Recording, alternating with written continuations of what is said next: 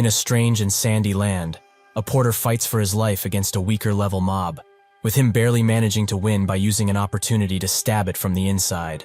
As the monster falls, the porter gets up and catches his breath, being glad that he can finally use his own strength to defeat a monster. That's when the awakened call him over, as he should be doing his job and collecting the mob drops since he is a porter. Did he think that he would just get to sit around here and do nothing all day? The porter apologizes profusely, and as the awakened turn around, they call him useless, unawakened trash. The world changed completely after the abyss was discovered deep within. The abyss is basically another dimension, where monsters that only exist in fantasy stories exist. After the discovery of this abyss, like clockwork, people with awakened transcendental powers began appearing. With their powers, they were able to explore the abyss and defeat the monsters that were inside. Thanks to all of this, the standard of assessing someone was no longer based on how they are, or how much effort they put in their work. It was all based on one's awakening rank. If one's awakening rank was high enough, they were basically guaranteed a pretty good life. However, that doesn't apply to him at all. He is a porter who only carries around the cargo of the awakened, and an unawakened that hasn't opened his status window in the 35 years of life that he lived. As long as he does not awaken, he will never be able to leave a comfortable life. As he turns around to say that he looted all of the bodies, the porter is shocked to see that all of the awakeners have died in gruesome fashion. But when he tries to back away, he bumps into something, or someone, who says that it appears there is only one left. This is the SSS-ranked monster, Asmodeus. Out of desperation, the porter tries to defend himself with his dinky knife, but with a single motion, Asmodeus blasts his hand away, which makes him fall and scream out in pain. Even so, he does not give up. But unfortunately for him, Asmodeus is eons away from him in terms of power, so he stabs him in the head with an ability and slowly digs it deeper and deeper. As the porter dies, he wonders if this is truly the end. His parents passed away in a tragic car accident. At school, he was bullied without end, and all of his life, he lived ignored and alone, only because he wasn't awakened. He was a loser, but even still, even in these last moments, he still wants to awaken. As his blood starts falling to the ground, one single drop transforms into a light of other colors as the porter is transported somewhere else. Since the awakening conditions have been met, he is dragged to a golden stairway where a mystical being descends. The porter attempts to make sense of all of this, and when he looks behind, he sees Asmodeus, who seems to be stopped in a moment of time. The being is surprised that he is still focused on Asmodeus after everything, which makes the porter ask who he is. The being says that even he doesn't rightly know, as some call him king, but he should not worry about that, as he will graciously bestow authority upon him from this moment forth. The porter is lost in his words. King? Authority? Just what is this being talking about right now? The king, almost as if reading his mind, says that it's to be distrustful, but the reason he chose him is because he admired his will and tenacity. Even in his final moments, he wished for more. However, he should think of this as a one-time thing, as this type of miracle will certainly not happen again. The porter still doesn't get what's going on and tries to ask the king, but he says that he will have to be patient, as a day where he will understand everything shall come. But until then, he will have to thrive on his own, his precious key. As a flash of light appears in the porter's face, he is awoken in another place, where some people call him crazy for ignoring them like this, up until one slaps him, which awakes him from the confusion. He is met with a face that he didn't believe he would have seen again. Bae Hyuksu. As Taehyun wonders what this bastard is doing here, who made his life a complete hell, Hyuksu continues to slap him and ask why he's not answering. Is he trying to make him mad? That's when he remembers what the king said about authority and opens up his stat window, something he has never seen before. He also notices that he is 19, which means that he regressed to 16 years ago. But if this is true and not a hallucination, it means that what the king did worked. He starts laughing out loud, making Hyuksu wonder if this bastard officially lost it. But when he asks if he wants an even bigger beating, he is met with a ferocious punch that sends him back. With tears in his eyes, he officially announces that he is an awakened too now. As he wipes the tears on his face off, Hyuksu's friends, who are also awakened, start attacking him. They will teach him a lesson in manners. One tries to hit him straight in the face, but Taehyun dodges this and hits him with an uppercut, before kicking the other friend who is trying to unleash some ice magic out of the way. For the 35 years that he lived as an unawakened, he did everything he could to survive. From physical training and techniques, to all the known information about the abyss and its monsters. He even mastered every interpersonal combat skill there is, so there is no way that he will lose against these weaklings. who don't even know the even most basic fighting techniques. He takes them out once again with his expert skills, but this time they fall for good.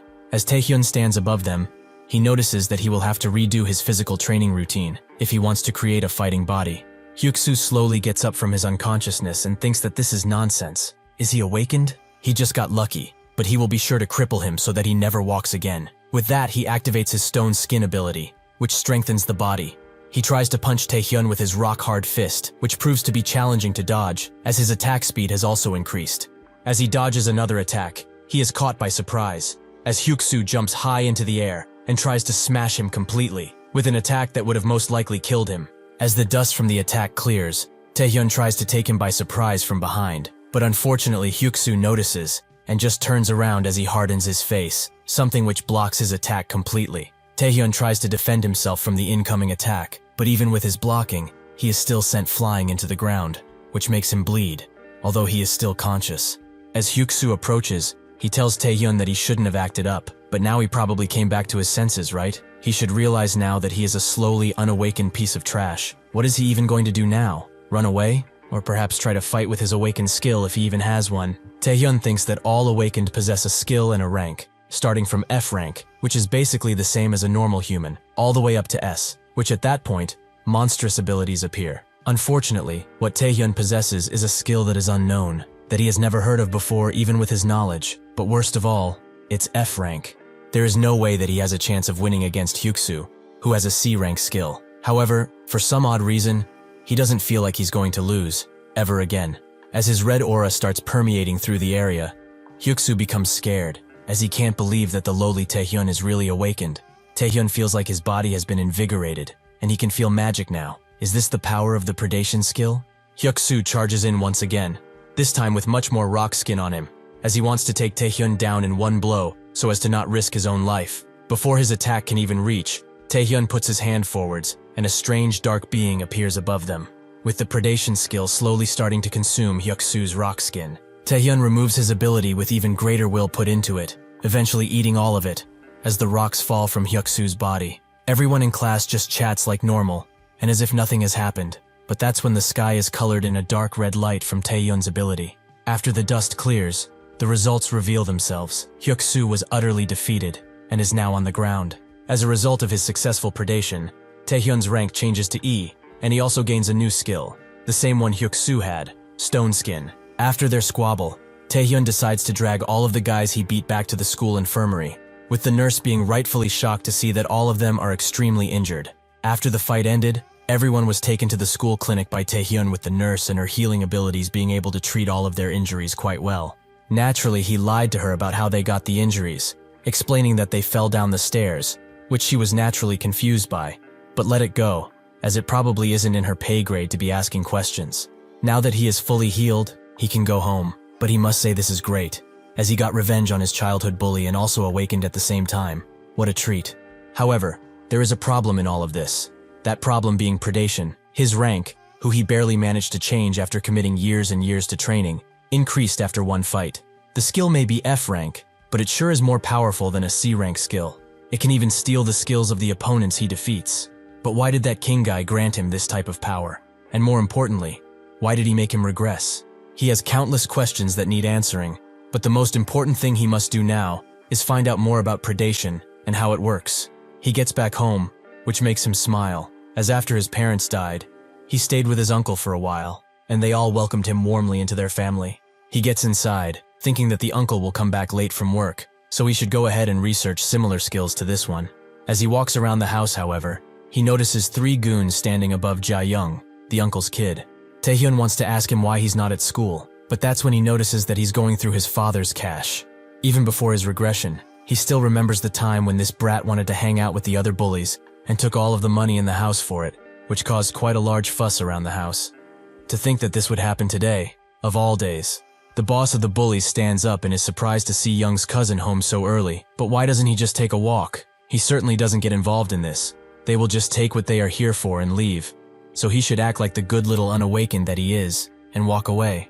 Taehyun just looks at him, but then smiles, as this is the perfect opportunity for him to test things out. He suddenly punches the bully boss straight in the face and puts him to the ground, making the others quite surprised.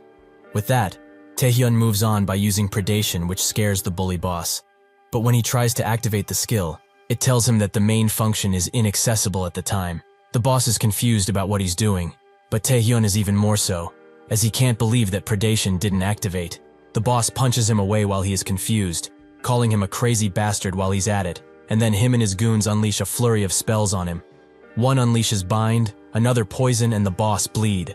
These three status effects fly towards Taehyun, who can't hope to react as they hit him all at once, filling the whole building with light. After that, the boss asks how he dared to fool them by acting like an awakened. He brought this upon himself. What a dumbass.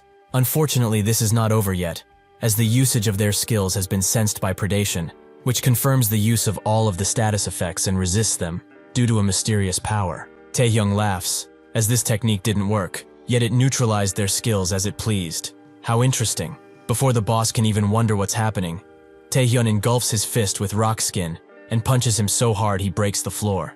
After Taehyun wipes the floor with the bullies, he thinks about what he learned. He can now use the status window even better than before, which shows the general information of the respective awakened, but not everything is displayed. Firstly, his mana was not lacking at all, yet predation did not activate, so aside from its normal description, there must be other factors besides mana that allow the ability to be used. Besides this, the passive effect of the skill also isn't mentioned anywhere, as it resists and neutralizes skills related to abnormal conditions, such as what he was hit with previously. Well, he will have to confirm all of this with more on the field research to test if it's true, but most importantly now, he has to take care of something else. He asks Young, who is bowing down to him, what he's doing. Young immediately responds. After seeing such an impressive spectacle from him, he has been deeply touched, and he reflected on his actions. He now begs for his humble forgiveness, just this one time. Whether it is licking his shoes like a dog or meowing like a cat, he will do whatever he wants him to do. Taehyun is surprised. He knew that this guy was a fox even back then, but to think it would be to this extent. Well, this is not today's issue though, as there is another incident that will happen today, something much bigger. He forgives Young, who is very happy, but under one condition, as they must go together to do something. At a warehouse, which has now become a restricted area, three awakened look at the abyss gate, which is broken, and now tons of monsters are pouring out. This is a phenomenon where monsters appear just as a path to the abyss opens up too. If left unattended for too long, like this, a gate break will occur. The man says that it's been 10 whole years since the last dungeon break, but this gate was created and broke at the same time, which is very strange. The blonde woman notes that judging from the monsters, if they do not do anything, the monsters will continue to pour out and eventually overwhelm them. The red-haired woman asks if they shouldn't evacuate the neighborhood, but the man tells her it's fine, as they have his skill barrier, which is B rank. Additionally, this is only a lowly C gate, meaning that the strongest monster that will come out of this gate will be only C rank. Even if they break through, like they did just now, they are more than enough to deal with all of this raffle, since they are B rank awakened. As Young and Taehyun run across the city, he explains to Young the situation, with him wondering if it shouldn't be okay, since the control personnel are already there to save the day.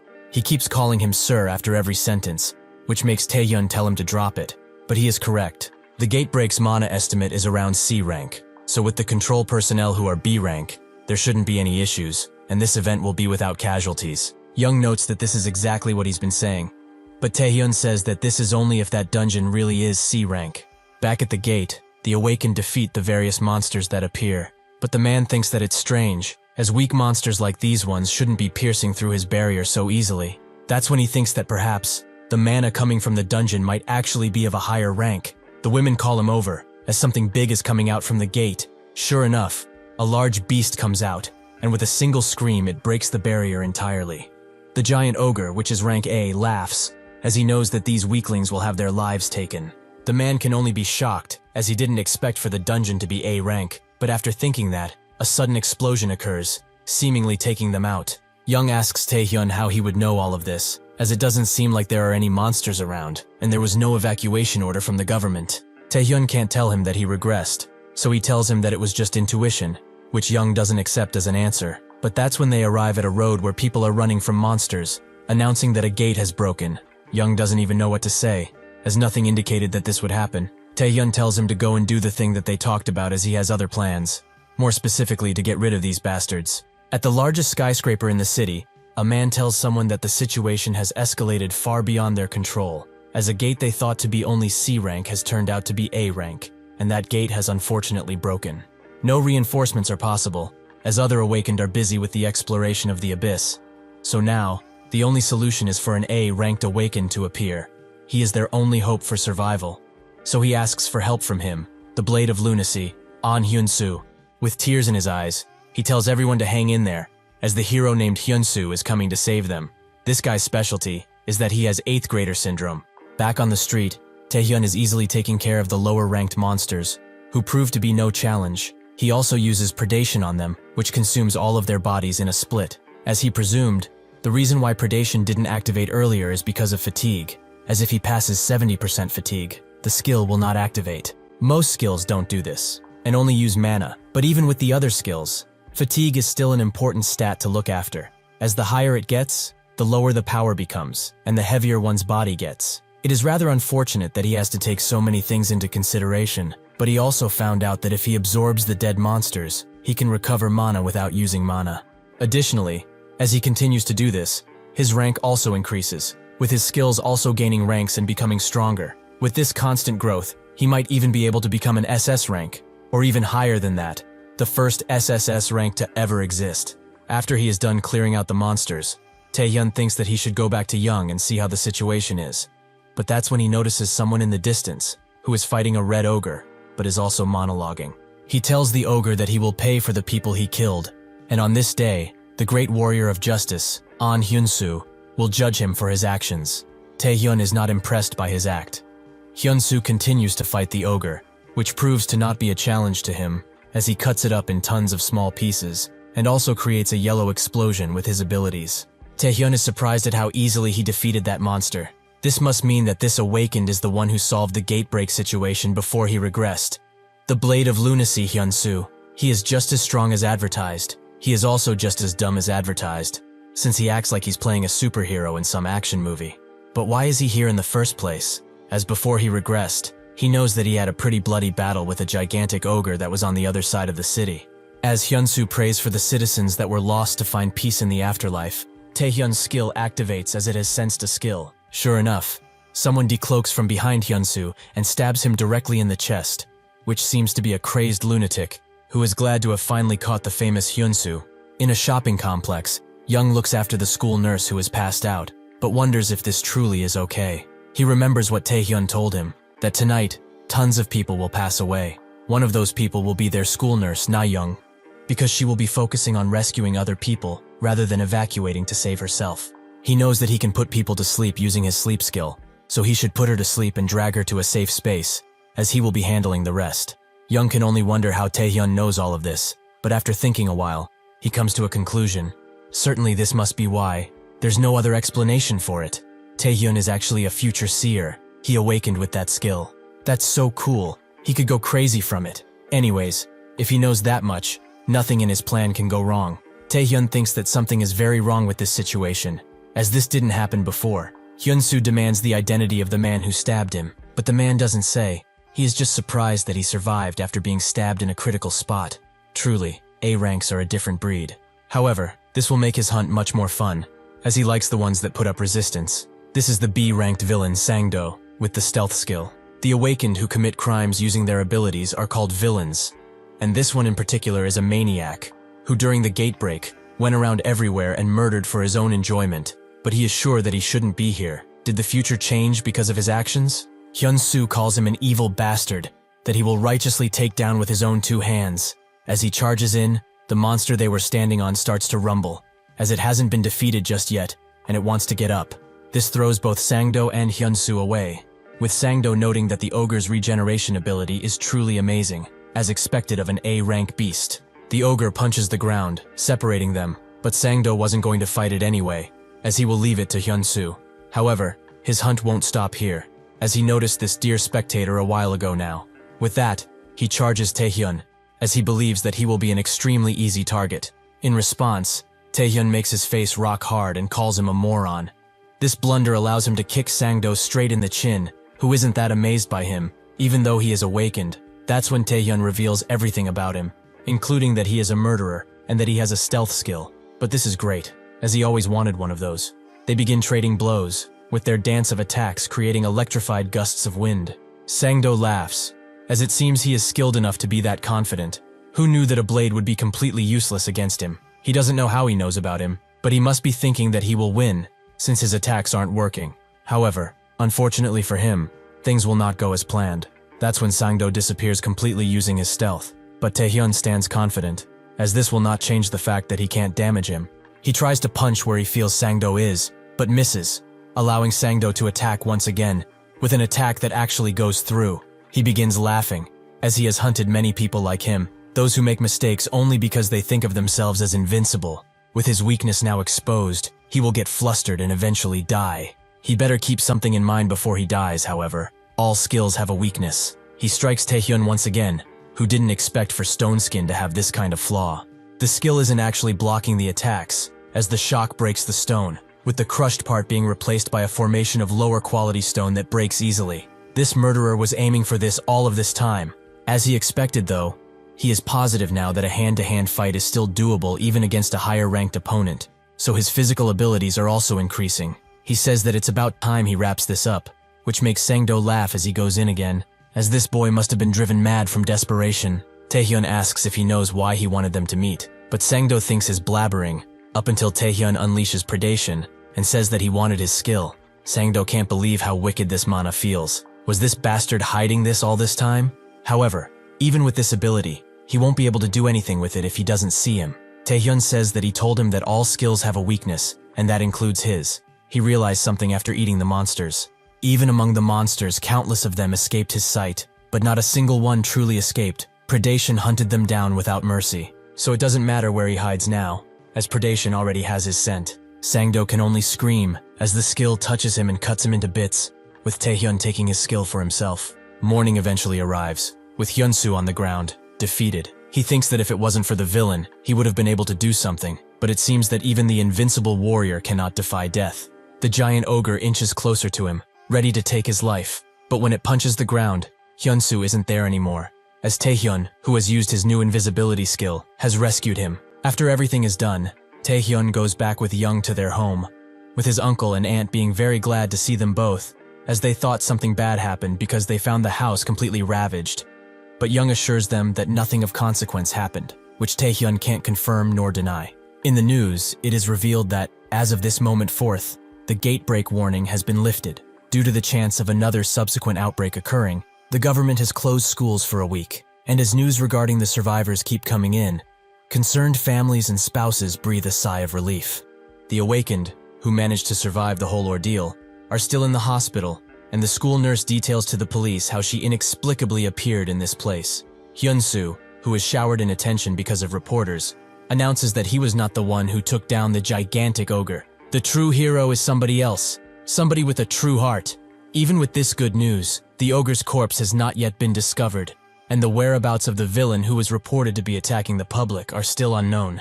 Thus, people are concerned that the safety precautions put in by the government may not be sufficient enough. Taehyun watches all of this on his phone at night, and stops, as he heard enough. He did so because he wanted to find out if there is any information about him, which there isn't, so he's glad about that. But now, it's time for him to advance to the next level. He opens his stat window, which shows that he now has 3 skills. Getting the stealth skill really was a good thing for him, but with his current powers, it's too hard for him to use all of these 3 skills at once. If he recklessly charges in, thinking that he can defeat anything, he will run out of mana in no time, and if he also gets the fatigued status effect, his life may as well be over. The best measure he can take against this are potions that can recover both mana and fatigue respectively. However, they are not that easy to obtain, as they are pretty expensive, so he must hunt to earn that cash.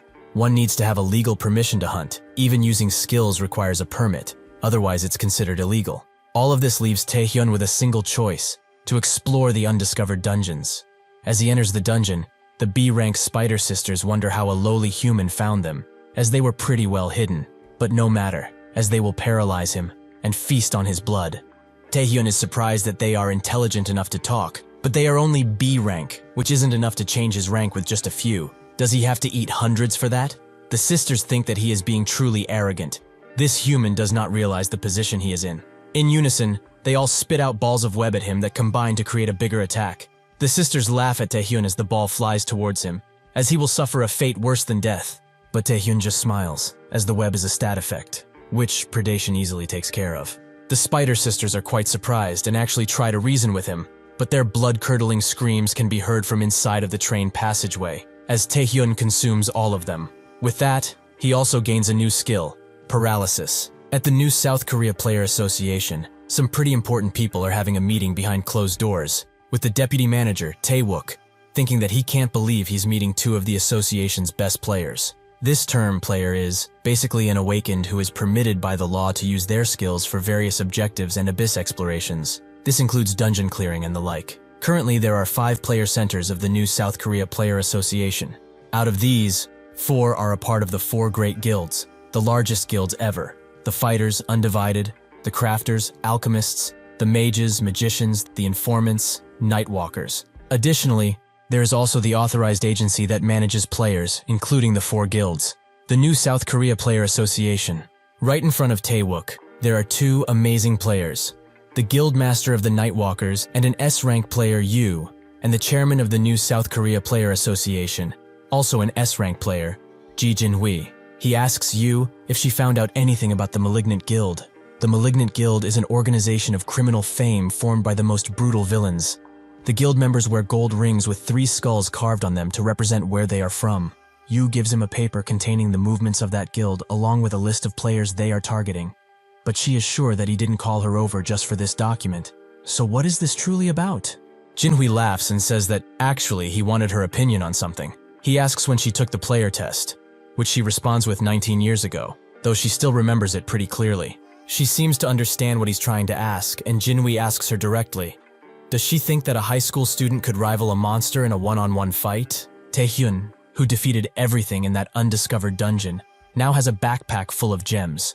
So he calls the Alchemist Guild, as he wants to buy some potions off of them. The 7-day school closure order eventually came to an end. What Taehyun did in those 7 days was physical training, dungeon clearing, and of course, peddling with the Alchemist Guild.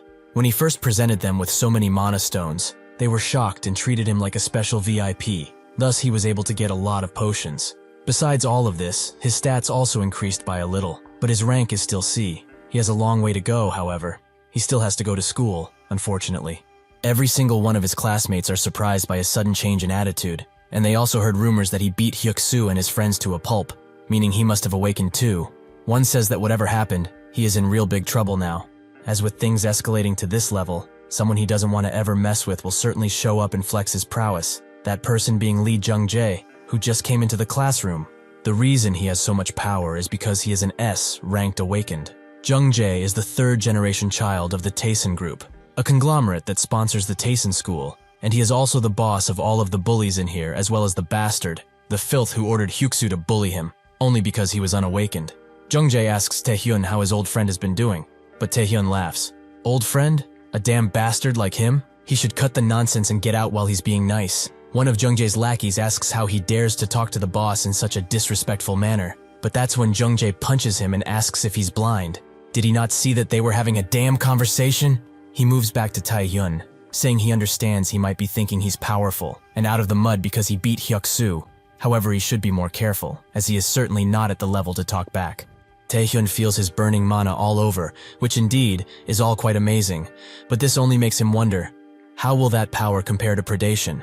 Before he can activate his ability and gain a new one, a classmate comes around and stops him and his goons from continuing this. This girl is Lim, who also tells Taehyun to stop what he was trying to do, as she saw it. Lim has many titles: class president, the young lady of a rich family, an S-ranked awakened, a model student, so on and so forth. She is actually expected to gain even more titles soon enough. But one problem with her is that she does not compromise, like at all, and she never backs down. Jung-jae tells her that she must be confused about something, as they were both just having a friendly chat about some things. Nothing to worry about. Lim says that there was nothing friendly about what she saw, as what about his friend who he just punched in the face? Jung-jae gets mad now and tells her to watch her tone, as she has said enough. Lim tells him that if he's not going to leave of his own volition, she will be using force, so he should walk away, while she is still feeling nice.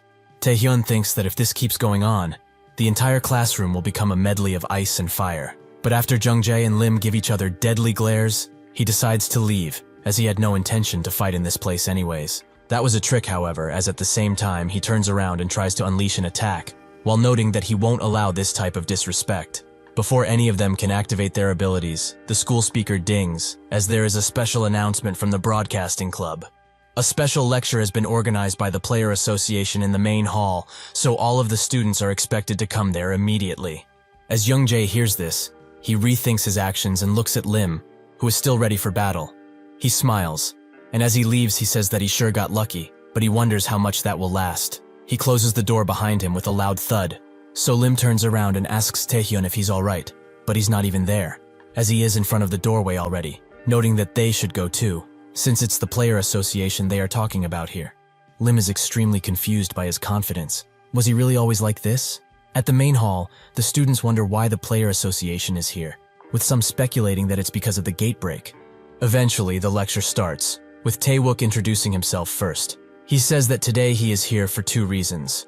One is to apologize for the lack of response from the Player Association, as they were not quick enough to act on the gate break. But the second reason is to inform them of the changes to the player tryouts, for those of them who have awakened and will be the future of this country. Jungjae is still mad about Taehyun, with Lim thinking that she should ask him about the situation after this. The different students wonder what this has to do with them, as the player tryouts start at the age of 19 after all. Taewook says that they are correct or were correct, but he wouldn't be informing them about it if it wasn't important to them too. Due to the recent gate breaks and the large rise in the number of dungeons and monsters alike, the player organization has become understaffed. With this in mind, from now on, they will allow tryouts even for high school students. The students are pleasantly surprised by this, with Taewook continuing. Nominees from each school will be chosen based on some factors, such as ability assessment score, academic record, and behavior. Taehyun smiles, as what this guy is spouting out right now are pure lies. These tryouts will be open to high school students, sure, but the selection process is already underway, without anyone knowing about it. That is done through Taewook's skill, the observer's eye, which stands above everyone without a single person noticing. This skill is able to quantify the sum total of the subject's power. Upon focusing, it even allows the user to view the stat window of the respective target. Taewook uses this ability and notices that this school will certainly produce better results than other schools. They will all make great players, but among all of them, these 2 are the most awe-striking. Jungjae with a total score of 1924 and Lim with a score of 2335. The Nightwalkers did in fact give him a list of recommended people to check out, but he can't believe that there are so many untrained awakened who could potentially be the most powerful they have ever seen. While thinking of how to write the recommendations for them, Jungjae suddenly raises his hand up. He notes that, if he is here to inform them about player handouts, aren't some candidates all ready for that? Meaning that the player tryouts are meant to assess awakeners who are suitable to be players, so he doesn't believe that an unawakened person should be among them. He knows too that strength is not all that makes a player, whether it's the rank of awakening, ability to work under pressure, and vast knowledge of the abyss and its creatures. To become a true player, a number of complex skills must first be acquired, but in the end, all of these complexities come back to the awakened.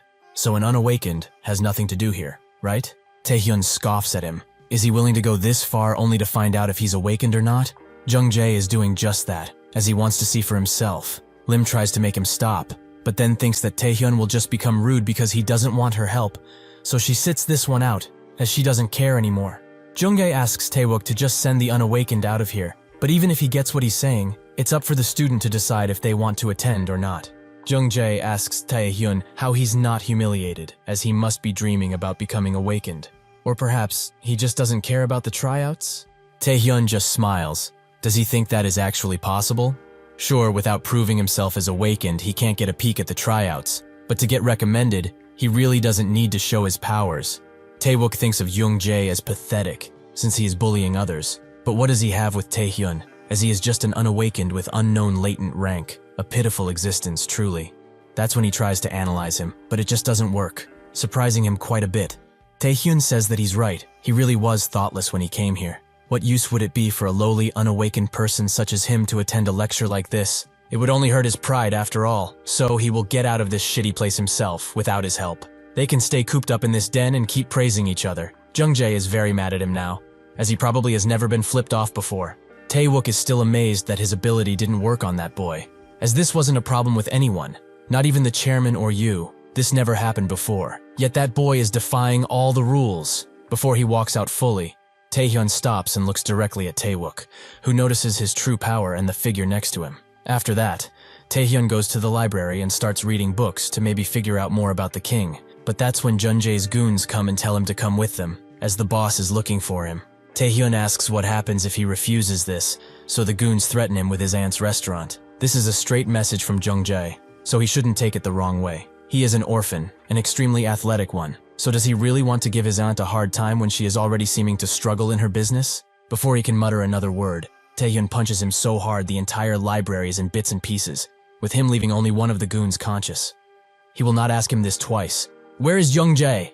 Eventually, Taehyun arrives at the school gym where Jungjae is, accompanied by an A-rank player and his bodyguard Hundo, who is surprised to see that Taehyun is resistant to a lot of status effects, as he has been trying them on him, but nothing seems to work, indicating that he is at least an A rank. Jungjae knew that he actually awakened, but if that's the case, they should have a friendly chat, right?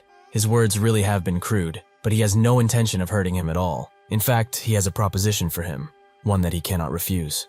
He is actually going to form a guild after he graduates and becomes the heir of his fortune, but even someone as genius as him cannot do anything on his own. Does he understand what he is getting out?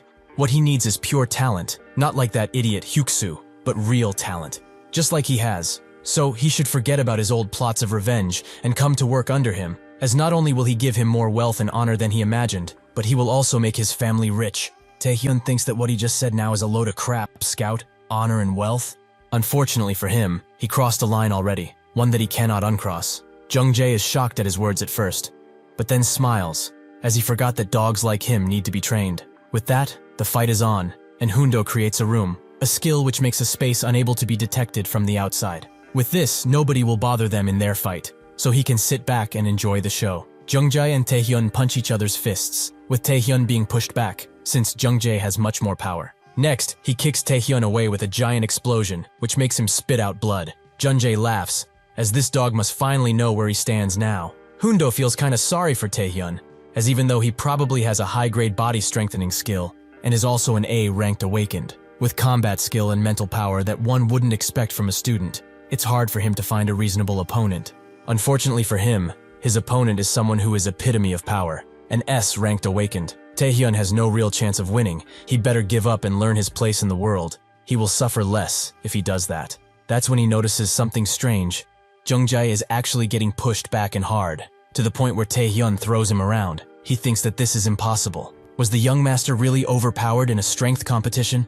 As he wonders, Jungjae screams at Taehyun, demanding to know what he did. As he cannot move, Taehyun stands above him, and is glad to see that finally the paralysis is working. Even with Taehyun's 3 skills, he wasn't able to utilize all of them from the start, as C-rank paralysis can't go through S-rank resistance easily. Stealth will be easily blown away by his flames, and predation shouldn't be used so carelessly. So Taehyun's real objective all of this time was to accumulate paralysis in close combat. Status effect skills have greater effect when dealt up close, so with the damage dealt with the paralysis attacks, even an S-rank resistance will fail. The bodyguard thinks that Taehyun is a genius, as he suppressed an S rank in a hand-to-hand fight, but the fight isn't over yet. Jungjae apologizes, as he admits that he underestimated him, but there is no way he would lose to a bastard like him, so from here on out, they will fight seriously. He crushes a small purple stone, revealing his true power. He starts attacking Taehyun even harder, with him trying to retaliate, but his attacks are immediately caught in a bubble and burned away, exploding afterwards. The bodyguard thinks that this is Jungjae's true power, the Flame Heart skill, which is S rank. It would be difficult to draw this out normally, but using the mana amplifying stone, which is created by refining a normal mana stone, it's possible. However, this is also a problem. He warns Jungjae to stop, as he will kill his classmate and he is also in danger. As this much magic power is too much for his age, his blood vessels might burst. In response, Jungjae aims an attack at him and tells him to shut it, as he is only a bodyguard. This bastard dared to humiliate him, so he will not let it slide. He will be punished for his dog actions. With that, he hits Taehyun with an attack that would make a normal person burn to a crisp, and laughs, as he thinks that this is over. The bodyguard charges in, as if he actually kills that student. There will be hell to pay. He goes to the hole that Taehyun was put in and tells him to give up and run away, as he will deal with the young master. But in response, Taehyun punches him away and notes that he was the one to pick the fight anyway. How can he back down now? He admits that S ranks are different, so from now on he will also get serious about it. At the player association, the chairman is shocked at what Taewook is telling him, that there are students with that much power level. They are both S-ranked awakened, but even so, for untrained awakened to have this, it's something far beyond anything they have imagined. Will they be able to finally challenge the Saintess of Japan with this? Taewook looks down and thinks about the Saintess, one of the leading players of Japan. She surpassed 2,500 at the ripe age of 19, but even such a monster like that one only surpassed 2,500. So why on earth does Taehyun have 5,096? As he walks away, he thinks that maybe it was a hallucination, but he can't know until he checks it out once again. He must. The bodyguard is shocked at what he sees now, as Jungjae's power is being suppressed. He doesn't believe it, as he cannot be overpowered by a scumbag orphan like this. He is the heir of a powerful family. He is S rank. He is Jungjae. Taehyun says that even with his heir status and rank, it does not matter, because what he is facing now is a power that surpasses nobility, the power of a true king. With that, the predation engulfs Jungjae, and a giant explosion occurs that can be seen from the outside. As Jungjae slumps on the ground and the bodyguard trembles, Taehyun is quite surprised that he had the courage to jump in front of him. He never expected for him to do this, but it's fine since he got his skill already. The bodyguard asks what he's going to do now, as the young master is still an important person, so the aftermath will be quite bloody. Taehyun asks how he dares to threaten after he was the one that instigated the fight, but he will not cower, not at all. Still, he shouldn't worry, as he doesn't plan on killing him, but he wants something that is worth his life in return. Since he is the heir of such a prominent family, 1,000,000,000 should do just fine. Everyone from the school gathers around the gym, with Lim thinking the worst, as she recognizes those flames and mana. It's from Jungjae. She also believes that he was beating poor Taehyun to a pulp, so she passes the nurse and jumps in, as she was wrong. So if something happens to him, it will all be her fault. So she begs anyone who is listening for Taehyun to at least make it out alive. When she enters the gym, however, she is shocked to see Taehyun alive and well, while Jungjae is passed out on the ground. He is glad that she came as she needed someone to help this bastard out. She can take him to the hospital, can't she? She naturally asks what's going on, but Taehyun says that he must have fallen down the stairs. Anyway, this has nothing to do with him, so he asks her to not tell anyone he was here. As she turns to him to ask more questions, he seemingly disappears in thin air and makes it away from the school in no time. With this done, he can now check what he got. He opens his status window, revealing that his stats increased, but he also got the Monarch's Heart ability and 5 charm from Jungjae. He is surprised by this, as charm is a useless stat that only celebrities use, but he also got the Monarch Heart instead of the Flame Heart, which allows to boost party members' stats. He thinks that this is an amazing skill, as skills that affect multiple people are extremely rare, and for someone like him who can use multiple skills, the Monarch's Heart will allow him to combine a lot of things. This is far beyond anything he expected. Suddenly, 3 black cars stop in front of him and Taewook gets out, noting that he has tons of questions for him, but first, he will start with the most important one. What did he do in that gym just now?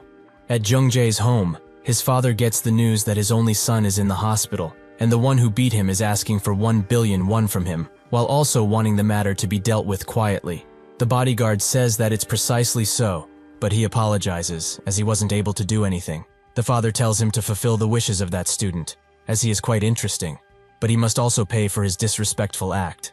As he snaps his fingers, 2 figures appear, which the bodyguard thinks of as too much, as that is still a student, a child. He can't send these 2 there.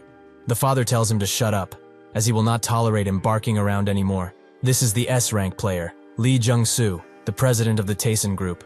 Taehyun wonders what Taewook is doing all of the way here. But what gym is he talking about? The one that he caused an explosion in? Or the incident in the lecture hall where he showed his power? This guy is at the rank of the association deputy manager. The chances of him actually involving himself in a fire so small is minuscule. But what if he is here because he knows that he's the one behind it? Well, he will just have to test him. With that, he asks him if he means the explosion, which Taewook is confused by at first, but then notices a fire behind them, probably his doing. But it's alright, other agencies will rush to take care of that. No need to worry, he wasn't talking about that, as he has not gotten a straight answer from him. Just what exactly did he pull at the gym? Taehyun smiles, as it seems Taewook finally fell into his net. He asks if he doesn't know already, but he must be here to give him an invitation to the player tryouts, it seems. Taewook laughs. Player tryouts? Why would he even say something like that? Taehyun says that if he wants a cause, he will give him one. He starts activating his power, revealing a score of 5,214, and asks if this is enough to please him. Taewook and his associates are amazed, as in such a short time, This student has already grown stronger than before. This means that the number he saw back at the school was no fluke. Kim Tae-hyun is the real deal. Before he can ask more questions, Tae-wook asks what happened to his clothes, as they seem rather charred. When Tae-hyun goes back home, he tells Young about the player tryouts he got invited to, which he is shocked by, so he starts treating him like a king, the god emperor admiral majesty, the great Tae-hyun.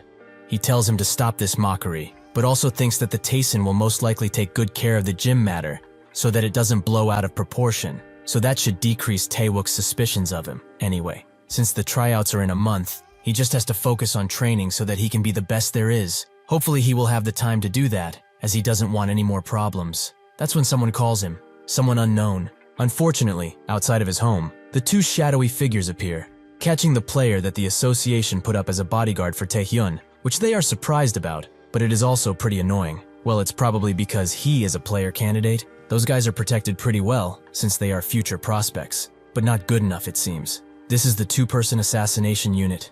The Black and White brother, the older body is named Black, an A-rank villain, with the stealth and body strengthening skill. The younger brother, White, a B-rank villain with only the stealth skill, notes that even if he's a prospect, he's just a kid without any real battle experience. So a very easy target for them. Black agrees. They can be called prospects, but without any experience, they are worthless. So they should show him what a true awakening looks like. As he turns to his little brother, he sees that he's getting beaten to a pulp by Tae-hyun, who got to them before they even notice. Black doesn't know who he is yet, so he charges in while demanding his identity. But Tae-hyun chooses to answer his question as he throws White out of the way and charges in with a rock-covered knee attack, which hits Black fully. He's the inexperienced kid they were eagerly talking about. A few hours earlier, when Tae-hyun was still in the gym, the bodyguard was shocked to hear the sum he was asking for, as besides keeping everything silent in this matter, he cannot pull out this much cash on his own. Tae-hyun already knew that, so since he is not a bastard who holds simple employees responsible, he is just asking him to do a good job at reaching an agreement with his boss. However, just in case he thought of betraying him, he should think otherwise, as they will seal the deal with this. This is an awakened oath, a contract of sorts created using magic. Breaking such a contract will result in a random penalty that is permanent. The conditions of the contract were rather simple. Firstly, along with the compensation of 1 billion won, an effort to clean up this mess will be initiated. Sure enough, this was successful, as the news reported the explosion as a simple gas leak with no injuries. The second condition was to inform him of any actions against him for revenge, which he did, as he revealed the location of the brothers to him earlier. Black tries to hit Tae-hyun with all that he's got, but he keeps dodging and eventually finds an opportunity to strike. But Black is also swift and jumps out of the attack's way, high into the air, allowing him to try and land on Tae-hyun with force, but he gets out of the way. From behind, Tae-hyun reveals his identity as one of the assassins that specializes in stealth attacks. But unfortunately, it seems he's only good at that, as fighting skills are to be laughed at. With that, the fight ends with Tae-hyun's victory. In her limo, Yu talks with the chairman, hearing that she heard that he already chose the participants for the player tryouts, meaning that this will be a gathering of all of the prospects in their country. So who is he looking forward to seeing most? The chairman says that there are tons of remarkable people to choose from, but what he wants to see most is her younger sister, as she has real potential. Yu says that this is to be expected, unfortunately, as that family she is in doesn't tolerate anything worse than that. The chairman says she's as harsh as ever, but who is she looking forward to? She says that she had a general idea, but then she heard something quite amusing. Putting the S-Rankers aside for a moment, Tae-wook personally contacted a student, so she is curious to see that student, as he must be quite skilled for Tae-wook to go personally. Tae-hyun tries to use predation on the two brothers, but it doesn't work, as he does not have enough physical ability, so he is unable to use predation due to an overload. Eventually, the association members Tae-hyun called over to deal with the brothers arrived. Noting that these bastards dared to mess with the association, but also with a player candidate, they must pay the capital punishment for their crimes. Tae-wook thanks Tae-hyun for telling them about this, but might he know who is behind the attack? Tae-hyun thinks for a second, and then says that he does not. Tae-wook then thinks that the list of participants might have leaked, so he has to ask for tighter security in order to keep everyone safe. Tae-hyun does know who sent the assassins but won't tell, as if he puts the Taesin group in the spotlight, things will only become more bothersome for him. Additionally, that isn't even his main problem right now, as his ability doesn't work. He thinks about it. If he's unable to use it because of physical abilities, then he needs to raise his stats. but the only way to do that is through predation of monsters or others, so that leaves him with only a single option. At the Blackhead Gym, a woman by the name of Yura welcomes Taehyun and Young inside, but then notices that they are children, with Young freaking out at Taehyun. Blackhead is one of the most bougie gyms out there. Only people with money or power are allowed to register here. She tells them that this isn't an average training center, but Taehyun gives her a card and tells her to use this to register 2 people, an SVIP card from the Alchemist Guild. She wonders where he managed to get this from. Is he the disciple of a high-ranking player or something? But even with this, if she allows them to register, things might become troublesome. That's when a buff man starts flexing as he comes their way. As he has sensed that someone is in trouble, he tells Taehyun that money is not enough to get into a place like this. This man is named Iron Strongman, a B-rank trainer with the muscle augmentation skill. Young thinks that this is an extremely cool name, with the other gym-goers noting that it's over for those new kids, as Strongman doesn't let anyone go. He thinks that Taehyun is trembling at his name, but he asks, why is this dumb weak musclehead yapping about? This angers Strongman, who asks if he dared to actually call him weak. Taehyun says that if he doesn't believe it, they should bet on it. The loser pays the winner's membership for a month. Strongman laughs, as it seems that he doesn't know his place. But if that's the case, he will make this bet interesting. They both connect to a virtual reality device, with Young wondering what that thing is, as it looks like the abyss inside. Yura explains that this is a VR program, the Virtual Porter, a virtual world that is identical to the abyss, where competitions are held to eliminate the most B-rank monsters as the contestants race to the finish in the shortest amount of time while carrying their maximum weight. It is most definitely the most popular game to establish the hierarchy in the gym, but that kid can't hope to win against Strongman. Inside of the virtual world, he laughs as he goes through the monsters, as that brat can't ever win against him. His muscle augmentation makes combat easy, his mobility is amazing, and his all-around skill is something that he never could have imagined, not even taking into account the amount of weight he is lifting. Unfortunately for him, Taehyun doesn't play around, and in a few swift movements takes out all of the beasts in front of him. Next he moves on to the others, not stopping at all. Even when he is surrounded, he finds a way to crush all of the monsters into bits, granting him a 999 hit combo. After this, Taehyun notes that he didn't plan to hit this machine for another 30 days, but this is most definitely a way to train considering his maximum weight carry. Anyway, since he won the competition fair and square, he expects Iron Man to pay up and get lost from his face. Eventually, the day of the player tryouts finally comes, with tons of people lining up for the exam.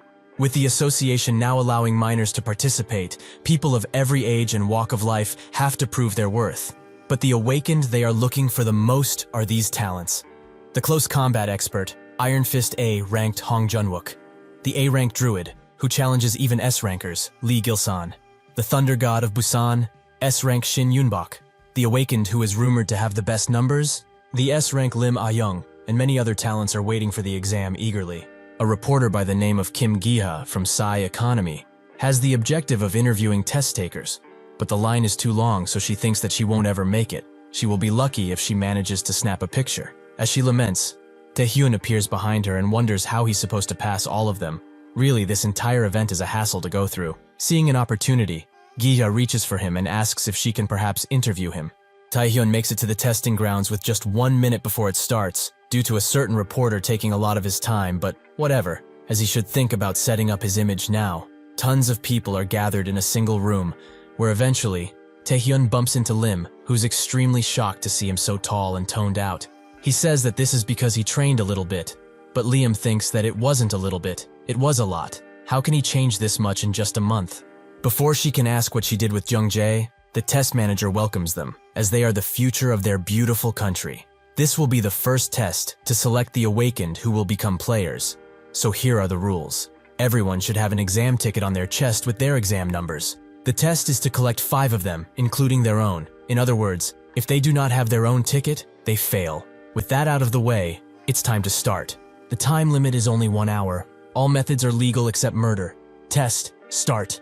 Everyone is surprised by the sudden transformation of the arena. For some reason, a lot of people choose to target Lim first, but the moment they even get close to her, she blasts them away.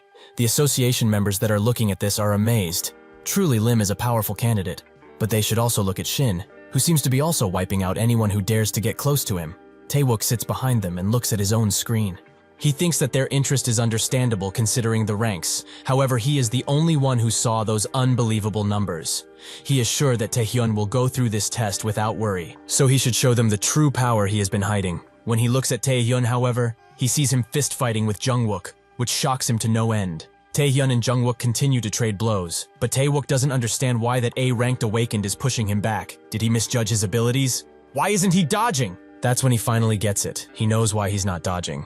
As Taehyun charges in once again, Jungwook punches him very hard in the face and tells him to stop looking down on him, as Stone Skin has nothing against its perfect counterpart, Iron Skin. He cannot win if he keeps fighting like this. Taehyun says that he talks way too much, as he isn't doing this just for the thrill. His stats start growing, as even with a month of training the seal on predation was not lifted, because his stats aren't good enough. So the only way for him to increase his stats is to stimulate his body as much as possible, meaning that fighting to the bitter end is the best training method. This is why he still considers this training. With a powerful punch, he finishes the fight and he gets a token.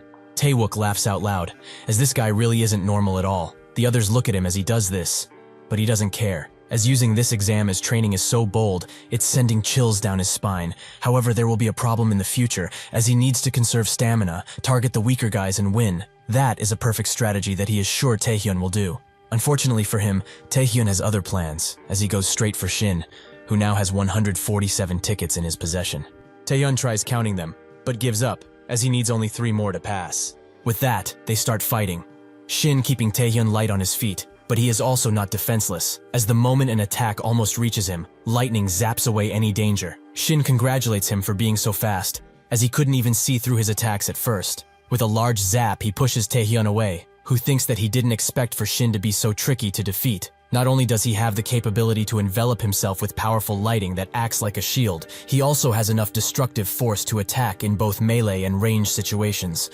Without predation, it will be difficult to even reach him. Suddenly, Shin notes that if he doesn't want to come to him, then he will do so, and charges in with a charged attack that Taehyun deflects, resulting in them trading blows again. But it's clear Shin has the advantage, and eventually catches Taehyun off guard, zapping him hard while noting that he was the one who wanted to fight. So why is he running away now? Taehyun resists the urge to fall unconscious, and tries one final large attack. But Shin just zaps it away, and then flashbangs Taehyun, allowing him to go high into the air and hit him with a devastating array of lightning.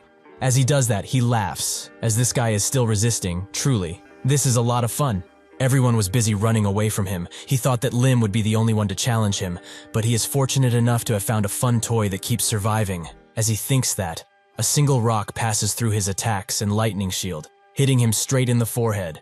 Before he can even wonder how, Taehyun goes behind him and throws a bunch of rocks his way, making him bleed. The stone skill is most certainly not the god's fury match. It's far from piercing him. Even at its best, it would just get crushed. However, in this place, the tryout grounds, things are different, as it's made of material that can withstand awakened attacks, so even if it shatters, it will not lose its shape. With all of this, Taehyun decided to use it as a weapon, and with this, it pierced through Shin's defenses, allowing him to end the fight with no resistance. The player association members are amazed to see that a C ranker actually beat an S ranked. Just who is this guy? Taewook is pleasantly surprised, as he seems to be already making tides in people's thinking. But that's when he notices something strange, as Taehyun picks up the tickets and thinks that he can now just wait for the exam to finish. A pillar of ice comes his way, and soon enough an array of ice that engulfs the entire area he is in appears, creating an orb with no way of escape. Naturally, the only one with ice abilities is none other than Lim, who seems to be hell-bent on eliminating Taehyun. He wonders why she came here and how long she's been watching, but then she suddenly speaks. She believes that with power comes responsibility, as power without that is just mindless violence. She admits that he is strong, but she did not expect that he would take down Shin in that manner. But now that she's thinking about it, he probably defeated Jungjae in the same way. That's when she starts using her ability, making Taehyun immediately cloak and try to run away, but her attacks splash all around, making his invisibility skill useless. Before he can even turn around to face her again, she closes the gap and kicks him in the face, explaining that when they met at the gym then, she really believed in him. She stupidly thought that he is different from people like Jungjae, that he would not use his powers purely out of self-interest. But after seeing him fight now, she finally understood that he is just like them, everything that happened with Jungjae. And here was all his doing. Her attacks continue until they eventually send Taehyun flying. After he falls to the icy ground, Lim says that using skills without authorization is illegal, and she knows he was the one that sent those two to the hospital. Even though he deserves it, she will not report him. In exchange, he will withdraw from this tryout, as he does not deserve to become a player. Taehyun tells her to cut the shit. Who the fuck is she to say that? She couldn't even muster enough courage to end Jungjae's tyranny, power, responsibility, deserving? When it comes down to it, she was looking for an excuse to eliminate him. He would rather let her use the test as an excuse for this than acting so pathetic in front of him. Lim is shocked by his words, but then says that she understands. If that's his final answer, she will not go easy on him and make him drop out himself. As Taehyun looks at her, he thinks that he cannot use stone skin, since it was already shattered into bits. Stealth will not work here because of the snow.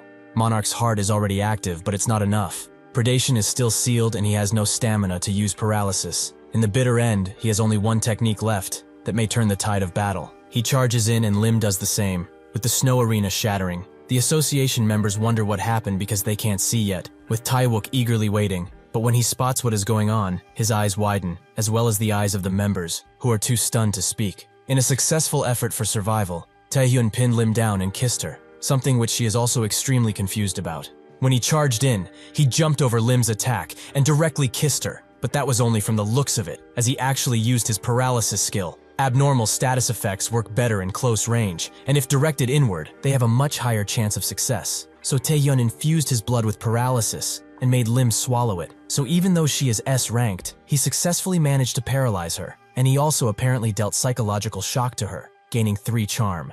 He is glad that it actually worked, but with this, the test has ended, so everyone will be moved to the medical area where they will be healed. After the first round came to an end, all of the injuries were tended to by a medical team, and even though Lim was paralyzed, she still had enough exam tickets and combat time to pass. As for Taehyun, he got 7 tickets, and because of his victories against 2 S-rankers, he became the center of attention, with the other people there being amazed by him. But some think that he used petty tricks. As he walks and admires the healing abilities of the medics, Shin suddenly attacks him out of nowhere and says that here, he will not be able to pull the same tricks in order to win. The others notice that a fight broke out between those two, so they start cheering for Shin, as they also believe Taehyun is a cheater. But Shin zaps them away, as they have nothing to do with this. He tells Taehyun that they should now fight fair and square. He will show everyone that he is nothing without his tricks. As he laughs, a sudden energy appears all around them, and Shin is immediately sent to the ground and knocked out, with Taehyun also being pushed down, but he's still up. The test manager comes around and says that he can't catch a damn break with these brats. Why are they acting up? They should know their place already. This is the S-ranked player, Park Sungjin. He is one of the best players in the association and a future SS rank player. Taehyun knows all about him. Sungjin notices that someone is still standing, so he pushes Taehyun even further, but he refuses to kneel, even though he feels the difference in skills. Sungjin becomes even more interested, as not even veteran players could hold against this, so he should find out if this will be enough to put it down. Before he can do that, a doctor screams at him to stop, as these kids just got out of treatment. Does he want to put them back in before the second round? Sungjin says that he was just playing around with them, but the doctor knows when he lies. He did it to test their skills. If the chairman hears about this, there will be consequences. He turns around and asks Taehyun for his name, which he says, and Sungjin recognizes him as the C-ranked who defeated 2 S-rankers. It's really been some time since someone interesting appeared. He taps his shoulder as he leaves and notes that he must be aiming for the S-rank, so he will be waiting for him at the top. The doctors start chasing him away, which Taehyun can only look at. After everyone is healed and ready, they are sent to a forest with a bunch of dungeon portals. Sungjin picks up the mic and hopes that they had enough rest, as the second round of the tryouts will begin now. The venue of this test is a real gate that they will pass through and find themselves in a D-rank dungeon. The students are shocked to hear that they will be going in a dungeon with real monsters, but Sungjin explains that for every 5 examinees, there will be a supervisor who will look out for them. But this is not a free pass, as they will be evaluated on all their actions while in the dungeon, with any necessary items and weapons being provided by the association. Taehyun didn't expect a dungeon, but it makes sense since everyone who passed must be powerful enough, and they also have a supervisor to be extra safe. Unfortunately, this is not a D-rank dungeon, it's the S-rank double dungeon, Apocalypto. At first it was believed to be a D-rank dungeon perfect for the tryouts, but it was discovered to be the first double dungeon ever discovered after the first party who went in was slaughtered. It would be great if he could warn them, but nobody would believe him. So he will just mind his business and go in. As long as he is not in the first party that discovered the dungeon's real identity, he can survive. When he goes inside of the dungeon, his face becomes tired as he sees who his supervisor is. the A-rank player, Ma Dohak. Side note, this guy is a part of the party that first discovered Apocalypto, so in short, Taehyun is fucked. The other contestants easily take care of the golems that are inside of the dungeon, with Dohak congratulating them for their impressive combat decisions, even though this is their very first battle. He can tell right now they are definitely fit to be players. The others feel overwhelmed by the amount of praise coming from their instructor, but Taehyun has other concerns, as he laments having to be on the first discovery team. Even if the future may have changed with him, he still thinks that this is the team, as Dohak is wearing the unique that the first discoverer of the double dungeon was wearing, the Sage Ring, an item that 10x boosts in strength, stamina, speed, and mana. Even with these stats, the Apocalypto double dungeons is still S rank, so he needs to not get swept in it, as he will not survive without predation in its state. He has to make sure that these guys don't find Apocalypto, not even a hint of it. Eventually, the party arrives at a crossroads, with one of the player candidates asking Dohak what they should do. He tells them to remain calm as this happens all of the time, so first they should take a majority vote to see where to go. In that second, Taehyun just rushes forwards, with Dohak urging him to come back, as it's very dangerous. Taehyun, however, does not stop, as he doesn't want the decision-making to them. He will make them go into a different direction, so that they never find Apocalypto and live longer lives. Unfortunately for him, his actions are his undoing, as he lands right next to the Apocalypto dungeon, something which makes him sweat and breathe heavily once he sees it. He can't believe that even though he ran about, this is still where he wound up. Before the others can reach for it, Taehyun screams at them to stop, as this gate is different from any other normal gate. It's weird, so they should report this incident before doing anything. Isn't that the correct thing to do here? Dohak agrees. Certainly this is his very first time that he sees something like this, and reporting it back to HQ would be the wise thing to do. However, a player sometimes needs to act unwise, so they should try going in. Before Taehyun can ask him anything else, Dohak pushes him aside and says that he fully understands his concerns, but the mana he is sensing from this gate is minuscule, not worthy to worry about. It's a mere D-rank dungeon. Even if something happened, they have an A-rank player with a unique item in here. Inside of the dungeon, rules don't matter. Even if they did, exploring the dungeon will definitely score them even more points than any others. Taehyun tells him that even so, the exploring rules are still in place, even though this is a test. Dohak turns around and points at him. He is the one who defied the rules first, isn't he? The others jump on him, as he was the one that ran away to this place. And how does he dare to question an active A-rank player like this? Taehyun can't believe the gall on these people. But Dohak says that with this, it's decided. Before Taehyun can urge him to give this more thought, Dohak snaps his fingers, and a white light engulfs all of them, which sends them to the S-rank dungeon, a dungeon that they have no place being in, Apocalypto. The hall they were sent to seems to be guarded by a large knight. The player candidates question Dohak about this. Wasn't this dungeon supposed to be D-rank? Taehyun tells them to shut it as it's too late now, so they should look in front of them as they are coming. From the fog, 2 A-rank Death Knights approach, making Dohak's world crash onto him as he starts sweating bullets. He tells everyone to get prepared for battle, and that's when the Knights charge in, with a powerful double attack, which the party manages to dodge, allowing Dohak to retaliate by creating a bunch of lava spikes and impaling the Death Knights with them. This allows the player candidates to start attacking with everything they got, be it flaming swords or rocky shields, all of this while Dohak guides them. Eventually, they do manage to take down the Death Knights, with the player's candidates thinking that they are safe, and that they could actually take many more of these. But he will soon eat his words, as an elite squad appears behind them, ready to take their lives at any point. This naturally shocks the player candidates, but not Taehyun, as he is checking the corpses of the other Death Knights, and notices that something is seriously off in this place. The fight with the Death Knights continues, with Dohak trying his best to keep them at bay, but they just keep coming, and what's more, is that the player candidates are at their limits. If this keeps going on, they will all die here. Taehyun comes around and tells Dohak that something is wrong, with Dohak being amazed that he isn't tired at all, even though he fought for so long, same as them, just who is here. Additionally, if he didn't have the Monarch Heart skill, they would have all died a long time ago already. He asks him what is, and Taehyun explains that he's just taking a guess here. But these things are not Death Knights, which makes the other player candidates think he's talking nonsense. What have they been fighting all of this time? Taehyun picks up one of the big swords and says that he will find out right now, so they should sit still. He engulfs his fist in rock and charges into the countless Death Knights, who all try to pierce him with their attacks. But he jumps high into the air and jumps over them, aiming to attack the large Death Knight that stands motionless in the front. He eventually pierces something, making the entire room start to crumble, and the Death Knights who were behind him to disappear. The others are shocked to see this happen, and Taehyun comes around to explain. This was actually an illusion trap, which showed them an imaginary space and enemies. It is a tactic used to drain the energy of any intruders. One of the player candidates says that it can't be. They struggled this much against a mere illusion? Dohak also asks how he knew this was a trap, as he shouldn't have fought with a Death Knight ever before.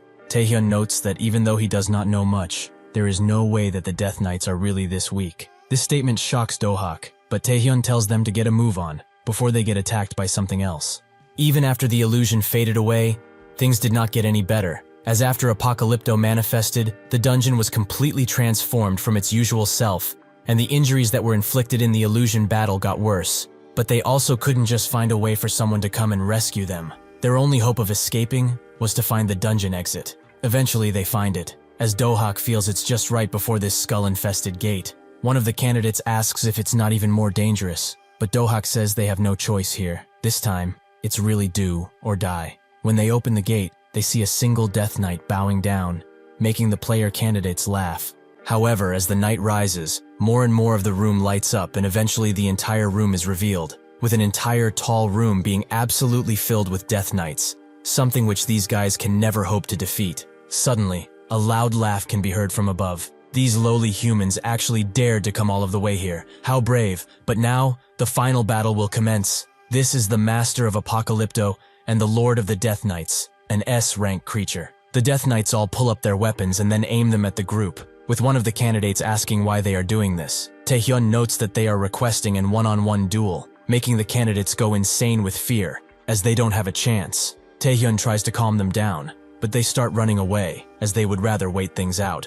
But unfortunately, the Death Knights do not allow them to leave, as with a single powerful slash, one kills all of them. Taehyun is shocked, but tells Dohak to take this girl and go, as he will stall for time and find a way out of this mess. Before he can fully turn around to him, Dohak pushes him away and seals the entrance with his abilities, making Taehyun ask what the hell he's doing. Dohak tells him to shut it. How dare a lowly awakened person like him act up like this? In truth, he also wanted to become an S-rank player. However, no matter how much he improved and trained, it was never enough. This case was his chance. If he could solve this, he could get treated better and perhaps rise to the next rank. But in the end, he took the lives of some innocent candidates. As a Death Knight attacks him, he uses his wind ability to slash it. He tells Taehyun that even if it infuriates him, he has talent to rise through the ranks. He is different, so he should take the injured away and run as far as humanly possible, because as their supervisor, stopping them is his sole duty. Taehyun is amazed by his spirit, but unfortunately the girl he was carrying already passed away. There is nothing they can do. With a large thud and explosion, the wall behind Taehyun explodes, as the knights have taken Dohak down, with his last words only being heard by Taehyun. The knights move past the bodies they laid on the ground, and one points the sword towards Taehyun, who only now has felt true fear. The Death Knight requests a duel, as he is the last one remaining. Taehyun notices something glistening on the ground. Dohak's unique ring. The knight takes his silence as a refusal to the duel, so he attacks him, but Taehyun moves swiftly to grab the ring, as this is the only thing that can rescue him now. He puts it on and begs for Predation to finally wake up. As the knights charge in to finish his living days, Predation engulfs all of them and consumes them whole in a red flurry of destruction. The Lord is shocked by that amount of power. With all of his stats being increased by 10, the conditions have been met, so the seal on Predation has been lifted. Taehyun continues to fight using Predation, but the knights just keep rolling in, without any sign of them stopping. He thinks that Predation takes about 10 seconds to consume, so he can't only depend on this skill. He must use all of the other ones and his knowledge to get out of this place. Only then, he might have a chance of survival. As he continues fighting though, something rather big hits the exact spot he is in. A gigantic spear, which he notices that was thrown by the Lord himself, who is now commanding all of his weapons to fall down on Taehyun. He tries to dodge them, but even he cannot match their speed. So in a last-ditch effort for survival, he tries to use Predation on the Lord. But with a single sweep of his dark hand, the Predation breaks. The Lord admits that he is indeed powerful, but he is biting more than he can chew here. With that, he hits Taehyun with his dark blade, standing above him with his boot on his head. Before he dies, he has one last question for him. Who gave him this power? He tries to use the knight's roar ability on him, but Taehyun resists it, even though it seems that it hurts him. The Lord already knows that unlike the other humans, he could understand him from the get-go, so he should speak now. Who dared to bestow this power upon him? Taehyun continues to scream, but inside of his head, he stands in front of Asmodeus, beside him, the bodies of his comrades, and behind him, the Lord, preparing to cut off his head. He feels that nothing is different than how it was before. Questions like what exactly predation is, and how a human like him can understand the monster language, he is too tired to ask them anymore. He acquired this power in a chance, but still, nothing really changed. Why did that king even give someone like him this kind of power? That's when the king answers. He already told him why before. He was simply touched by his tenacity and determination to not give up, even when facing death. He does not need to change at all. He just has to move forward, no matter what. Taehyun's eyes start growing even redder, with the Lord noting that he must not have strength to answer anymore, so he will grant him the mercy of death. This is his end. However, predation starts to rip through the death knights that were above, something which surprises the Lord. But he laughs, as this insect is trying to go berserk with that skill of his, but his condition will worsen because of it. Taehyun continues gaining stats, but the Lord continues to laugh, as he enjoys this last struggle. Truly, this has entertained him more than any court jester could. He tries to attack Taehyun with a powerful earth-splitting blow, but even if the attack lands, Taehyun blocks it with his hand and asks if he's still curious about what this power is, because he will show it to him firsthand. With this attack, Taehyun advances to B rank and pushes the Lord back. He picks up a weapon from the ground and charges in, with them trading countless blows. As the Lord starts to crack, he becomes even more enraged and uses all of his power to send numerous weapons towards Taehyun, as he will not lose against a lowly human. With one clench of his fist, Taehyun creates a mouth of the predation, which rushes to consume the Lord, who now stands defenseless. Taehyun tells him that this power is not a human power, it is the power of a king. With that, the Lord is killed in a powerful explosion. Taehyun also gains a new skill, the Night King's Spirit. As the people wait for the remaining party to come out of the dungeon, the gate switches up to an S rank 1. The evacuation order has already been given out, but the people inside of the dungeon will get the message later due to this fluctuations. The dungeon might break before they get a support squad. Sungjin damns it all, as how can a D rank dungeon suddenly turn S rank? At this rate, everyone around here will die. Will he have to go inside all alone? That's when the gate starts to fluctuate even harder, making everyone think that it will break. But from inside of it comes Taehyun, who says that he's finally back, although just barely. Thanks to Taehyun's efforts, the double dungeon incident ended with its discovery. The other candidates evacuated with no issues, and the results of this round were based on assessments from before the second round. The corpses of the deceased were retrieved and reached their families for a final goodbye. The chairman now speaks with Taewook and Sungjin, explaining that they had to hide who actually cleared Apocalypto, even if it came at the price of the press questions endlessly. However, if they did reveal it, Taehyun would have become the target of the press and the villains alike. Taewook agrees that it can't be helped, with Sunggil also agreeing. The chairman thanks them for their understanding, and then asks what they think about Taehyun, the person who cleared an S-ranked dungeon alone. Sungjil notes that considering all of the facts, he should at least be considered an S-rank player. Taewook says that with his rank lower than that, the power he owns is hard to estimate. The chairman asks if they mean what he thinks they mean, with both of them looking at each other and nodding. There is a pretty high chance that in the future, Taehyun will get the rank of a nation's entire power force. Inside of his head, Taehyun is in front of countless monsters that don't even see him. He wonders what he's doing here, but that's when he notices the king standing above him, with the monsters also screaming out for him. With one movement of his divine hand, he erases all of the monsters away, amazing Taehyun. He then says that he will be waiting for him, in the deepest parts of the abyss. That's when Taehyun wakes up in a daze, surprised to see that it was all just a dream, but it was too vivid. This was something different. Just what did he mean by telling him that he will wait? There is this skill, predation, that even S-rank monsters know of, and the fact that he can understand them. These questions have no answers. So does he need to go deeper into the abyss to find them? He checks his status window to see his increased stats, but most importantly, his rank raised, and he gained a new ability. He is glad to see that he is finally raised in rank, and with these stats, he could rival S-rank players. Additionally, this ability is the same one that the Lord tried to use to put him down. As he admires his growth, he hears a few thumps and cracks beyond the door. That's when a person opens the door and says that they are extremely rude to not let her visit a sick person. The chairman really thinks so bad of her? This person is revealed to be you. As they drive away from the hospital, Taehyun asks what a guildmaster of a prominent guild wants with him. She says that she's simply dropping him off at home after he got discharged, as he deserves it. But Taehyun doesn't believe that a guildmaster would come all of the way just for that. Yu congratulates him for being sharp, but then asks him if he knows what the third round of the tryouts will be. It will be a survival game similar to round 1, but an outsider can actually watch it. Then his powers will become public, and all of the guilds will start hunting for him. So she would like to make him an offer beforehand. Money? Power? Fame? He can gain all of this if he finds the One Piece. Sorry, if he joins her guild, the Nightwalkers. She thinks that this is an offer he can't refuse, but he does just that, as he is not interested in the slightest. Taehyun eventually gets off the car, thanking Yu for the ride, but he feels like walking from now on. She asks why, and if he even heard what she proposed, she can give him anything he wants. Anything in this entire world. Perhaps he already got an offer from another guild, but he shouldn't misunderstand. Theirs is the best for him. Taehyun finds this kind of annoying, so he explains that there's no real reason for his rejection. There really is no other guild out for him. But is the Nightwalkers really that special now? He is saying no because he doesn't want to, so he will be leaving now. Suddenly, Yu snatches him from behind and asks what his deal is in all of this. He just started his player journey, and he dares to reject one of the 4 great guilds with no reason? That doesn't make a lick of sense. However, she will forgive him, but only because she likes him. Her subordinate tells her to stop doing that to the candidate, and also tells Taehyun to take the offer, as he is going to join another guild anyway. Why not theirs? Taehyun says that he knows where this stubbornness is coming from.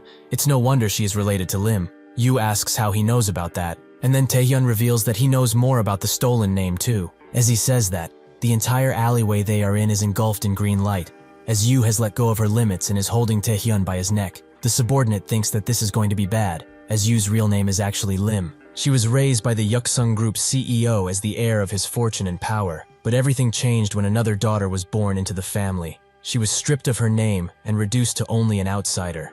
The fact that she changed her name after becoming a player is something known by only a few people. She asks how he dares to talk about something like this. Is he out of his mind? Taehyun says that she is the one who started it, so she shouldn't feel shocked if something happens. He starts to push her away with predation, shocking Yu, who wonders how a C rank can push back an S rank like her. Taehyun stares at her for a while, but then takes a step up and pushes her to the wall, noting that they should not cross a line that they would both regret crossing. Yu starts blushing, and the subordinate is rather speechless. The next day at the Coliseum, everyone gathers around, as it's the venue for the 3rd round of the player tryouts. This round is different from the others because an audience is allowed, allowing families and friends to support the competitors. Yu also came to watch using a disguise. Taehyun's uncle and aunt are also there, who wonder if he will be alright, as they heard the tryouts are brutal. Young tells them not to worry, as Taehyun is strong, stronger than anyone here. He promises that much. Young has become the president of Taehyun's fan club, which now only has one member, him. The reporter, Giha, is also there, who thinks that she has to get a good story now, as her last interview was thrown away because it was of C-ranked, who by now probably was already disqualified from the tryouts. She might actually get fired if she doesn't get anything good. That's when she overhears someone say the atmosphere around there is strange. And sure enough, when she looks, she spots that tons of awakeners from all sorts of ranks are staring at Taehyun. Are they actually going to join forces to beat up one guy? How strong is he? That's when she notices that he is actually smiling. With this, the test begins, with Taehyun continuing to smile, as nothing can stop him now. As soon as the round begins, all of the candidates charge up their powers and blast them towards Taehyun's direction, as they wish to get rid of him instantly, since he took down 2 S-rankers previously. They must get him out of here now, before he even has a chance. Unfortunately for them, even with their attacks, Taehyun still presses forward, and with his might and speed, he easily takes down a group, who are eliminated on the spot. When Taehyun stops, however, tons of green vines appear that capture him in a prison. All of this done by the guy in front of him, Lee Gilsan, an A rank who thinks that with this, he has won. But with one movement, Taehyun gets out of his restraints and puts him down too, as he doesn't want to waste any time on weaklings. Seeing that this guy is plowing straight through them, they think of the genius plan to attack him constantly, as surely he will get tired at some point, right? To shut down their plans of conquest, Taehyun uses his new ability, the Night King's Spirit. A sudden red mist starts to engulf everyone's minds, and they all fall to the ground as Taehyun exudes the intimidation of a being that they would never wish to face. Even the public feel this pressure, with some of them barely being able to breathe, but Taehyun does not stop. Yu watches all of this and thinks that he has gone mad. Why did he use this area of attack ability right in the center of this arena? Eventually, it looks like Taehyun has taken down basically everyone, but then says that there is one more person he needs to take care of. From the dust and mist comes Lim, who barely held her consciousness as he used the Night King's Spirit. Taehyun asks what she wishes to do, as he does not mind her resigning right now. Or perhaps, does she want a repeat of the first round? This makes Lim blush, and her response is to create another arena, just like in the first round. With a sudden scream, she calls out his name and tells him to worry about his situation, as she will not let him do as he pleases any longer. Taehyun isn't too sure about that. Their fight is fierce, with the ice and snow of limbs scattered everywhere. But unfortunately for her, it's not enough, as she didn't even make him kneel. But he admits, she was the most difficult opponent out of everyone, so she should stand proud, because she is strong. With that, the player tryouts have ended, and the top qualifier of this is none other than Taehyun. For his efforts, he is given 2 rewards by the chairman, a knife and an award. The chairman congratulates him for becoming an S-rank player, and also says that he did not expect for him to finish the 3rd round all alone. But perhaps it was to be expected of the person who cleared Apocalypto alone, right? Taehyun picks up the knife and says that he was simply lucky. A short moment of silence falls on the room, but suddenly the chairman asks Taehyun to join the new South Korean Player Association. This offer shocks Taehyun to say the least, but the chairman is very serious about it. He thinks that a lot has changed from his past. Aside from the fact that he awakened and became an S-ranker, he even got scouted out by you, and now the chairman of the new South Korea Association. He smiles, as this is all pleasant. The old him would have jumped at these opportunities. However, now, he has changed. He decides to respectfully decline the offer, which confuses the chairman, so he asks why. But Taehyun says that he does not have a special reason for his refusal. He merely believes that rather than being a member of any of the 4 great guilds or the association, he will do much more by working alone. That is why he apologizes, as he couldn't be of any use to them. The chairman is truly shocked by his words, but then starts laughing out loud, as he has never imagined him to say that he would be better off alone. That level of confidence needs to be studied. But if that is the case, he has another opportunity for him, something which he can't refuse. Does he perhaps want to participate in the Asian exhibition games? The next day, as Taehyun clears another dungeon with his predation ability, he thinks about the Asian exhibition games, which goes like this. 5 representatives are chosen from the associations and guilds of all of the countries in Asia for a festival of hunting villains and monsters.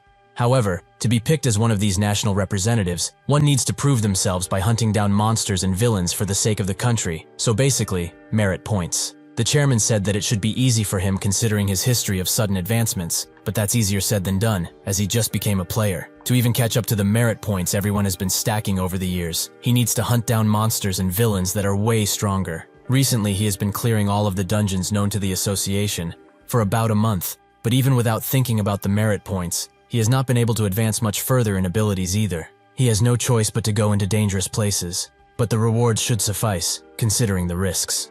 Inside of the mansion, Lee Jung-soo smashes his glass of expensive whiskey and starts to strangle the bodyguard once he hears what the bodyguard said, who is now begging him to calm down. Jung-soo asks how he can calm down when the heir of his group, his own son, is still in the fucking hospital. What's more, is that the culprit is now an S-rank player that continues to rise up, yet he wants him to calm down. He smashes the bodyguard in the ground, and that's when his assistant comes, telling him that there's a guest from the malignant guild at his door. He gets mad about this too, as how dare they show their face after not being able to get rid of one single brat. They are now stuffing their faces with the money he gave them. They ought to be ashamed of themselves.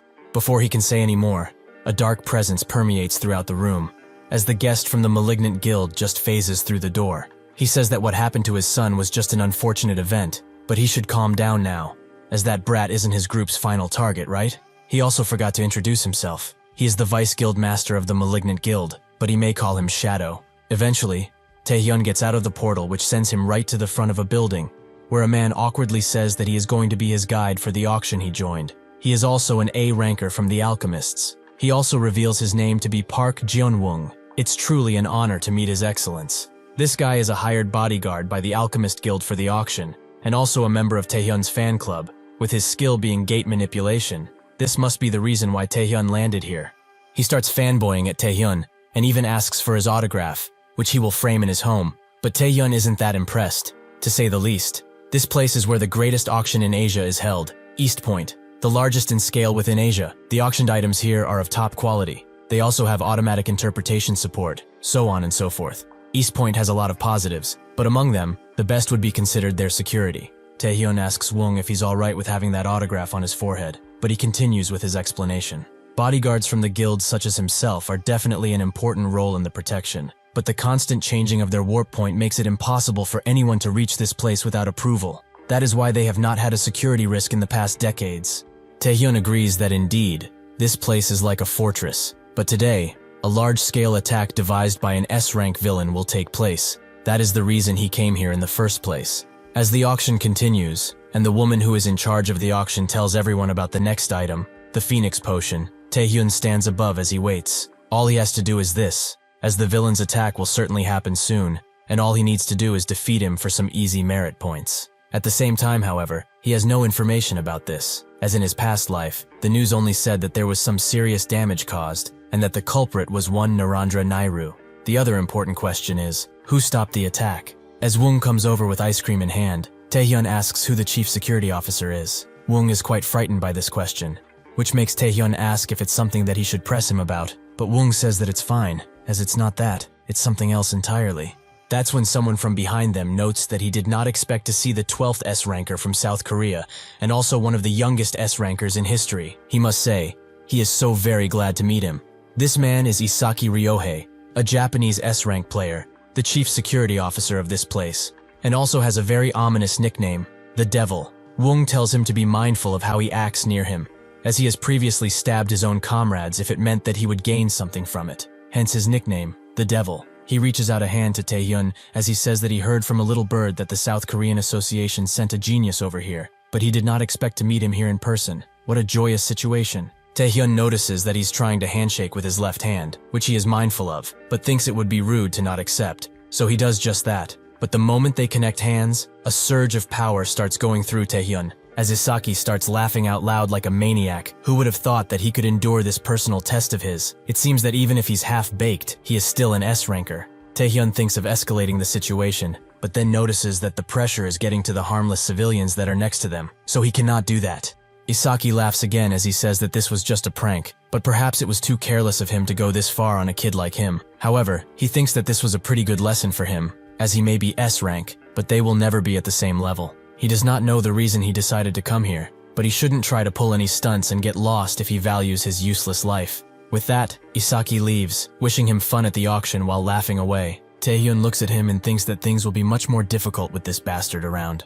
At the unbreachable gates of East Point, a handful of people stand guard, but that's when a man of what looks to be Indian descent and a dozen others arrive. The guards wonder where these people came from, but the head guard tells them that they do not need to know everything, only their orders, to take care of anything that dares to come through the gate, but they should only assist him if things go bad, as an A-ranker like him should be more than enough. After the fight is over, a large monster consumes the head guard as its final reward, while the man, who is revealed to be Narendra Nairu, thinks that this is a splendid spectacle. He is also an S-rank villain with unknown affiliations. The group of people he was with come around and one of them says that a surprising variable has appeared inside of the auction house, with one Kim Tae-yun, an S-ranker from the new South Korea Association, also being present there. Do they need to change up their plans? Nairu says that he will not deviate from the plan because of some trash from Korea. As long as he is present, nobody can escape his divine revelation. That's when an explosion occurs inside of the auction room. But not only there, as tons of explosions occur all over the place, without any rhyme or reason. Woong asks Tae-yun if he's okay, and notes that they need to evacuate right now. But Tae-yun is more shocked that the explosions happen throughout the entire structure. How did the attackers come in and since when were these bombs put in place? Well, he can think about all of that later, as now he needs to take care of these bastards. In front of him, one of the attackers holds a man hostage and screams at everyone to hand over their valuables and any other things, as resisting will only lead to their death. Unfortunately for him, it leads to his death, as with a single slash, Tae-hyun takes his head off and also kills the other attackers. He tells Woong that he should go let the association know about this, and also request some reinforcements. He will go catch the perpetrators of this attack. The last of the guards try to protect the items from the auction with their lives, but with one command from the leader of the group, they are all slaughtered without mercy, and the items are left to the attackers. The main thing they came here for is the Phoenix Potion, which is a unique item that permanently increases stamina and mana by 20 points each time it is consumed. Now, he understands why Nairu wanted this so badly, even if they put their lives at stake for it. If he drinks this, he may gain unimaginable power. That's when a controlled attack takes down one of the group members, with the others, who are calling him Dyke, telling him that there is an attacker inbound. That's when, one after another, the remaining group members are taken out, with Dyke realizing that the one who's attacking them is a stealth user, allowing him precious time to dodge an attack that would have killed him. Knowing this, he activates his ability which makes tons of chain links appear and capture Tae-hyun. Dyke calls him a fool, as attacking with only stealth makes him think that he's underestimating them, but that will be his undoing as now, he is as good as dead. Tae-hyun is pleased that he found a skill that can go through stealth, so he will do as a decent substitute for his predation skill at the control room of the warp gates. Tons of people are gathered in the middle. Additionally, there are also countless monsters in there, waiting to feast on their flesh. Neru laughs. As with this matter resolved, all of the people shall fear their true god even more. One of the subordinates comes around and says that there is a message from Dyke's group who went to get the Phoenix potion, but there seems to be a problem.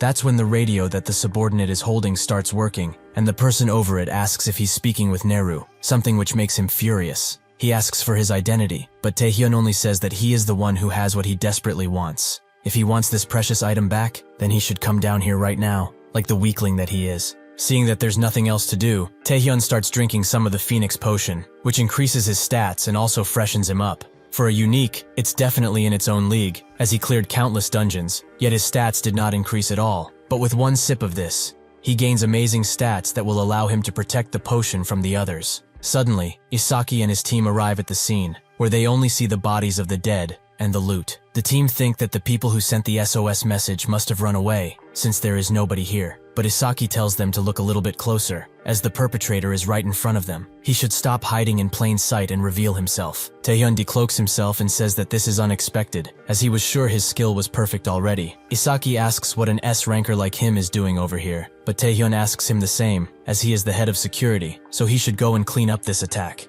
Isaki laughs and says that there is an item he is looking for, giving Taehyun enough information to make an assumption. From the start, he felt that something was off, as he is sure that the bombs would have been found with so many bodyguard players and his own trained team. But what's more is that Neru came through the east point, where nobody can enter from the outside, so he gathered that someone opened up for him, but he did not expect that person to be the head of security. How shameful. Isaki lets out a devilish grin and says that he warned him to stay out of this while fully cloaking himself and immediately attacking Taehyun, who manages to defend himself. Isaki tells him to hand the item over, but Taehyun tells him to take it like a villain should. In that moment, they trade countless flurries of blows, something which cuts up the ground and everything in their path. Isaki's team decides to stay put, as this is a battle between S-rankers. If they walk as much as an inch in their battle, they will be chopped into pieces. They continue fighting, with Taehyun thinking that Isaki knows how to use stealth better, as he only predicts the direction of attack through aura and sound. But Isaki can actually see him. He goes behind him and cannot hope to defend himself, so Taehyun is cut up by the katana. They are both stealth users, but Isaki's proficiency is through the roof. However, even with this, he is not worthy to use predation on. He activates his Night King Spirit ability to put all of his subordinates in the ground and also uses rock skin to advance the speed. After that, he wonders where Isaki is, who says that he admires his way of using skills, as stealth is weak against areas of attack skills, but he should have aimed it over his head if he wanted to catch him. With that, he smashes in Taehyun so hard they are sent down multiple levels, finally stopping at level 52. Isaki thinks that it's over, but unfortunately for him, he falls into Taehyun's trap, who calls him a fool. Isaki gets it. The skill he used earlier wasn't to find him, but to make sure that he can't get out of his skills range. He tries to get out, but Taehyun manages to catch him with the chain skill and takes him out with a single powerful punch. After that's done, Taehyun ties Isaki and his team up with his chain ability, with all of them still being conscious. Isaki calls him a rotting bastard, but Taehyun just doesn't get why an S-ranker like him would do all of this just for some bonus cash. Isaki screams at him to shut it, as if it weren't for him, he would have been rich by now. In response, Taehyun kicks him away and says that he's nothing but a low-life criminal. His team still seem worried about him and ask if he's okay, but Taehyun interrupts them by asking about the info on Naranda Neru, as every country's association must have gotten urgent calls for emergency reinforcements anyway. He might as well finish things here before they come. Isaki laughs. Reinforcements? He is nothing but a clueless child after all. At the Player Association facility, a fat man that looks like the spitting image of Santa Claus rushes into the tactic room and asks what happened with the reinforcements that were supposed to arrive at East Point. This is the Alchemist Guildmaster, the S-ranker Seo Sangik. He screams at both the chairman and Taewook, as not only were there precious things there up for sale, there were also countless VIPs from the Korean Association. They must do something. The chairman tells him to relax, as they have sent a backup force as soon as they heard about the attack. It's a group filled with elite players, including Park Sungjin. Sangik asks why they have not left yet, and that's when the chairman reveals their biggest issue currently, that there is no way to get there currently. Taewook goes further, and says that the attacker took control of the control room, so all of the warp gates are blocked. Sangik is about to faint, but Taewook assures him that the situation must be controlled already, as they have two S-rankers at the scene. Taehyun has just become S-ranked, but there is only one attacker they have to face. So until they reconnect the warm gates, he is sure that those two will hold out, or even take Narandaneru out of the picture. Suddenly, Yu appears, and says that this would have been true if Narandaneru was just a regular S-ranker, but she can confirm that he isn't. At the same time as Yu explains the situation to them, Isaki explains to Taehyun, Neru has the contract with the devil skill, the worst of his skills by far. By offering sacrifices, he will summon a monster of a certain rank depending on how much he sacrifices. Taehyun gets it, that by sacrifice he can only mean one thing: humans. Everyone is shocked by this reveal, with Taewook noting that currently there are around a few hundred hostages, with Sangik also adding that Neru is extremely skilled, even among S-rankers. If someone of his caliber were to sacrifice over 100 people and summon a monster, the results would be nothing but catastrophic. Taehyun holds Isaki down while calling them a bunch of lunatics, but Isaki smiles too, as even if he defeats him, he will not be able to win against Neru. He knows that, so he has to make a choice now. Either he begs for his life right now and watches as those hostages who have done nothing wrong are consumed, or go into a fight he has no chance of winning. Inside of the warp gate room, Neru gets the news that Isaki has lost, but they have yet to find out where Taehyun and the Phoenix Potion are. His command? He tells him that there's no chance for Taehyun to defeat him in a one-on-one fight. He is surely waiting for reinforcements, but that won't work. He drags a few people in the air and makes them scream, as he wants to drag him out and show him the festival of their one true god. Suddenly, all of the lights in the room go out, with everyone panicking as to why that happened, but Neru is more worried that his sacrifices he is holding have disappeared. That's when a hidden Taehyun appears behind him and immediately tries to chain him up. This will be a ferocious battle. Taehyun instantly tries to chain Neru, who feels his presence and tries to get away. Even so, Taehyun seems to have the upper hand as he almost has him in his grasp. But that's when tons of mighty snake beasts come out of Neru's turban, and they unleash tons of fireballs, forcing Taehyun to back away. He can't believe that this guy would just put monsters on top of his head like that. Just what kind of person do you have to be to do that? The captured people behind him recognize his face, and they ask if he's here to rescue them. They beg him to untie the ropes, as those villains suddenly captured them. Some of them even try to bribe him with money, but Taehyun just sends them flying until he is done fighting, just in time for a portal to open and for some demons to appear out of it, with all of them charging Taehyun in an attempt to crush him. Even if their blows have landed, Taehyun just rises high into the air with his sheer force while cutting them up. He also uses his aura ability to subdue the monsters, but some of them refuse to stand down and charge in with even greater anger, something Taehyun did not expect, so he is sent flying into the wall by an attack he cannot hope to dodge. Neru calls him a fool, as the demons he contracted with his devil skill are much different from the monsters he has met up until now, as they are under his direct control because of his magic. Additionally, when he uses his magic on them, they become much sturdier than they should be, and far surpass their strength limits. Just because he defeated that weakling Roihai does not mean that he can defy the god's will. The captured people can't believe that their only savior is being overpowered. They asked him to save them, but he did as he wished and attacked, even if he couldn't win against some simple monsters. That's when someone tells them that is not what is happening now. Thanks to his actions, the monsters aren't even looking at them. Not to mention that he is not allowing the monsters to come this way by controlling his power, as he could have probably dealt with them already. The others are surprised when they hear this, as they didn't see it like this. The man continues on explaining that he also evacuated the hostages over to this side by throwing them up into the air. So from the very beginning, Taehyun hasn't been thinking about anything else except their safety. They are all brought to tears by this realization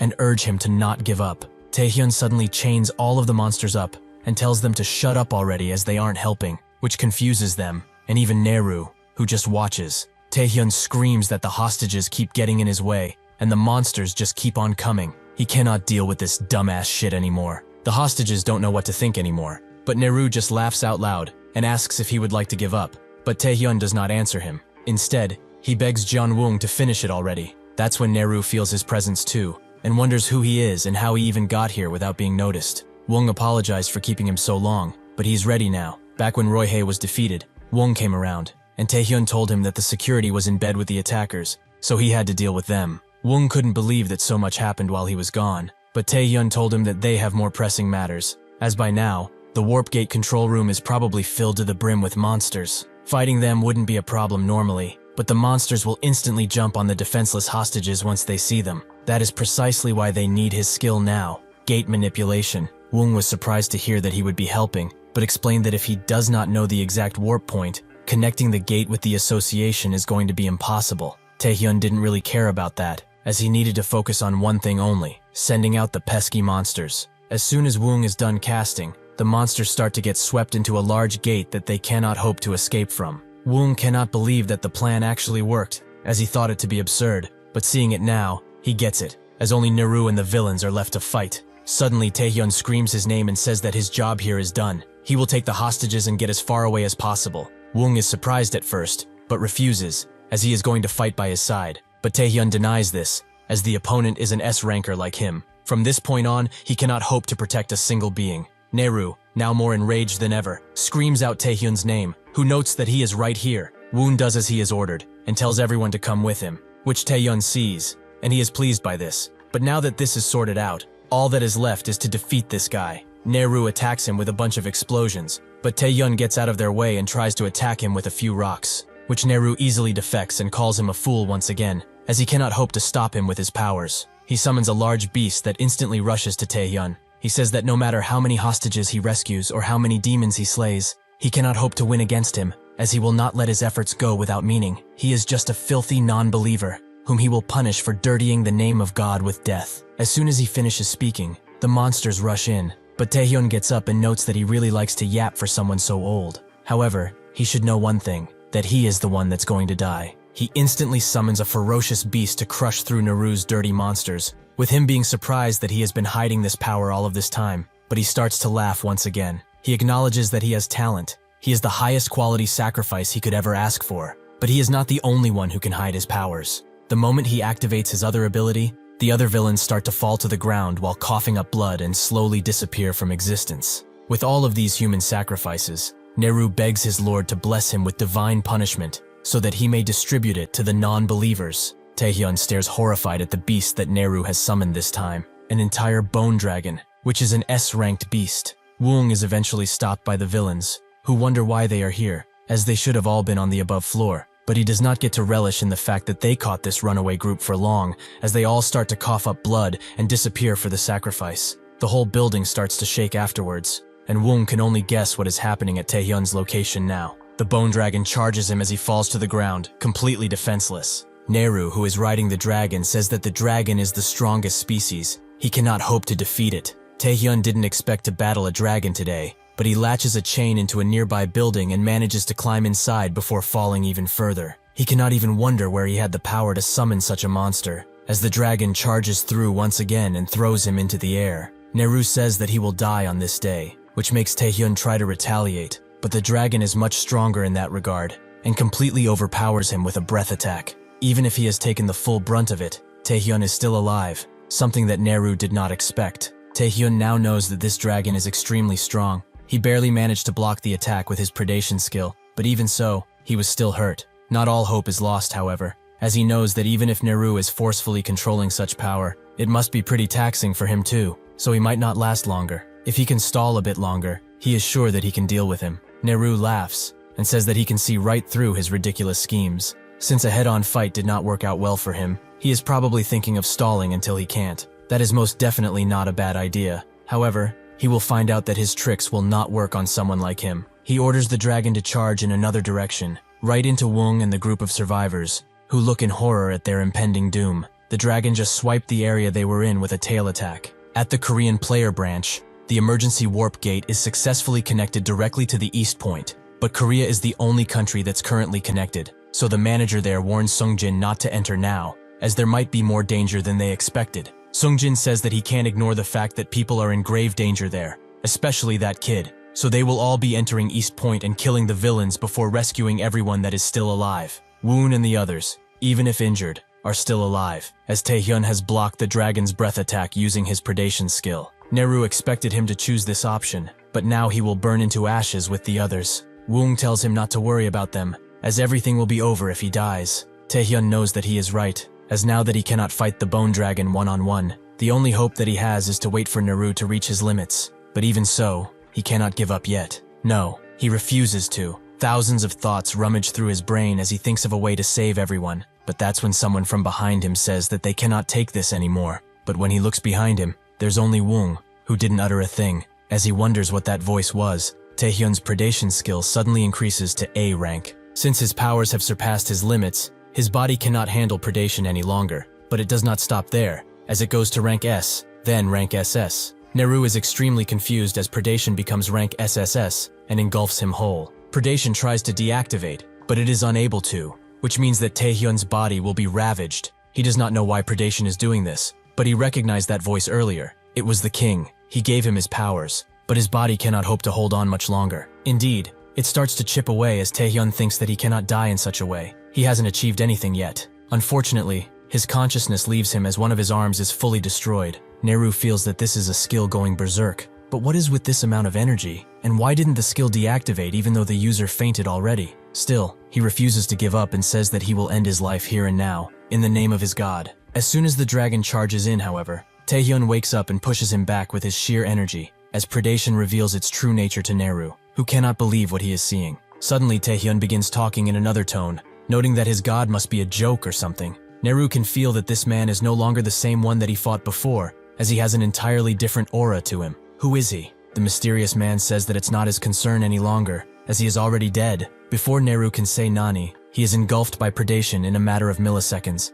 and Taehyun gains the demonic contract skill. As this happens, Taehyun wakes up in another place, where the chains he got recently and the stone skill attack him. Before he can wonder what is going on, all of his skills start to engulf him and go against their master. Suddenly, a voice notes that these were never his skills in the first place. They were never his powers. Even if he ate all of them, it's now time to spit them out to their rightful owner. Before the beast can fully consume him, Taehyun wakes up in a hospital bed with both of his hands intact, something he does not understand, as his right arm was broken into pieces by predation. Suddenly, Sungjin arrives while eating some red bean cakes and asks him if he wants any. He eventually fills his table with goodies and says that the association and alchemists prepared this place for him as a show of courtesy for what he did when the villains attacked. Thanks to him, even Ryohei was arrested after falling for the temptation, and compared to the scale of this attack, many more survived than they expected. Tons of people visited him already, like his foster parents and the chairman. They were all crying their eyes out. It was so funny. Anyway, the test showed that he had no health issues, so they only kept him here in case the villains got any ideas and got involved. Taehyun looks at his hand and notes that he passed out while fighting Neru. Just what happened while he was out. Sungjin notes that it's unfortunate that he is the same, as he was going to ask him about that too. When Woong came, he saw that Taehyun took out Naru in one strike, but what killed him wasn't Taehyun. It wasn't the same person at all. He asked who he was, but as soon as he turned around, Woong was struck with fear and subsequently passed out. The being noticed that it was running out of time, so he had to retreat, for now that is. That's when Sungjin arrived and rescued everyone with his team, with all of them being unconscious, but they could only wonder what took place while they were gone. He tried to ask the survivors what happened, but all they remember is that he tried to stop Naru. After that, it's all blank, like someone erased their memories. Sungjin notes that it's probably something the villains did, so it's fine. If he finds out something else, however, he will get in touch with him. Taehyun knows that Naru couldn't have done this. He doesn't even know how he was healed, as his arm was taken right off. Something strange happened, so he opens his status window to see if anything changed and finds out that he can open gates now, something that Naru could do. Did he kill him? That's when Sungjin comes around once again and says he has a visitor, Ah-young, who has brought a basket of fruit for him. She just places this basket on top of what Sungjin brought, crushing it much to Taehyun's dismay. She notes that she heard he was hurt, but it seems he is healthy. He confirms that the doctor said that he is healthy too, but she also heard that he rescued a lot of people from the villain attack. Taehyun confirms that he did that too. She notes that he also fought 2 S-Rankers, which again he confirms, but she crushes the apple she was holding in her hand and tells him to not get cocky, as she will catch up to him in no time. Taehyun asks why she came to see him in the first place, and she notes that she just wanted to visit him, but Taehyun wonders if that's true. She thinks that she came out of concern for him at first, but he is as healthy as a bull, and why does he have so much energy all of a sudden? Compared to the tryouts, they are even closer. She wants to ask him something else,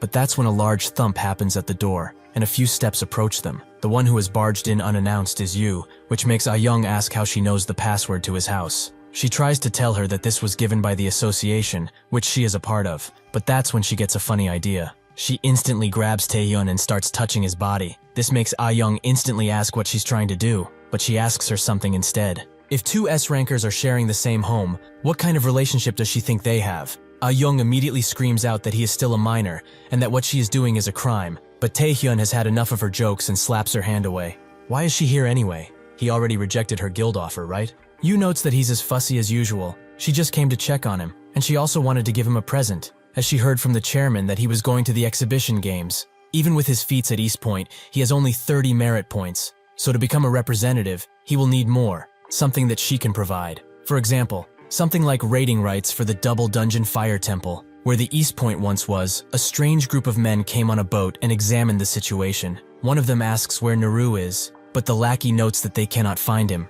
Will they report this to the boss? The man says that there's no need. They got what they wanted, and they got what they wanted with bribery. But now they have one more thing to deal with. That's when a large boat appears behind them, and the captain urges them to give up, as they have them surrounded. Only authorized people are allowed to come here. They will drop their weapons and surrender. In an instant, the boat that they were all on turns upside down, and they all fall into the dark depths of the ocean. The man notes that he was quite amused by Taehyun while creating a large black ball of energy. The next day, at the Nightwalkers Guild headquarters, everyone is excited to have Taehyun join their raid. Yu notes that even if he has access to the dungeon, he does not have the right to decide item distribution and members. Taehyun is still pleasantly surprised though, as this is a very nice present. The Fire Temple is the country's second double dungeon, named after its entrance that resembles a burning flame. Before he regressed, the Nightwalkers succeeded in raiding it, but most did not make it out. Considering the difficulty level, there is no doubt that he will get nice things and merit points, but it is unfortunate that his stamina and strength have decreased significantly, perhaps because of his hand. However, with you and these other players, navigating a double dungeon shouldn't be so hard. Unfortunately for him, the other 30 people are standing by while you and Taehyun will go inside, with him being quite confused as to why this is happening. She explains that they are going on a date, but Taehyun wonders if that really is true. When they go inside, they see the beautiful array of lights and the atmosphere of the dungeon, which is quite heavy. Taehyun notes that all double dungeons are like this. Apocalypto sure was. They find a ravine, and Yu wonders how to get down, with Taehyun telling her to be careful as there are tons of traps. But that's when she is caught by a bunch of tentacles and dragged in. Taehyun rushes to save her from that kind of fate, but she instantly destroys the tentacle monster with only one blow, something that amazes Taehyun. Down below, however, more monsters await, but Yu instantly goes through them like cheese, as they are not a challenge for her. Taehyun notices that all of these monsters are at least A rank, but she is just walking through them. Is this her true strength? He knew that she was already top tier, but now she is more amazing than expected. Now he gets why they went alone, so he will start to help too. Eventually they finish the monsters off, with Yu wondering how deep this place is as they have fallen for some time. Taehyun thinks that these monsters were not an issue for Yu, but if that's the case, what happened for all of the Nightwalkers to die in this place? As a present, she decides to give him a warrior ring, which boosts strength and stamina, meaning that he can go past his decreased stats. She explains that she had it as a bonus from the guild, but she gave it to him. She is quite generous, right? If he joins the guild, he could have so much more. Taehyun asks why give it now, as it would have been easier to deal with the monsters, but she doesn't know how to answer, so he walks in front and notes that they must use caution from now on, as they have reached the place of the dungeon boss. Down below, they spot a fiery egg, with Taehyun not knowing what kind of monster it is, but he's positive that it's the dungeon's owner. Before he can even try to form a plan, Yu just charges right in and tries to break the egg. He immediately jumps down and asks if she's okay, but she turns around and acts as if he is, as she totally smashed the egg with no problems. She explains that it was probably an S-class egg,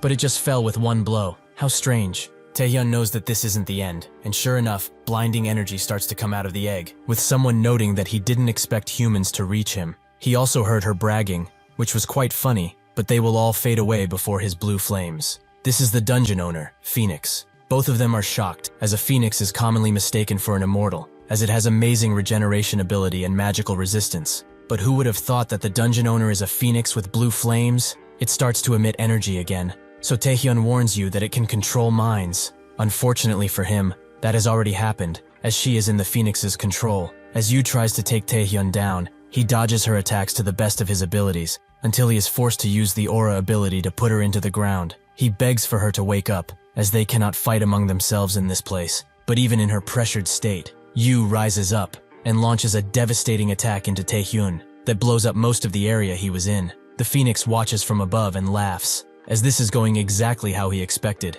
Humans really are foolish. As Yu looks at the rubble and tries to move, a single chain envelops her foot and stops her. Then another, until she is fully chained up and cannot move at all. As Taehyun slowly gets up, he notes that now he gets why the Nightwalkers were all killed in this raid. He also warns her that this might hurt a bit, but this is the only way. He strikes her so hard that she coughs up blood, but it does knock her out too. Taehyun used a combination of chains and paralysis to stop her, but now she will have time to wake up and gain her consciousness back. Now the only thing he has to worry about is the thing in front of him. The phoenix laughs once again and asks if he is enjoying the entertainment he prepared for him, but Taehyun is not scared of him, as he will turn him into fried chicken. He puts Yu on his back and runs away as the bird tries to strike him down, who is really mad that he dares to run away in front of his excellence. However, when the bird moves closer enough, Taehyun manages to strike hard enough to touch one of its wings and cut it fully. Even with this, however, the bird instantly regenerates and says that no matter how much he cuts, the eternal fire within it will burn evermore.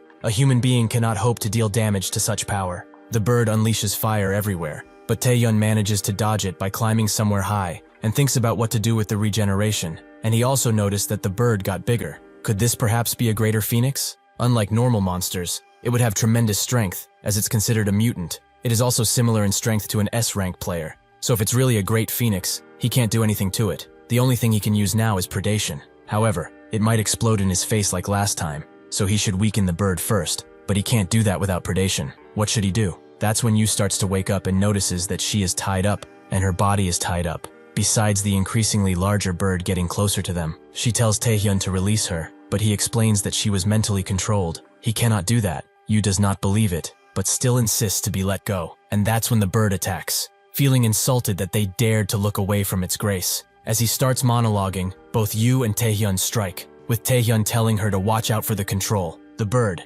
angrier than before, unleashes another attack, with Taehyun noting that he will take the front, but Yu refuses, as she unleashes a mighty attack with a spear, and her aura completely transforms. She tells Taehyun to stand back, as this will be her fight. She has activated her berserk mode.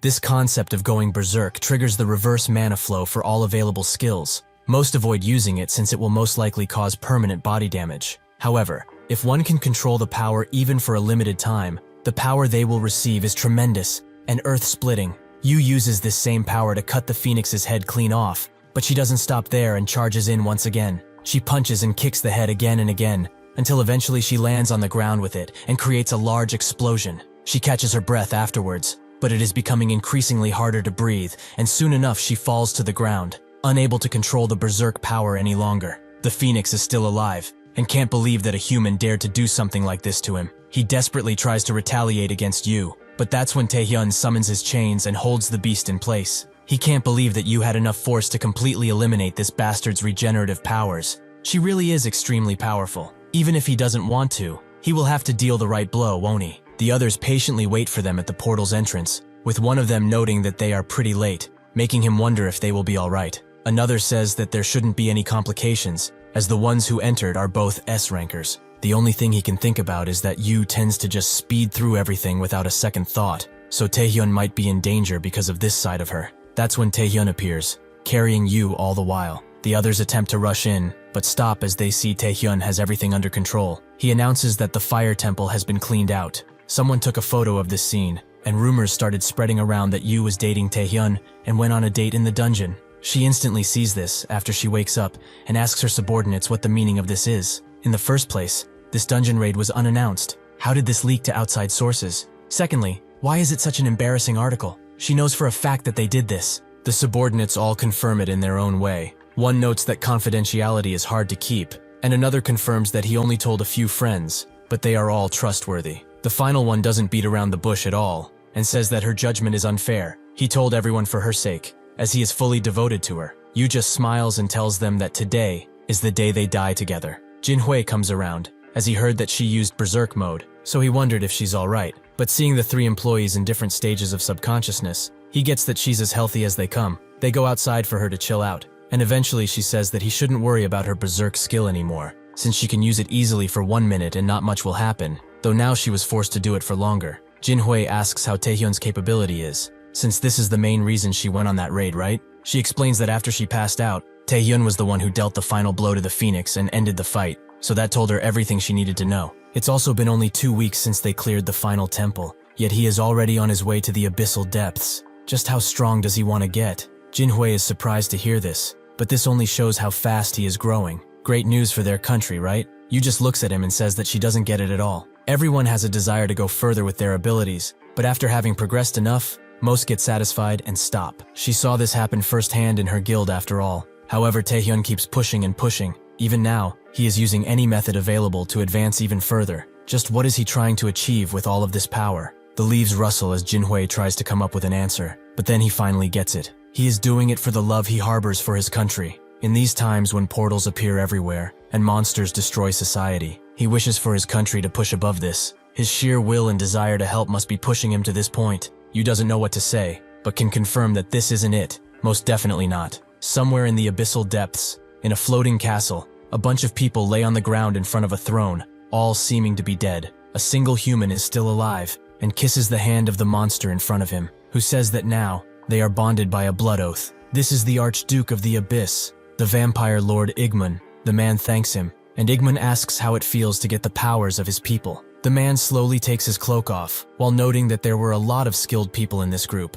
But now, he has become even stronger, to the point that nobody can challenge him. This is China's only force-level player, Zhang Linpeng. Somewhere else, a portal to the abyss swings open, and Taehyun goes through it. After he is on the other side, he notes that this is the first time he's visiting this place after regression. He really didn't miss it. His thoughts are interrupted by one of the employees working there, who recognizes him as Taehyun. The man introduces himself as a member of the World Player Association and the manager of the 22nd District of the Abyssal Depths, Paul Becker, also an A-rank player. As they walk, Paul says that this must be his first time into the abyss, right? Taehyun notes that it's technically true, so Paul suggests that he hire some players to act as his guides, or even mercenaries. There are countless of these player spots around the place that act as safe houses, to help other people in their quest of exploring districts that haven't been pioneered just yet. Unfortunately, they are in the abyss, so dangerous beasts might ambush everyone, even if they are in a so-called safe zone. No matter how skilled an S-ranked player is, he should still hire some company, at least to not get lonely fast. Taehyun tells him that something like this will not be necessary, as for him it doesn't really matter. Suddenly a large beast pops out of the ground just as he turns around,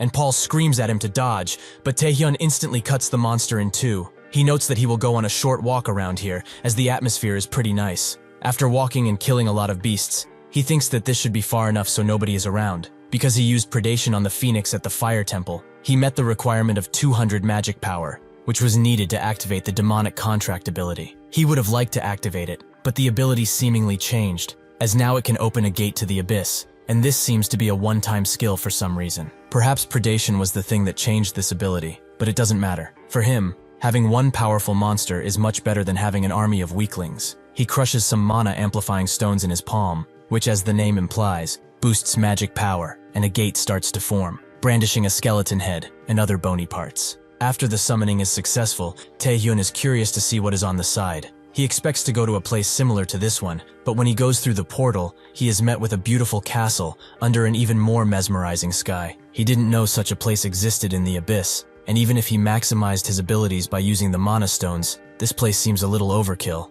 Suddenly a bunch of girls appear while he's mumbling to himself, but he swiftly notices them and has enough time to defend himself against their attacks. One of them notes that he is quite scary with that sharp blade of his. He will have to be punished for this transgression. The others are excited to see him too. These are succubi, and S ranks at that. A succubus is a monster that drains a man's energy through mental attacks, such as illusions or brainwashing. A normal succubus is only around B rank or less, so Taehyun is shocked to see S-ranked ones. Perhaps these monsters are his contract target? If they really are, then he has no choice but to take them down. After thinking this through, he immediately charges in and tries to attack the succubi, but they are too swift and easily dodge his attacks with a smile. The leader of this group says that he's pretty eager, which will lead him nowhere, but he might be quite tricky to tame. As soon as she snaps her fingers, a blast of brainwashing power envelops Taehyun fully, and they all drop down, thinking that they finally got him. It's only natural, as no man can possibly resist their mind control powers, no matter how much they try. Unfortunately for her, Taehyun resists and punches her extremely hard. To deal with the other two, he uses his Conqueror Haki to make them instantly fall to the ground. One of them can't believe what is happening, as no human can resist their brainwashing. Taehyun tells her that there is nothing to resist against. Being attracted to monsters like them is too abnormal. Now that he has them down, he can finally sign a contract. To form one of these contracts, a player needs to fulfill two conditions. One of them is to give a monster what it desires, and the second would be to subdue the monster by force. Taehyun has basically completed these two conditions, so he moves on with creating a contract, but the system doesn't allow it, as this is not his target. He is shocked to see this, but this can only mean one thing. Sure enough, a bunch of other succubi appear. with one of them being a grand succubus, SS plus rank. Inside the castle, where a bunch of men are held by veins and lost in their dreams, a maid comes around the throne room, telling the queen that there's an intruder in the castle, and most importantly, a human. The queen smiles as she hears this, since she hasn't been entertained in a while. Taehyun continues to run around the castle while countless succubi are after him, who all want to offer him as tribute to the queen. 2 other succubi appear in front of him through the windows, and he barely has enough time to go below their attacks and use his ability to send them all flying. He thinks that if even the grand succubi aren't the target for the contract, it can only mean one thing. He has to beat the monster that controls all succubi, the queen herself. He eventually makes it to the doors of the throne room, and the maid is waiting for him there, as the queen wants to meet him. When he arrives in front of her, she welcomes him to the palace and introduces herself as the mother of all succubi and their rightful queen, Rosaria. Taehyun gets the notification that this is the target for his summoning pact, which he already deduces. But why her of all things? He is also surprised that she speaks the human language pretty well, which she notices, but she tells him that there's nothing to be surprised about, since he is also a different race, yet understands them perfectly. Taehyun didn't expect to meet a well-spoken monster, and she wonders what the purpose of his visit may be. Wealth? Power?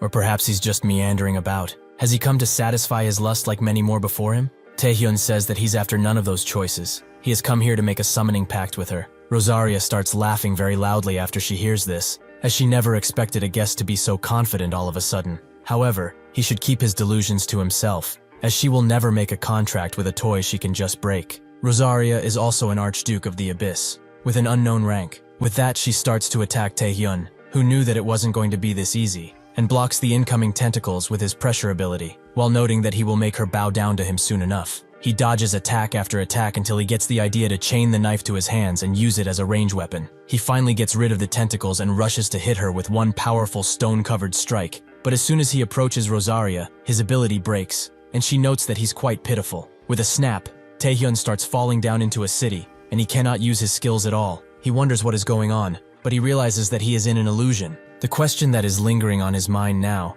is, since when was he here? Rosaria laughs, as that is quite the funny question. But she will answer it for him, because he has been good. He was in her hands from the very beginning. Taehyun continues to fall deeper and deeper into the sea, thinking that he must get out of this illusion at all costs. Suddenly, he is transported somewhere else, in a car, where he and his parents are driving somewhere. Taehyun recognizes his younger self, who is very excited about the awakeners he heard about over the radio. He wants to be one of these awakeners too, and he promises both of his parents to buy them anything they want once he makes it. His mother thanks him for the kind words. But the most important thing for her is for him to live a happy and healthy life. Young Taehyun thinks that this is really boring, but present Taehyun thinks that his parents were always like this. Rather than him getting a high rank, they only wished for him to be happy no matter what he did. He smiles at this moment of peace, but unfortunately it is broken, as he is transported in another version of this car, where both of his parents are lying dead in their seats. On one side, he sees his aunt and uncle, who can't believe that they left Taehyun all alone in this cruel world. On the other side, he hears something all too familiar. He sees him getting bullied for being a normal human with no powers, something that was a frequent occurrence before. Taehyun understands that these are all visions of his past, his dear and not so dear memories. He also sees himself as a porter, living a life of constant abuse and mistreatment, because he was a non-awakener, because he held no strength. He could not stand up against life, and was forced to go with the flow every time. What was even harder to bear on her shoulders was this. At one point, his auntie told him to just come back. As he hasn't fully recovered yet, he's in no condition to go back in again. Money isn't an issue for them, so he shouldn't worry about it. He said that he is very grateful for everything they have done up until now. He loathes himself even now for this. He was unable to help others, and dragged them into the same misfortunes he had most of the time. Even if his parents wished him only happiness, he soon realized that to be happy, one must have strength too. The system confirms that he is under the Queen's hypnosis, and attempts to break him out, but it fails, and his stats are all reduced. He goes through all of his skills to see which ones he can use and falls back to the one that gave him the strength he always needed. Predation. As soon as he uses it, he blasts through the unsightly memories to forge a new path. Somewhere else in his memories, Rosaria is surprised to see that he actually managed to get away from this guy, but she noticed something strange while exploring. For some odd reason, there are memories where he looks older than he is, and there are also memories with outcomes that cannot exist in this timeline. She wonders what other secrets he might hold, so she cuts Asmodeus in half, only to reveal something she never expected. The king himself appears before her, which she seems to recognize, but before she can do anything else, predation envelops her and cuts her out of his mind. so she ends up in reality once again. Taehyun puts his knife to her neck and notes that going through people's memories isn't a nice hobby to have for a queen. He will repeat himself only once. She will accept the summoning pact. Rosaria never expected to see someone escape one of her illusions, but he is still a fool, as the toy he has in his hand can't do anything to her. Taehyun notes that they will see about that, even though he wouldn't really like to fight anymore. She knows full well that she is bluffing, though it doesn't matter anymore. In an instant, she grabs him and announces that she will accept the pact before sinking her teeth into his shoulder. This fulfills the conditions of the pact, and the skill also changes from demonic contract to the Queen's Man. Taehyun also receives the complete hypnosis skill, and his charm stats are also increased. He falls asleep after all of this, and Rosaria hopes that he has a nice rest, since he is the king's chosen after all. Eventually, Taehyun wakes outside of the castle, where Paul Becker is very glad to see him awake. He asks where he is, and Paul notes that this is the player zone. They found him like this while on patrol. What happened to him anyway? Taehyun wonders if Rosaria sent him here, or that the whole encounter was a dream, but when he looks through his skills and stats, he gets that it wasn't. The Queen's Man summoning skill and complete hypnosis are proof of that well enough. If he can truly summon Rosaria, however, he can face powerful opponents, even at the level of a nation's power. Additionally, the skill she granted him is without any limits. Even if this is all well and good, he wonders why she changed her mind so suddenly. And now that he thinks about it, he remembers her saying something about the king. But how does she even know of him? Paul grabs his attention and asks why he's so lost in his mind. Perhaps hiring a guide really is the wise thing to do. Taehyun notes that he is fine, since he no longer has any business here, so he will be going home. It doesn't take long for Yu to be discharged from the hospital, and when she leaves it while getting dressed, she is greeted by the vice guildmaster of the Nightwalkers, Young Hansu, who is glad to see her fine. Yu notes that she isn't just fine, as she already beat some guys up, so she's feeling very well. Hansu just laughs and notes that he came here with news that might interest her, as Taehyun has returned from the abyssal depths. At first she is surprised by this, but then thinks that perhaps it's not early, since the depths are a challenge to scour even for her. Hansu agrees, as that place is called the grave of the S-Rankers for this reason. But his return isn't the most interesting thing here. It's who went to meet him. Yu asks who it is, and so it's revealed that the leader of the undivided guild player Kwan Kang-hyuk is currently waiting for him. When they meet face to face, Kwan instantly invites Taehyun to a duel, which surprised him,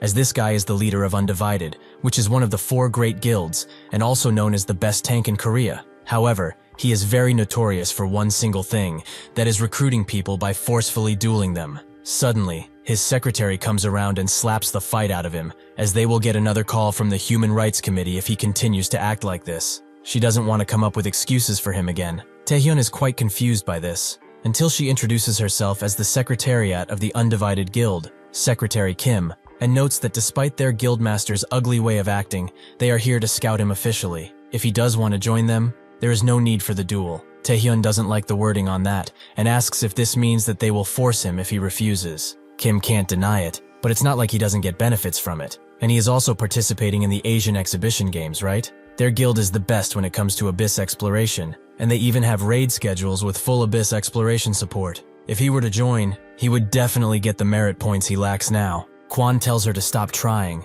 as if this guy would have been so easily swayed by words, he would have joined by now. But Taehyun suddenly notes that it isn't true, and he changes his mind. Kwan asks if he's going to join their guild, but Taehyun wasn't talking about that. He was talking about the duel. The winner gets whatever they want. Sounds fair? Kwan can't believe the gull on this brat, but accepts nonetheless. Shortly after this, the fight is established to take place at the arena, and when the day finally comes, Taehyun is bombarded with reporters while he enters, which tires him, and makes him wonder if he should just crush everyone with his Night King skill. Among those reporters, however, is also Kim Gi-ha, who desperately tries to go through the waves of reporters, but is suddenly helped by Taehyun, who grabs her hand and notes that it's been a while since they last met. Everyone fires up as they see him holding her hand, and even she is surprised that he actually remembered her. But he suddenly says that he doesn't have time for questions, and they will all be answered through the report. He doesn't want to make Kwan wait after all. This leaves Gi-ha to be bombarded with questions, letting Taehyun safely pass the wave of reporters. After this,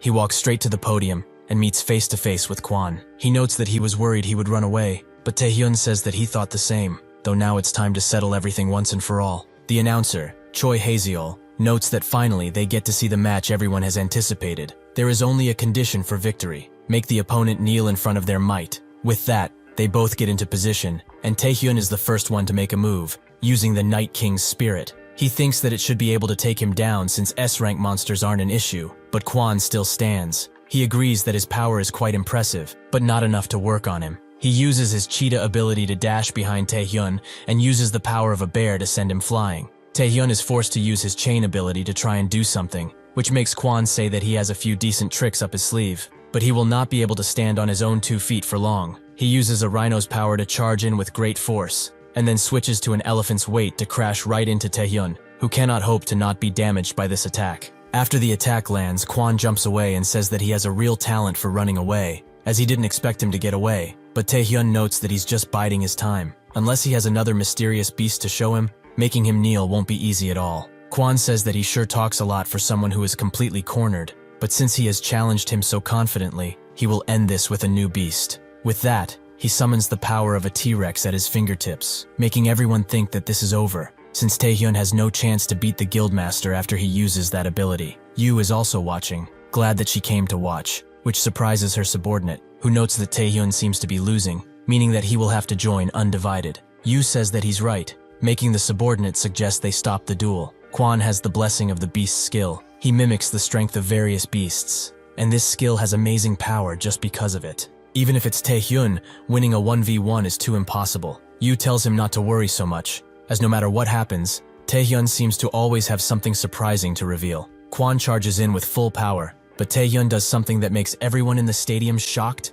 Even Choi is amazed to see that Kwon is now kneeling on the ground behind Taehyun. He notes that this means victory is his right. While this is happening, the secretary of the Undivided Guild is explaining to the Human Rights Committee why their guildmaster is fighting a very fresh awakened. It takes a while for everyone to process what just happened, but when they do, they deny the truth and demand another fight, as this one is clearly invalid. Taehyun expected some backlash, but he never expected Kwon to push him so hard. He truly is Korea's top ranker. He only won because he got complete hypnosis from Rosaria, which he used to make him kneel. Kwon is amazed that he actually lost, as he can't even remember what happened. Was it a mind control skill? How could he not think of that? He is mad about this, but he is even more mad at everyone asking for a rematch, so he tells them to shut up, making everyone go quiet. He does not know what skill this guy used, but losing it is his fault, so the result will not be changed. If they are truly members of the Undivided, they will accept this result, and if they have any complaints, they should come directly to him so he can send them to hell personally. Yu notices that losing against Taehyun pissed that guy off real good, but she also didn't expect what happened. Taehyun really never fails to surprise her again and again. Hansu is quite weirded out by the face she is making now, but he doesn't say anything. Kwon swiftly rushes right next to Taehyun, who offers him a handshake and says that this was a really good match. Before accepting, Kwon asks one thing. Did he plan to win from the beginning? Taehyun notes that to a point, he did. This makes Kwon smile and accept his handshake, and since they had a promise, what does he want? Money? Perhaps a mystical item? Taehyun explains that those are not bad choices, but he does not wish for an object. What he wants is the Labyrinth Minotaur, something that shocks Kwon. More specifically, he wants to participate in the raid of the Labyrinth Minotaur, as he knows they are going to do it soon. Later at the Hero Association, Taewook is told about what happened by Jin Hui, who also says that this is a dungeon that is positioned at the entrance of the abyss. The dungeon speaks for itself, as it's filled with a myriad of traps and it's hard to navigate. Someone with good detection skills is most definitely needed. What's more surprising is that despite it being at the entrance of the abyss, many guilds and S ranks have tried to challenge it, only to fail. The Undivided Guild has the raid rights for it currently, and they were about to attempt it, but all of this was secret. Taewook asks how Taehyun knew about such a thing. Is this really okay to let go? Jin Hui tells him that it's fine, even if he is also stressed a bit since this is the abyss they are talking about. There's nothing they can really do, except trust the people who will challenge it. In reality, his concern isn't the difficulty of this dungeon, but the people who are partaking in it. He can only hope that his worries are not true. Suddenly an employee calls him and says that they have an urgent matter to discuss. They got a message from the Japanese Player Association, making Jin Hui wonder why they have dealt with the East Point matter, have they not? The employee says that it's not about that. The Saintess sent an invitation to Taehyun. Inside the association's large underground gate control room, everyone gathers for the Minotaur Labyrinth, and Secretary Kim starts counting everyone until she gets to 100, the full raid team of this labyrinth. With the confirmation that everyone is here, Kwon tells everyone to move forward, as it's time to slay some cows. When they do get inside, the fighting immediately starts, with Taehyun easily taking care of these low-level monsters that dared to face him. Kwon watched him fight, and said that he has some really impressive skills, and he also asked if he liked the little weapon he gave him. Taehyun notes that it certainly isn't bad, and since he had to send his usual weapon to repairs, this is great. Kwon expected it as such, as he was planning to give it to him once he joined the guild. This is Asran, a rare blade. His joining this raid group benefits them, so it did not feel right for that to be his reward, hence the knife. Taehyun thanks him for his generosity, but asks if he's really alright with doing this labyrinth. Everyone has failed to fully raid it for the past 30 years. Without any measures, they will suffer the same fate. Secretary Kim explains that everything is fine. Everyone participating is a veteran player, of at least B rank. They are already eliminating the monsters with no setbacks, and their vice guild leader is also removing all of the traps using his detection skill, so they don't have to slow down. They even found a clue to this labyrinth a few months ago. Taehyun asks what she means, and Kwon tells him that they found the corpse of a minotaur, who seemingly came from this labyrinth in the abyss. It had the same tattoos as they see everywhere in this labyrinth, but when they touched the corpse, everything turned to dust except one horn. Taehyun knows what that means, and Kwon says that if that bastard was really from this place, they can use tracking skills to follow where it went and find a path. After a lot of tracking and searching by their vice guild leader, they all arrived at the end of the labyrinth, which has a giant minotaur statue that is missing a horn, which they also notice. Kwon tells Secretary Kim to bring the horn, which she does swiftly, and Taehyun thinks that everything has happened just like it did before his regression. The raid team reaches the end of this labyrinth and uses the minotaur horn, but what happens now? Nobody expects. Kwon takes the horn and shoves it back in place, making the room light everyone, and everyone cheers for the first victory of this labyrinth. Unfortunately for them, the horn shatters, and they are all transported somewhere else entirely. It seems that everyone has been transported somewhere different, be it a river or a rupturing volcano. Taehyun isn't surprised, as he knew about this already. It's a spatial transfer trap. The others around him are naturally confused by this whole ordeal. Somewhere else, that particularly strange man who is apparently named Mr. Shadow is informed that Taehyun also joined the raid team. One of his subordinates apologizes profusely, as it happened too suddenly, but what should they do now? If he wishes, they can completely halt the operation. Shadow says that this is perfect, as 5 S-ranked villains infiltrated the raid team, and including the A-ranked villains, it's about 20 people. Even if Kwon and Taehyun join forces, they won't be able to fight forever. He wonders what they will do when they find out about all of this. He has not been this excited for a long time. Someone from Taehyun's group feels that it's only natural they introduce themselves, and a B-rank player by the name of Miranda introduces herself first. But Taehyun swiftly kicks her face and says that she can't lie to him, as she is the S-rank villain, Milena. A player by the name of Park Sung-hoo has always wondered what Taehyun was like. Perhaps he is a hero like their guildmaster, always reliable, and a light in the dark. Or perhaps he is a saint as the rumors talk about, and he was willing to sacrifice himself in order to save the people of East Point. Either way, unlike him, Taehyun is someone worthy of everyone's respect. His opinion changed, however, when he saw Taehyun kick a woman like she was a ball. Sung-hoo is naturally shocked and asks what he did, but Taehyun tells them that she was a villain, and there's no reason to worry about her. Sung-hoo immediately pulls out his gun, a hell of a reaction, and calls Taehyun a lunatic, who simply dodges his bullets, and says that what he said is true. Sung-hoo didn't expect this guy to be a maniac. Did he lose his mind because of this crisis or something? He does not believe what he said. Miranda is a precious friend. She has been hunting and exploring with him for a long time. There is no way she's a villain. He rushes to her and tells her to get up. She must get away from this bastard. He will try to hold him off. Suddenly, Milena punches him so hard that all of the simping flies out of his body, as she doesn't want to be touched by such a loser. Taehyun told him that she was the villain, but he doesn't have time to wake him up, as 2 other villains are attacking from behind. They launch their attacks, but Taehyun immediately teleports behind them, and certainly didn't expect to meet 3 villains. Perhaps he should have memorized the nobodies too. Milena takes her jacket off and ties her hair to get more comfortable. She notes that he's quite the strange man,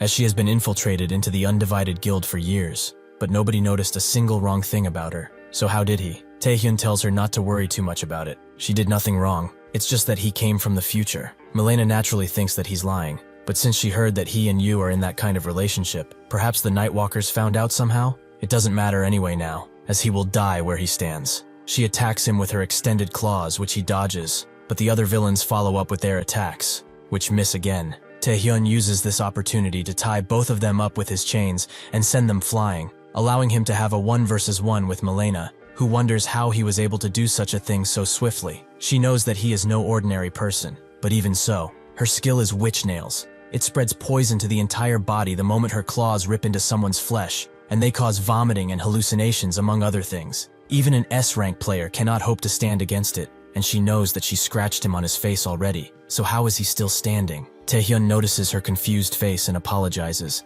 As poison doesn't do jack to him anymore, he summons the Night King's power, and Malena is too into her dash to dodge, so she knows that she's screwed. This is Taehyun's victory. After Sungho awakes, he gets up and walks towards the scene, where he sees Taehyun standing over an angry Malena, who demands that she be released this instant. But Taehyun just grabs her hair and says that he isn't playing anymore. He will be asking her some questions now, which he hopes she can answer. With hypnosis activated, he asks how many people are infiltrated and their purpose for it. Malena feels compelled to answer, and says that there are 20 villains, including 5 S ranks, and their purpose is to sabotage this raid, besides attempting to kill the guildmaster Kwan. Taehyun processes the information he got, and remembers only 3 S ranks being here before he regressed. There was the gatebreak accident too, meaning that the future is changing, and it's becoming unpredictable. Is it because of him? He has time to think about all of this later, and tells Sungho that they have their objectives so they should go meet up with Kwan. As they walk away, Sungho still thinks about Miranda, as he can't believe that she is really a villain. Did Taehyun know about it from the start? Before he can think of anything else, Taehyun tells him that the way out of this place is quite easy, as even if it's completely different, this place is still a labyrinth, so there must be a passage that is connected to another place. Naturally, it can connect to a myriad of places, so they might not reach Kwan from the first one, but they will get there eventually. Before entering, Sungho has one question for him. Why did he not tell anyone else about this? He apologizes for doubting him earlier, but if he had told the guildmaster about the infiltrating villains, this would have never happened. Sungho waits for an answer with a sad expression, but Taehyun notes that he already told him, which shocks Sungho. Taehyun says that he can believe it if he wants or not, but the fact is that Kwan already knew about it. After the vice leader takes his knife out of Kwan, the others all approach him with killing intent. Kwan asks if this is some kind of sick joke, but the vice leader just laughs. Secretary Kim rushes to his side, which allows a swordsman to aim at her back, forcing Kwan to grab her and take the hit in her stead. She is shocked to see what just happened, but they don't have time, as 3 others are rushing them, so Kwan pushes Secretary Kim away and uses the power of a T-Rex to blast the attackers away. Secretary Kim says that she doesn't need protection, as she will fight too, but Kwan tells her to lay low, as she cannot handle these bastards, not even one of them. Kim notes that at this rate, he will surely die, which the vice leader agrees with, as he does not have the luxury of protecting others in this situation. All of this time, they have been hiding their powers, but now, there's no longer a need to. Everyone here is at least an A rank, and there are 4 S rankers in total. They are the elite of the Malignant Guild, and they are here to kill him. Kwan notes that they made tons of preparations, and he thought that he had a good eye for people, but the vice leader says that he shouldn't beat himself over it. As they have been working for years on this plan, there is no way a fool like him could have figured it out. Kwan then says that Taehyun was right. That bastard already knew who they were and their intent to assassinate him, although he didn't want to believe him. The vice leader is shocked to hear this, as he knew all along. But more importantly than this,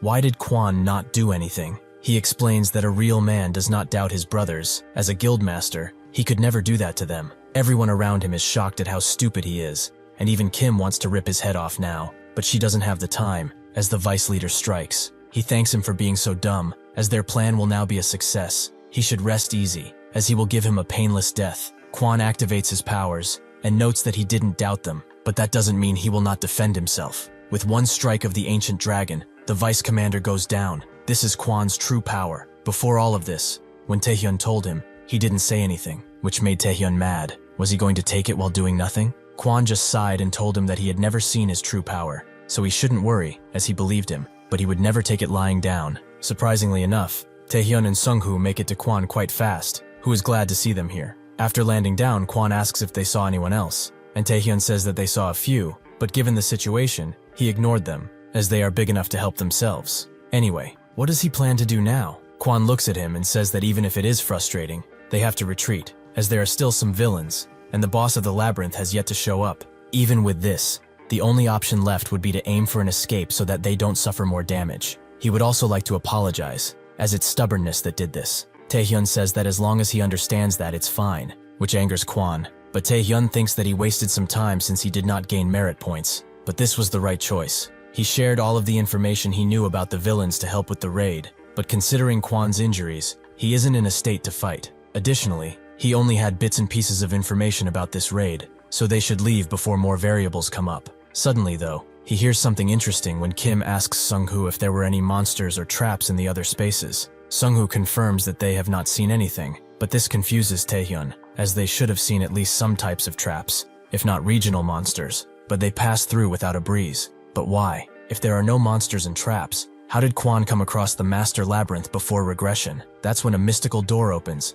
and the boss of this labyrinth, the Grand Minotaur Queen, appears. She immediately goes for the attack, which forces everyone to retreat, but this attack was actually directed at the door behind them. Since they are the only powerful players here, Taehyun and Kwon charge up their abilities and go in, attempting to take down the Minotaur Queen. Seeing them rush towards her, she starts using all of her weapons to slow them down, but this doesn't prove that useful, so she uses a strange scepter to revive the dead Minotaur of this realm, the Tao King. Kwon is surprised to see him alive again, but that's not all, as even more Minotaurs rush Kim and Sungho. Suddenly the Queen speaks. Those who wander their labyrinth, those who dare to disturb their slumber, should not worry anymore and come forward. She will meet their hostility and malice with repentance. Some of the bulls still go for Kim and Sungho, but Kwon rushes in, accompanied by Taehyun, who assists him by using his chains to hold the bulls in place, while Kwon unleashes a fiery breath on them that completely annihilates them. After landing, Kwon thinks they're defeated, but the bulls keep going even though they're melting,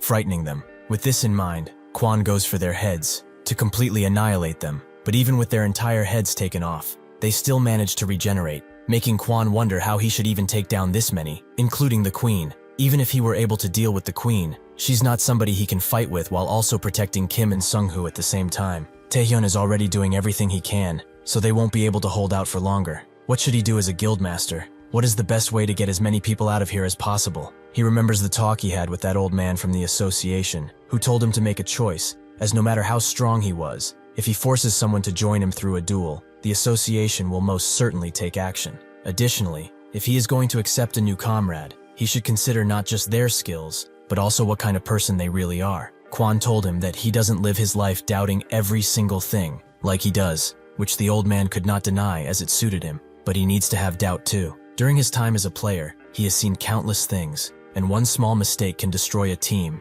and the one he swore to protect. His strength will not solve every little problem of his. He should recognize his limits, and choose what is important for him and his team. That's what it means to be a good player. Kwon sat there for a while before smiling, and saying that he's not as weak as he is. Now that Kwon is in this situation, he thinks that he should have taken the words of the old man more seriously. If he kills the enemy, his comrades will surely die. But if he does not kill them, his comrades will still perish. Are these really the only choices he has? He refuses to give up, and sits idly by while his comrades are being mauled. He charges through a bull straight to Taehyun, and asks if he's the same as him. He is extremely greedy, so he will find a way to secure his comrades while also crushing these beef patties into dust. He will not make a choice. Taehyun does not know what he's yapping about, but he likes his energy, so he tells him that there is a way to defeat the Queen. After telling him, they rush through the countless bulls, and Kwon asks Taehyun if he's sure this will work, and he says that it most likely will. The Minotaur Queen sees that they have reached a decision, which is utterly pitiful. No matter what choices they make or the decision they come to,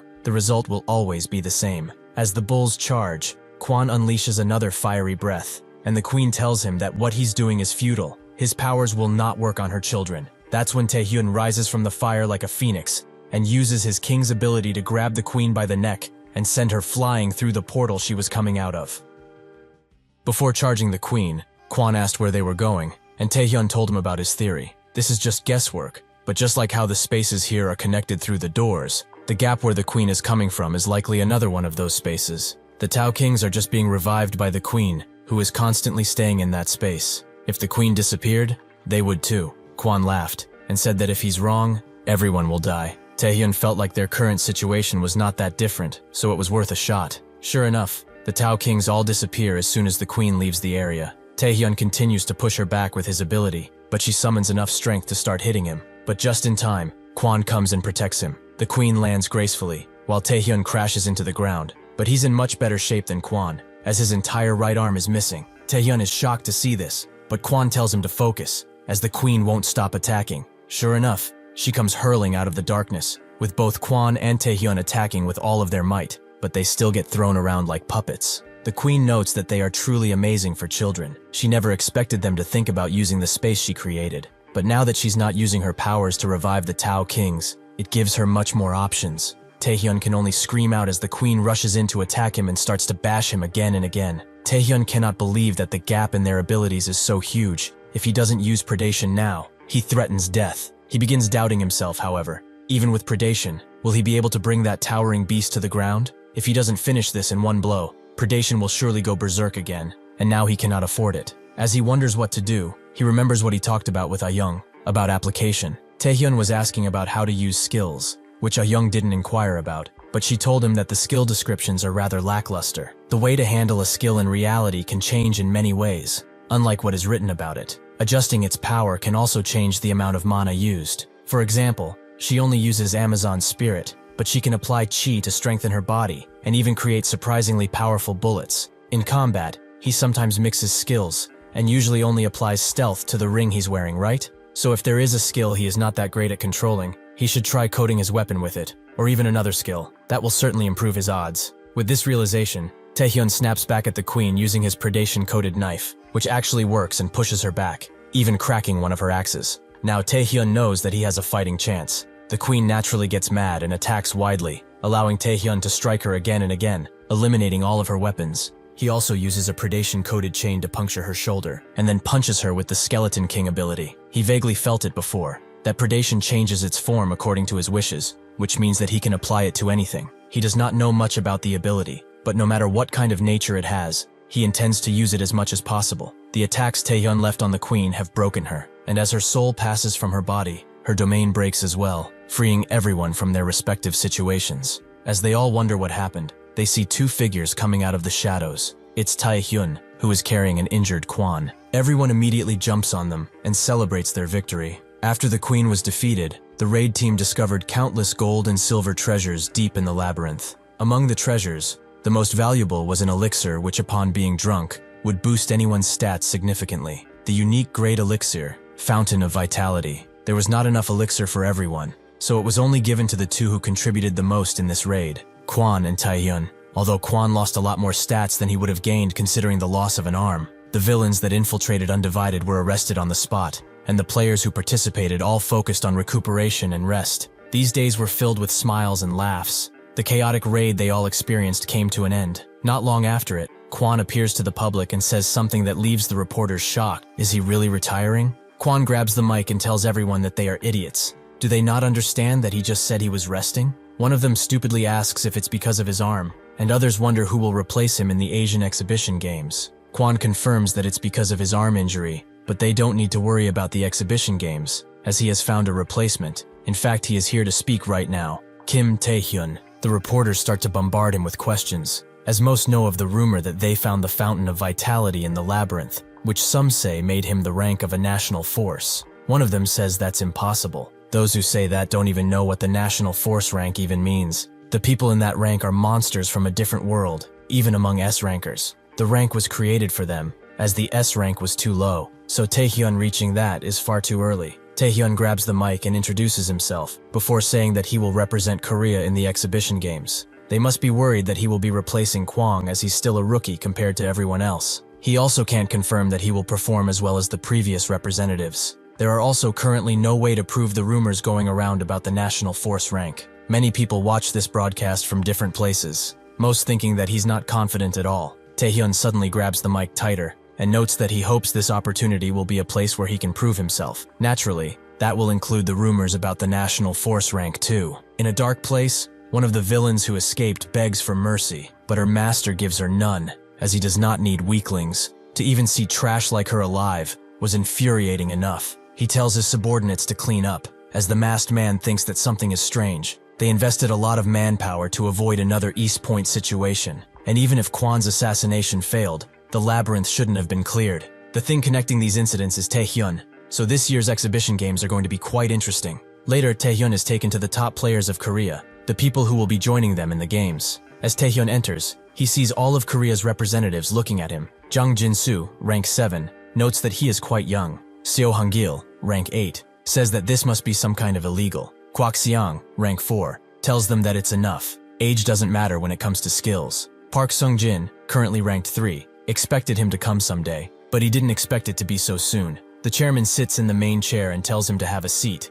as they are about to begin the strategy meeting for the exhibition games. With everyone sitting down, Taewook begins explaining some things about the exhibition games. They first originated when the defenders of each Asian country grouped together back when the Abyss was first discovered. and people awakened skills. It was a time of complete chaos, when countless great monsters appeared. Now, it's a 7-day event in which the representative of their respective country freely fights monsters and converts them into points to reach the top. Since people fear monsters and demonic humans, they consider this event as a festivity, celebrating their demise. However, this is more like a war, as this will measure the power of each country and also generate goodwill from broadcasting the monster hunt. The winning country receives a massive prize pool, a very unique item, and the right to complete uncleared dungeons, so this competition will be extremely fierce. Taehyun felt like it was a good idea to participate in this event, and it seems that he was right. The succubus queen, Rosaria, seems to know about the king's existence, but he cannot measure her strength yet,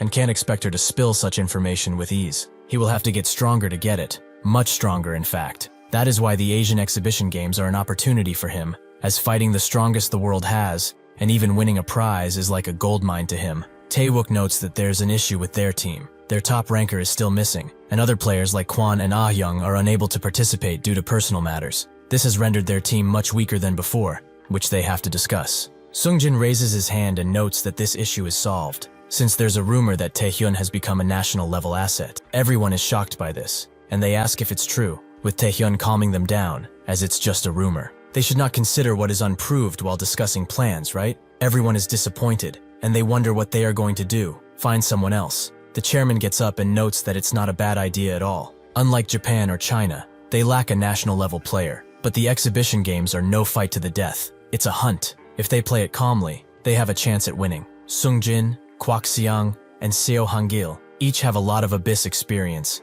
and can handle the monster well. Jinsu, who has a lot of anti-personnel experience, can help Taehyun hunt the demonic humans. With the plan made and the exhibition games in a week, the chairman wishes everyone the best of luck. That week comes and goes, with everyone gathered at the stadium to see the games. This is also where the opening ceremony for the games is taking place. The Philippines, Vietnam, Singapore, and all of the other countries have gathered to wait for entry. Among them, the strongest appear to be Japan and China, which have national force rank level players competing, like Ghostblade, real name Nakata Shinji. However, China has sent 3 national ranked players to compete and are expected to be the strongest. From right to left, Bloodblade Liu Feng, Super Speed, Kai Ming-min, and the one in the middle is God Force, Shei Shin. Taehyun's family watches all of this on their TV, with them thinking that Korea has no chance, although they hope that Taehyun is safe. His cousin suddenly screams at them. How can they lose hope when they should shout for his success until they cannot anymore? Have they forgotten everything he has done for them?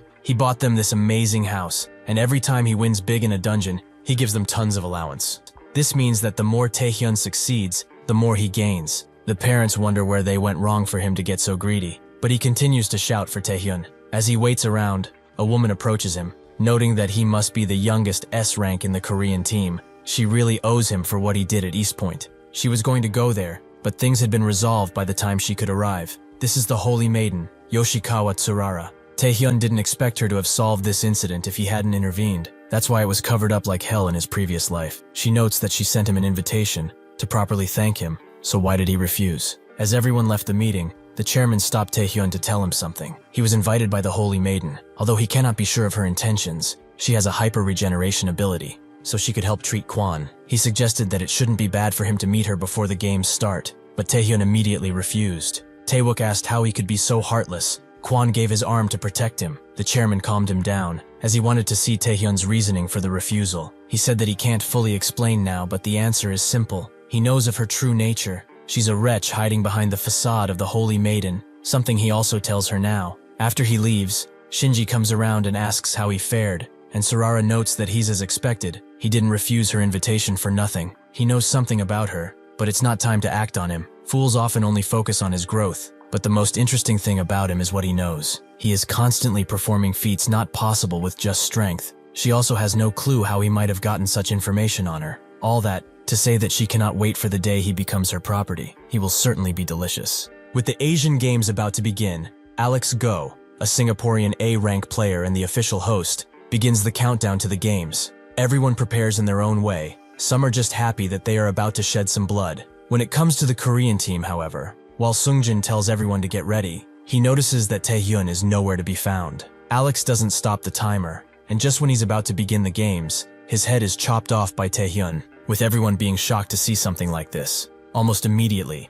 The Chinese and Japanese teams try to jump him, with his teammates doing their best to stop the incoming attacks, creating an explosion of gigantic proportions. The Korean team managed to secure Taehyun, but Seong asks what's wrong with him. Has he lost his goddamn mind? Ghostblade suddenly starts laughing like a maniac, as they have no right to defend a killer from his punishment. The answer is clear. He will have to exterminate them one by one. Sarara tells him that he can kill all of them, but he should keep her property intact if he wants to leave. That's when Haley Tan, the chief of the Singaporean Player Association, tells them to stop, as they will handle the situation. The chairman tries to calm her down, noting that one of their representatives would never do something like that, but she already saw what he did. He killed a man in cold blood. Everyone saw. Is that not enough evidence? Before she can command his arrest, Taehyun says something that grabs their attention. Demonic human, Wan Kai. A few years ago, on a luxury cruise, this S-rank demonic human tortured and murdered over 30 passengers. The associations and corporations placed a bounty of 3 million on his head, but he got away, profiting heavily from the information he got out of his victims. What he actually did was change his appearance. Haley asks what that has to do with this situation, but her eyes widen as she sees Alex's head. Taehyun says that Kai managed to shake off the search on him because he had a skill that allowed him to change appearance, just like he did today. Everyone is shocked when they see the true identity of Alex. Taehyun notes that they should thank the Nightwalkers for this information, while everyone wonders how such a thing is possible. Another demonic human looks at Taehyun with great attention, as he finds him very interesting. Additionally, the Korean team is the first to score 1,000 points. Due to the death of the host, which was thought to be murder at first, the games commence instantly, and every country has begun its hunt. Taehyun was the first to score in this event, and has given credit to the Nightwalkers. Ah Young's assistant didn't expect her to know something like this, but she really doesn't, and she also doesn't know why Taehyun lied. She is quite grateful honestly, but all of the calls they are getting are about to overload their systems. Since this is not how the association does things, this must be done independently by their Taehyun. What could their darling be doing? Somewhere in the city, Taehyun takes care of a bunch more demonic humans and receives a call from Ah Young, who almost takes his ear off. He notes that she's late, with her noting that they almost died because of how busy they were. Taehyun hopes that this call is through a secure line, which Ah Young already expected he wanted. He wanted to chat with her. Taehyun notes that he just can't make secure calls through the phone, and says that he wants 2 favors from her. First, he wants some information on demonic humans, and second, she has to look into something. Ah Young explains that they gave him enough information through the association, but Taehyun notes that catching small fry like these guys will not win them the games. If they want to win, they must go after bigger fish. The target he would most enjoy would be the Malignant Guild. As soon as he says that, a man stops in front of him, identifying himself as Kimura Ken. Taehyun didn't expect to meet someone here, and asks what he wanted. Ken screams out at him. He is here to punish him for tarnishing the name of the righteous holy maiden. Taehyun doesn't have a clue about what he just said, and is quite confused. The warrior named Kimura Ren is Japan's candidate for the exhibition games, and also an S-rank player. Moreover, he is fanatic when it comes to the Saintess, to the point where he worships her. If the swordsmanship player of Nakata Shinji, who is a national level player, is seen as precise and elegant, then Ren's swordsmanship is strong, yet utterly reckless, just like a warrior. With it, he rips opponents open and causes destruction anywhere it is used. However, no matter how powerful a sword technique may be, it's absolutely useless if it does not reach the enemy. Taehyun simply does so while trying to talk with Ah Young over the phone, but it's proving difficult. Ren charges in while wondering why his attacks are not hitting. How is someone like this bastard doing that? Ah Young tells Taehyun that they can't do what he wanted. Targeting the Malignant Guild is crazy work as it is, and he knows why the association, despite many tries, decided to leave the demonic human cartel alone. Those are people who will hide themselves and immediately cut off anyone who is close to them. Even if they possess some information, they do not chase them, because it would be a waste of resources. He shouldn't poke the bear, as things will go out of control. Taehyun agrees while dodging, and finds the perfect opportunity to strike Ren, making him fly into the air while disarmed. Taehyun feels confident, and says that anything is possible if he's the one to handle it, confusing Ah Young. He notes that he cannot disclose everything now, but he has a way to get them that has a 100% success rate. All he needs is her trust, but he has proven himself up until now, right? Ah Young can't believe him, but agrees. Although there's not a lot of information about the Malignant Guild, she will give it to him and about other leads. Taehyun asks what other leads she has, and she says that she's talking about the 3 warlords. These people are the big shots that control not only the underworld of society, but also the political scene, and also the bosses of the demonic human cartel that rules over Asia. They did manage to find out about one of the executives and how to contact them, Miyazaki Kenji. Even if they somehow capture him, however, he won't spill easily, and if things go wrong, The exhibition games will make even more enemies. So, what would he like to do? Taehyun knows about the warlords. They are not as important as the malignant guild, but they are worth taking down, and says that he will do it. Ah Young notes that besides that, she will start looking into his other request, which he's thankful for. She expects to be taken out for dinner after this if he's so thankful. But that's when Ren gets up and asks if he is really looking down on him. If he does not fight properly, he will annihilate the entire area around them. To gain the advantage, Ren uses his ability to cut all of Taehyun's senses and unleashes it on him. Taehyun isn't fazed at all. He really wanted to let him go, as fighting between participants is forbidden, but now he has no choice. He will get only a little serious, and see what he can do. Ren knows he messed up. He cannot hope to face such power. Eventually, the Saintess gets the news that Ren has been defeated, but he has already settled with the media, and said that a demonic human was the one who defeated him. However, Ren's mental state is in the dumps, as all he keeps repeating is that he will get a little serious, almost as if he's repeating it from somewhere. In the current condition he's in, he should recover in a month, so he definitely will not be able to be a part of the exhibition games anymore. The priestess doesn't seem to be too bothered, and says that Taehyun certainly is skilled, for someone so young. Shinji suggests he go in next, but the Saintess laughs, as they won't get any points for the exhibition games if he's absent. But he also shouldn't worry, as she knew Ren was pretty useless, and she has some new bait right here. She slowly opens the door of the dark cell, where Isaka Ryohei is chained to a wall. He barely recognizes her through his lightless eyes, and she notes that it's time for him to put in some work. Somewhere in the abyss, a pretty serious fight is going on. A woman by the name of Rikaya, an S-rank player from the Philippines, asks her attacker why he's doing this. Why is he trying to kill them? With strength, he could get first place without doing any of this. Their attacker is Shui Shen, China's national level player. He notes that he's not toying around with them because he likes it. He just has to do it on the request of the association chairman. Rikaya is shocked when she hears this, and wonders why that would even happen. It's ridiculous to think about. Is this guy just trying to start a war? She tells her teammate to run away as far as she can, who refuses at first. But Rikaya tells her to run and tell everyone about this. She will stop this bastard for as long as she can. Reluctantly, the teammates listen, and Shui Shen charges in. Not long after, Rikaya is dead on the ground. While he thinks that the Singaporean guys that Ming Min is in charge of must be much more interesting than these two. So which country should he take down next? He suddenly remembers the grudge he had against Taehyun and the entire Korean team. On the news, the ranks of each team in the exhibition games are revealed, with Korea being in first place by a pretty large margin, while China is pretty far behind, yet their points are growing even now. These news are broadcast everywhere for everyone's enjoyment. This is a big thing everywhere. In the busy streets, some talk about how Ren from Japan has surrendered due to an injury suffered by demonic humans. The Singaporean players have also been found dead, while the Philippines team has gone missing in the abyss. Even if most don't know much about what is happening,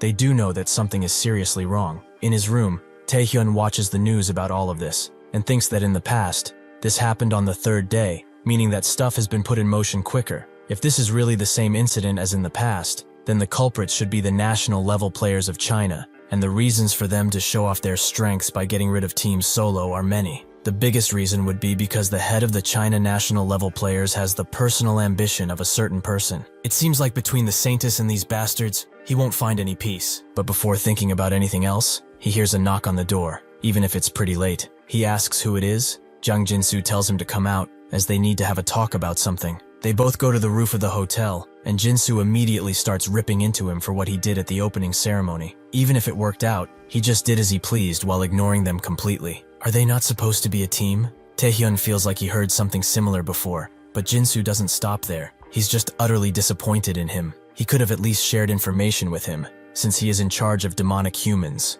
To shut him up, Taehyun tells him that he was attacked by Ren today, meaning that he was the one who made him forfeit. He successfully restrained him, but that begs the question, how did he know of his location? If he would bet on something, it would be that there's a little rat in the association. Taehyun said nothing to him, but Jinsu immediately feels accused and asks why he's accusing him. Does he have any proof? Taehyun says that it's not easy. Anyone with access to the intel is a suspect, including him too. The thing is that he moved with caution when he discovered that Kai was hiding around the place. If the other foreign players were not killed by demonic humans or monsters, then a national level player is the culprit. When they might be attacked by these guys, going around together will decrease their chances of winning. That's why he's planning to do things alone for a while. It worked until now. Jinsu tries to say something else, but Taehyun brushes him off and leaves, leaving Jinsu to burn up with seething rage. How dare a newbie dare to talk with him and brush him off that way? Taehyun does not leave and stands above him using his invisibility, wondering if this guy is truly a spy. He never learned of a spy in this previous life, but looking at how Ren found him, there has to be something similar. He cannot trust a soul now, so until then, he will hunt down the warlords. Although the guide Young gave to him isn't that inspiring. The next day, Taehyun goes to a food spot to get his grub on, and sees two people who seem to be the underlings of Kenji that Young mentioned, and are acting like kids. The bag beside them is probably filled to the brim with illegal stuff, but he just needs to be careful and follow them back to his target. He sits down next to someone who says that he's as cautious as ever. Some things really don't change. Taehyun is shocked to see that the man beside him is Isaka Ryohei, who was supposed to be serving a life sentence for the East Point thing. Ryohei calms him down, as he's not here to fight, but Taehyun doesn't believe him at all, and curses him out. Ryohei doesn't appreciate that, and since he is hiding here, he will help a little. He breaks a nearby window, making everyone look in their direction and see what's up. Kenji's underlings recognize Taehyun instantly, and start bolting out of there as fast as they can. Ryohei notes that he really meant that he's not here to fight, and to prove it he unleashes an incapacitating attack that takes the runners down. This makes Taehyun wonder if he has become stronger since East Point, and Ryohei says that if he's aiming for their boss and the three warlords, he wants to help, and promises that his time will not be wasted. Taehyun immediately chains him down, and is surprised that he's so confident all of a sudden. He will give him 1 minute to explain, but if he's talking out of his ass, he will make sure to regret it. Ryohei tells him that this sure brings up some memories, but this time he is not a pushover. He tries to get out of the chains, until they become filled with predation, and the pressure brings him to his knees alone. Just how strong has this guy become? Taehyun says that he has 50 seconds, so Ryohei explains that he cannot defeat the three warlords by himself. He's going after bait here, and even if he catches Kenji, he won't gain anything. Taehyun warns that he has 30 seconds, making Ryohei scream that he has connections. He can get him to the three warlords directly. That's a deal he can't pass on. Taehyun says 10 seconds, making Ryohei very scared. Is he not after the warlords? Does he not want to gain access to them? Unfortunately, time runs out, and Taehyun lets predation ravage his body until he begs for mercy. Taehyun can't lie. His offer was tempting, but also a little fishy, as why would a sworn enemy of his want to suddenly help? He should speak the truth now. What was his real plan, and who was backing it? Somewhere else, in a rundown storehouse, Shinji takes care of a bunch of people with one strike using his elegant swordsmanship, and the priestess claps for him, as he really has a knack for killing demonic humans. He asks if she's fine with Ryohei being in charge of that mission. He already lost once to Taehyun, and compared to him, he's much weaker. Even if Ryohei was boosted by her Holy Order ability, he will still not be able to do anything, and will also be constricted by the Awakener's Oath, which requires him to bring Taehyun to him no matter what. The priestess tells him not to worry. It does not matter if he wins or loses. As from what she heard, Taehyun is now aiming for the three warlords. She has also leaked this to the warlords themselves, and Ryohei had contact with demonic humans before, having ties with Kenji, a key member of the three warlords. Since he cannot defeat Taehyun on his own, he will be planning to wait for the perfect time to strike. Naturally, it won't be easy, as that child is quite a mystery. Shinji asks why, but the priestess notes that they only need information, from his fighting capabilities to his values, all the way to his capabilities and personality as a human being. The most important thing she wants is to know of his power. Whatever Ryohei does, it doesn't matter, as they will gather the information from his dead body if they have to. Eventually, Kenji is met face to face with Ryohei. He asks where the Korean brat is, as he was supposed to come with him. But Ryohei says that in this world, it's the strong that prey on the weak. It's one of nature's laws. It's truly an unfair world. And from one human to another, he has one suggestion. If he wants to live, he's better off listening to what he tells him. Kenji knows that he's been had, but that's when Taehyun crashes through the building and immediately puts him down. What Ryohei is saying is true. The weak should fear the strong if they want to live, and he asks who among them is Kenji, as he has some business with him. He gets up and notes that he only got a dirty little sneak attack off, confirming to Taehyun that he's Kenji. He is furious about what just happened, and the entire area begins exploding, with Ryohei watching from the sidelines. When he was still in chains, Taehyun found his plan out and was surprised that he made an oath to the saintess like that. Ryohei wondered what would happen to him now, but Taehyun actually wanted to play along, making Ryohei even more scared. Taehyun explained that he was going to bring him to Kenji anyway, so he will do just that, except he will be on his side now. Ryohei immediately declines. There's no way, and even if he accepts it, the saintess and her little minions would kill him. Taehyun understands where he's coming from, but he shouldn't worry at all. Since he's a piece of trash, he does not care for his life, but he will bless him with one last chance. If he helps him during the exhibition games, and vows to spend his life repenting for what he did. After that, If he does that, he will make sure he is safe. Ryohei didn't believe him, and can he really fathom even going toe-to-toe with those monsters? Taehyun grinned and said that it's only natural. He'd win. Now Ryohei can see that Taehyun is the same breed as the priestess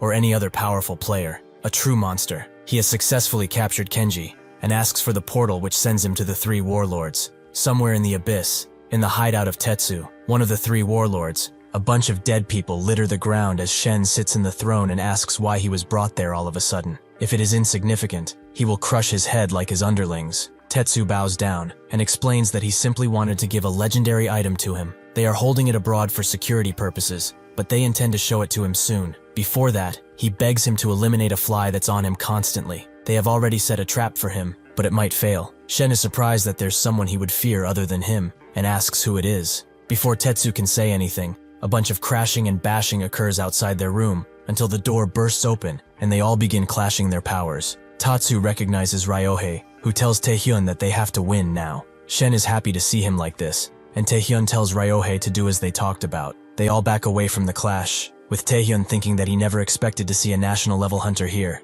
and one from China too. Shen says that he has orders from the association to take care of him, so it's fortunate he stopped by. He will take care of him right now. Ryohei wonders why this guy is even here, which is quite apparent, but more importantly, Taehyun asks if it was him, the culprit for all the killings going around. Shen is actually impressed. Did he figure that out because he mentioned the association? Taehyun is glad to have been confirmed as such, and he also got lucky too, as he was looking for a way to end his life. This gets Shen riled up, and they start clashing, leaving Tatsu to evacuate the premises, but not before Ryohei stops him in his tracks and wonders if he's really that scared of Shen losing. But that doesn't really matter, as they will be defeated by Taehyun's closest partner, Ryohei. Taehyun suddenly puts everyone in the area under his pressure to make them unable to run, even Ryohei, but Shen is not giving him any time to breathe, as Shen is on his tail. He is the strongest in terms of strength out of all national-level hunters, and a monster who has defeated monsters and players with only his bare hands. The mystic deity title he has does not entail only his strength, as his true ability is his ghost-like skill, which has an amazing destructive force. This skill is called the Death Scythe. Shen rushes into him with that same ability, which is a weapon manifestation skill that increases stats, but in return, it lowers all other skill ranks, which would be very bad for him if he took it. The attack goes through the building, and they have a swift battle as they fall, with nobody seeming to have the advantage at first. But suddenly Taehyun's blade cracks, allowing Shen to move in and force him even more. Considering the situation, Taehyun decides to use his chains combined with predation, and forces him into the wall with pressure. Shen isn't fazed by this at all, as he cannot be defeated by petty tricks. He will show him why he's a national-level hunter. Taehyun is too out of position to defend himself well, so he is hit by Shen's attack with full force. Tatsu watches this from above and thinks the fight is over. Even if Taehyun was promising, there's no way he could have won against an international level. The others also capture Ryohei, with Tatsu ordering them to let him live. He will be a useful hostage to have. Tatsu also wonders why he betrayed them, as he knew he would face their wrath afterwards, and the holy maidens too. Perhaps he saw something in Taehyun, something that has now been snapped out, and all that is left is to wait for Shen. Unfortunately for him, the person who won that exchange was Taehyun, as Shen is on his knees, who wonders what just happened. The moment he tried to attack, mana surged from his swords, but that was everything that happened. His blades were also both extremely chipped and useless. So how did this happen? He rushes in out of anger, but Taehyun only looks at him. He thinks that he used a similar attack on the Taurus Queen, where he put the predation power on his weapons, and it also doesn't consume mana at all. Since these weapons are beyond repair, he maximizes the predation on them, which makes them break upon impact, but this also gives him the opportunity to take Shen's life, who can only scream in defiance before being struck. Tetsu is shocked, and so is Ryohei, as Taehyun has proven himself more powerful than the strongest national-level player. Somewhere else, a person by the name of Mingmin gets the news that Shen took action in favor of a legendary item Tetsu promised him. The man ponders this for a while. He says that he shouldn't have any expectations with Shen from now on. This is another Chinese national-level player, nicknamed Super Speed. Beside him is one of the three warlords, Pinghua. His phone suddenly rings, and when he picks it up, an old voice notes that he must be with that warlord woman again, to be up so late. The man who called him is Zhang Lung, player association head of the Chinese branch. He tells Mingmin that Shen has died, and they will not let this go. The one who did it, Taehyun, must pay with his own life. Taehyun consumes Shen with predatory intent, but he only gains strength, not any abilities. As Taehyun guessed, he does not gain skills from dead targets. They must all be alive. Naturally, that is not the only condition to gaining their skills, and the idea of using this skill on a human is a little weird. But he does not feel mercy for criminals such as this guy. If anything, he is quite curious about the voice he heard while predation went out of his control. He must learn more about this skill before it comes back to bite him. With Shen dead, Taehyun easily takes care of Tetsu and the others by using predation to wipe their memories and complete hypnosis to turn them over to the association. Since Ryohei has done everything he can, Taehyun decided to send him back, but he rejects this notion. The Saintess will kill him if he sends him back like this. What's more is that she can read his memories. If she finds out about this betrayal, that will be the end of him. Taehyun tells him to calm down already. The Saintess is not interested in him at all. The oath he made was to bring him to her. If he wanted to free him, he would need to meet her first. Also, even if she reads his memories, she will keep him alive in order to meet him. This is actually really good for him, as she probably didn't have high hopes for him. Right now, Taehyun only has 2 problems left, those being 2 warlords. He found a few of their hideouts from Tetsu, but when they find out that he's after them, they will start to slip away. Since he can't do anything about it now, Taehyun decides to ponder it while taking a much-needed break. As he relaxes in a nice hotel, Taehyun sees the news about China's national force player Shui Shen going missing in the abyss. The government is requesting assistance in her search, but on the other hand, Taehyun has captured one of the 3 warlords, Tetsu, solidifying the first place quite nicely. Taehyun thinks that Lung knows that Shen is dead. He's probably hiding from it since it would reveal his identity. At least this is letting him pursue the 3 warlords quite freely. Suddenly Jinsu calls him, Taehyun knowing that his break will be cut short. He meets up with Jinsu, who didn't expect him to come, but Taehyun says he had no choice, since he has important information. However, is he positive that one of the 3 warlords, more specifically, Pinghua, is here? Jinsu confirms it. He cannot reveal where he got this information from, but it's legit. Gush and her subordinates entered this building late in the night. They likely intend to hide here until the exhibition games are over. Taehyun looks at this place and finds out that Tetsu has visited this place in the past, so Jinsu must not be lying. He asks why he would give him this information at all. He thought that he hated him. Jinsu calls him a dumbass. It's to show him that he is not a spy. He understood what he said last time. Being attacked by a hunter from another country would make everyone suspicious. However, he does not want to let others doubt him in times like this. So he has prepared this information in the hopes that he will accept him as his ally. Does he understand? Taehyun is surprised and doesn't know what to say, as he already knows that he is a spy. Before Taehyun met with him, he received a call from Ah-young, who told him that there is a spy on his team, which Taehyun already knew was Jinsu. He had his suspicions, but who is he spying for? Ah-young notes that he's a spy from China, as they have found intel that he frequented some Chinese casinos a few years back. He probably made a deal to eliminate his gambling debt. That didn't make sense for Taehyun. How did Kimura Ren know all of that then? Ah-young told him that there is another spy on the team, one working for Japan, making Taehyun wonder how little the association knows. Ah-young told him to not be worried. If she reports this to the association head, things should be alright. Taehyun told her not to report it. He has 2 reasons for it. The first being that if Jinsu is arrested, the Japanese spy will naturally go into hiding, and now that he knows he's a spy for real, he can make use of him. Jinsu notes that the building is filled with countless demonic humans and traps, but he should not worry, as he has not only acquired Gua's location, but also the perfect route to instantly get her. In reality, Jinsu is leading him straight into a trap. He has been ordered to do so. Gua is not the only one there, as Ming Min, one of China's national-level hunters, is there to take care of him. Suddenly, Taehyun summons predation, and along with the Skeleton King force, he starts blowing up the building. It's interesting. His overall power has increased. Probably he got used to it. Jinsu's mental state is in shambles. Just what the hell is he doing? Is he fucking crazy? Taehyun notes that the building is full of demonic humans and traps. Why would he sneak in? They can just bring the whole thing down and deal with the aftermath later. He suddenly spots Gua under a bunch of rubble, who calls out Jinsu for being a gambling addict. How could he dare betray them like this? Taehyun asks what she could be talking about, making Jinsu make a lot of noise. But Gua isn't done just with him, as she tells Taehyun that there is someone here who will kill him. Taehyun knows that it's Mingmin, surprising both Gua and Jinsu, who ask how he knew. Taehyun asks what he means, the fact that Mingmin is here, or that he's a Chinese spy. Jinsu immediately goes in for a punch, but suddenly something overtakes him, and he begins bleeding as he falls down. Predation warns Taehyun that he is being affected by domination of 5 senses, but something protects him, so it only weakens him. Suddenly, his sight starts to get blurry, his ears are ringing, and he can't feel his hands anymore. Taehyun knew about Mingmin's power, but this is amazing. All his 5 senses are being attacked. If he didn't have predation, this would have been over. Minmin didn't expect him to bring the entire building down. He was wondering what kind of person managed to defeat Shen, but he is truly unhinged. Taehyun notes that he's not worse than a demonic human lover, and he also does not care much for him. All he cares about is his precious little skill. Ryohei's memories get analyzed by the priestess, who finds it all interesting. Not only has Taehyun become a national-level player, he also defeated Shen. But why did he help him? Because he agreed to the betrayal? Ryohei does not know what to say, but the priestess smiles. He should not be afraid. As Taehyun said, she's not interested in his life. In fact, since he will bring Taehyun here, he's actually serving his purpose quite well. Although she is displeased that things are working for Taehyun. He said that he's going to meet the three warlords, right? If that's the case, she will go and meet him herself. Before all of this, Lung told everyone the three objectives they have. The first one was to win the Asian exhibition games. The second was to kill any key players to weaken other nations. And the third was to prove that the Chinese Player Association is the most superior in all of Asia. With that, they will create a monopoly on dungeons and monostone trade. He allowed them to commit any crime, murder, torture. It did not matter, as he would cover it up.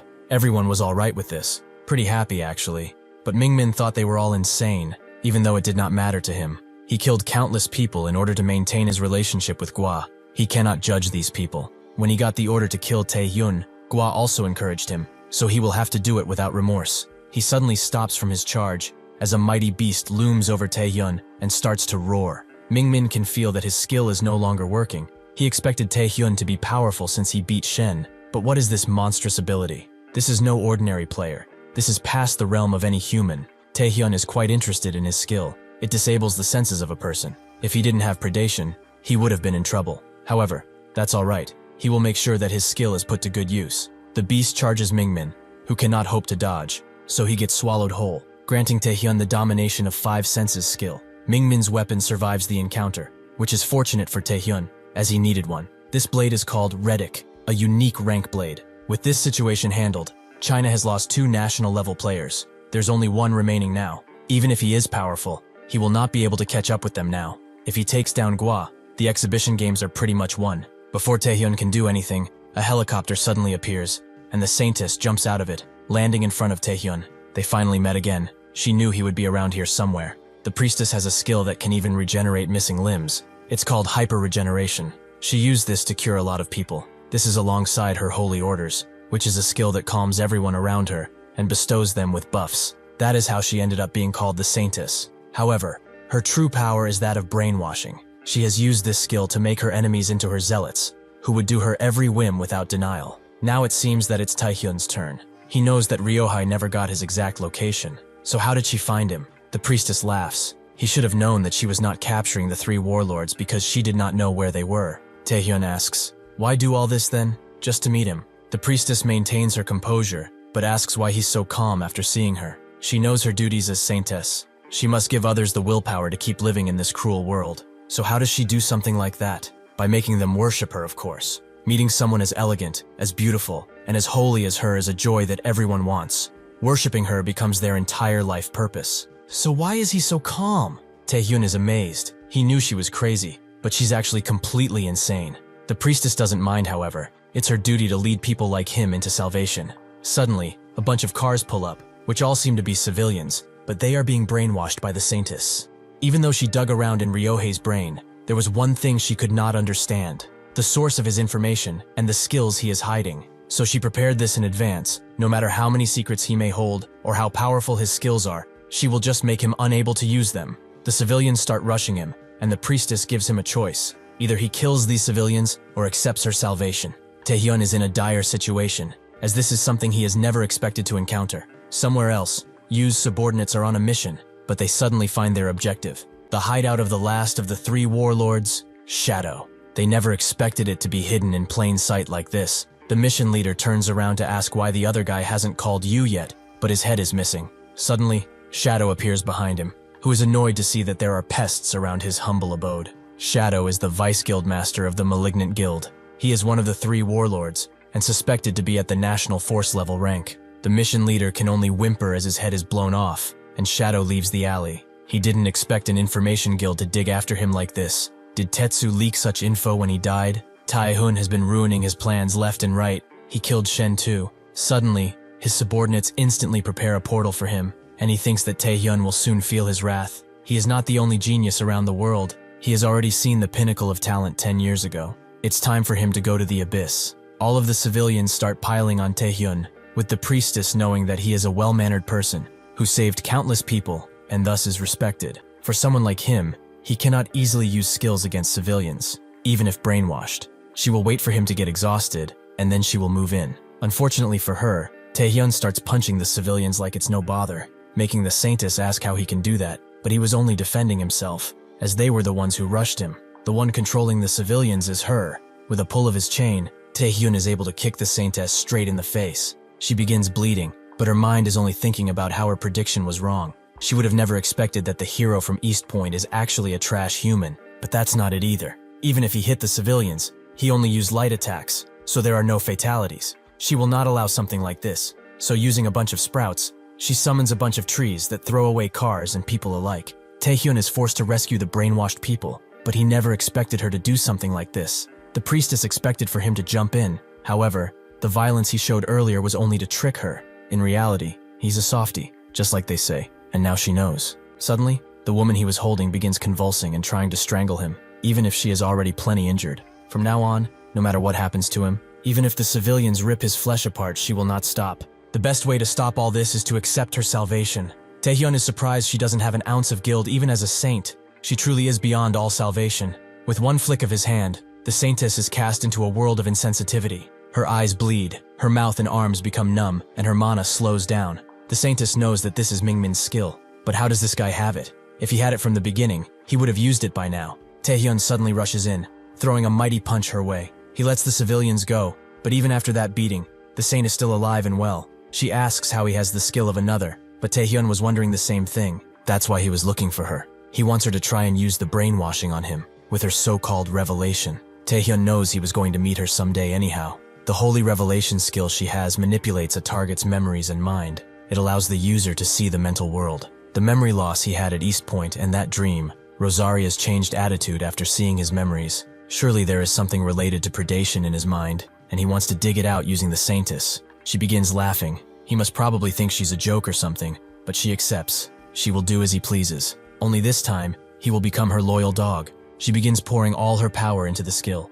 but once she enters Taehyun's mental world, she is met with a gigantic throne and a river of blood. The person standing on the throne notes that the boy is smarter than he thought, to think he would risk himself to try and draw him out. However, someone as weak as her does not stand a chance against his might. With a single hand, the being summons a predation dog that eats the Saintess, ending her ability. Later, Taehyun wakes up in the hospital, wondering what happened. But that's when Ah Hyung comes into the room and notes that everyone was worried. Last night his family was looking over him. He showed no sign of waking for an entire day. Taehyun asks what happened with the Saintess, so Ah Hyung explains that she was found unconscious like him, along with Jinsu and Ping, but Mingmin was missing. What happened? Taehyun figures that his plan has failed. Even with the power of a national-level player, he could not get close to uncovering Predation's secret. Just what is that power? Ah Hyung interrupts his thinking by telling him to take better care of himself. Suddenly, Taehyuk rushes into the room and says that they are in dire need of help. They have to send a search team to the Abyss right away, because Sungjin and the rest of Korea's team have gone missing.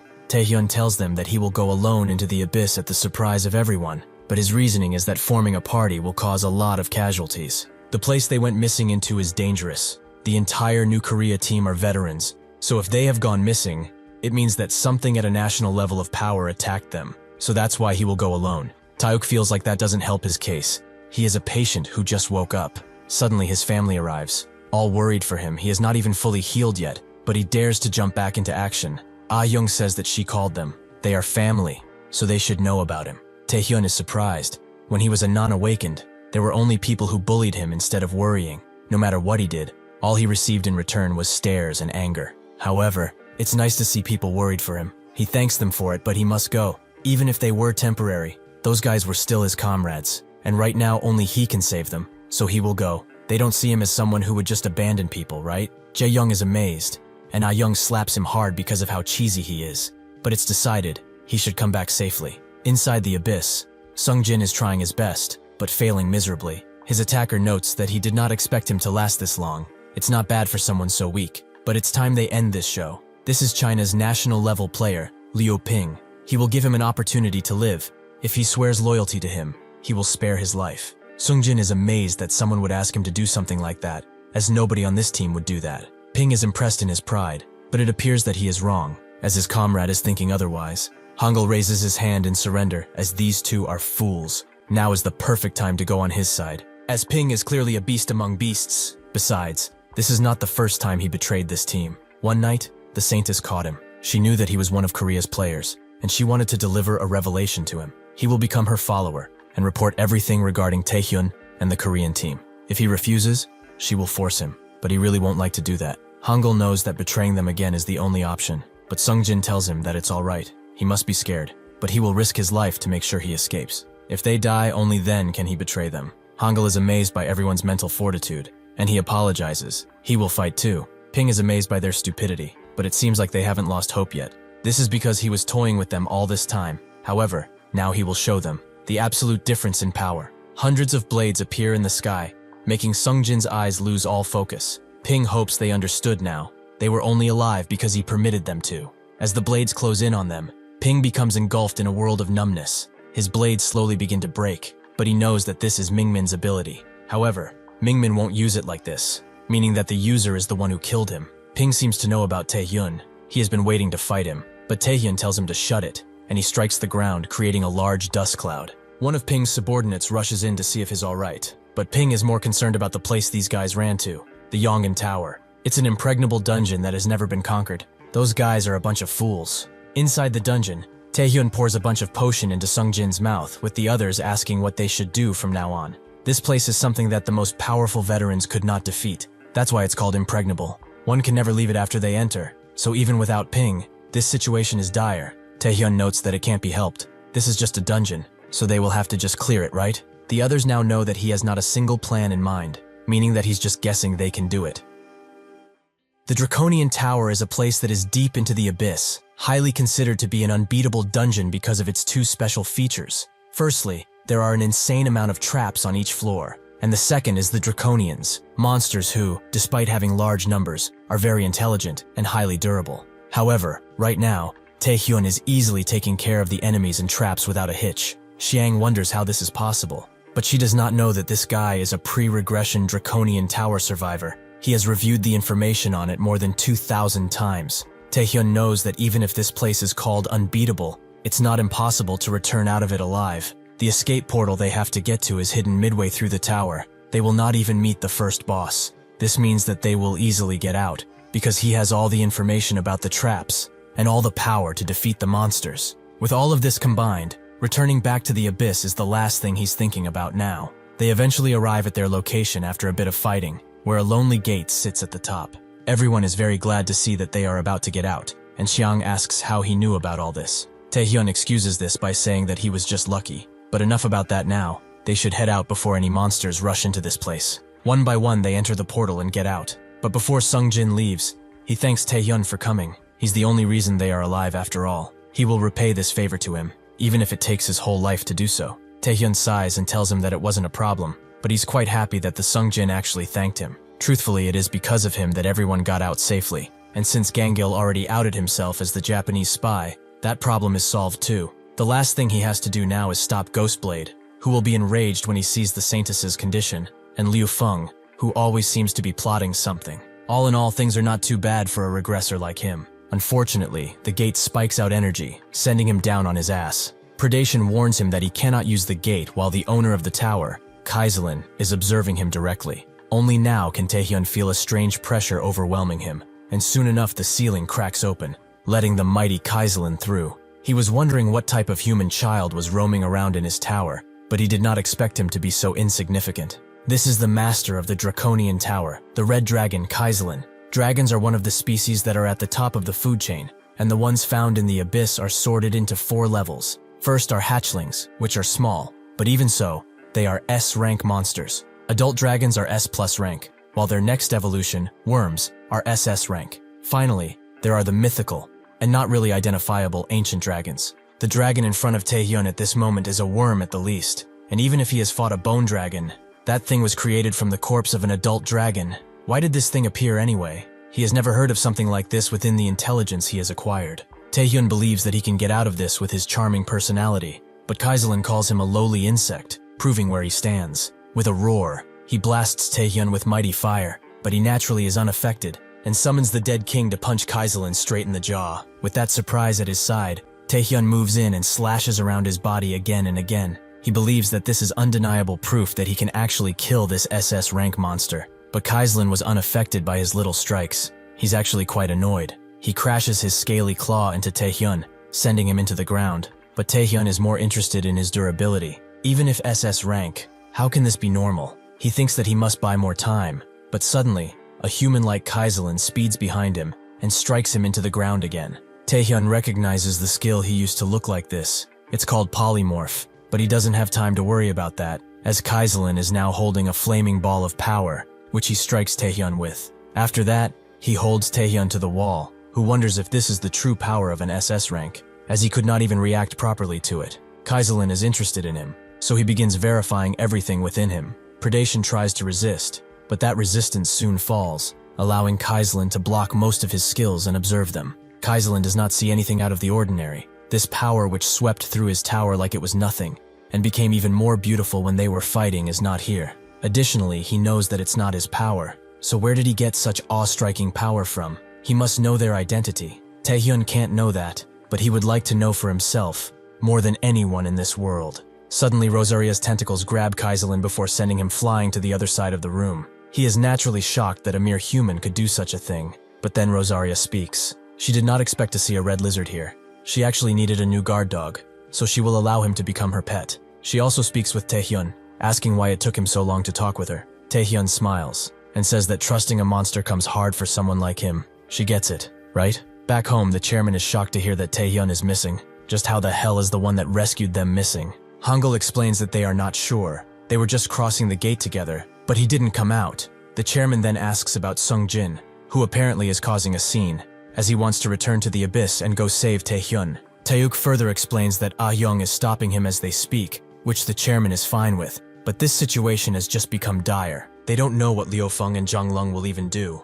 so they should hide the fact that they are still alive for now. While Sungjin and his party were lost, the exhibition games entered the 6th day, meaning that they will end soon enough. At this point, it's not even about the rankings, as they wouldn't make it that far without Taehyun in the first place. If he's gone, things will become much worse for the country, but also for the people he cares about. He can only pray that he's alive and well. The fight that's taking place inside of the Draconian Tower between Rosaria and Kaiselin is something which awes Taehyun, to the point that he thinks this place will be his end. He knew both of these bastards were monsters, but just where is this striking power coming from? It was probably wise to not call Rosaria up until now too. When he made a contract with her, he received 2 skills, the Queen's Man and Complete Hypnosis. He has some simple reasons as to why he did not use the Queen's Man skill up until now. The first one being the gigantic amount of mana consumption. Summoning skills naturally require more mana to keep going even after casting, and one can consume potions throughout the battle to mitigate this. But the other problem is this. Kaiselin summons a bunch of deadly meteors, but even if Taehyun is shocked, Rosaria cuts through them with a few simple strikes. She is too strong. Afterwards, she grabs Kaiselin and sends him into a wall. Power that is too powerful can be dangerous. Even if she is bound by the contract to help him, he cannot control her, so she might be able to do anything. However, even if extremely dangerous, her power is quite trustworthy. Kaiselin understands he's been fighting the succubus queen herself, but that only furthers his level of confusion. Why is an Archduke of the Abyss helping a lowly human? Does she have no shame? Rosaria is glad to see that this lizard is talkative, but Taehyun is curious about what he said. An Archduke serves a king, and Rosaria knew about the king too. She must have some relation to him, but what could she know about him? Rosaria understands that he has questions, but as of now, he does not have the right to know, nor could he do anything, even if he knew. He should already know, however, that regardless of the answer, he must continue down his path. However, his current situation is not as easy as it may seem, as if he looks at his hand,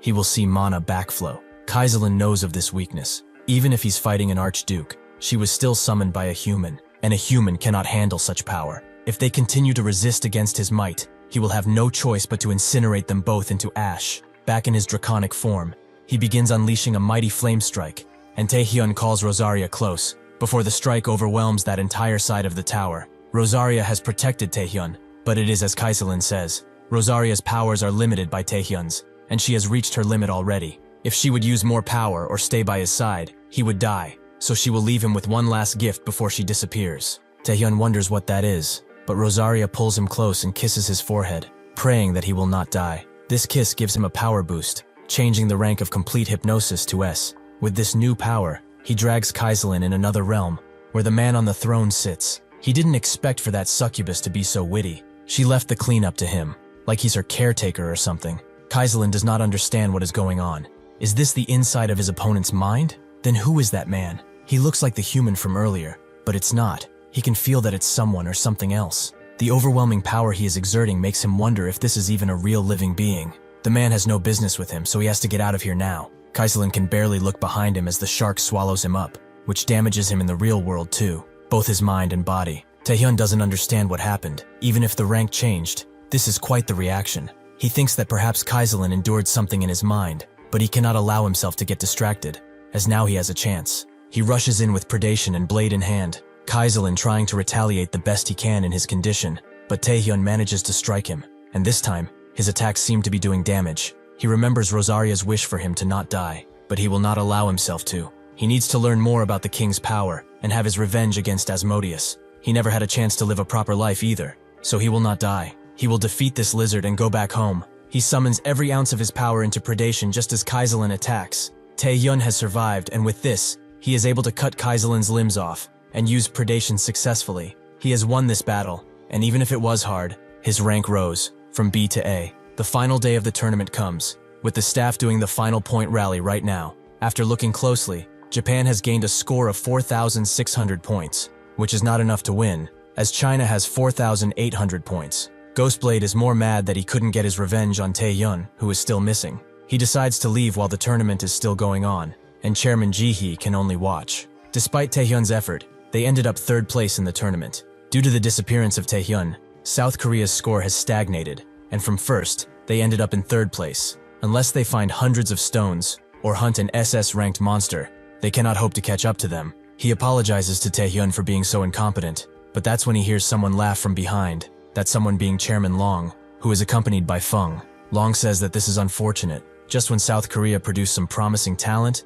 he died in an unfortunate incident. Ji-hee keeps calm and says that he's only missing, so he shouldn't say something so gruesome, but Long tells him to get real. This is the Draconian Tower they are talking about. Ji-hee knows that this bastard had something to do with his disappearance. Everyone knows, but they can't do anything. Long is glad that he understands that those without power cannot claim truth. Ji-hee feels such shame and powerlessness that it makes him sick, and he cannot stop shaking while the old man laughs his heart out. Suddenly, a gate opens up right in front of Ji-hee, everyone being shocked to see it. But Taehyun comes out, wondering why their chairman is putting up with such people. He should not worry about it anymore. However, even if these two bastards tried their best, he is still here, and he has brought a little gift too. Jae-young is in a state of depression, his mother beckoning him to watch the tournament with them. He refuses as Taehyun is missing, so there's no point to the tournament. This tournament has become like dumplings without filling, yet she's asking him to watch it. The mother tells him that Taehyun is actually on TV, and sure enough, everyone is celebrating his return. Because of the crystal he submitted,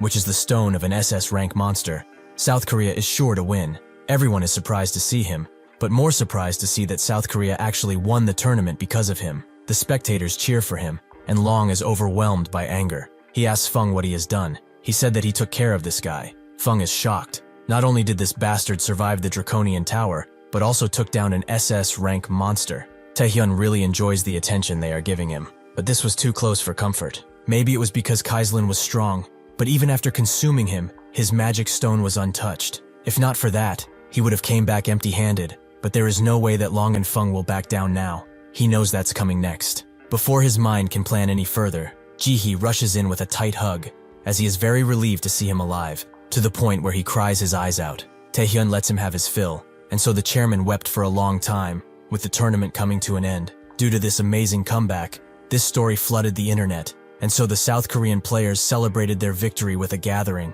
Kwon was also there, and called Ji-hee a fool for crying at the closing ceremony. After that, Taehyun was invited to the Singapore Player Association, where the Singaporean chairman, Haley Tan, thanked him for coming. But the reason for the invite is simple. Their player association would like to request an alliance with him. Taehyun knows about this, because it was the same before his regression. Singapore lost its main hunters in the tournament, and tried to request alliances with skilled players from other countries. But Long and Feng did not let that happen. Taehyun would like to talk about the offer, but they should deal with their uninvited guests first. The door suddenly bursts open, and a bunch of people walk into the room, which frightened Tan. Feng does not know how he crawled out of the Draconian Tower, but it does not matter, as this will be his end.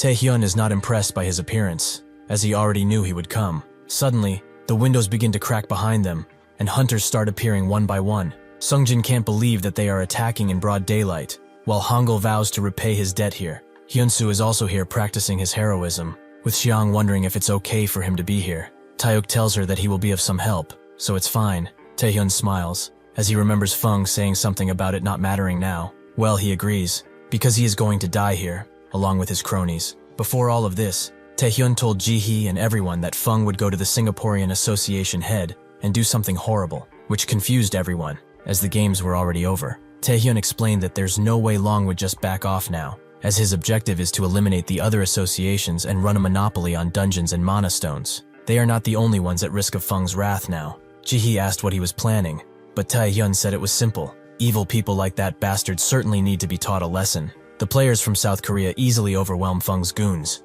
and using their powers, easily evacuate Tan too. Feng tries to stop them from escaping, but Taehyun drags him out of the building, as they are supposed to have a battle, right? Feng is amazed. He was running before, but now he wishes to face him. Even if he is powerful, he should not get confused. He admits that he defeated Shin and Mingmin, but he has already seen his true powers in the abyss. Before he can say anything else, Taehyun calls him a professional yapper and strikes his arm clean off with a single strike. Feng cannot even process what happened before he gets struck again, believing what he's seeing to be impossible. How can his arm be cut off by that bastard? His power was not like this in the abyss, but in only a few days he has managed to overwhelm himself. Taehyun strikes him again, seemingly ending the fight. Taehyun knew he would win because of his rank increase, but to think he could do it so easily against the strongest participant of the exhibition games, it seems that his power has become much more than he expected. Feng laughs, as now he understands why the other two lost. He truly is a monster, and did not expect to use the Archduke's ability on him. He probably thinks that he is the strongest, but from this moment forth, he will show him what the strongest really looks like. This is Feng's blood rampage. Inside, Ah Young rounds up the rest of the goons and swiftly deals with them, but Sungjin tells her to quickly come, as Taehyun seems to be in danger. The place that he's fighting in is covered by a barrier of sorts, where Feng attempts to crush him again and again. He tells Taehyun that this is strength, the truest power of all, but Taehyun doesn't buy it. Becoming a big sack of blood will not gain him any power. Even if he cuts his hand off again, it regenerates, allowing Feng to gain the advantage and strike. Taehyun can't believe that this is the same person as before, and this place also seems to closely resemble the abyss. He called the thing he's using the Archduke's ability, and Kaiselin referred to Rosaria the same. This means that there are other Archdukes besides her, meaning that she has ties to the king, but perhaps Feng does too. Because he's too caught up in his mind, Feng manages to gain the upper hand again and grab him, rendering him captured. He has surpassed his mortal powers, but he was chosen by an Archduke, something which he cannot comprehend. Taehyun wishes to ask something before he dies. What does he know about the king? Feng believes that he's talking about the Archdukes, and says that they are beings he could never understand. Taehyun expected that he wouldn't know. Still, this was worth a shot. Predation suddenly begins overwhelming Feng, Taehyun believing that it's time for them to end this. Although he has given him much to ponder, their business is done, so under his command, he will disappear. After consuming him, Taehyun wonders if Rosaria is the only one who knows about the kings. Although judging by what Feng said, there must be other Archdukes, all incredible monsters. As he ponders more, the flesh of Feng reforms into something else, and someone speaks with a commanding tone. They are both talking about who the strongest is, but is this the limit of their abilities? It's truly inevitable, as humans are feeble and greedy things. Now is he the one who killed his contractor perchance? This is another Archduke, the Vampire Lord, Igmun.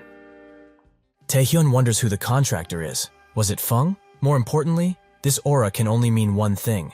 This guy is an Archduke of the Abyss. Igmun feels that he should test his skills first, so he summons a bunch of swords above him and makes them crash. Taehyun can barely get out of the coming onslaught, but he's amazed by their size, and by the fact that they are very similar to the blades Feng used. He blocks an incoming one, noticing the difference in power, making him push further. There is no longer any doubt, just like Rosaria, this man is an Archduke of the Abyss, a being he cannot even approach now. Why did he even appear in the first place? That's not even important now. All he must do is survive, and use everything he has. He uses the Skeleton King's aura to break the blades, making Igmun smile with anticipation.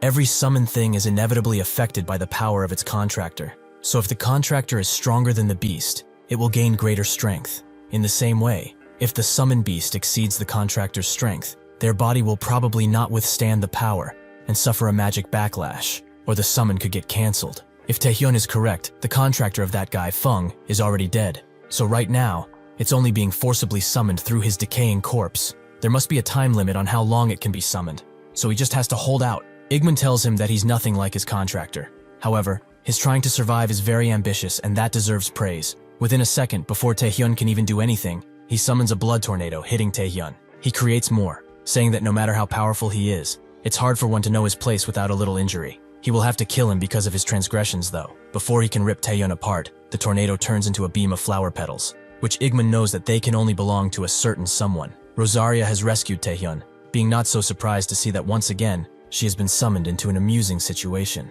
Now Igman understands his contractor couldn't have lost against a mere human. But to think that he is Rosaria's contractor, how amazing. He talks with Rosaria, telling her to hand over that human and leave. If not, he will drag her down to hell too. Rosaria notices how worked up he is over the death of his contractor. Even after all these years, he's still just as petty, but she's also just as bold, so she refuses. Taehyun asks who this guy is, so Rosaria tells him that he's the vampire lord Igman. Just like the Scarlet Lady, he is an archduke, and currently his enemy. Igman summons a bunch of swords and says that he will kill them both, but Rosaria won't back down without fighting, so they begin clashing. Almost immediately, Taehyun feels the magic backlash overtaking him. He probably already reached his limit as it is in the battles he had. He's far from helping her. He can just barely maintain her summoning. Rosaria comes around and tells him not to fall, as the power she can use depends on her contractor. He has grown even stronger, but he is still fighting an archduke, and currently, even if he gives it his all, he cannot hold Igman back. He should just bear with it. The reason he has worked so hard up until now wasn't just to die here, so he should watch closely. This is the true power of an archduke, and the power he will someday have to surpass. Igman is also disappearing since he's fighting on empty, but he agrees. They should end this round of entertainment here. If she survives, they will meet again. Their strikes go against each other and collide, creating a mighty explosion as Taehyun loses his consciousness. His mana reaches 0, and his fatigue 100, making his health drop below 10%. In his mind, he wonders how many times this has happened. First, he fought an S-class, then a national power level, and now an archduke. Every time he thinks he has gotten stronger, a powerhouse moves in to make sure he stays humble. How many times must he go through this? Suddenly, he hears someone calling him a pathetic fool. What is he doing with the power of a damn king? All these things he has described are ridiculous. If he's not going to use his power properly, he will have that body for himself and show him what true power means. Taehyun suddenly wakes up in a hospital room, thinking about the voice he heard, knowing that he has heard it before. He wants to think of its connection to the king, but all the players next to him realize that he has woken up and jump on him. According to Ah Hyung, the barrier vanished with a sudden bang,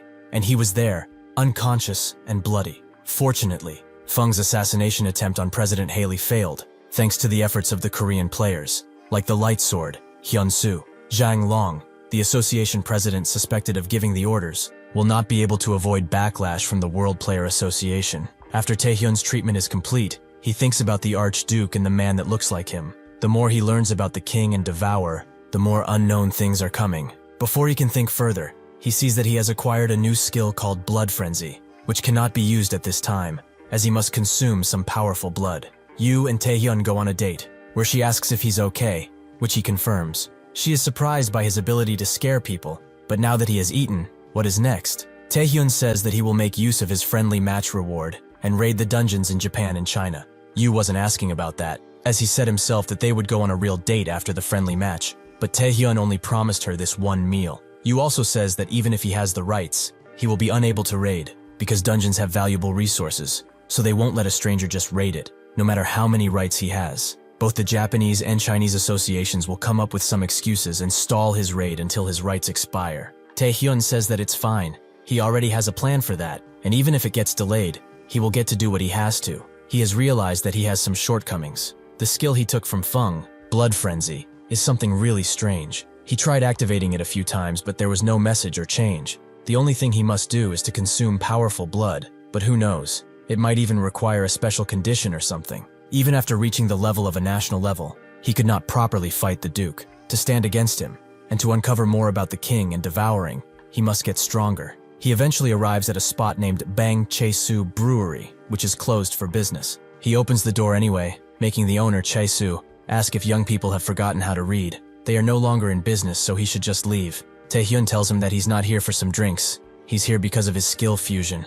Chae-Soo turns around in shock. He did not expect to hear about that, but who was he to know about it? Taehyun introduces himself as a national-level player, and also the one who has come to save him from this dark hole. Chae-Soo is the owner of a brewery outside of Seoul, and an old man, just waiting for his death to come. He is also the only person in the world with a skill that is capable of skill fusion, the Awakened World Fragment. However, Chae-Soo preferred to focus on his brewery, rather than rely on his skill. His son was opposed to this. Why should they live like normal people when they have been blessed with this power? They should live well for once. Perhaps out of frustration that he was only an E-rank awakened, his son thought like this. Unable to ignore his son's wishes, Chae-Soo attempted skill fusion on a bunch of demons his son brought. However, each time, the demons who underwent the skill fusion either died or were crippled by the extreme mana reflux. Fearing retaliation, his son fled, and overcome with guilt, this old man vowed to never use that skill again. Chae-Soo is shocked that he knows all that, but even so, after knowing everything,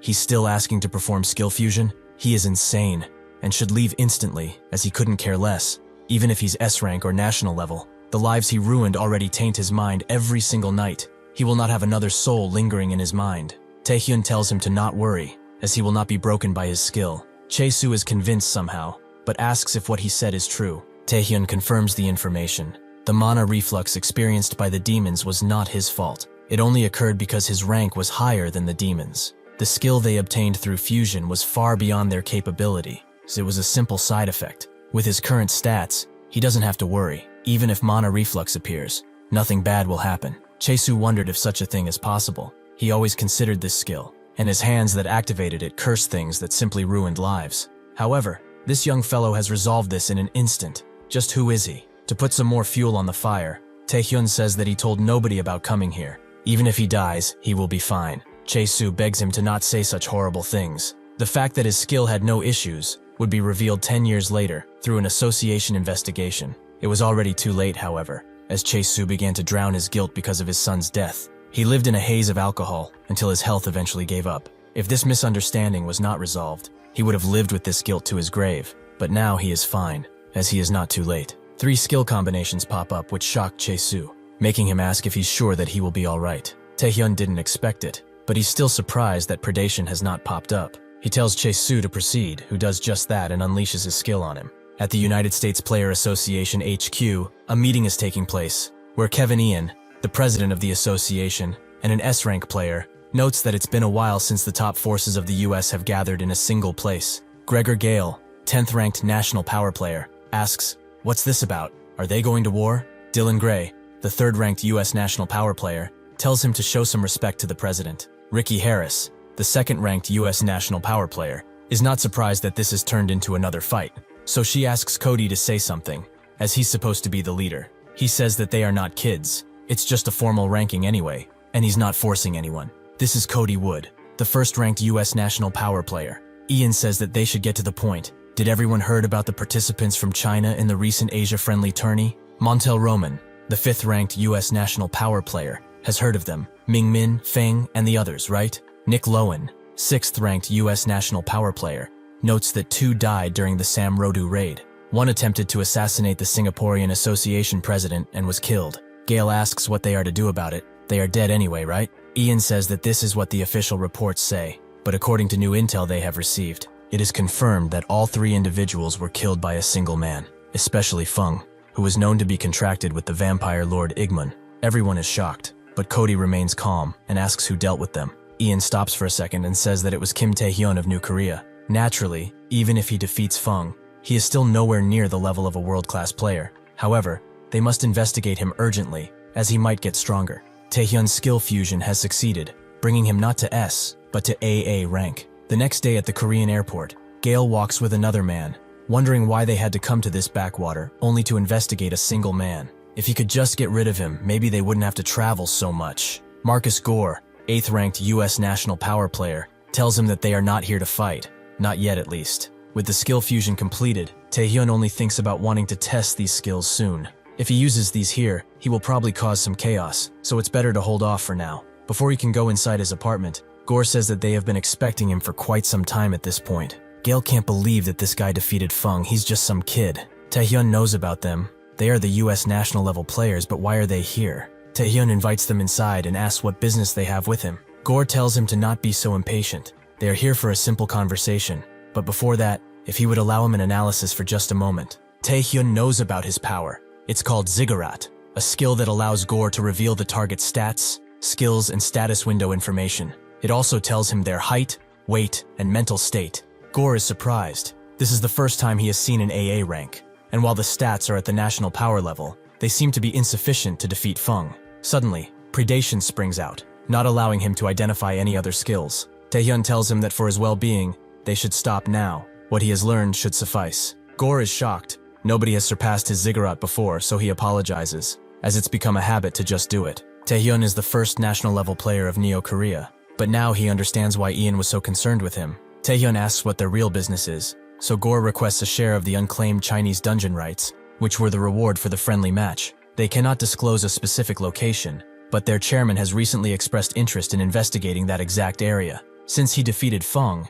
it's clear that Long, the Chinese Player Association chairman, will make sure he doesn't get to raid it. Does this not align with their mutual interests? If he shares the dungeon rights with them, they will stop Long's interference and assist him with the dungeon raid. With this, they can also establish a friendly relationship with Taehyun, as these are conditions where neither side loses. If he accepts, the US Player Association gains a new usable pawn, and if he declines, he will at least know that they are not hostile towards him. Taehyun does just that but thanks him for the offer. Gore understands, but Gale doesn't. They came all this way from the US, just so they could get that lame answer. Gore tells him to put him down, but Gale hasn't been convinced by this brat. He wants to settle this with force. Taehyun is confused. Gore acted like he wanted to build a relationship, but this guy is the opposite. He looks closer at his eyes, and sees that his eyes are the same as those who looked at him when he was awakened. He is picking a fight for no real reason. He just simply does not see him as an equal, as another awakened. He didn't miss the feeling of being treated like this, but now the times have changed. He agrees. If he is so desperate for him to accept, then they should settle this right now. He's been itching to test his new skills anyway. They go to the Onsamiro Guild arena, where Kwan's assistant asks if he's really letting them have a match in their arena. Kwan confirms as such. It will be good publicity.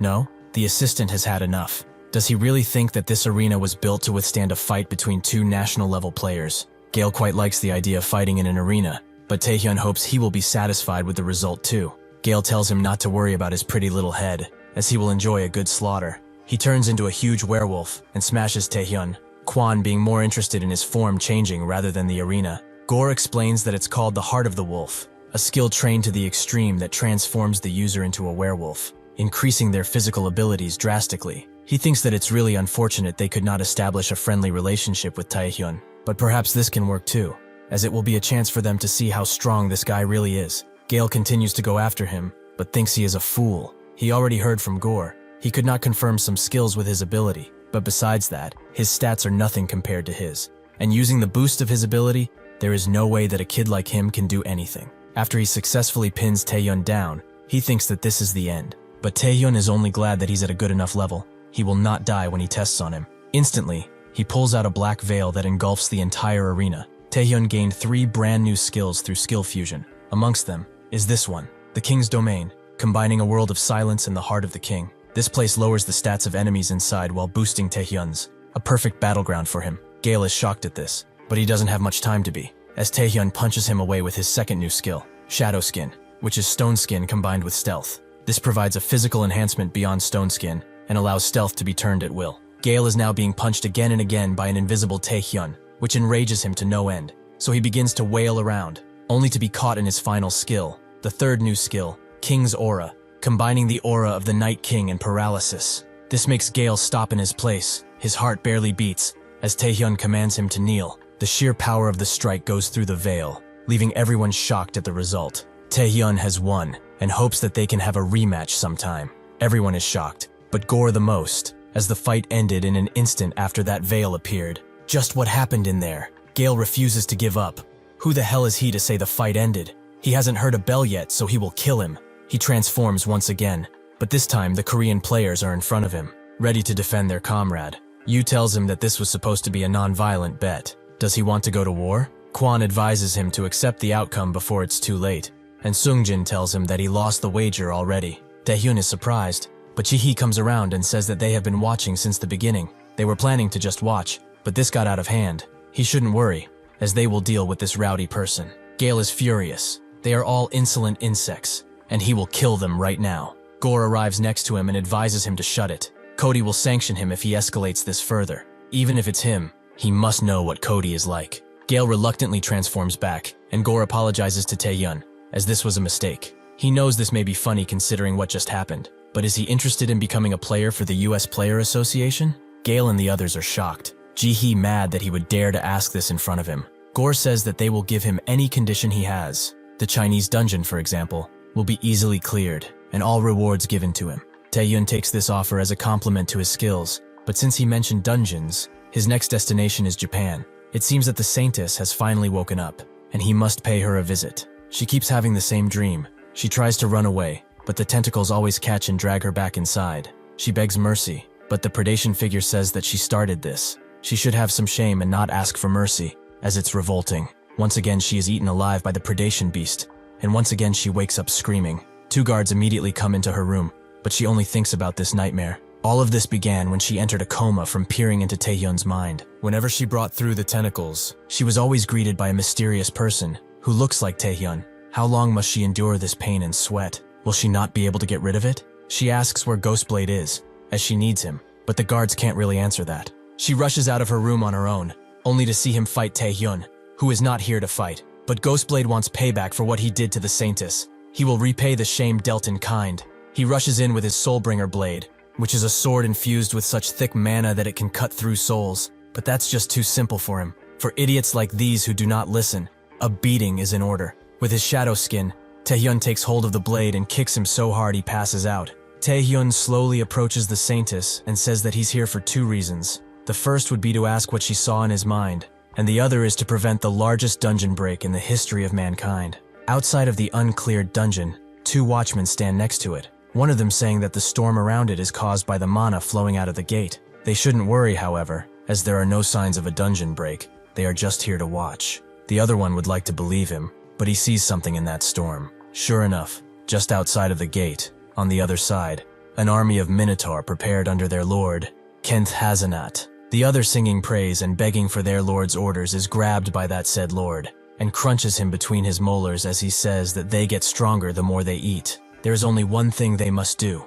For his son, Archduke Orgel, they will leave this place and devour the humans. They shall now commence the Festival of Blood. This is the servant of Archduke Orgel, Kenthazanath, rank SS. The priestess answers Taehyun's first question, telling him that what she saw in the mental realm was something that looked exactly like him. Although it was not human nor monster, it was something entirely different. Taehyun expected as such. It's the guy he saw in that vision, meaning that he's actually real. However, he did not expect her to have such nightmares. He did not use Devour, yet he can feel its power on the priestess's body. He decides to remove the remaining power from her body. She will probably not have any more nightmares with this. She doesn't get why he's helping, as she attacked him before. Taehyun isn't doing this for her, but he needs her to stop the dungeon break. Suddenly the earth begins to rumble. Taehyun knows that it has started, so he tells her to wake up Ghostblade. But that's when someone appears, asking where he is going after attacking an association player. This is Matsuda Kuro, the Japanese Player Association head.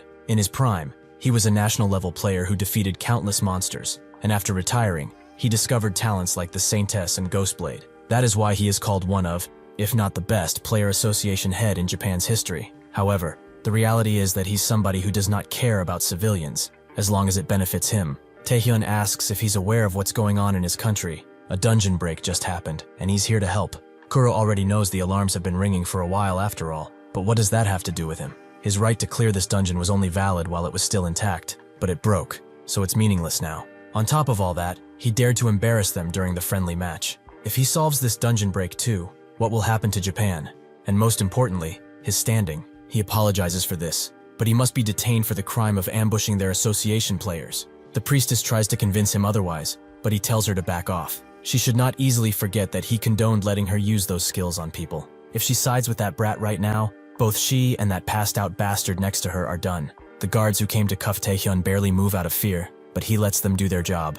If he resists like this, Jinhee and the whole of Korea will have to suffer. So he tells the priestess to take Ghostblade and block the crack if they even can. Kuro is glad that he sought to reason. He should not worry. After the investigation is done, he will be released instantly. Taehyun advises him not to be so confident. After all, it was he who rejected his help. So if this is a problem they cannot face, it will also be his responsibility. Kuro accepts this challenge. He will make this cheeky brat realize the power of Japan.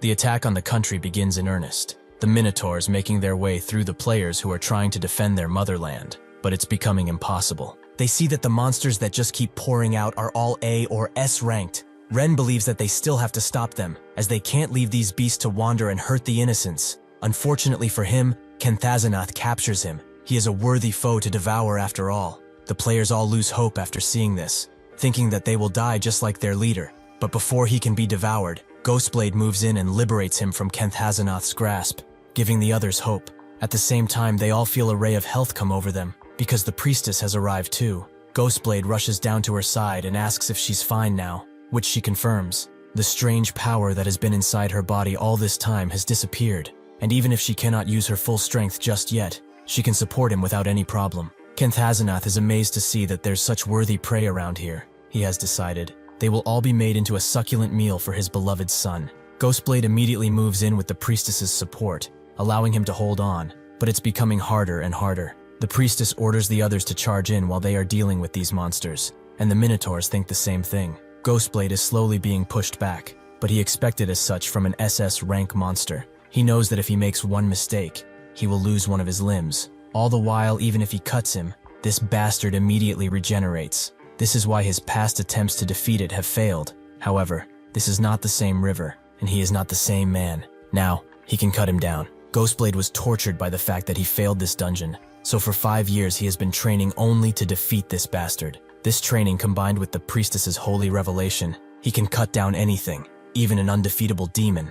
He moves in with blinding precision, letting out many small cuts before lashing out with a final deadly cut, defeating Kenthazanath, and showing that his effort has not been for nothing. Everyone at the Player Association HQ celebrates Kuro the most, as he knew that Ghostblade was enough to stop this. He begins to gloat at Taehyun, as it seems that they did not need his help at all. Taehyun is surprised to see Kenthazanath defeated, however. Why does he think that this is the end? The gate break in Korea that happened a few months ago was upgraded from C to A rank. Even last month, dungeon breaks in France and Russia changed from S rank to S plus rank. The traditional measure of dungeon breaks is no longer servicing them, so why is he assuming that this dungeon break will stay at SS rank? Ghostblade can't believe what he is seeing, as another beast has awakened out of the old one. This is Kentamian, SS plus ranked, and the true master of Japan's unchallenged dungeon.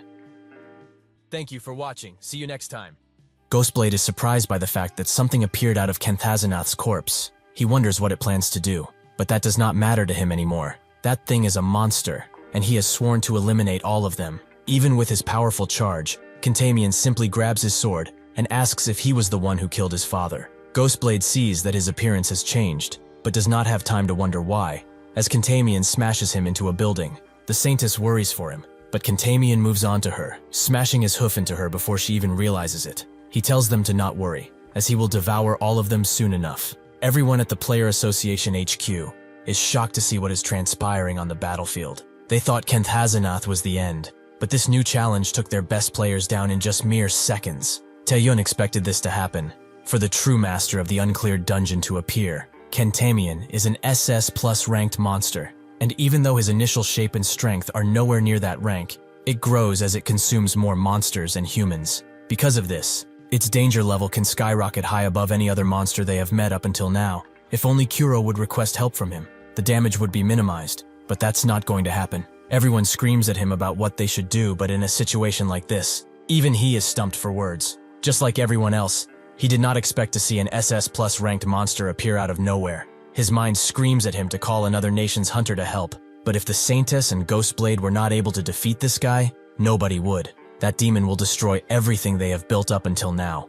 The city, the players, and most importantly, his political status. He decides to tell everyone that they should run, but one of the assistants asks how they can do so when their players are risking their lives. Kuro tells him that it's too late for those guys. If their national level hunters were knocked out in 2 seconds, then what can they even do? If they want to survive, they have to cut their losses and run. Before he can spew any more garbage, Taehyun smashes his head with his rock ability and removes his shackles. He really tried his best to not get violent for the sake of the Korean Association chairman, but this bastard is the same as he was in his previous life. The others wonder what he's doing and what he is going to do, but Taehyun tells them simply, he is going to stop the dungeon break. What will they do? Will they run like he suggested, or will they attempt to arrest him? Either way, he's going to save everyone. Nobody dared to move a muscle as he left. Even if they wanted to do something, they knew they could not. As Taehyun leaves, he thinks that if he kills Kentamian after the others lose, and manage to stop this dungeon break, it will be really good for his rep. Suddenly someone familiar stops him, and Taehyun is surprised that they are here. The priestess is the only one left conscious. She can see that Ghostblade and Kimura Ren are both defeated, and no matter how she regenerates or powers up, it is futile, as nobody can defeat this guy. Kentamian is glad that she's not struggling anymore. Her meat will be much easier to chew through this way. The priestess knows that only Taehyun can do something to this guy. He was willing to help all this time. Even though he was an enemy, he came here to stop the dungeon break. When she first became a player, she wanted to help others and do good. Just when she began walking down this path filled with blood, perhaps this is punishment. It's too late for her to redeem herself. Dying is probably the only way. Before Kentamian could devour her, Taehyun jumps in and saves her, surprising him. Taehyun did not expect much from her, but she really stood her ground pretty well. The Saintess can barely speak because of how tired she is, but suddenly the people from the Player Association arrive. They have come to help. They apologize to Taehyun for earlier, and even though they can't assist in combat, they will focus on rescuing the injured. Taehyun says that is more than enough. He only has one objective anyway, to take care of this bastard. As he charges in, the priestess attempts to tell him that he cannot do it alone, but Taehyun suddenly screams for Lim, and an entire arena of ice appears around them, forcing them into a 1 versus 1. Lim asks if he's sure about this, as it's not what she came here to do after all. She came here at Chairman Jinwee's request. He knew that Taehyun was probably being interfered with and could not stop the dungeon break, but he's a key member of their association, and they cannot allow such disrespect. Her mission was to bring him back at all costs. Taehyun is surprised that she's not here to help with the dungeon break, but since she's already here, why doesn't she help? Taehyun is glad that the chairman wanted to get him out as quickly as possible. He truly is a good man. Kentamian does not understand why he has done this. Why has he trapped himself with him, when he knows that he's only mere prey? Taehyun tells him that he's quite unaware of this situation. He's the one who's going to be devoured. As the others are rescuing the injured, the priestess can't help but stare at Taehyun's own arena, hoping that he at least has a chance. He charges at Kentamian at full speed, but even if he does hit him, his regeneration is off the charts, making it seem like the wound wasn't even there. Besides that, Kentamian's attacks are getting more precise by the minute, even though Taehyun is in stealth. He knows that he cannot hide for long, so he dodges his next attack and commands him to kneel. With the power of the Skeleton King, he pushes Kentamian to the ground, who agrees that he's not bad for some prey, but this is not enough to stop him. Unfortunately for him, Taehyun does not stop with just that, as he summons the Predation Monster, which takes Kentamian by absolute surprise. He is completely engulfed in Taehyun's attack, who believes that the longer this battle lasts, the more disadvantaged he becomes. So even if it means that he will use all his mana on predation, he must finish this right now. Suddenly, a deep voice tells him that he has told him countless times that this is not his own power. The Predation Master appears in front of him. Taehyun knows that this is inside of his mind, but he wonders what this is. Maybe another dream while he was just fighting. He immediately questions the mysterious man, asking who he is, what he wants,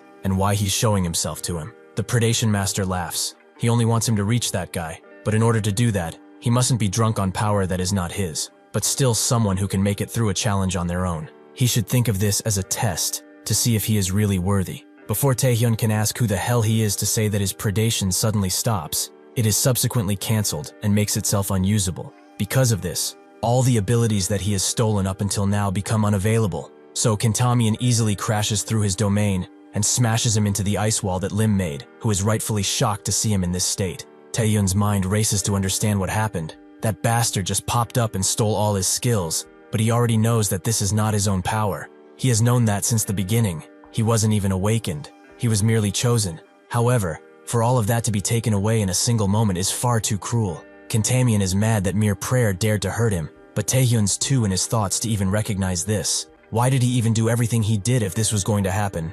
What has he fought for, when his victories were taken away from him? Before Kentamian could unleash the final strike, Lim rushes in and protects him, who says that she will buy some time, while he and the Saintess recover. Taehyun is surprised, but there's no way she will stand a chance. She has to run, right now. Lim explains that this is precisely why she's doing this. He is the only one who can defeat this beast. Was he not going to stop the dungeon break in the first place? Does he not realize that if he fails here, everything they have built as a species is doomed? Taehyun knows she's right. He does not have time to worry about what that bastard's goal is, or why he took his skills. No matter how much he cries over it, the situation will not change. If he cannot defeat this guy, everyone here will die. He must find a way. But how? His body's in shambles, and his skills are gone. Suddenly, he remembers that he has one skill left, the one he could not use from the start. The only condition he has to meet is to consume powerful blood, and lucky him, there's a powerful monster behind him that's filled with said blood. Lim is eventually defeated, Kentamian mad that trash like this even stood in his way. It's not a bad thing though, as he will devour her and recover his stamina. Suddenly, he feels the aura of a mighty lord behind him and sees that Taehyun is there, regenerating swiftly because of his ability, while also gaining 250 points to all stats. Kentamian recognizes his mana. It's that of the Archduke, but just who is he to have that? Taehyun has completed the single condition for the Blood Rampage skill and is ready to take him down.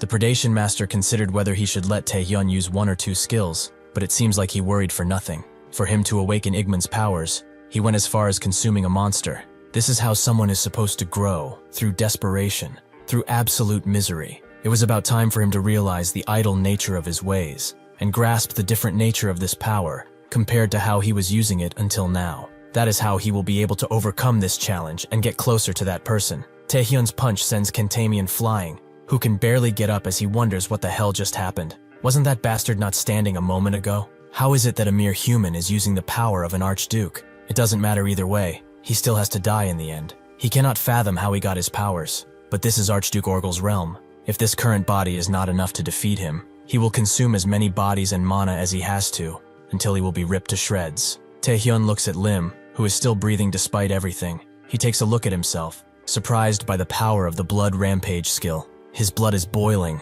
and his heart feels like it's about to pop at any second. His body is screaming in pain because of this unusual monster-like form he has taken, meaning that he cannot last in this state for long. However, at the same time, his body feels lighter than ever before. Kentamian attacks him with one of his axes, but Taehyun swiftly dodges and cuts him with his hand. Kentamian is not phased, and turns back to strike again. However, Taehyun's speed has increased tenfold, and his movements are deliberate. Kentamian wonders why his attacks aren't connecting, and why he's still being pushed back. His power has doubled since he ate those bodies. So why then is this happening? Taehyun pushes through his chest while thinking that power and stats are not the only things he gained from using Blood Rampage. The thing that matters most is the crimson eyes. They turned red just like when he used Predation, but something is different. Unlike before, he can see the mana flow of Kentamian, which helps him see where he's concentrating power, or what he will do next. This is why he targeted his Mana Stone, basically the heart of the monsters. In his last moments, Kentamian asks what he even is. Taehyun is sure that he will find it out when he descends down to hell. With that, Kentamian explodes in a gruesome fashion.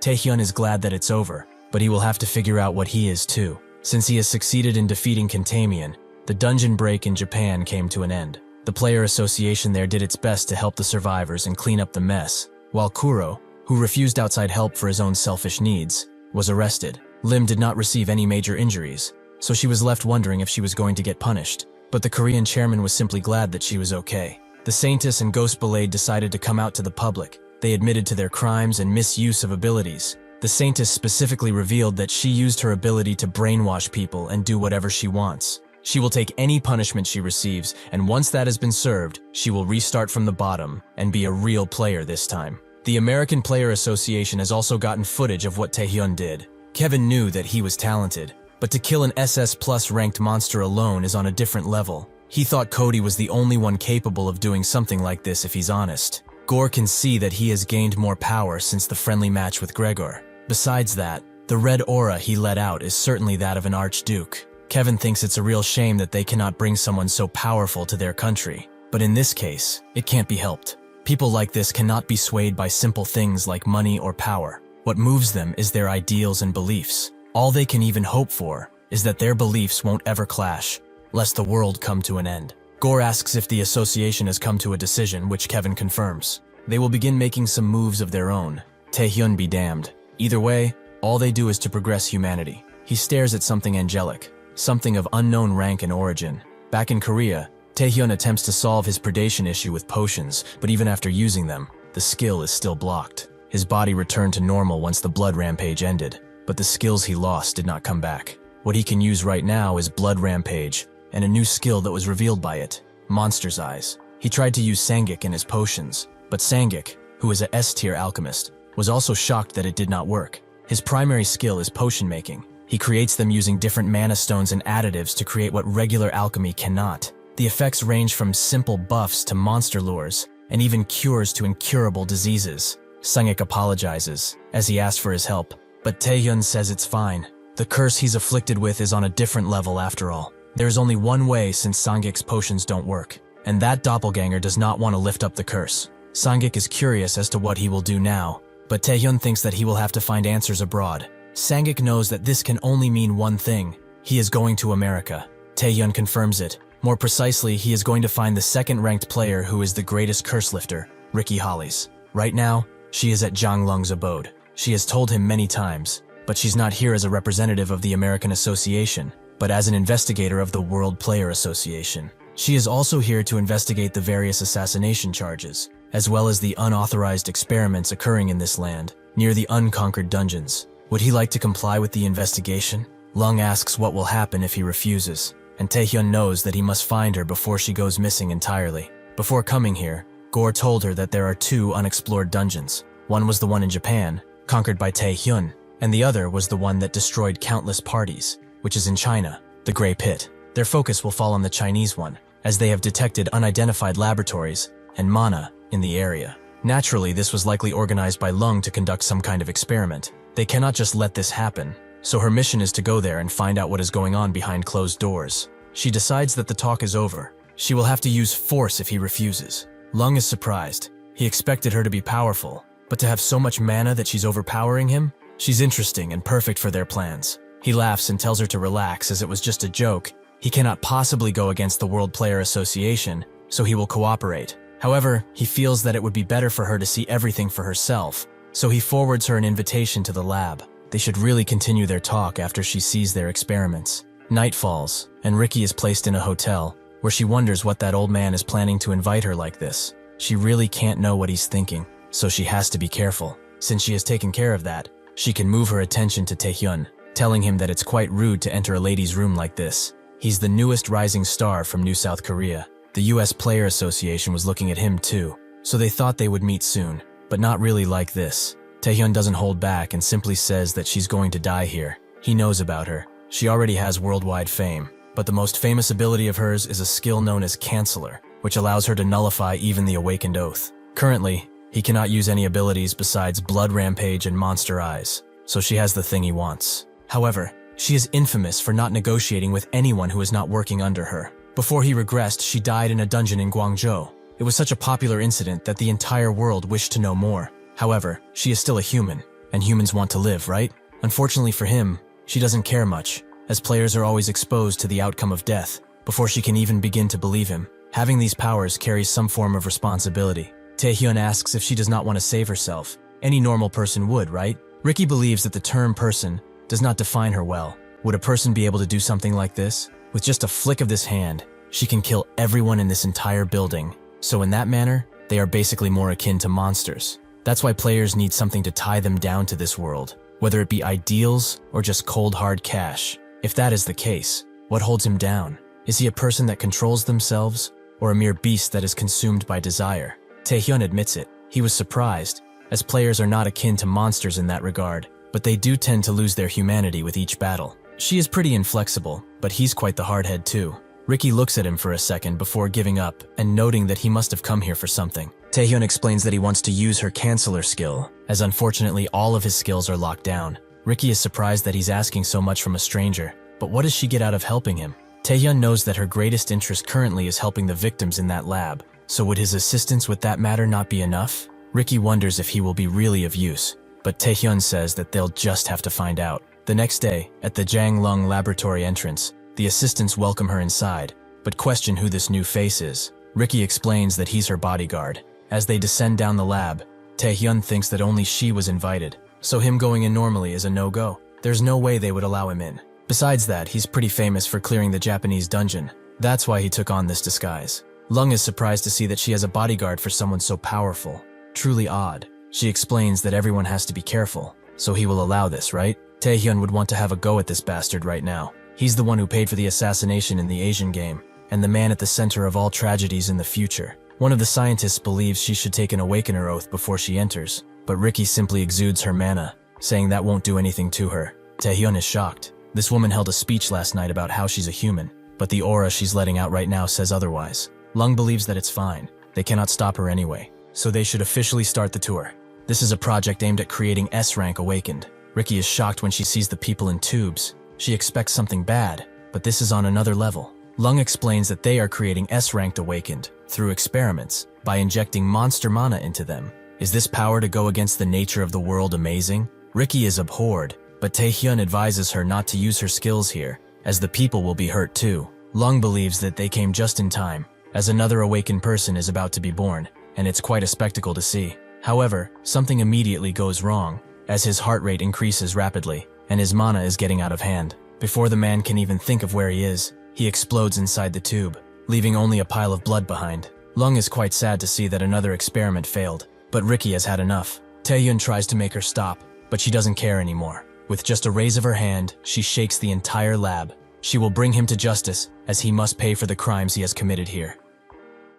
Lung explains that humans are not the fairest creatures. Everyone knows that with the player system, once one's player rank is decided, so is their place in the social ladder. However, nobody wants to remain in the lower ranks, so he just helped them fulfill their wishes. Ricky doesn't care, as this atrocity ends here. She condenses energy and sends it straight at Lung, who smiles and pulls out a scroll in response. Both she and Taehyun recognize that skill. It's the black hole that nullifies all nearby skills. Not a lot of players have this in the first place, and it's also difficult to cast. So how did he do it? He says that she was getting quite cocky since she has more mana than him, but people should know to utilize skills better. This scroll that he had was but a taste, as he has another present for them. He hopes they both enjoy it. As soon as the door opens, a dark energy surrounds the room, and Taehyun rushes to confirm his suspicion. Sure enough, the underground of this lab is the entrance to the dungeon. The reason why this lab was built is probably to utilize the mana emanating from the dungeon.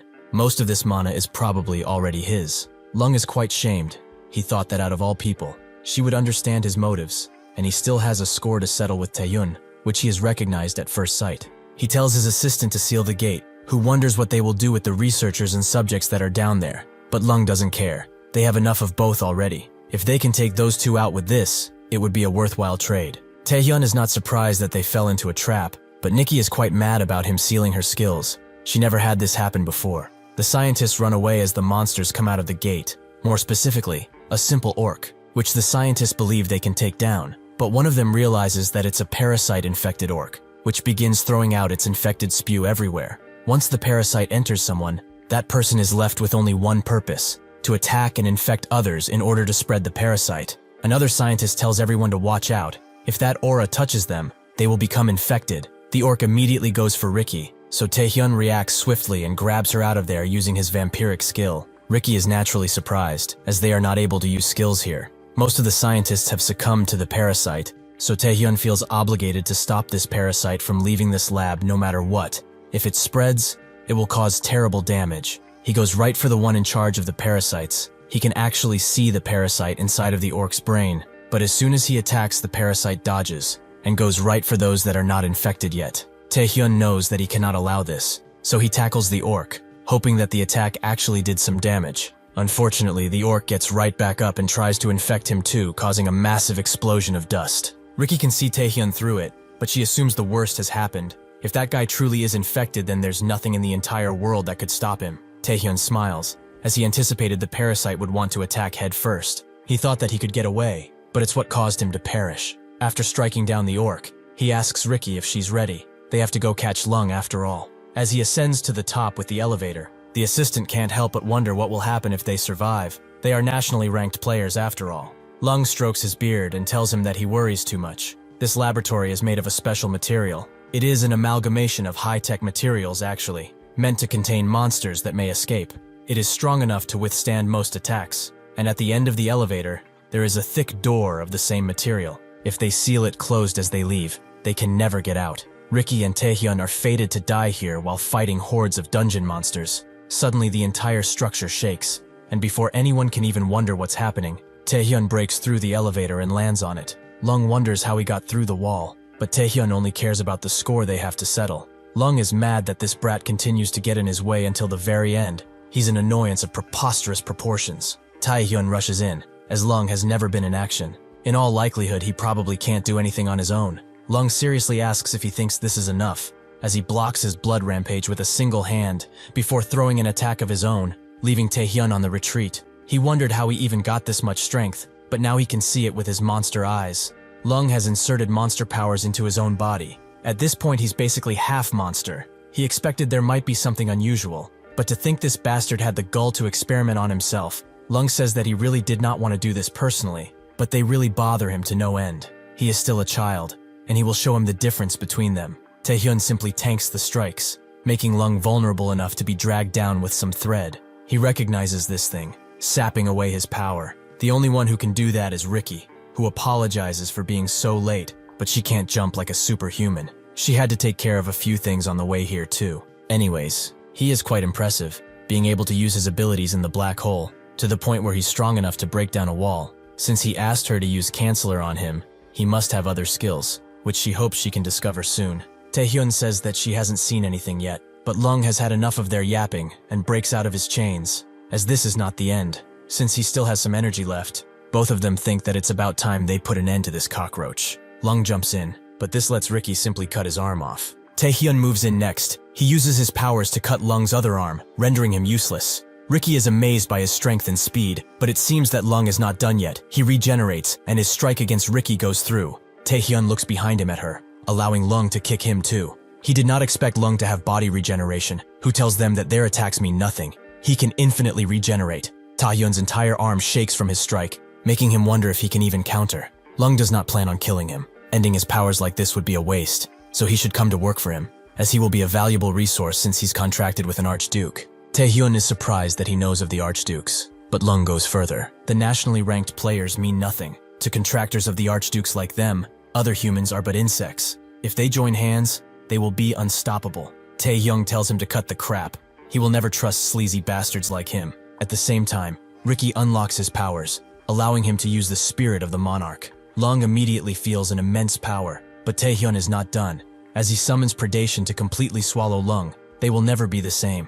In his last moments, Lung asks himself, how is he even losing to this brat? He has succeeded in evolving humans through monster powers, but in the end it was all pointless. He needs stronger power. He must become stronger, stronger than anyone else. A being asks for his body, and Lung gives it, transforming him into a monster that spits out an acid that completely destroys the elevator, making the others plummet to their doom. Ricky has seen her fair share of beasts, but that monster she can feel is on another level. Taehyun grabs her and puts her back where she came from. He has considered this before, but it's clear now. The owner of the unexplored Chinese dungeon, the Grey Pit, must be this Grey Venom, and it sure is a mighty opponent. The dungeon expansion of the unexplored Chinese dungeon was breaking news for the entire world. The Grey Venom used the expansion to take control of countless humans and use them as his pawns. It seems that Lung did not stop at just experimentation. He gave his entire being to a monster. He tells Ricky to head out now. She doesn't have much mana after using her ability, right? He will allow her time to escape, so she should go and call the others. Ricky doesn't want to, as he will be alone, but he assures her that he's fine. He just can't fight while also protecting her. Nikki knows that this is true now, and leaves everything in his hands. The Grey Venom finds this interesting, to see a contractor of an Archduke protect other humans. Usually they follow the wishes of the Archduke. Why is he using his powers for such meager existences as humans? It piqued his curiosity, so just like how he possessed this old man's body and saw his memories, he will possess him too. Without a word, Taehyun summons predation to his side and asks why he's yapping so much. Since he likes to talk, it's about time they take him down a notch. Because of predation, his monster eye skill also upgrades to high monster eyes. As she walks away, Ricky looks back. She knows that she wouldn't have been of help if she stayed. All she can do is hope that he's strong enough to win. Taehyun pummels the Grey Venom, but he expertly dodges the predation monster and goes for Taehyun, who can see his moves thanks to his eyes, and sends the monster his way with swift precision. As long as he has high monster eyes in effect, the Grey Venom is pretty slow to him, and since he has predation too, this combination will make him easy to take down. Suddenly, the Grey Venom spews acid, but Taehyun won't fall for this again, so he uses the predation dragon to block it, allowing him to move in and try to end the battle for good. His attack blows up the entire facility around them, leaving only rubble in his wake. He doesn't have much mana left. He really could not stop all of the Grey Venom attacks. He wonders where his body is, but he's actually standing right behind him, congratulating him for the power he holds. Taehyun tries to strike, but the gray venom does not let him and puts him on the ground. Taehyun can't even think straight anymore, but sees that he's absorbing mana through the air, the mana that is unique to dungeons, which means that this area has already turned into a dungeon. The gray venom tells him that he has no hope. He will also possess him and become even stronger. Taehyun's body freezes, almost as if it's subconsciously fearing death. However, his mind is already used to that, so he summons smaller predation monsters to take the gray venom's arm off. He isn't phased, in fact, he laughs. This means that he does not have much mana, expected of a lowly human. He cannot catch up with the regeneration his body possesses. Taehyun thought he was really going to die. He did not expect it to come to this, but he did not know he could do it either. The gray venom sees that he's using the monster to channel his mana into himself, which allows him a boost in all skills and for him to be revitalized. The gray venom cares not for his cheap tricks. No matter how much he tries, the mana he has access to is infinite. Taehyun knows that, but they should see if it's still infinite in this world. The predation beast swallows him before he can even move, sending him deep into the predation territory. The master is annoyed that Taehyun is using this as his own garbage dump. The gray venom feels an ominous feeling from this man, and even if he looks like Taehyun, he knows that he's not. The predation master did not allow him to use questions, calling him an insect of Beelzebub. The gray venom is surprised he's using his master's name so freely. Is he an archduke too? The master has had enough of his incessant speaking, so he chains him down to drag him out of this place. The gray venom says that Taehyun has made a mistake. There is nothing that he cannot corrupt. Not even an archduke's domain can escape. The venom goes throughout the realm, but in the end does nothing, as the master simply refuses to be touched by it. The gray venom knows that he's in trouble, but he does not get how Beelzebub's powers were blocked. After dragging him into predation, the master is finally glad to have some silence. In the real world, the 5th ranked in the US arrives, national-level player Mondel Roman, who wonders what the hell happened. His mission was to protect Ricky. She's an important investigator and a key asset to their player association, but she refused in the end, stating that she already had a bodyguard. However, it's been hours since she entered, and there has been no movement, meaning that he must do something soon if she does not show up. Suddenly, Nikki breaks through the wall in front of him, and he immediately jumps in to help, but he's surprised to see her with injuries. Just what the hell happened? She tells him about the illegal demonification experiments going on in there, and in the end, she was not able to save anyone. Roman knows that she regrets it and suggests they go back now, but Nikki says that there's still someone left, Taehyun of New South Korea. Suddenly, the entire ground shakes. They both feel an immense amount of mana coming from behind, just as a portal to the dungeon opens, letting all of the beasts roam free into the world. Roman gets in front of her and summons his ability, Genocide Bullet, which lets him spawn countless mana weapons. This guy is a true American. He shoots down the incoming monsters and tells her that since a dungeon break occurred, Taehyun actually surviving this is pretty low. More monsters came out. Roman annoyed that he did not bring out more support. Ricky becomes lost in thought, wondering if Taehyun really lost to that guy, allowing a monster to actually sneak up on her. A bunch more of the similar kind appear, encircling the two for good.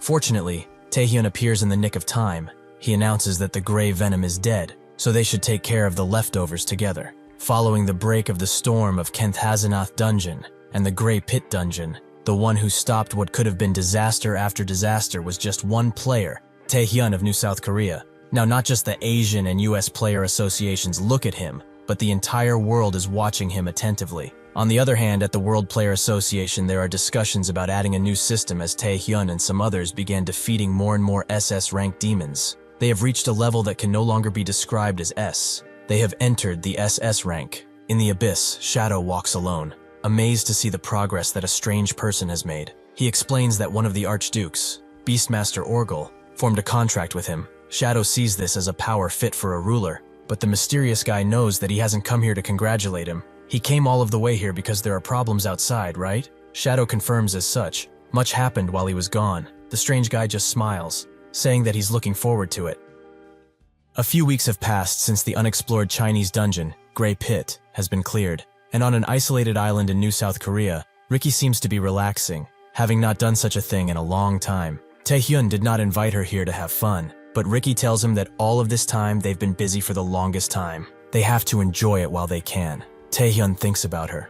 After they escaped China, she testified against the illegal experiments that occurred in that strange lab as an investigator of the World Player Association. Unfortunately, the perpetrator for all of this, Zhang Lung, has gone on a mission amongst all the action, and the dungeon break destroyed most evidence of the lab even existing, so the statements she made were no longer credible on the lack of evidence. On top of all this, they did not get to rescue a single person that was being experimented on. She probably feels as dejected as he does. However, even if this is not ideal, it's far better than what happened in his past life, as she would have gone missing after Lung sprung that trap on her, and Venom wouldn't have been stopped, making an unidentified illness take over the world, causing insurmountable suffering in the entire world. He was only looking for Ricky to unseal his spells, but this took an unexpected, rather pleasant turn. He agrees that some rest is needed after all this. But suddenly, Ah-hyung appears. She knew that if she left him with Ricky, this was going to happen. They are on a date, right?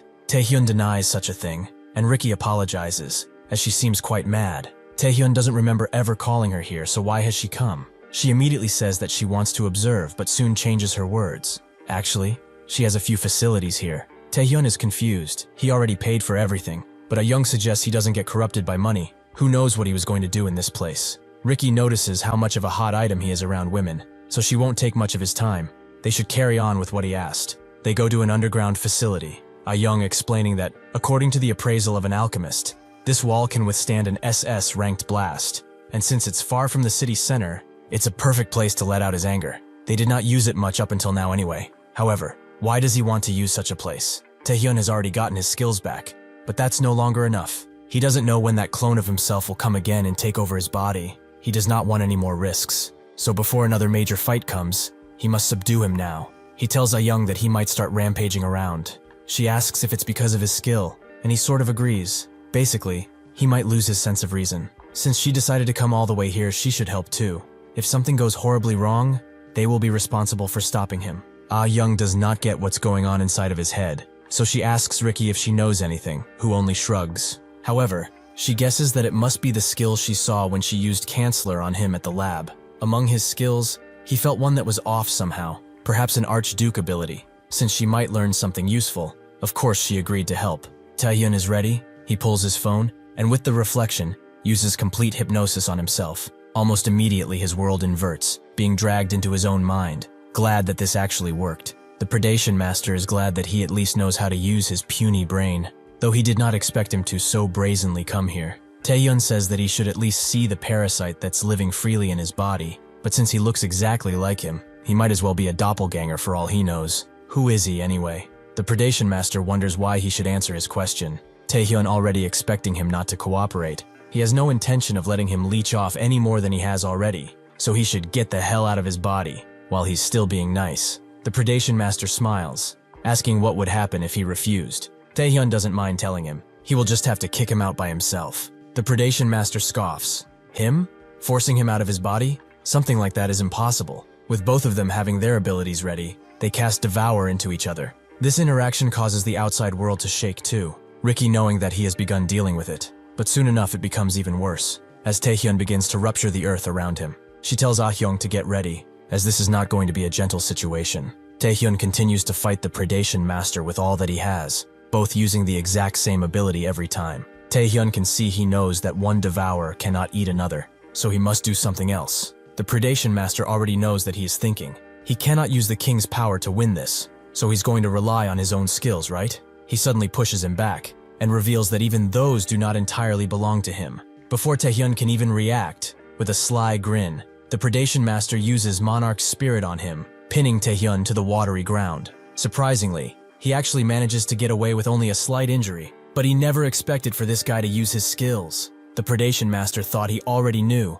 but his mind must have been clouded. Even his weapons were a result of the king's power. He really thought that he would not have access to them too. Taehyun congratulates him, and although he hates to admit it, this guy is strong. He has taken down many strong opponents, but he's on an entirely different level. He prepared to face him, but his preparations have turned out to be useless. So what can he do now? The Predation Master can see how hard he is thinking, but this is all futile. As he summons chains to apprehend him, he suggests that he give up this foolish venture. But Taehyun does not react at all as the chains close on him. Yeah, he already knew that this wouldn't be easy, but until he has used everything, he will not give up. Ah-hyung is amazed by the amount of mana Taehyun is letting out, but Ricky is even more so. This large amount is comparable to hers, and she's the greatest magician in the world. Perhaps it even surpasses her. She knows that this is dangerous, so she tells Ah-hyung that she's going to stop it. Letting this drag on might cause more damage than ever anticipated. Before she can use her skill, however, Taehyun charges in and tries to grab Ah-young's spear as he does so. Ah-young screams out and wonders what she should do, so Ricky tells her to buy some time, at least until she can cast her spell. Ah-young understands. She has always wanted to fight this guy anyway. As she charges in, Taehyun stops her with only one finger, but has to block once again as Ah-young pushes him further. This reminds her of the Grand Phoenix fight, although now, the roles have changed. Now, she will be the one to beat some sense into him. She tries to pummel him, but Taehyun gets out of the way and tries to kick her spear out of her hands. Ah-young takes the spear into one hand and then turns it around to face him, but the fight is becoming harder and harder. Ricky continues casting her spell. It was supposed to be her ultimate hidden card, but she must use it now. She swiftly unleashes her magic, creating a large beaming orb of light behind her. Ah-young is confident, but her arms are already growing numb, and all she can do is deflect his attacks. Just what is he fighting inside of his mind? Suddenly, Ricky tells her to run, just as a bunch of trees appear below her. Ah-young asks what this is, so Ricky says that this is her portal skill. She has brought a demonic flowering tree here, from the depths of the abyss. This tree reacts strongly to mana, and once it latches on, it will not let go until its target no longer has any mana. Ah-young finds it amazing to create a portal to the abyss and use a monster as an advantage. She really deserves the title of the second most powerful player in the US. Sure enough, Taehyun falls slumped as his mana is sucked in, signaling that this is over, but this all makes Ricky ponder. Even as the flowering tree was sucking his mana, it was still increasing. If she had been a little late, the aftermath of this would have been too much. This request was more than she expected. She will have to make him pay back properly. Before Ah-young can get even remotely close, she gets slashed on her knees as Taehyun has broken out of his natural chains. Ricky is shocked to see him still moving, but suddenly, Taehyun speaks. A demonic flowering tree. It's quite a unique way to deal with this for a puny human, but even it cannot absorb more than its limit. Ricky wonders if this is Taehyun, but it's made clear to her that he is not. He doesn't look like that weakling after all. She asks what happened to him, so the Predation Master reveals that he lost. And since he challenged him, his body is now his. Ricky tries to bluff, but she feels at least SS rank monster energy coming from him. She must strike first, so she unleashes her ability to silence the Predation Master. With only one hand swipe, he redirects her attack away, shocking Ricky, as this has never happened before. The Predation Master notes that it's been a while since he has come to this plane, so he should warm up with his first kill. Inside of Taehyun's mind, he is face down in the ground, and although he seems utterly defeated, he still twitches,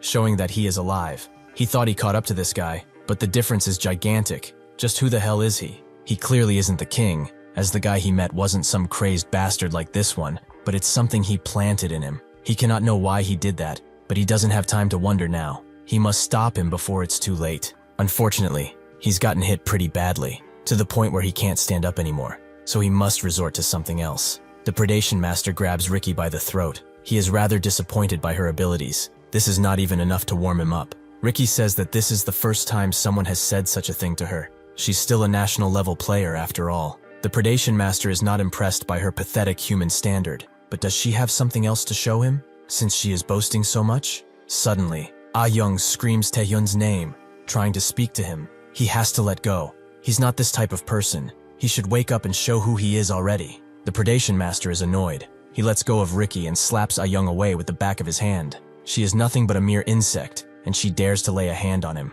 She should await her turn, as she will be next. Ricky guesses that at this point, getting Taehyun back is not possible, and since he asked if she had anything more to show him, here it is. Even if the demonic flowering tree is gone, the mana it absorbed is still in the air. The Predation Master sees that she's gathering it in one spot, creating an amazing attack. Ricky knows that if this monster gets out of this facility, not even the best hunters combined will be able to do something.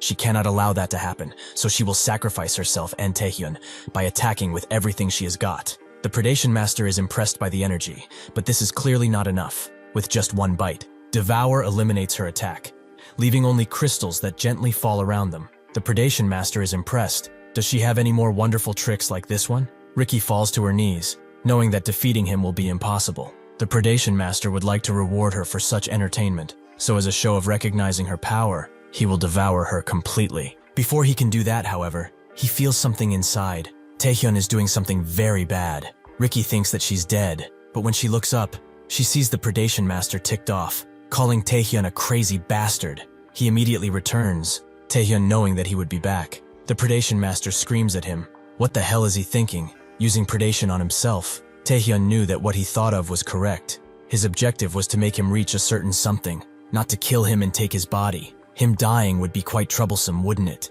The predation master recognizes this as a pathetic threat. He really thinks he cares about some lowly vessel. Taehyun doesn't know. He came pretty quickly to see what he's doing, after all. The predation master gets serious, telling him not to get conceited. His regression will not happen a second time. Taehyun already knows that he has already died. This life is just a big bonus. However, instead of seeing it end after not having achieved anything, he would rather die right now. The predation master sees the determination in his eyes. He has clearly underestimated him. He takes his predation and heals him up. He wins this time, but he should remember, the only reason he's alive is because of his goals. He will struggle and struggle until he gets to the king. When he decides that he can no longer do that, he will not hesitate to eat him up. Taehyun smiles. Even then, he will not let himself be so easily ended. His stats are now even more amazing, with all of his skills upgraded to AAA rank, surpassing his old self. Ricky can see that he's back, with him shocked to find her on the ground. He guesses that he did this, and she confirms as such. He sees Ah-young slumped on the ground too, but Ricky snuffs his worry. She doesn't have any life-threatening injuries. She admits that he's quite the scary man. He was hiding it all of this time, but still, she should thank him. She knows that he protected her until the end. So as a favor, she will keep this all a secret. But when she's in danger, she wants him to come and help, as he's quite trustworthy. Taehyun looks at her and promises to do so. Despite all of this, neither Ah-young nor Ricky got seriously injured, but they needed to be hospitalized for a bit, forcing Taehyun to feed Ah-young fruit. She seems to be enjoying herself. When else will she get such a treat from him? A broken arm is a price she would pay threefold. Taehyun tells her not to get used to having broken appendages. He won't be here to feed her every time. Ah-young wanted Ricky to stay a while longer, but she left too suddenly. She probably did so because that thing is happening soon.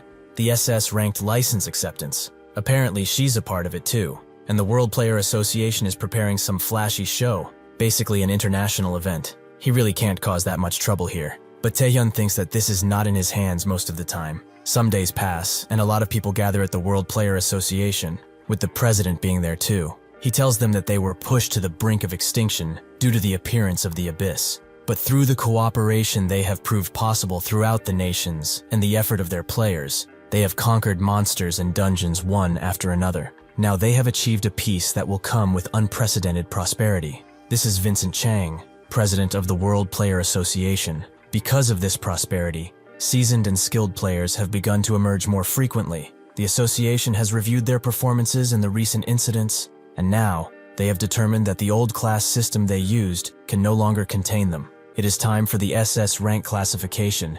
A new era of heroes is among them. Today, for the first time in history, they will be introducing 10 heroes who have the honor of receiving the SS rank player license. They should all welcome them with applause, as the road to this stage was treacherous for all of them. He starts listing them off. Cody Wood, Montel Roman, Ricky Harris, Dylan Gray, Aiden Simon, Sergei Karamzin, Thomas Provine, Daniel Harrington, and Alexandra Veju. The last one, but not least, is Korea's player, Kim Taehyun. All of these individuals carry the official recognized license of the World Player Association that goes beyond their borders in the service of humanity. Taehyun can't help but take in this moment. After so much, he got this far. From the day he was cursed as an awakened, to S rank, and even beyond the level of national powerhouse. The highest peak someone like him could achieve after regressing, an SS rank. His past self could have never imagined getting to this point, but he does not plan on stopping, as this is only a part of the process.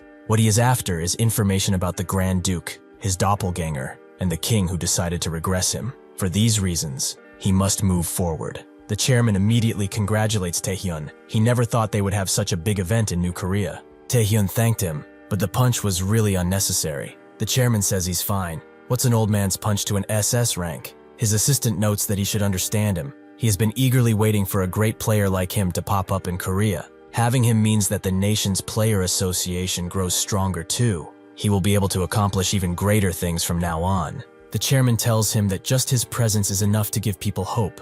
They are all grateful for him. Taehyun just needed what had to be done. Suddenly, Ricky appears, happy to see that they are celebrating, but she also asks Taehyun how he is. He rushes to her side and asks if she's feeling better, which she is not. Her body is still aching. He really could have gone easier on a lady's body. Taehyun knows she's doing that to create a misunderstanding, and she succeeds, with the chairman thinking that something is happening between them. Ricky is not here just to talk, though. There is someone who wishes to meet him. From behind, Cody approaches, wanting to express his gratitude for what he has done, and to actually meet him. Taehyun expects this. They're at the same level now, after all. If he had to name a person who represented all the players in his previous life, hell, even in this one, everyone would agree that he would be the best candidate. He is the man who always stood at the front lines of the abyss all alone. The strongest player, Cody Wood. Just standing in front of such a great man makes him feel an incredible pressure, and he says that he's the one who owes him. It's really nice to finally meet him. Cody says that they will work together in the future, so they should do so well. Taehyun thinks about the future, but suddenly, the double doors open wide, and two men come inside, having to inform them about something. The World Player Association has accepted the proposal of Kevin Ian, the president of the United States Player Association, and starting with this SS rank license event, they have finally decided to take out all the unexplored dungeons on Earth by forming a large-scale raid squad. It will be at a scale nobody has thought of before, with the SS rank players from the US already cooperating. The guests are impressed. If the US is really joining, it means that half of the SS ranks are among them. Now they ask the other associations and SS ranks to also consider it, as it's finally time for them to unite and develop an infinite peace. The chairman doesn't know. They are talking about unity, but this timing is rather perfect for them. Half of the SS rank players are from the US, so by using their power, they can control the World Player Association. This is a scheme to show the world who the dominant power is, and the rewards from unexplored dungeons come as a bonus. That's easy enough to figure out, but other than Taehyun, Korea's influence is not that strong. The British Player Association has decided to join the raid team, along with the French and Russian Plate Associations too. Taehyun raises his hand too, making the chairman think that he will make them participate, but he actually refuses. Korea will actually be doing its own thing from now on. Everyone is left shocked, and Cody is pretty surprised. On the plane back home, Ricky says it's unfortunate they failed to recruit Taehyun, just like how they failed to recruit Gregor and Marcus too. Cody asks if she regrets it, but she just feels that if he joined the team, he would have been a great asset. Cody knows that's not the reason she's disappointed, but she just finds it interesting. What does he think of him anyway? Cody admits that he looks strong. It makes sense he left her in such a sorry state. Ricky is glad she was not mistaken, since the strongest player is seeing him that way. Cody feels that titles like the world's strongest are meaningless. Taehyun is the contractor of the Abyss Grand Dukes after all.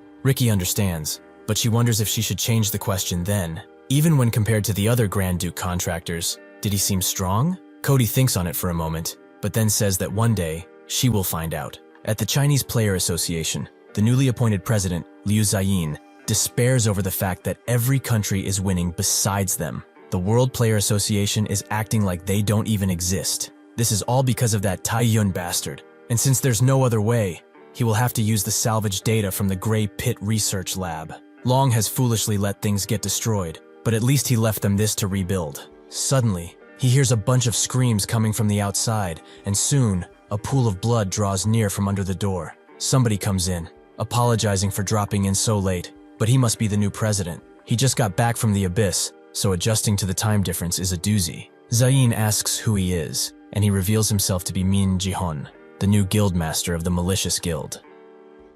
At the Nightwalkers Guild, Ah-hyung notes that she thought Taehyun was planning something, but he wants to clear a dungeon without any help from other countries. What pushed him to say such a thing in the first place? Even the chairman was put in a pretty awkward spot.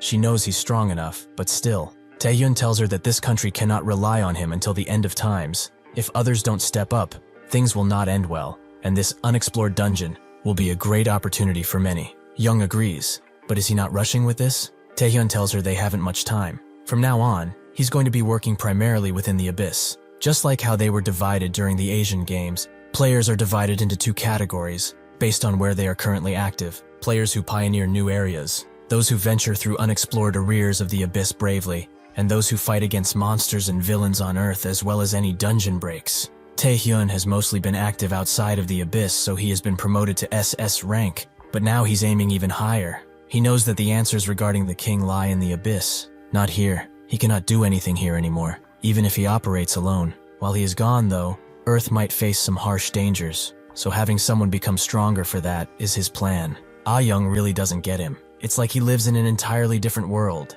He has way too many secrets. especially that rampaging skill of his. It certainly wasn't ordinary. Really, just who is he? Taehyun stares away and says that he doesn't want to tell her, but Young is being serious this time. He explains that even if he were to tell her, she would not be able to understand a word of it, but soon, he will be able to explain everything carefully. At least he hopes so. Young relents and supposes they don't need the awakened oath, but Taehyun vows to not go back on his word. She understands, but she also wants to know why he first found her after getting back to the country. Taehyun explains that he wants to have her in his party, but she seems to be rather busy with other things. She notes that thanks to a certain maniac, she's not able to currently work. If that's the case, Taehyun wants her recommendations for replacement. Even if it annoys her, Young says that there is only one, but it's pretty cute that he came here to get her approval. Taehyun says that he was going to take them whether she liked it or not. Kwon is a part of the team, as he regained his spot for best Korean tanker after the Saintess healed his missing arm.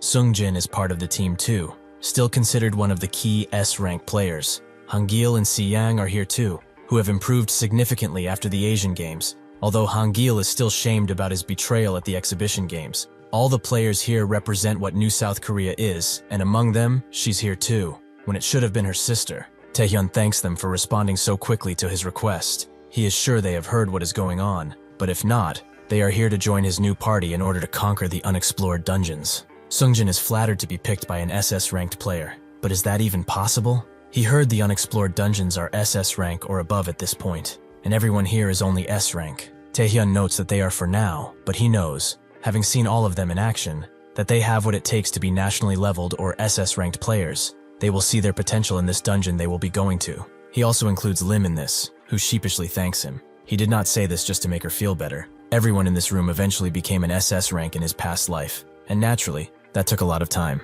Things have changed too much already, so he also has to advance the schedule according to it. Kwon is hyped up to do this, but Taehyun tells him that if they enter the dungeon as is, only death will await them. They will be entering in a month, so he will be training them until then. First, he will have to work them like dogs. 1 month later, at the French unexplored dungeon, the Opera House, as a few ghosts are charging them, Cody dons his armor and slashes the ghost away with little effort. One of the SS ranks notes that he's really something, but all the others are keeping up too. This amount of firepower is really insane. It would not be a stretch to think that this dungeon will be cleared as early as today. Behind the fighting ones, a few familiar faces are whispering about Taehyun and his team's setting today, with one of them thinking that they are stupid. Unexplored dungeons are not a joke, and he's doing it with S ranks too. He's going to lose a lot of players thanks to his foolishness. Meanwhile, in the Greek unexplored dungeon, the Snake Pit, every single one of the party members thinks that they are going to die if they keep fighting like this, and it's all because of Taehyun.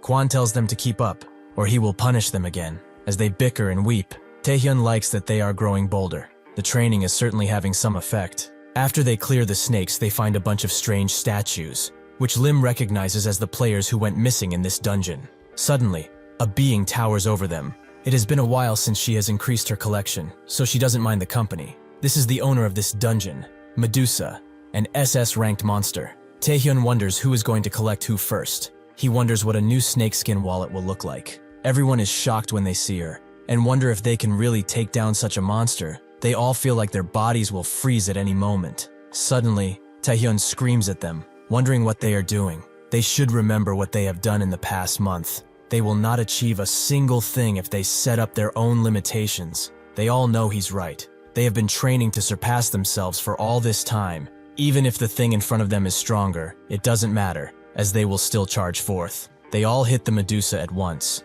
but she is not at all impressed, as their attacks are ticklish at best. She swings her polearm around, before trying to impale one of them, but Kwon stops her, as her attacks are just as pitiful. He activates the ancient dragon blessing, and Sungjin appears behind her, ready to strike. Before the Medusa can retaliate, her arm gets frozen by Lim, allowing Sungjin to move in with a devastating double strike. The Medusa breaks her frozen chains and begins attacking all around in a fit of rage. Taehyun is glad that even if this is an SS rank monster, their attacks are all having some effect. The mages, Siang and Hangil, are attacking from afar while they constantly aim to blind her. Kwon is acting as the tank and protecting them. Then there's Lim and Sungjin, who are attacking at the same time and hitting her blind spots. They have not dealt a killing blow just yet, but their damage is nothing to ignore. However, the Medusa will certainly not just stand there and take all this. She has had enough, so she boosts her power and begins attacking in a larger manner. but they are ready for this. Unbeknownst to her, Quan charges in with the Minotaur Queen form, making her slip, and allowing the others to use their strongest techniques all at once. With this generous effort, they take the Medusa down. Quan is glad his technique worked again, and Taehyun congratulates all of them on a job well done. He knew they were able to defeat her. Quan thinks that he's being cheeky. He didn't lift even a single finger and just watched. They ended up beating everything in the dungeon. Taehyun notes that would have been really nice, but reality will soon hit them. Besides the Medusa, a gigantic portal begins opening, and they all soon realize that this is a double dungeon. The dragon that comes out from the portal finds it interesting that the gatekeeper was finally felled, as he does not see anyone here capable of such a thing. This is the owner of the double dungeon Historia, Basilisk, an SS plus ranked monster. With a sudden tremor, all the team members are unable to move, and soon enough they are cast in stone too. Taehyun walks past them without even looking, and Basilisk understands. So he is the one who defeated Medusa. Taehyun denies that it was actually these stony bastards. Basilisk cannot rightfully believe that those inferior beings did such a thing. Taehyun suggests that perhaps his minions got complacent and did not train hard enough, as they really were not difficult. He wonders if their master will fare any differently. Basilisk exclaims that he does not know his place as he eats him, but Taehyun soon comes out of his mouth flying, bearing a new form. Really, he wants to see who the inferior one actually is. Taehyun begins attacking while simultaneously dodging every single attack, which enrages the Basilisk, who attempts to crush him with his tail. But Taehyun is too swift and counterattacks. He's surprised the Basilisk was so confident when he's just a little lizard, but he will not let him think he's a big shot just because he's using Igman's power. He should not get cocky, as he is not the only one blessed by an Archduke. With these words, the Basilisk fills the entire arena with water. This is Mahai, the true power of Jormungand, the Archduke that stands above all Archdukes. Mahai is infinite and overwhelms any foe. Can he truly stand a chance now? By merely flying. Taehyun smiles, as this is not the power of an Archduke, but the power of a king. He uses predation to swallow the Basilisk whole, ending the fight in a flash. Suddenly, Quan wakes up with a scream, only to see that he and everyone else is fine.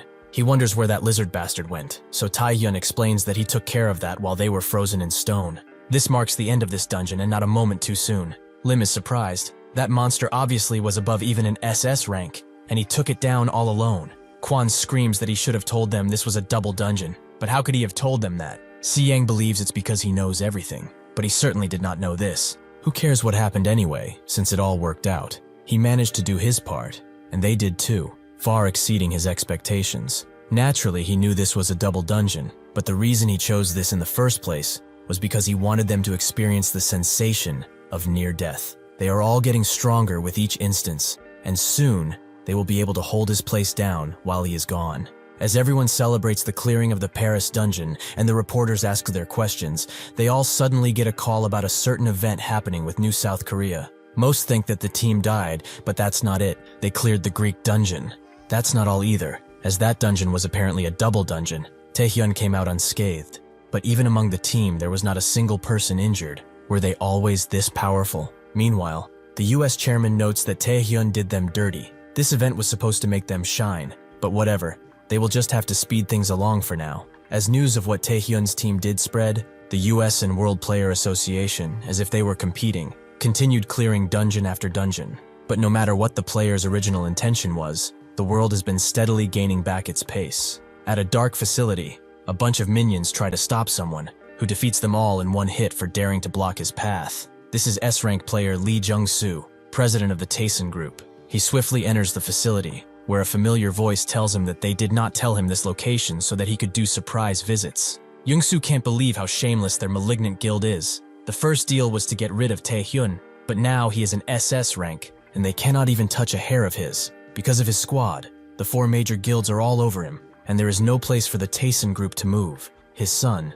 who he intended to leave as heir, is now crippled and useless. How much longer is he supposed to wait for them to do something useful? The man understands his anger, but they have said before that Taeson will be looking at bigger fish to fry soon. Jung-soo's guards begin to get tangled up, and the man explains that Taehyun's irregular growth is not expected, but they have not thrown in the towel just yet. They are sure to cross paths with him in the near future, but before any of that, they should talk business. The leader of the Malignant Guild has retrieved this item from the Chinese Player Association. It's the test data from their lab. He is a smart man, so he should know what to do with this for Taeson, right? Junggu likes what he is implying, and smiles, as he's got the perfect plan. It's been an entire year since the World Player Association declared it would conquer all unexplored dungeons. And with Taeyun's team exiting the unexplored dungeon in Mexico, all the unexplored dungeons in the world are now gone. Sung Jin, who is now a national level player, notes that he believed this would be impossible, but in the end, they really managed to do it. Quan, who is also a national level player, is kind of sad about it, as he was on a roll lately. Xiang and Hangil are also national levels, but Xiang wonders if he's not a guild master. Just how long does he plan to be away? Quan isn't worried, as their guild has a very competent secretary attached. Lim is national level 2. Taeyun is very proud of everyone, and at the rate they are going, suggests they will enter the SS rank soon enough. The same goes for him. He has grown quite a bit. His stats increased well. It's about him getting to his main objective. He goes to Chaesu, who welcomes him warmly inside his office. Taehyun heard that he became the head of the skill research division, a pretty big step. Chaesu does not need his congratulations, as he was once an old man who lost all hope. He can just live like this, atoning on the way, all thanks to him. After meeting Taehyun, Chaesu confirmed to the association that he tested his skills on demons. Thanks to Taehyun's plea and the chairman recognizing his value, he now works for the association, helping the awakeners of New Korea. Chaesu asks what brings him here. He presumes he did not come just for small talk, considering how busy he is. Taehyun actually wants a favor from him, which he is happy to oblige. What Taehyun wants is to perform a skill fusion. Chaesu asks what he means, as he already fused his skills. Taehyun notes that there's no rule saying that they can't fuse a fused skill, right? Chaesu is rightfully worried. He has never attempted such a thing before, and he said so himself. If a skill jumps in power too much, a mana backlash will occur. He may be strong, but this is too much. Taehyun looks him dead in the eyes and says that there's something he must achieve, even if it means taking that risk. His current strength is still lacking, and he's the only person who can help with this. He shouldn't worry too much though. He has already culled his body to endure it. Chaesu can't keep up with him, but he agrees. They go to a fusion chamber built with the advanced alchemist technology. The device he's standing on has a powerful mana stone inside. This is his first time using it too, and once they start, there's no going back. So is he ready? Taehyun confirms as such, and with a gigantic glow, Chaesu begins fusing his skills. The king suddenly appears in front of him, calling himself wise for choosing someone like him. But to control such a massive amount of mana, his body is of a human, so he has limits. Perhaps it's time he lends some help too. Due to his interference, Taehyun's skill rank shifts to another level, and a massive power awakens in front of him,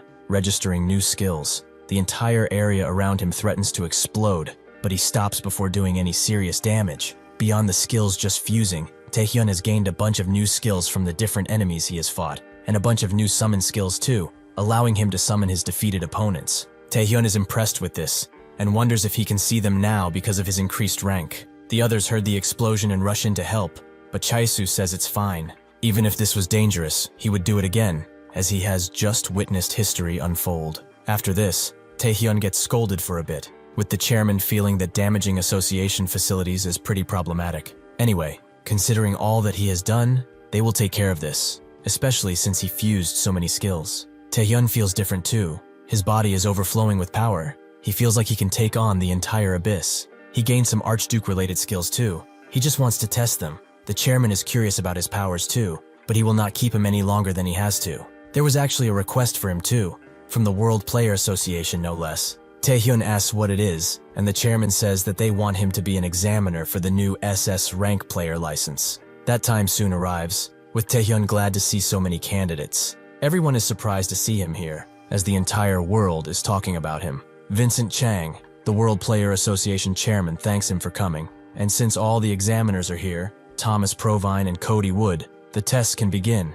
He asks how they want the test to be conducted, perhaps a scoring system or the sort. Taehyun believes that there is no reason to complicate it and unleashes his power. What a player needs in the end is willpower and strength. They will see who is worthy or not, by pushing them further and further. Vincent tries to refuse, but then Cody unleashes his aura too, and says that he will join in this too. The examinees are now extremely scared, and wonder if they will be able to leave alive.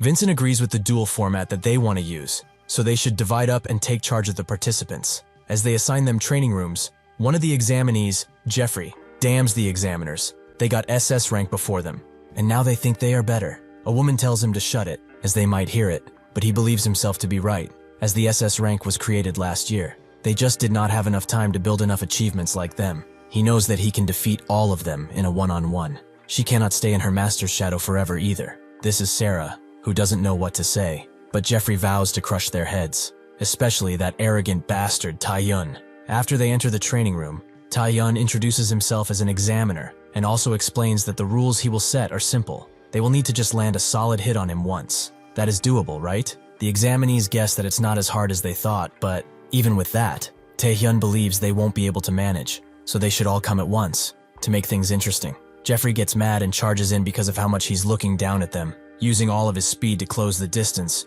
but Tae-hyun raises his fist up and completely annihilates him. One down. Are there any more takers? Sarah knows this is dangerous, so she advises the others not to rush in and stay calm.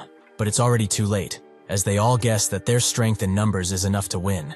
Tae-hyun easily takes them out one after another. Even when two attack at the same time, he just jumps up and kicks them down. The last one tries a surprise attack, but Tae-hyun catches his fist and kicks him away. Sarah is amazed, as he hasn't suffered even a graze, but Tae-hyun is saddened, as this is below what he expected. He signals the remaining ones, guessing that they are better than the ones who chose to charge at him like this. Standing around like that won't get them anything either, so how about they try something? They don't know what to do, but Sarah has an idea. She goes in alone, and as she approaches, she uses a skill, making Tae-hyun wonder what it is for her to be so bold. He decides to go in for a punch, which she is barely able to block, but this allows the others to move in and blast him away as she holds him. Tae-hyun is pretty impressed that she thought of this, but it is for naught. He activates Apocalypse, making everyone attacking him receive a bunch of ailments that debilitate them completely. This is a combination of King's Domain, King's Aura, and the Chains of Restraint, including all the lower tier skills. Their senses are going numb, gravity feels heavier, and their entire body feels like crap. But surprisingly, Sarah has been holding out well. She was taught by her master to never give up no matter what, as an opportunity to strike will always show. Tae-hyun noticed that she's absorbing mana from the area and converting it into her own stats. This is why she even withstood his first attack. Suddenly, she breaks her grasp and tries to charge in with a punch, apparently taking Tae-hyun by surprise, but suddenly, her body refuses to move. Tae-hyun gives her a sad look as she falls. Her fist did not hit him, but since it was close, he will just count it. Sarah McQueen has passed. He already knew of her terraforming skill. She will be a future SS rank and a great player, but even now she's pretty strong. He knows who her master is too, and congratulates him for his student passing. Vincent gets informed that Tae-hyun's test is complete. Only one person passed, and that is Sarah McQueen. He can't believe it due to Tae-hyun's independent actions and Korea's prominence. The World Player Association lost the influence it would have gained from the unrated dungeon raids. They were planning to bounce back here,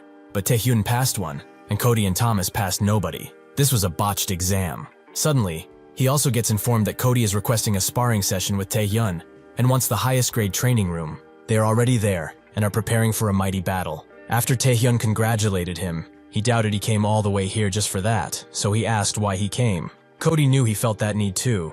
Nobody could satisfy him either, for a long time. They are birds of a feather, and as kindred souls. How about they fight? Tae-hyun figured they would battle sooner or later, but not like this. He doesn't know why Cody is doing this, but he wants to see what he's capable of, especially against the strongest man in the world. The assistant wonders what they should do. Cody is ranked first, and Tae-hyun is ranked second in the world. Should they stop the fight? Vincent knew they couldn't even if they tried, but they will record everything. Since the SS rank exam failed, they will salvage what they can hear. They will gather data on these two, and they might gain some publicity too. He grants them permission, but tells them that this will be recorded. Cody doesn't really care. Once they begin, all of that will be thrown out the window anyway. Tae-hyun didn't really expect to be challenged first, but Cody knows he was probably eyeing his rank for a long time. Tae-hyun refutes that if he wanted his rank, he could have taken it at any time. Cody guesses that Silver Tongue must be one of his weapons, but it won't work on him. Their fists clash in less than a second, and Tae-hyun goes for another, but Cody disappears and attacks from behind. Under the pressure, Tae-hyun strikes back, but as he expected, they are equal in almost all their stats. If that is the case, he will decide the match with Apocalypse. As he activates it, Cody gets chained, who admits that he had no intel on such a skill. Truly an overwhelming power. Tae-hyun notes that he doesn't know much about him, but Cody could say the same, although he will show him now the difference in strength. He activates his Holy Knight armor, allowing him to break free from Apocalypse with just sheer force. Tae-hyun smiles, as he is similar to his student in that regard, and pulls out his blade, the ensuing clash breaking everything around them. As they exchange blows, Taehyun feels something new, a burning feeling in his chest, making him no longer doubt it. The man in front of him truly is the strongest. Vincent can't even see what is happening, as the cameras have malfunctioned, making the others wonder what to do, as they cannot go inside. Vincent decided to go in himself. That room was built to withstand hours of SS rank attacks. If it's destroyed, it means that their power has exceeded that. After they stop, Taehyun notes that the building will collapse before they decide who won, and Cody agrees, so they should stop holding back and finish this. Taehyun notes he has been going all out up until now, but Cody knows he's lying, as he has not used the power of the Archduke yet. Taehyun is surprised he knows about that, but Cody notes he is not the only person who knows the secrets of the Abyss. He too has contracted an Archduke, so he wants to know what kind of beast he contracted with too. Taehyun is shocked. He guessed Archduke contractors were only in China, but Cody has one too. Since he only mentioned that, he must not know about the king, so he will keep that hidden for now. He uses Igmun's power, which Cody recognizes, and also reveals his contractor, as his armor becomes corrupted with dark energy. He has contracted Lucifer, the fallen angel. With this, they should be able to end the battle, so they both charge into each other, the strike creating a tremendous rumble. Vincent can barely stand in the doorway of the training area as he looks inside. Both Cody and Taehyun have noticed their visitors, so Taehyun suggests they call it a draw. Cody agrees. They will meet in the Abyss next time, where they will settle things. Vincent shows himself and asks if they are fine, which Taehyun confirms, but they have caused some chaos, and he's sorry for that. He will also ask him to take care of the costs. Vincent would like him to stay, but Taehyun is done with this now. It's time for him to go to the Abyss. Inside Rosaria's castle, a powerful strike occurs, which she's annoyed by. It seems that his ugly personality has not changed a bit. How can he break someone else's relic on a payment plan? Is he trying to provoke her? Igmun says that he was already ready for that, but there might be a simpler way for both of them. He wants her to call forth her contractor now. She asks why he is still mad about the business they could not finish at the Iron Horse Gibeon. A man sitting in the seat of an archduke sure is a generous thing. Igmun couldn't care less about that pettiness. He does not know how he did it, but her contractor is using his authority without permission. This makes Rosaria burst in laughter. So this is what the recent rumors were about. Well, compared to her power, his powers might suit him better. Igmun notes that she knows something, and he wants to know about it. Rosaria did not feel polite from that begging, but Igmun was not begging. Rosaria gets up from her throne and tells her minions to scatter. Today, this arrogant vampire will be taught some manners. She unleashes a mighty strike on him, but he does not need her lessons in etiquette, considering who she is. He strikes back, but Rosaria breaks his petty knives and notes that their origin is not that different. He shouldn't feel ashamed. As he creates a mighty strike, Rosaria grabs his leg and throws him away, before rising up and coming down directly on him. It seems that she has defeated him, but in reality, Igmun just used his W, and now uses the remaining blood there to pierce her. He manifests behind her, and asks if this power was something her second-rate heir made. She should confess to what this is doing, otherwise it's her head. Rosaria smiles, as he seems to have forgotten what her power was about. Suddenly, everything breaks around Igmun, revealing that this was all an illusion. So this is her personal space, but for him to be toyed with by her, how insulting. She explains that things were different when he barely managed to form through his contractor's body. This is the realm where the Shrine Maiden's power is at its best. Does he truly think he can handle her with an avatar, and not his true body? Igmun agrees, and says that he will bring it shortly, but Rosaria tells him not to. If he is that curious, he would do something like this, she could tell him, for old time's sake. Actually, there's a memory of the moon in him, a human who brought every archduke to their knees. Did that person not exist? Who claimed their powers? Indeed, she is talking about that Iron Horse, and her contractor is the key to that person. As he enters the Korean chairman's office, Taehyun is met by Marcus Gore, who has been waiting for his return. They tried contacting the World Player Association, but it seems they have missed the shot. Taehyun asks what they need, and Marcus bows his head, as the American Association is requesting his help. He guesses that something serious happened, and Marcus confirms as such. One of their players who ventured into the deepest layer of the Abyss has gone missing. They joined forces with the World Player Association to search for them, but that team of 4 SS-ranked players was annihilated. Dylan Gray, Daniel Harrington, Alexandra Beju, and Aiden Simon all died. They cannot guarantee his survival, but Cody said he would not give up until he knew for sure, and went alone. They believe Cody is in danger too, so that's why they came to him. Taehyun remembers this incident. It was a pretty shocking event, but back then, there was no research team. And who was the missing person? He asks who it is, and Marcus explains that it's someone he might know, Ricky Harris. Taehyun becomes overwhelmed by a strange emotion. In the previous life, the incident where a lot of players died suddenly is now portrayed as a failed search mission. Is it because Ricky was chosen for the advanced team? Ricky Harris shouldn't be alive now, as Long should have killed her. It was none other than him who twisted her fate like this. Marcus knows both Ricky and Cody are American players, but at the same time, they are talents essential for humanity. They have already lost 4 SS ranks. They cannot afford to lose them too. If he accepts this, they will designate him as their top ally and also support him. Taehyun has already heard enough. Where does he need to go? The Korean chairman gets up screaming. He should reconsider this. Did he not hear that multiple SS rank players have been killed? They must prepare. Taehyun knows that if this is as dangerous as it seems, even in this moment of hesitation, the two of them must be fighting tooth and nail to live. He has to go, as he cannot let them go. And besides that, he has a debt to pay. As he leaves, the chairman's assistant tells him to have some faith in Taehyun. He always exceeds expectations. The chairman knows, but he also knows what kind of tragedies can lead to. The assistant tells him that Taehyun is different compared to that guy, which the chairman agrees with. In the abyss, Cody is already in the castle and battling the strange beasts. But no matter how many he kills, they just keep appearing. Taehyun appears behind him and says that they should wipe all of them out at once. The beasts begin to cry and shriek as he chains them, and Cody is certainly surprised to see him. He guesses that Marcus sent him. Normally he would call to a pointless move, but right now he can't be picky, so he appreciates the help. Taehyun now understands why they sent him. The magical energy surrounding the castle is insane. He did not expect the place where Ricky went missing to be the castle of an archduke though. Cody explains that she was sent to investigate this place that was recently discovered. They did not know at the time that it belonged to those things. Taehyun wonders if Ricky is still alive, which Cody confirms. They detected her mana after entering this place, somewhere underground. Taehyun guesses that they will run into an archduke if they keep going far. The chances of them beating one are at most 1%. Cody suggests they speedrun this thing. He hopes he can keep up, however. With that, they both launch themselves at maximum velocity, eliminating any monster that gets in their way. Taehyun asks if he's the same guy who was struggling with one monster before, but since he showed up, Cody feels he doesn't need to hold back anymore. By the way, they said that they will fight the next time they meet in the abyss, but it seems that this takes precedence.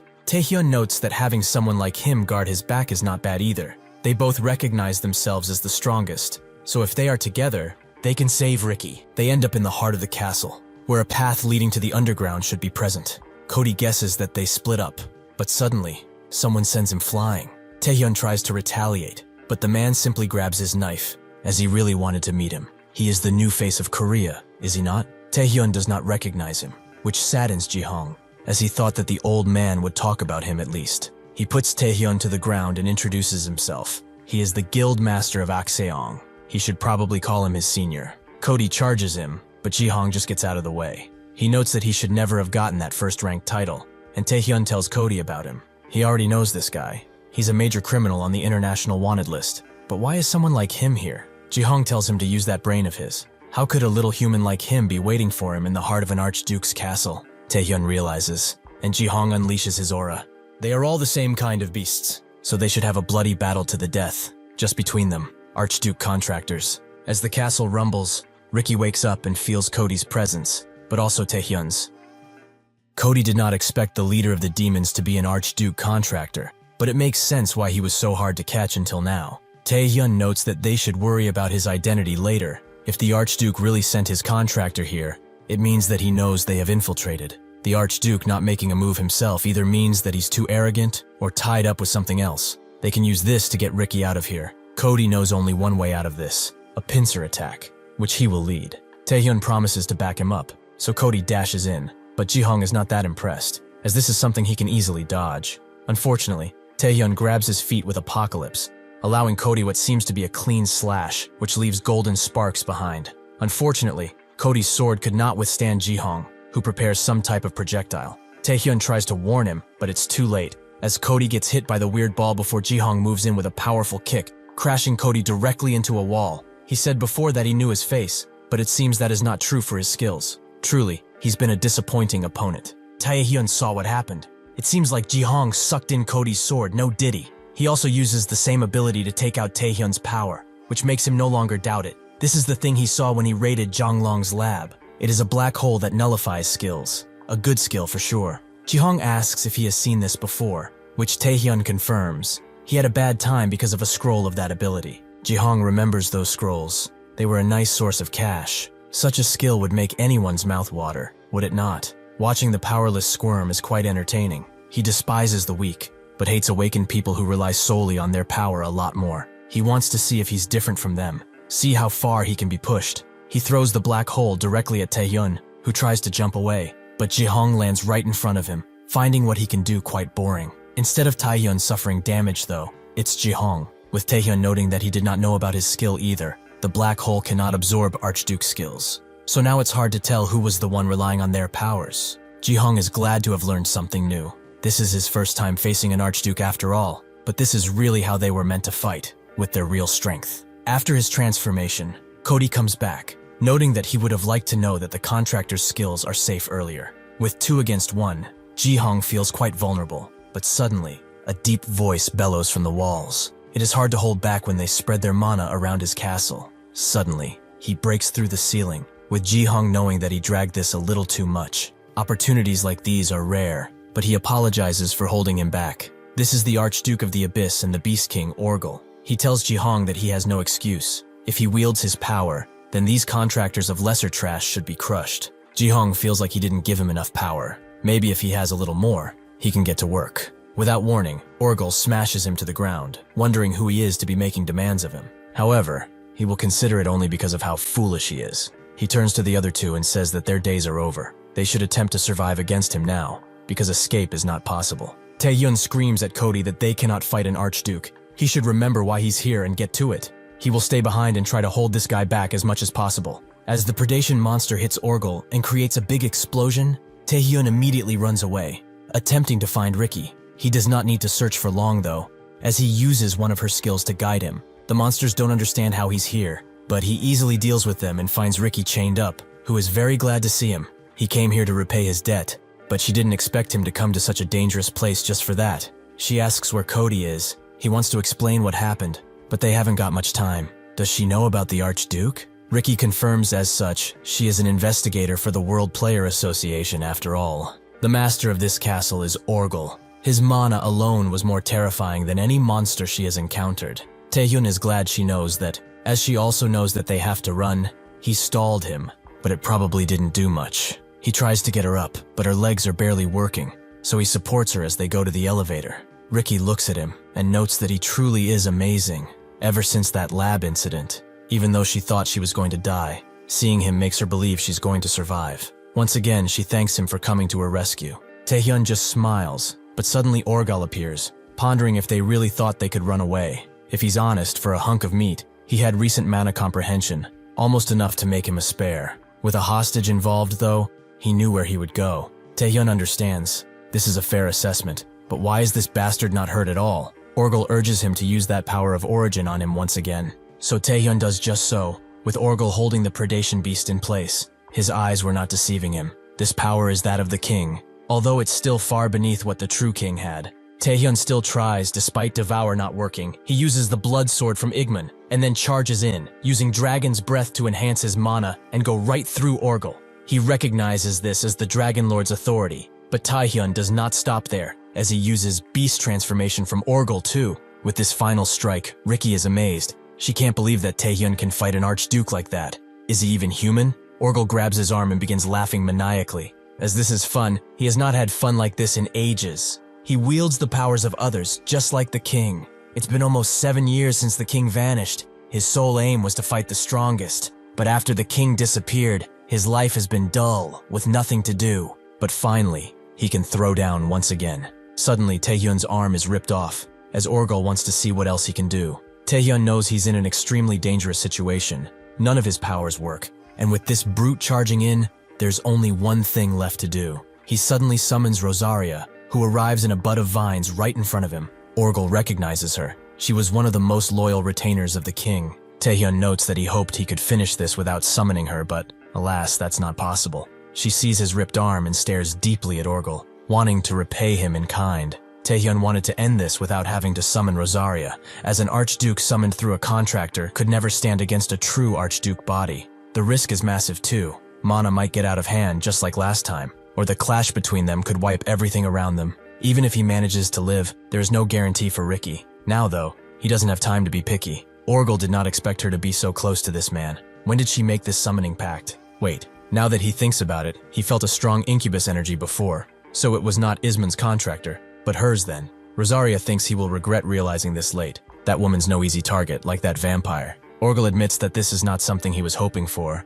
and Rosaria turns her attention to Taehyun, noticing that he needs medical aid. Can he manage for a bit though? Taehyun knows he can regenerate if he uses Blood Frenzy, which is all Rosaria needed to know, as she sends him into her personal space, something separate from reality. She bluffed just now, but what she can do now is summon him to this place to buy time. Even this will not last long, so he should focus on recovering. Taehyun asks if he can bring that other person, and she does so, landing randomly on something hard. She wonders what happened, but Taehyun asks if she can get off, although she's more focused on the fact that they are somewhere else entirely right now. After she gets off, he explains that this is a temporary refuge created by Rosaria. In this place, they must find a way to fix this situation. Orgel notices Taehyun's mana disappearing. Even the woman behind her is gone. Did she conjure this with her own authority? Rosaria wondered so too. Even if she told him, that beastly brain of his could not comprehend it. Orgel is not playing around, and demands his play toy back, only for Rosaria to retaliate. Inside the other realm, Ricky tries to make sense of what happened. They must make a plan to escape while the Archdukes fight, which Taehyun confirms. She gets it, but the part she doesn't understand is why he's contracted under the Succubus Queen, yet he's using the power of other Archdukes. All of this is way too abnormal. Is he even a human anymore? Taehyun notes that she said something when they first met, that people like them, monsters, need something to be bonded together. His answer is still the same. He's old-fashioned in that way, and can't break a promise to a friend. He can assure her that he's human. He just has a skill that can absorb their skills. Ricky is surprised, but if that's the case, it does make sense. Although this is pretty busted, Taehyun knows he can trust her. Revealing this much is no big deal, as she will keep it a secret. Although he will never reveal the regression, even if it means death. Suddenly, the realm begins to shake. Taehyun noting that they should think of a solution, as Rosaria is out there, struggling to buy them time. He used up every skill to no effect. Can she do something? Ricky has something in mind, a portal, which is a skill that opens a gate to specific coordinates and lets someone pass through. Taehyun tells her to use it, but she believes it to be too dangerous. She has only ever used it to summon monsters, and never actually used it. A gate made by human mana is unstable. It could shut down, or worst case, make someone wander through dimensions forever. Taehyun tells her how it is, that there's no other way around this. She has to make a decision now, and he trusts her to do well. Ricky is impressed and grabs his hand, but suddenly, the realm around them breaks, and Rosaria is barely able to tell them to run away as far as possible. Orgel smashes her head, glad to see that the key has returned. Shame on him for hiding under Rosaria. That's not how a king should behave. A king is one who ruthlessly fights and kills any who opposes him. Suddenly, Taehyun throws another predation monster at him, which confuses Orgel, as he knows it will not work, so why try? Taehyun just got tired of listening to him yap and scream at Ricky to open the portal. She does just that, but Orgel will not let them escape with such a petty trick. He will chase them down. Taehyun tells him that there's no rush. He will have to wait, as someday he will come and devour him. He unleashes a mighty predation ball around Orgel, and Ricky wonders if this is the right choice. Although Taehyun trusts her, she's the world's greatest magician after all. They should just go in.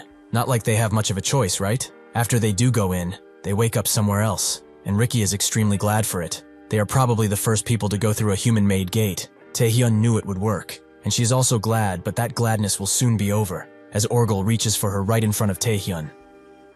Taehyun tries to help Ricky, but it's too late, as Orgel fully clenches her in his fist, crushing her organs right there and then. He does not remember allowing them to escape, as the fight has only just begun. Before he can say anything more, the portal closes, cutting him in half and making him disappear. Taehyun catches Ricky, but he knows that her situation is dire. She will not survive if she does not receive help soon. He frantically looks for a skill to aid her, perhaps Blood Rampage, but that would kill her faster. He then thinks of Rosaria, but what could she even do in this situation? He thinks and thinks, but Ricky gives in and tells him it's alright. She always expected something like this to happen after all. Taehyun refuses to give up. He vowed to save her. Ricky tells him to stop.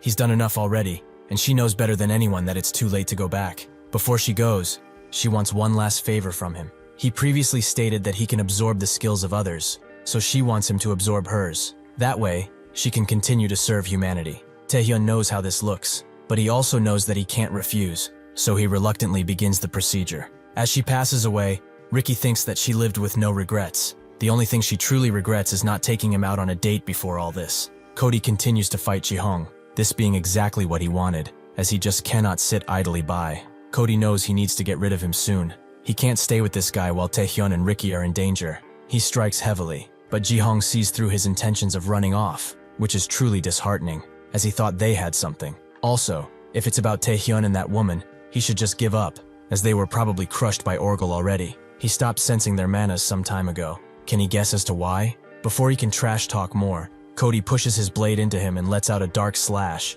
making Jihong bleed. He knows that he's lying. He has faith that those two will survive. Before Jihong can counter, they both hear a bellowing scream that shakes the entire building, and Orgel calls Jihong back immediately. He refuses, as he's keeping the intruder occupied, but Orgel will not repeat himself. With that, Jihong is forced to leave. His egotistical master called for him, so Cody should consider himself lucky. He should remember that this is only the beginning. The world shall soon be consumed by an everlasting lame, and he will spark the fire, Min Jihong, of the malignant guild. Cody knows this is weird, since Orgel called for him, which means that Taehyun and Ricky must have won. He rushes back outside, barely catching his breath before asking those there if they saw Taehyun and Ricky come here. They didn't see anyone, but soon they do. Taehyun approaches slowly, carrying Ricky's lifeless body. Cody's heart sinks as he sees this, but he cannot change the past. The only thing he wants to know, at least, is if she had a peaceful end. Taehyun confirms as such, and apologizes for not being good enough to save her. Cody tells him it's not his fault.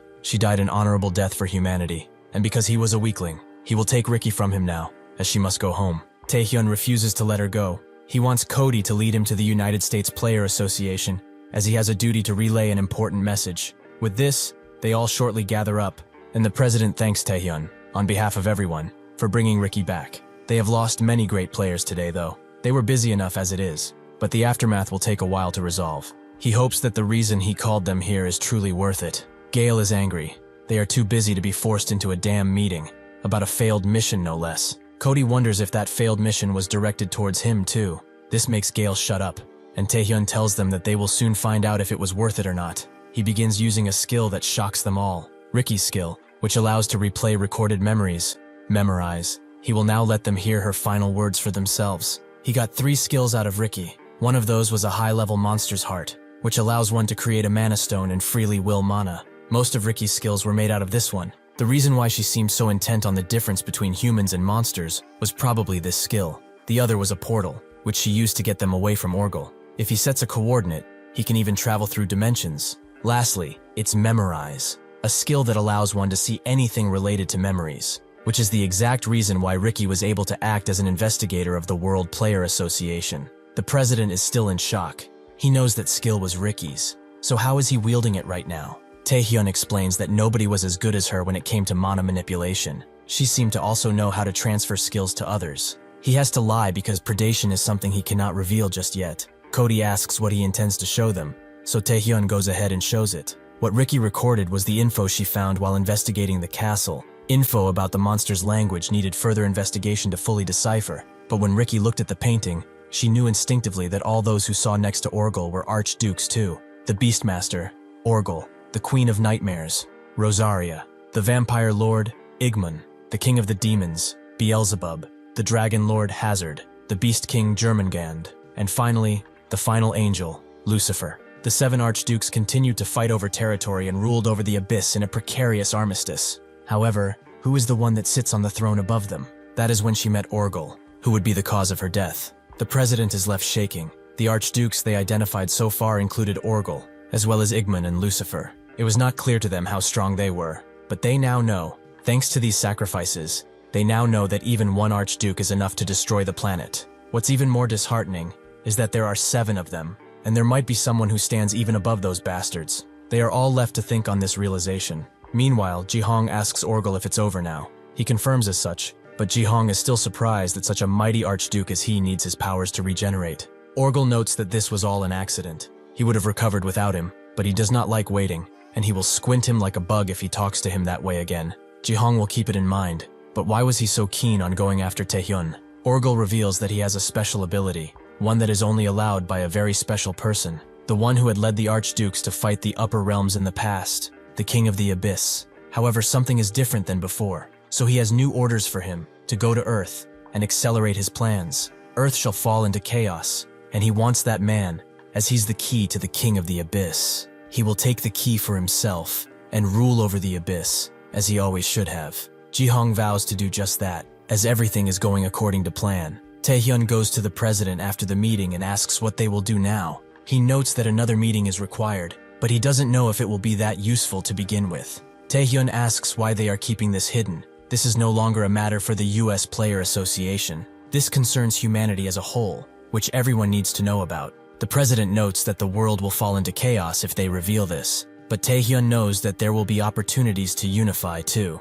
Ricky was not someone who works solely for the benefit of a single country. What would she have wanted here? The president relents and promises to share the information through the World Layer Association once they organize things. Taehyun is glad, but they must also know that, using Ricky's memory, he saw the form of light within their basement. The president is surprised he knows so much, but since he's one of their closest allies, he relents once again and tells him to come with. As they ride down a deep elevator, the president explains that if one studied history, they would know that humanity has changed completely after making contact with the abyss. Starting with awakenings, they were able to bring rare resources from that place. They have made tremendous efforts in multiple fields because of this, but there is still one thing most do not know. The awakening of the people and the discovery of the abyss did not occur all at once. To put it bluntly, the abyss was a hellscape that they could not hope to handle. It only became a land of opportunity after they dragged something up from the Pacific. Humans began awakening after they made contact with this entity, the savior and the power that continues to update humanity, without a name. Most would choose to call him God, but they cannot do that yet. Taehyun is surprised, more so by the fact that this looks like the king. The president notes that his stance has yet to change. A chosen country and a minority of that certain country must lead progress. Despite the classified nature, they have not gotten anything out of him since the first awakening. Nobody, not even the most powerful people, were able to get anything more, but they are slowly getting signs that they might be able to learn more in due time. Suddenly, Taehyun notices that the creature moved, and sure enough, he opens his eyes, staring down at all of them. The president is shocked, as this has never happened before, so he tells the team to gather the research personnel as soon as possible. But Taehyun has noticed something else, that this being is staring directly at him. Suddenly, it speaks only to him, as he is different from the others, as expected of the person who regressed with the king's power. Taehyun is shocked to hear this, especially since he knows about the regression too.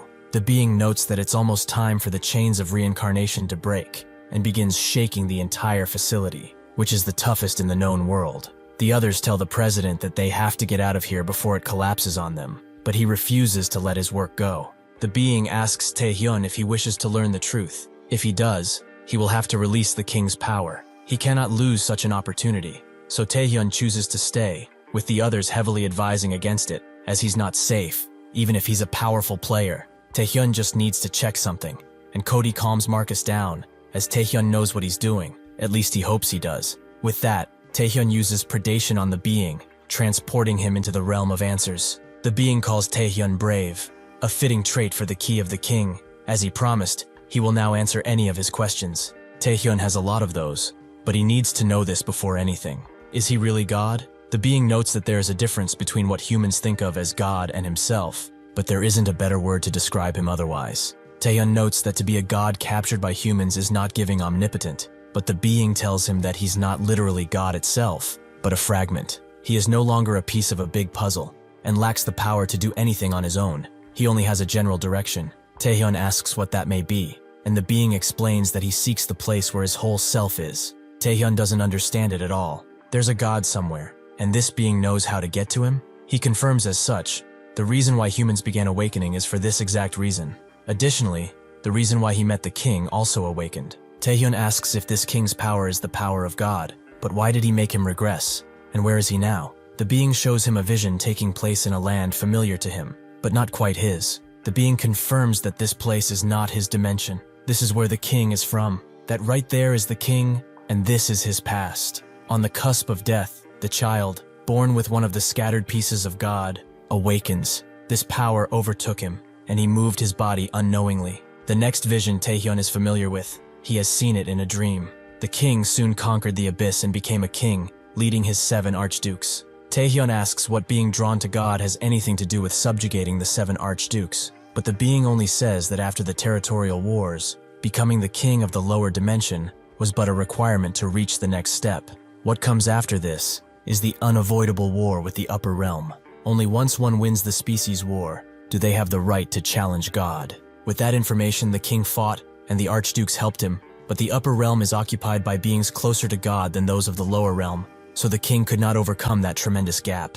Even after countless regressions, he was still human, so his mind began to war. One day, however, he realized that he is not the one who must do this, that he needs to find somebody who can achieve victory, a key. That is the meaning of this word, to carry on his duty and end this unending war toward reaching God. Taehyun's mind is overloaded with information, but he still has questions, as why God sent out the fragments, and why the king is so adamant about reaching him. The most important question, why him? The being notes that the answer to those questions is outside his capacity. Taehyun guesses he has to find out for himself then. The being tells him that he received his powers from the king, not God, so his path is not bound to theirs. He may enjoy life as is, as he wished during his regression. Whether he will proceed or not is up to him, so what will he do? As they ride the elevator up, the president damns himself for not staying. He could have found something about that thing, and helped humanity somehow.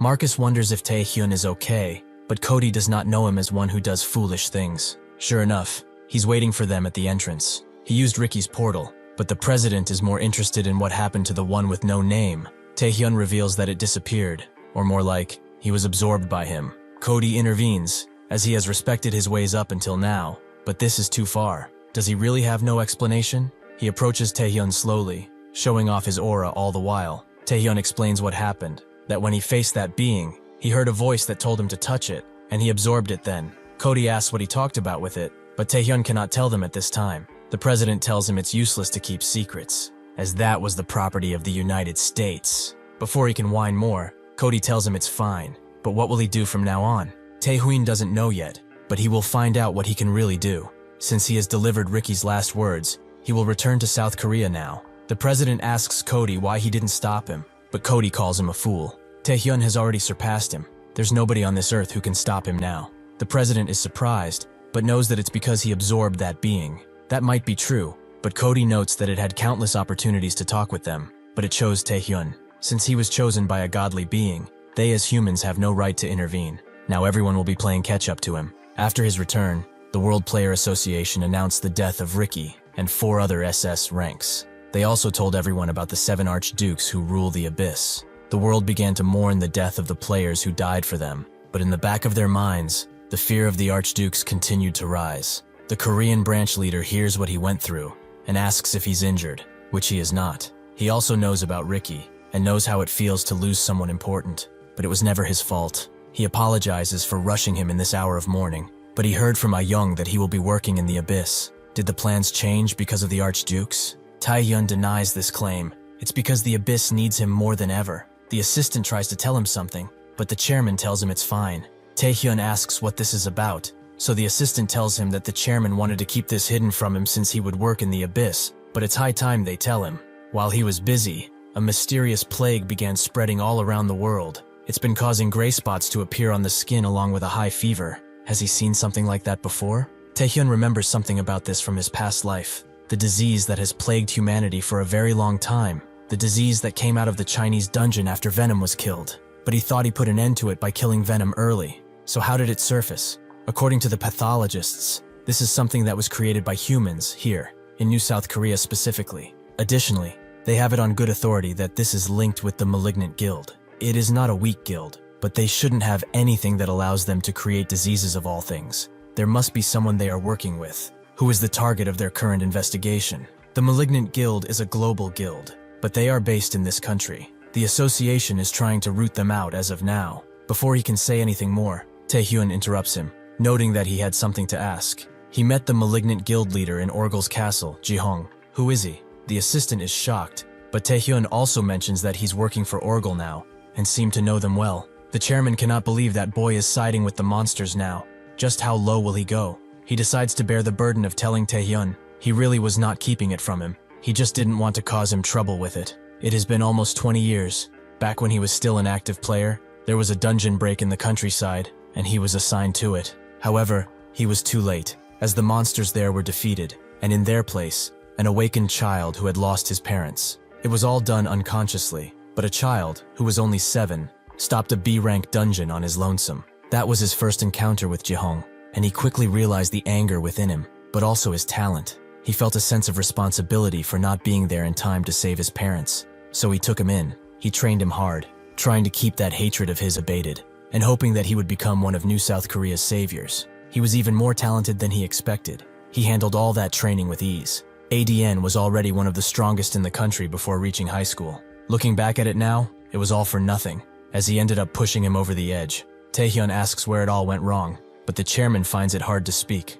The assistant notes that nowadays, getting into the abyss takes a lot of conditions, but there were no such things in the past, so even at his young age, Jihong could work as a player. Countless players wanted to work with him, but despite his talent, his party always experienced one disaster after another, so casualties were many. This kept continuing until there was cause for an investigation, where it was revealed that Jihong drove all those people to death on purpose. He only had one thing to say in his defense. How can he fight monsters while taking care of some weaklings? If they had survived, they would have thanked him, as he would have made them stronger. The association swiftly decided that he was a problem, and fearing any repercussions, they tried to purge any records of his existence and take him out. However, Jihong killed everyone who tried to do this, and ran away, giving him his current title of international criminal. The chairman says that Jihong is a mistaken man. He believes the tragedies made him stronger, so he wants to give the same to others. This is his way of saving the world. That being said, the one who drove him to this point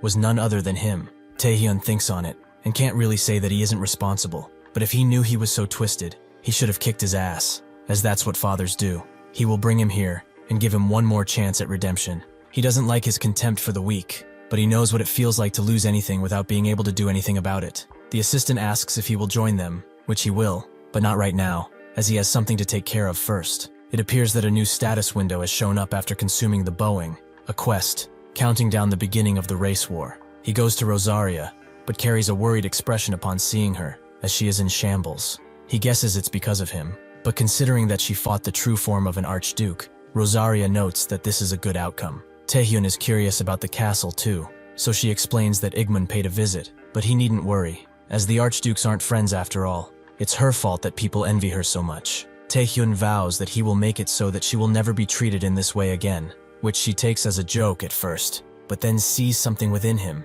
something that has changed. Taehyun reveals that he heard the truth about the king and met with God, and also knows that the race war will be happening soon enough. Rosaria asks how that can be, and Taehyun explains that a piece of God was in his world, and he managed to meet and talk to it. She told him that even if he had the right to know about the king, there was nothing she could do, right? Things are different now. She is shocked, as he reached this point faster than expected. Perhaps it's fate, perhaps coincidence, but because of his poking around everywhere, everything has been ahead of schedule. If he heard the truth, then he must know about his fate. Seeing as he's standing here, he must have an answer already. Taehyun thought of what he wanted to do when that was being asked of him. He wanted to enjoy himself at first, to get even for all the years of frustration he went through. Then he wanted power, so that he could be truly happy. However, the more he learned about the abyss and its secrets, the more he began thinking there was a reason as to why the king chose him. Perhaps his drive and persistence, but the king wanted something. To use this drive and persistence of his for someone to carry the burden besides him.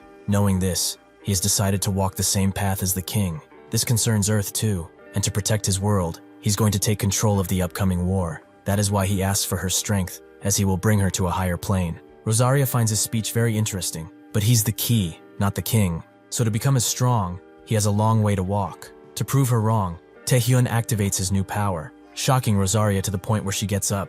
When he decided to walk the same path, the fragment of God got absorbed in him. So can she believe him now? Rosaria laughs, as she opposed the king's idea to hand his power to someone else. She exclaimed, "There is nobody besides him who can do this," but it seems that she was mistaken. This really is a feeling that she has truly missed, to be in complete awe of someone. From this day on, she's no longer his superior. They are equal partners. Additionally, the race war that is approaching, how much does he know? Taehyun knows that once the territorial war ends, and he becomes king, the beings from the upper land will attack. That's basically it. Rosaria feels that she's been lied to, but Taehyun did it so that she would cooperate. With this in mind, she tells him that she does not know a whole lot either. The reason the war happens is that those in the upper world do not want someone in a world lower than them to become powerful. To be specific, the king of the upper world does not want it. Taehyun asks if there's a king there too, and she confirms as such. He is the same as their king, a monster of the abyss who had the fragment of God, the one who rose to the upper realm and reached God first. The demon dragon king, Baal. Taehyun knows of him and asks if the ones who have the fragment of God are fighting each other to see God first. Rosaria tells him that Baal reached God already, but if he rejected the fate of owning the fragments, he would have betrayed God. He wants to sit in place of God instead.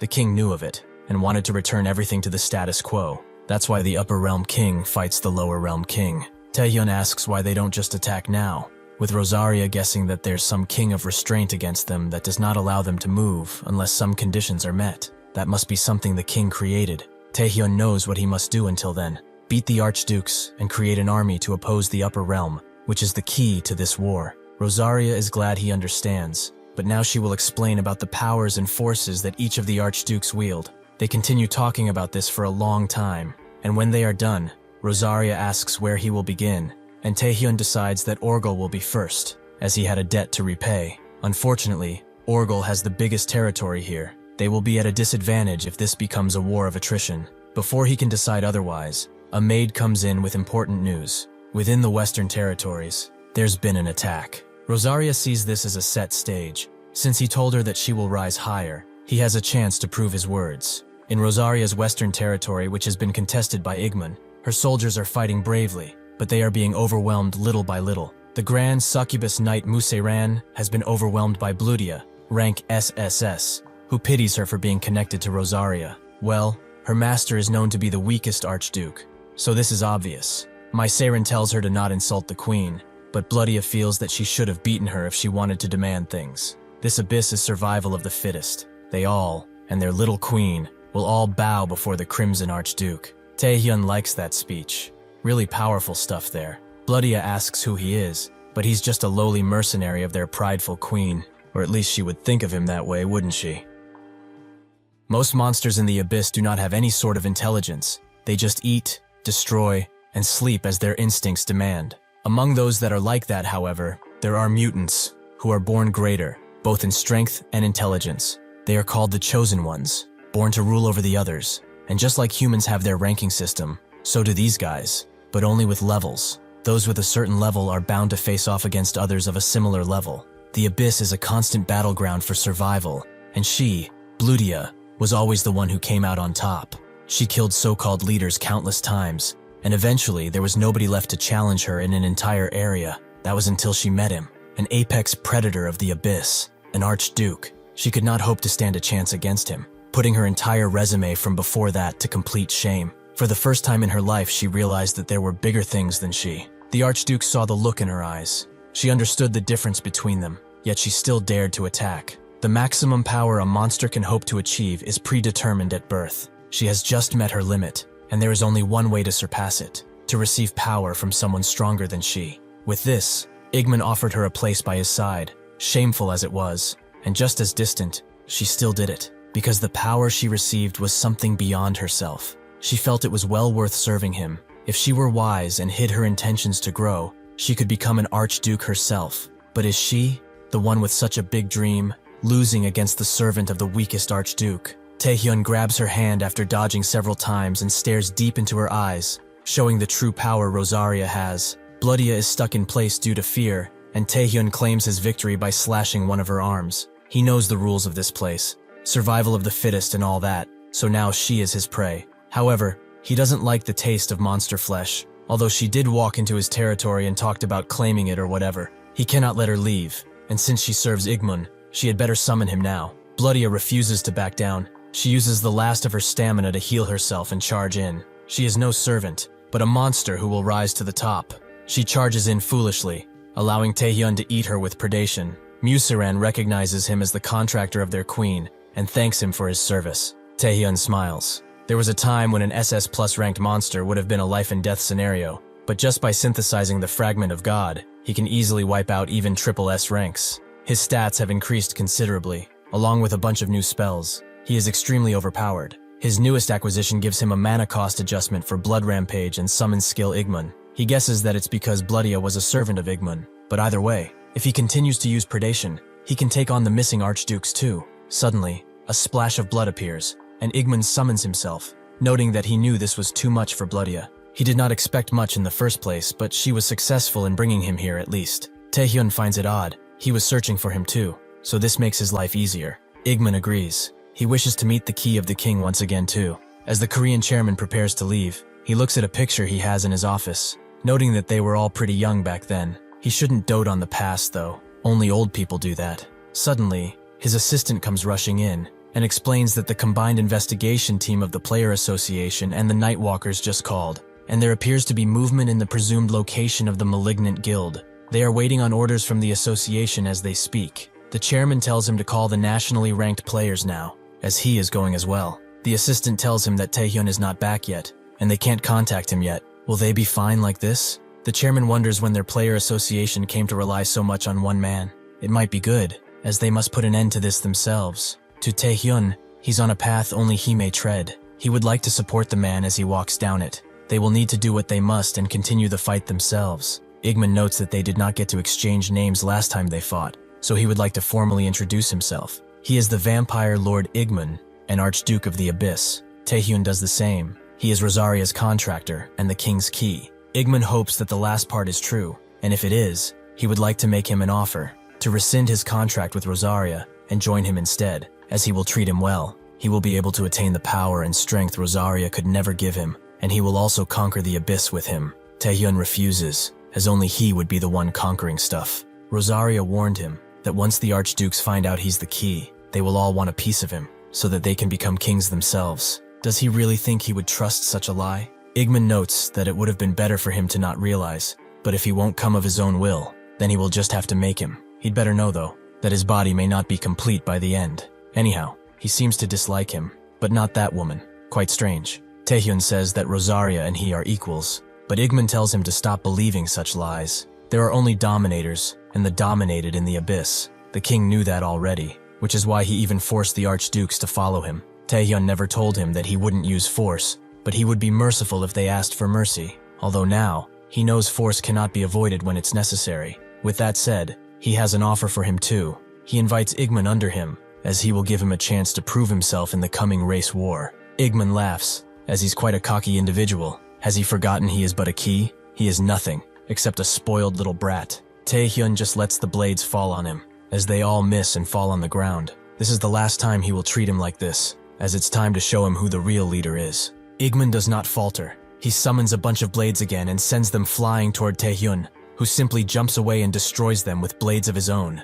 Igman is angry. To be able to use authorities like it's his own, he will make sure this kleptomancy will end here. Taehyun talked big, but an Archduke really cannot be compared to a mere triple S rank, so seeking Rosaria's help is the wise thing to do here. However, that's how losers think. He wants to see how far he has come, especially against an Archduke. He dashes past the incoming blade and right into Igman, who barely has time to dodge a mortal wound. But at the same time, he also summons a blade, allowing him to block Taehyun's next attack. To use a stolen ability at such a level, truly amazing. Taehyun tells him to keep his surprised face for later, as he has more than his authority. He uses blood rampage and monsterification, crushing Igman's blade, who recognizes this as Orgel's power. He can't believe that he can combine the power of different archdukes. He's a truly vulgar existence. They continue exchanging blows, but it's clear that Taehyun is coming out on top, something which Igman despises. Mutsiran can't believe that Taehyun is actually making Igman struggle. He doesn't even seem human anymore.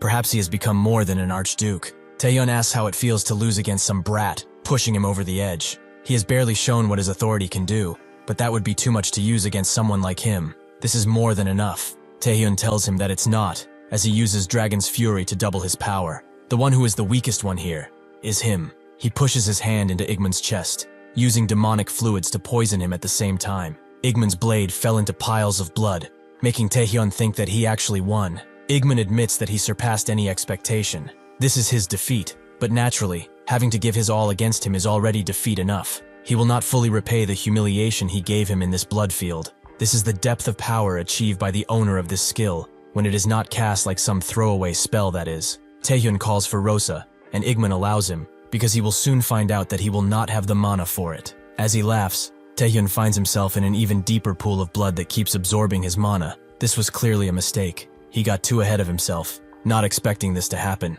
Igman notes that he will now be drowning in blood, slowly and painfully. Taehyun tries to breathe, but it's impossible as he falls on the ground. Igman approaches and reaches for him, wanting to see what the key looks like. Suddenly, though, Taehyun disappears right under Igman's eyes, and he speaks, noting that even if similar, this is not his realm, it belongs to someone else. Igman asks what he's babbling about, and the one who speaks reveals himself, welcoming the so-called vampire lord to his realm.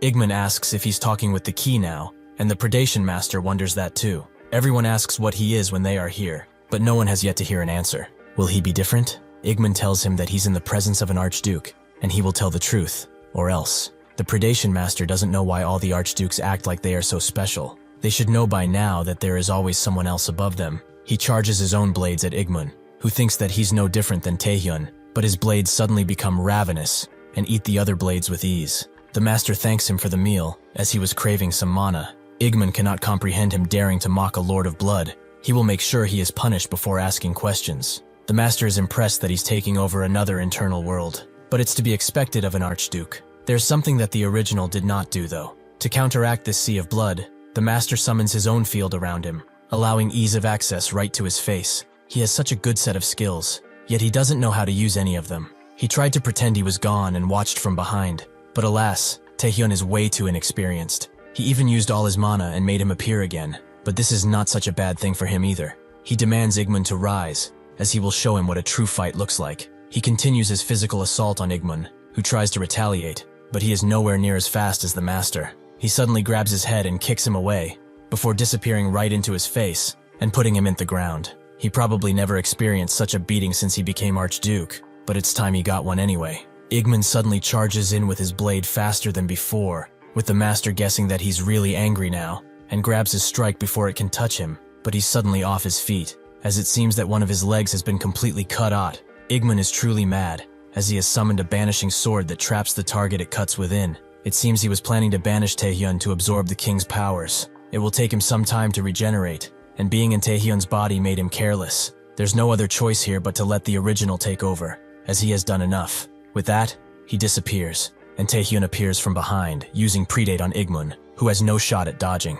As his realm falls, Igman damns him. How can he, an archduke, lose to a mere fragment of the king? With no warning, Rosaria arrives, really concerned for Taehyun, as she feels Igman's presence. It appears that he has to withdraw for now, but he will have the king's key in his hand soon enough. Taehyun tells him that it won't happen because he will definitely win next time. Rosaria is glad to see him doing fine. If he knew Igman was here, she would have come herself. Taehyun notes that it's his fault for not summoning her instantly. But how about it? Was this enough of a declaration to start the territorial wars? She just smiles, as he's really quite something. In the real world, the malignant guild base is under heavy attack by all the expert rankers, including the guildmaster, who notes that Ah Young is chasing after a convoy too. But they might need assistance, so they need to finish here and help. They rush in without stopping and demand that everyone surrender upon entering deeper as they are surrounded. But they only find one person, who notes that the only thing he's surrounded by is fear and dead men. The chairman can't believe it. If Shadow is here, who is Ah Young chasing? After stopping, Ah Young is surprised to meet face-to-face with Lee Jung-soo, who wondered who was chasing on their tails. Ah Young guesses that it was his Tayson group that was helping the malignant guild, but if she's honest, they always were suspicious of them. The gray diseases spread because of the malignant guild, and that's not achievable by just any old group of ragtag villains. They thought that someone who had the means to do so was behind them after all. They also noticed that the ones who created a cure in record time were Tayson Pharmaceuticals, who also raked in the cash because of it. There was no concrete evidence they could find, but since they have them coming out of the malignant guild HQ, there's no need for that. The first thing she will ask, though, is why do all of this? Jung-soo explains that before being a player, he was a businessman, so using the malignant guild was deemed quite advantageous to them. The Korean Player Association is getting first pick on anything, because they had the support of 4 guilds was bothering him too. Ah Young feels that's weird to say he was just a weakling, but whatever, he will explain everything else while in a jail cell. Jung-soo just laughs, as it's far too early to act like they've been arrested, is it not? He has no intention of coming quietly after all. Ah Young wonders why cause such commotion when he's just an S-rank, but that's when she notices too that he was an S-ranked player. He has far surpassed that level with his monsterification. Ah Young is shocked. Is this perhaps the result of Jung Lung's monster experiments? So it wasn't just the virus that escaped from that hellish place. Jung-soo reveals that his strength is closer to a nationally ranked player now, so he wonders what she will do when she's just an S rank. Back at the Malignant Guild, everyone tries to attack Shadow, but for some strange reason, their attacks are not landing at all. They try and try, using as much power as possible, but all they get in return are his counterattacks. The chairman charges in too, breaking his attacks, but not for long. He reveals that nobody has put a hand on him up until now, because he cannot be caught. The others are frustrated by this power of his, but the chairman only wonders why he's emphasizing what his power is again and again. He wants to test something, so he requests everyone's backup. They continue attacking, making Shadow sad to see that so-called nationally ranked players are not learning at all. The results will always be the same, no matter how hard or how many times they try. He told them so already. They are the ones stuck in here with him. He also notices the chairman coming from behind, so he sends a bunch of his attacks at him. From this, the chairman gathered something. He parried his attack and let go of 2 players, meaning that he couldn't both attack and defend at the same time. This all means that the timing is important. He will make an opening for him to attack, while someone else attacks. With him temporarily stunned, the chairman unleashes the second movement of the ancient martial arts, the Mountain Domain. Due to the ice being destroyed, they believe they got him, and in truth, they did hurt him, while also figuring out his powers. He expected no less from a veteran and from the teacher of Jihong. The chairman demands to know where he is, in the abyss or here. Shadow doesn't feel the need to reveal that to him just yet. Dealing with them all is a tall task for only one of him. His only role here was to delay them while they transfer information out of here after all. It's a shame, though, that they have to give up such a good facility, although there's nothing left for them anyway. They try to stop his teleportation, but are unsuccessful, and he leaves them with one last message, that the world of villains will soon show its fangs. Some want to give chase, but the chairman gives up on it, because they have to go after Ayung. They all know, though, that she is no longer the person she was in the past. Sure enough, Jung-soo is easily defeated, although he wonders how that's possible when she's just an S rank. Ah-ho-young notes that he got some pretty dated information. She wasn't just messing around, letting everyone else level up after all. One day, Taehyun gave her a sudden invitation. It was for training, as Taehyun felt she couldn't join the South Korean squad due to her injuries, so she needed to keep up separately. She felt like she didn't have time for all this, but Taehyun warned her that his sister will be a part of that squad. So does she want to fall behind her? Ah-young did not want to lose, but Taehyun only asked her to do as he said. The Guildmaster of Undivided and Magicians are all nationally ranked players, and it would be a shame if the Nightwalkers weren't the same. Since then, she has continued a nightmarish training routine every week, but thanks to it, she has also become a nationally ranked player. It seems that in this case, it helped. Not telling everyone about it, that is. She asks Jung-soo if he has anything else to show. If so, he should do it quickly. The more evidence she can gather on the better. Jung-soo suddenly calls out to someone and asks how long he will just sit idly by and watch while they are slaughtered. Jihong slowly reveals himself, noting that he previously wanted him to stay back, but now that he's asking for help, he should really be thankful. He also greets Ah-young, as she looks healthy. At the Korean Player Association, Taehyun comes back, hoping that everyone is safe and sound. A bit in the past, after the fight between Taehyun and Igman, Taehyun woke up suddenly, right in front of Rosaria, who was glad that he woke up. Rosaria tells Taehyun not to worry, reassuring him that he's in her home, a place he has visited before. She then explains that after a tough battle that pushed his body to its absolute limits, she filled him with her magical energy, and since he has been unconscious for 2 days, he should be feeling better now. Taehyun, clearly taken aback by the length of time he was unconscious, expresses his surprise and asks if anything significant occurred while he was out. Rosaria responds that his actions had widespread consequences, stating that his declaration of war has spread far and wide, and as a result, the territorial wars have now officially begun. Rosaria continues to explain the consequences of Taehyun's actions, stating that the archdukes, who had been dormant for centuries within their own territories, are now active. She adds that they are already mobilizing and have raised their armies, with their initial target being Igmun. Rosaria, with a sinister smile, remarks that the Archduke's choice of target is an obvious one, as Igman is currently powerless because of Taehyun. She explains that the survival of the fittest also applies to them.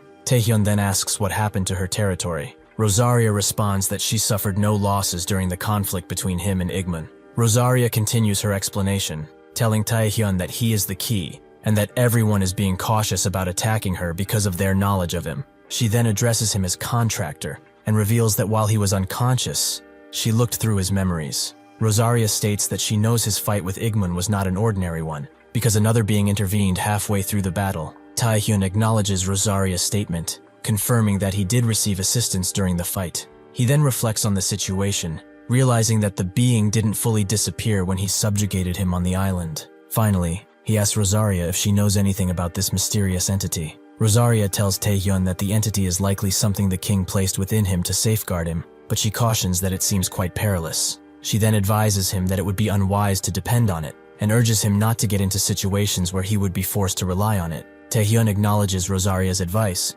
and states that to avoid relying on the being, he must become powerful enough to hold his own against any archduke. In response, Rosaria offers to train him, suggesting they do so in the depths, where she can be of assistance. Taehyun, clearly astonished by the proposition, repeats the phrase, "training with an archduke." He then admits that the offer sounds quite appealing. Despite his eagerness, he has a condition, stating that he must first return to Earth before they can begin. Rosaria inquires if he left anything behind on Earth, to which Taehyun replies that he actually left a lot there. With a hint of fondness, he then explains that Earth is his home. That is why Taehyun returned to Earth through the portal. Taehyun, now surrounded by a vivid blue aura, explains that he had more pressing duties in the abyss, but a promise is a promise. He elaborates that he had pledged to help them with the malignant guild. Taehyun thinks to himself that time moves differently in the abyss compared to Earth. He observes that it's nighttime, yet he feels a sense of unease. He ponders why the player association feels so quiet, especially since it normally operates around the clock.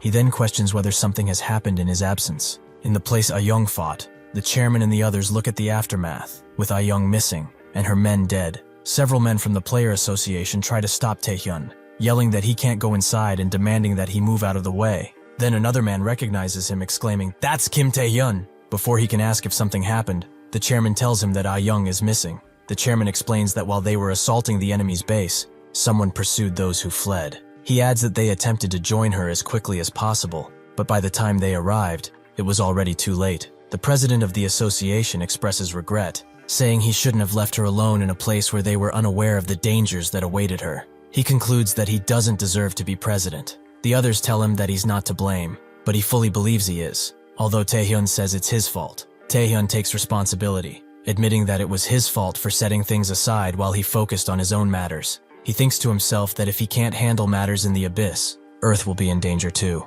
However, he then questions the point of trying to save everyone in the first place if people get hurt because he's not there. He does not want to go through that hellish thing again. The chairman approaches Taehyun and says they cannot rely on him for everything. Taehyun responds by asking what would happen if the chairman relied on him. He then thinks to himself that he gets stronger to protect everyone and to achieve happiness. Taehyun, filled with determination, tells the others that it's not too late. He believes that the reason their adversaries kidnapped Yu Ah-young is that they think they can use her for their own purposes. Because of this, he asserts that it is highly probable that she is still alive. He then directs his attention to the task at hand, asking for an update on the tracking efforts. The chairman's assistant notes that the association will do everything in their power, and they have contacted the police too. The chairman reflects on the immense burden shouldered by player Kim Taehyun, acknowledging that he has too much on his plate already. He then thinks that he won't allow Taehyun to carry the entire weight of this responsibility alone. He pauses for a moment, and then expresses his gratitude for Taehyun's reassuring words. As they speak, the chairman's phone suddenly rings, but he knows only one person who knows his number. He decides to pick up the call, and his heart drops as Ji-hong notes that he's surprised his phone number is still the same. Ji-hong, sitting down with his phone to his ear, expresses his astonishment by saying he never thought he would be calling the person again. He then remarks that it is an interesting twist of fate. With a smirk, he adds that the person's sudden appearance surprised him quite a bit. Ji-hong expresses his astonishment at the chairman's boldness, saying he never imagined the Player Association of South Korea had such resolve. He adds that he thought the chairman only existed to provide aid to Taehyun. The chairman, growing angry, yells at Ji-hong to cut the bullshit, declaring he's not in the mood for pleasantries. He then furiously demands to know the whereabouts of Yu Ah-young. Ji-hong responds to the chairman's demand, saying that she's not dead. He adds that he can't say she's doing too well either. Ji-hong explains that he didn't truly want to bring her with him either, but just as he was about to kill her, he remembered something. He recalls that she was on the news with Kim Taehyun, and since he has unfinished business with him, he decided to keep her alive. Ji-hong addresses the chairman with a condition. He instructs him to tell Kim Taehyun that if he wants Yu Ah-young back, he should come alone to the labyrinth located in the deepest part of the abyss, Tartarus. Suddenly though, Taehyun picks up the phone. Taehyun, speaking into his phone, says he will do as he wishes, but only if they guarantee her safety. His tone then changes, and with an intimidating aura, he threatens that otherwise, he will make him regret everything, even in death. Ji-hong, with a sinister smile, says that Taehyun's threat sounds quite fun. He then states that he might just do that, telling Taehyun to hurry up before he does. After closing the call, someone tells Ji-hong that he expected this from the contractor of the succubus queen. He is quite lively, and he will make a fine prey. This is the leader of Harsultan, the most terrible villain, Qasim Amitov. After Ji-hong confronted Qasim, telling him his prey was not to be taken, Qasim responded with understanding. He told Ji-hong that he had only wished to learn about the one who had slain Opido Uro, and that he also needed to apologize to his master. Upon discovering that the king of demons wished to beat him with his own hands, Qasim expressed his surprise. He cursed at those who were saying something he could not hear. Meanwhile, Ah-young looked on, recognizing the danger of the situation and thinking of Kim Taehyun. Taehyun observes his situation, stating that he appears to be on his own. He then acknowledges the difficulty that lies ahead, but resolves to endure it. He concludes with a firm declaration, vowing to retrieve her no matter the cost. Taehyun wastes no time. He immediately goes to the maze of Tartarus, where he lets nothing stop him. Inside, the ones who called him are already there, with Ji-hong being the most excited. The maze of Tartarus is a perilous dungeon, and one of the most treacherous ever discovered in the abyss. Qasim describes the maze, noting that it is a location that continuously goes deeper. Qasim states that no one knows how truly deep the maze goes, and people are not even allowed to enter if they are not S-rank, since it is one of the deepest parts of the abyss. In truth though, the dungeon was cleared long ago by him. Qasim says that as long as the dungeon's owner lives, a dungeon break does not happen. Because of that, the organization uses this location as its base. The owner of Tartarus is Tartarus himself, an SSS rank boss. Ji-hong looks at the bound figure, his expression one of surprise. He asks if this person is the owner of the gloomy dungeon. From behind him, Qasim lets out a dry chuckle. He says the individual might seem frail and helpless, all tied up in their current state. Qasim admits that they had a tough time accomplishing that feat. He then gestures toward the captive and explains that the person is a subordinate of the powerful King of the Giants. Ji-hong's eyes widen as he repeats the title, the King of the Giants. He then poses a question that hints at a larger history, asking if that is the one who lost his position of leadership to Orgel. Ji-hong states that he has no interest in unsuccessful people. He then asks if the reason he suggested using this location is just so he can boast. Qasim asks Ji-hong if he's not listening. He states that Taehyun doesn't know this location. Qasim goes on to mention the numerous traps and various monsters, adding that, along with all the evil characters he has placed, Taehyun will meet them all. He points out that by the time Taehyun reaches this location, he is certain to be worn out, and they just have to land the ultimate blow. Ji-hong finds that pretty boring, but Qasim tells him he's not as cunning as he. Even if he's a predator, it's better to tire the prey out, no? They notice a bunch of shaking, noting that Taehyun must have arrived, but suddenly, they all feel a dark aura overwhelm them, as Taehyun is casting a skill throughout the entire maze. Ji-hong declares that everything prepared is futile, and as he observes this power, he thinks regular men cannot endure it. Believing Taehyun undermines himself as he questions if he will use all his mana before they can even fight. Suddenly though, a tendril appears from below Qasim, and begins draining his mana. Taehyun thinks the potent monster's heart governs the mana's flow, and he uses it to replicate Ricky's mana-absorbing skill, Energy Drain. Taehyun thinks that if he merges the skill with Apocalypse, he conceptually creates an endless area of effect attack, a skill he conceived during his fight with Igmun. Ji-hong wonders if Qasim will just let this continue, who simply releases some power from his staff, and combined with Ji-hong's own skill, it seems to stop Taehyun's skill, but the ground is still rumbling, meaning that Taehyun is heading this way, and sure enough,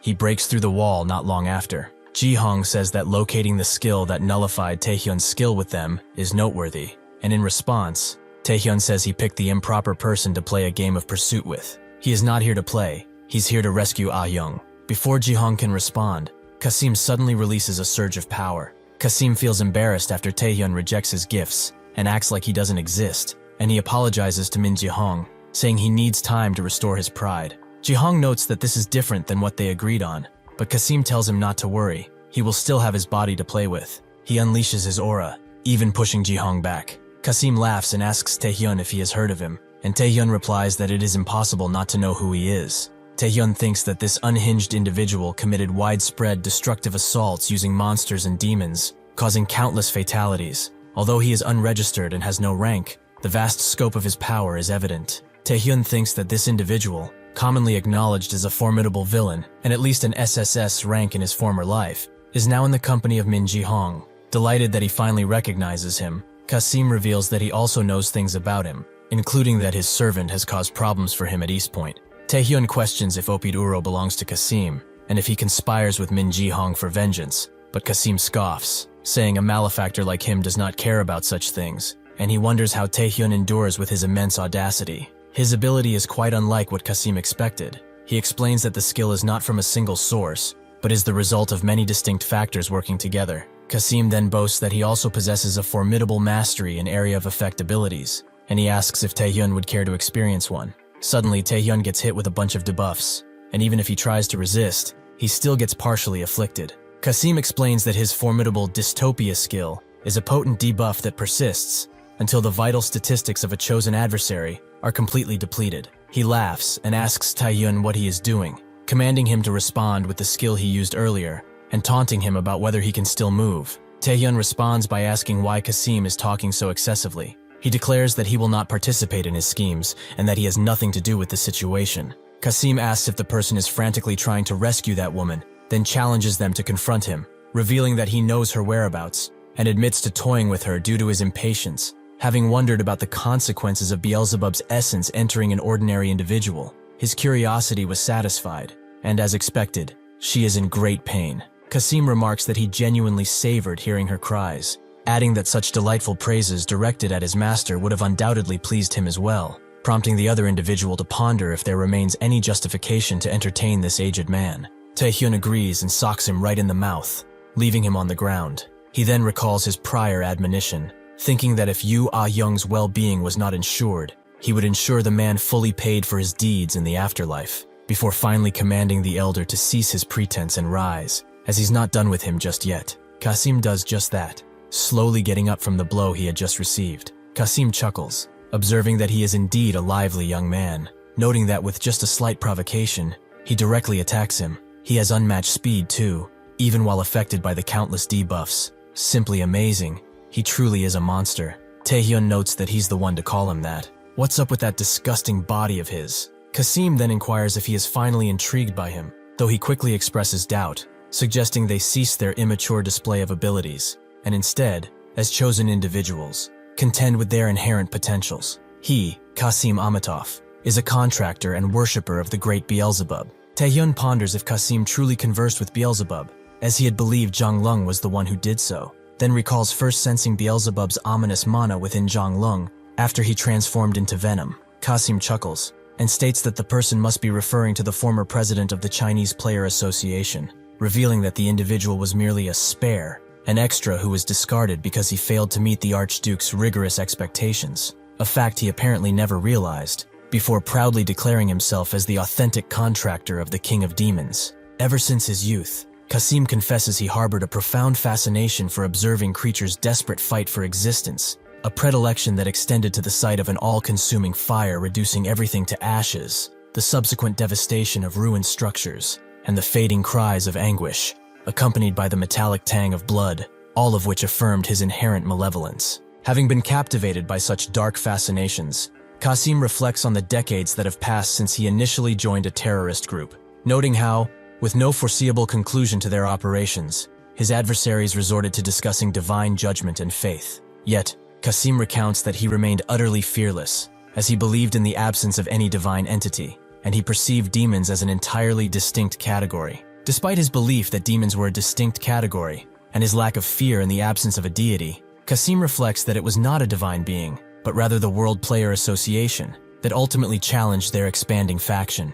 He recounts how, in the face of what he believed was their complete defeat, his prior conviction regarding the non-existence of a divine being must have instead attracted the attention of a demonic entity, and that's when he first awakened, with a loud demonic roar. Kasim details how the formidable ability he acquired, named Devil's Gate, granted him the power to summon monstrous demons from the profound depths of the abyss, and with this newfound might, he successfully evaded the relentless pursuit of the World Player Association, ascending to his infamous status as the most dreadful villain. Yet, a persistent inquiry lingered in his thoughts. Despite his rise to power as a formidable villain, a persistent question remained in Kasim's mind. Precisely who was the entity that responded to his fervent desires? A query that led him to embark on decades of relentless exploration beyond the Devil's Gate. After years of searching, he finally found his master, who did not know of him, but found him interesting. Kasim immediately fell on his knees, begging the demon to tell him his name. The demon indulged him. He was Beelzebub, the king of demons. Kasim immediately noted that he wanted to serve him forevermore. He would follow him and spread evil on earth. Beelzebub did not know what he meant, but he sensed that they share the same will, so he chose him as his contractor. Not only did he acknowledge him, but he also shared his powers with him. That is why he can attack so harshly and send Taehyun flying. Ji-hong notes that he said he wouldn't lie, but Kasim notes he would be wise not to trust the words of a demon. Suddenly, Taehyun unleashes predation, which Kasim thinks is useless, but the predation monster actually takes a chunk out of him. Taehyun asserts that he is unaware of whom the person encountered, or the purpose for which they wield their abilities, yet he fully intends to confront all the archdukes regardless, before defiantly questioning if that was the extent of their power. In Kasim's place, Ji-hong charges in, noting that this is what he got for messing with someone when he doesn't even know what he does. He's going to be the one to take this bastard down. Taehyun simply says that he's no different than that other bastard, and unleashes a blue predation dragon on him. Shadow remains on the ground, as he has never felt this kind of aura before. He cannot even move. Taehyun proclaims his desire to achieve something far exceeding the Archduke's wildest comprehension, instructs them to convey this message to their superiors, and then, after defiantly questioning if that was the extent of their power, he demands that if they wish to defeat him, they cease deploying their underlings to abduct individuals, and instead confront him personally. Kasim believes he is too proud for his own well-being, as nobody can be above the Archdukes. Taehyun questioned if his opponent was not also a human being, just like himself. He surmised that Kasim was comfortably serving their master, implying a subservient position. He then prepared to reveal a significant truth with his mighty punch, that they are not the same at all. Kasim cannot follow him at all. Even though he has surpassed humanity with his lord's powers, he's still being thrown around like a puppet. What's more, Taehyun descends on him and uses predation to strip him of power, while demanding to know the location of Ah-young. Kasim cannot believe the power he received from his lord is gone,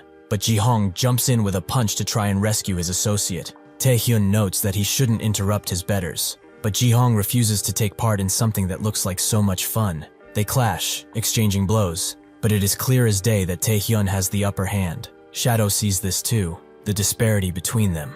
Even if they are both contractors, Taehyun is beyond all three of them. It might look like he's holding out, but Ji-hong is on the losing side of this fight. At this rate, they will surely all die. They have to use their last resort if that is the case. Ji-hong, recognizing the formidable challenge, proclaimed the current engagement to be an authentic battle. He further acknowledged his own considerable might, evidenced by his continued upright stance, even after enduring a powerful strike. Taehyun notes that it is because he hasn't received a proper beating just yet, but Ji-hong wants him to try. As soon as Taehyun rushes in though, Shadow intervenes and tells Ji-hong that they must get out of here. Ji-hong refuses, as they were finally just getting started, but Shadow reminds him that they are not here to have fun. They have a purpose. Kasim has already disappeared. It is frustrating, but just the two of them will not be enough to defeat Taehyun. They will have to blow him up, along with this whole dungeon. Before Ji-hong can say anything else, Taehyun pushes behind the shadow, only to find nothing. Taehyun clarified that a collapsing dimension doesn't simply vanish. Instead, it becomes dislocated from its original dimension. He then emphatically states that no matter how mighty he might be, he could not defy the inherent principles of the abyss itself. Following this, he steeled himself to search for Ah-young, and to proceed directly to Tartarus. Taehyun realized this was the reason behind Yu Ah-young's hidden position. He identified the imposing figure as the dungeon's master. Observing the master's wounds, Taehyun concluded that the master's demise was imminent. Recognizing the critical lack of time remaining, Taehyun urgently considered the necessity of locating Yu Ah-young and making an escape, questioning his ability to accomplish this with sufficient speed. He then decisively determined that the matter wasn't about the feasibility of the task, but rather his absolute imperative to accomplish it. After all, he refuses to go through that again. Before he can launch himself, a voice tells him to wait, recognizing him as the contractor of Rosaria. Inside the chairman's office, everyone is worried, some thinking that they should have gone with Taehyun to rescue Ah-young, but in reality, they would have likely just held him back. Suddenly, the chairman's assistant comes rushing in with news from the abyss. The Tartarus dungeon, in the very heart of the abyss, just began a dungeon break and suddenly disappeared. The chairman knows what this means. The dungeon was cleared, surely, but where are Taehyun and Ah-young? The assistant explains that nobody made it out, leaving the chairman utterly shocked. Everyone is too, and they are hoping for some kind of miracle. Inside Rosaria's castle though, she demands to know what is going on here. Taehyun looks at his own hands and notes that he's very glad to see her. Did she do something to her hair? The succubus queen confirms her safety, though noting it is only temporary. Taehyun immediately inquires about Yu Ah-young's condition. Rosaria notes that the power of Beelzebub's mana, just like his abilities, fastens itself onto a target's body, absorbing its life force until the target dies. The queen states no regular human can survive that, especially one who is not a contractor. Rosaria observes that despite the immense danger from the mana, the woman is strong. The sovereign explains that Ah-young withstood it well until Taehyun came to help. Taehyun sighs in relief, confirming her life is no longer at risk. Rosaria, smiling playfully, notes that despite the recovery, there might be a small side effect. Moving to the office, Rosaria leans forward, summarizing the situation after their arrival. She conveys that the captive is a comrade of his, and the queen explains the other contractors captured her to lure Taehyun in. Rosaria adds that Taehyun even managed to escape a collapsing dungeon. Taehyun, faintly smiling, acknowledges his escape was only due to having Ricky's skill. Taehyun continues, stating that thanks to that, he created a better end than before, and adds that he received more help. Taehyun reveals that before the dungeon collapsed, he heard an unexpected voice. Rosaria listens intently, her expression showing curiosity. The focus shifts as the unexpected voice speaks, saying, "Wait." The voice then addresses the contractor of Rosaria directly. The voice continues, offering information, saying if he is looking for the woman they brought in, it knows her location. Taehyun reacts immediately, recognizing the voice. The imposing figure introduces himself as Tartarus, revealing he is the child of the brave giant King Typhon and his rightful successor. Tartarus continues, acknowledging that even though he is bound and dying, the information is not free. Taehyun, approaching the bound giant, states he is sorry, but does not have any way to heal a demon. Tartarus dismisses the apology, conveying that is fine, he is already nearing his end. The colossal demon reveals he wants something else. Tartarus then states his true request is to pass on his words. Tartarus reveals the message he wishes to pass on. His father, the giant king, is missing. The dying giant notes that Rosaria, who has a special relationship with his father, might know his location. He concludes that the key, which Taehyun could ask her about, is his location. Tartarus then gives the final words of his plea. He requests Taehyun find his father and tell him this. The giant asks Taehyun to convey to the king that his son fought valiantly till the end. His final sentiment is that he only wished he could have fought alongside his father one more time. Taehyun stares intently at the captive giant, stating simply that he understands. The perspective shifts back to Rosaria's castle, with Taehyun continuing his explanation to the queen. Taehyun says thanks to that, he managed to find Yu Ah-young hidden in the maze. Rosaria listens, contemplating. Taehyun then shifts the conversation, asking her to tell him about the giant king. Rosaria, taking a contemplative stance, begins explaining the history of the giant king. She reveals he was an archduke predecessor of Orgel. The queen notes that Orgel was Typhon's underling. Rosaria concludes the explanation by stating that one day Orgel, having consolidated his powers, plotted a mutiny, and Typhon was chased away. Rosaria continues, conveying that she hears he is bound somewhere within Orgel's territory now. Taehyun follows up, saying he is sure she knows the location. Rosaria acknowledges the statement, agreeing she has an idea of the location. She then questions his intentions, asking if Taehyun really intends to honor his promise with Tartarus. Taehyun, his gaze firm, confirms his intention with intensity, saying yes, a promise is a promise. Rosaria, standing, comments that it is odd for a human to honor his promise with a monster. Taehyun looks up at her, reassuring her he is keeping his word with her too. Taehyun continues the conversation, stating that is not all. Taehyun explains that he took a detour to save Yu Ah-young, but the War of the Abyss continues to rage on. Taehyun then asks Rosaria about the status of the territorial wars. Rosaria answers that Igman recovered and is on the warpath. She warns he will turn his eyes to them once he gets things in order. She also reveals she hears Orgel has created an alliance with another archduke,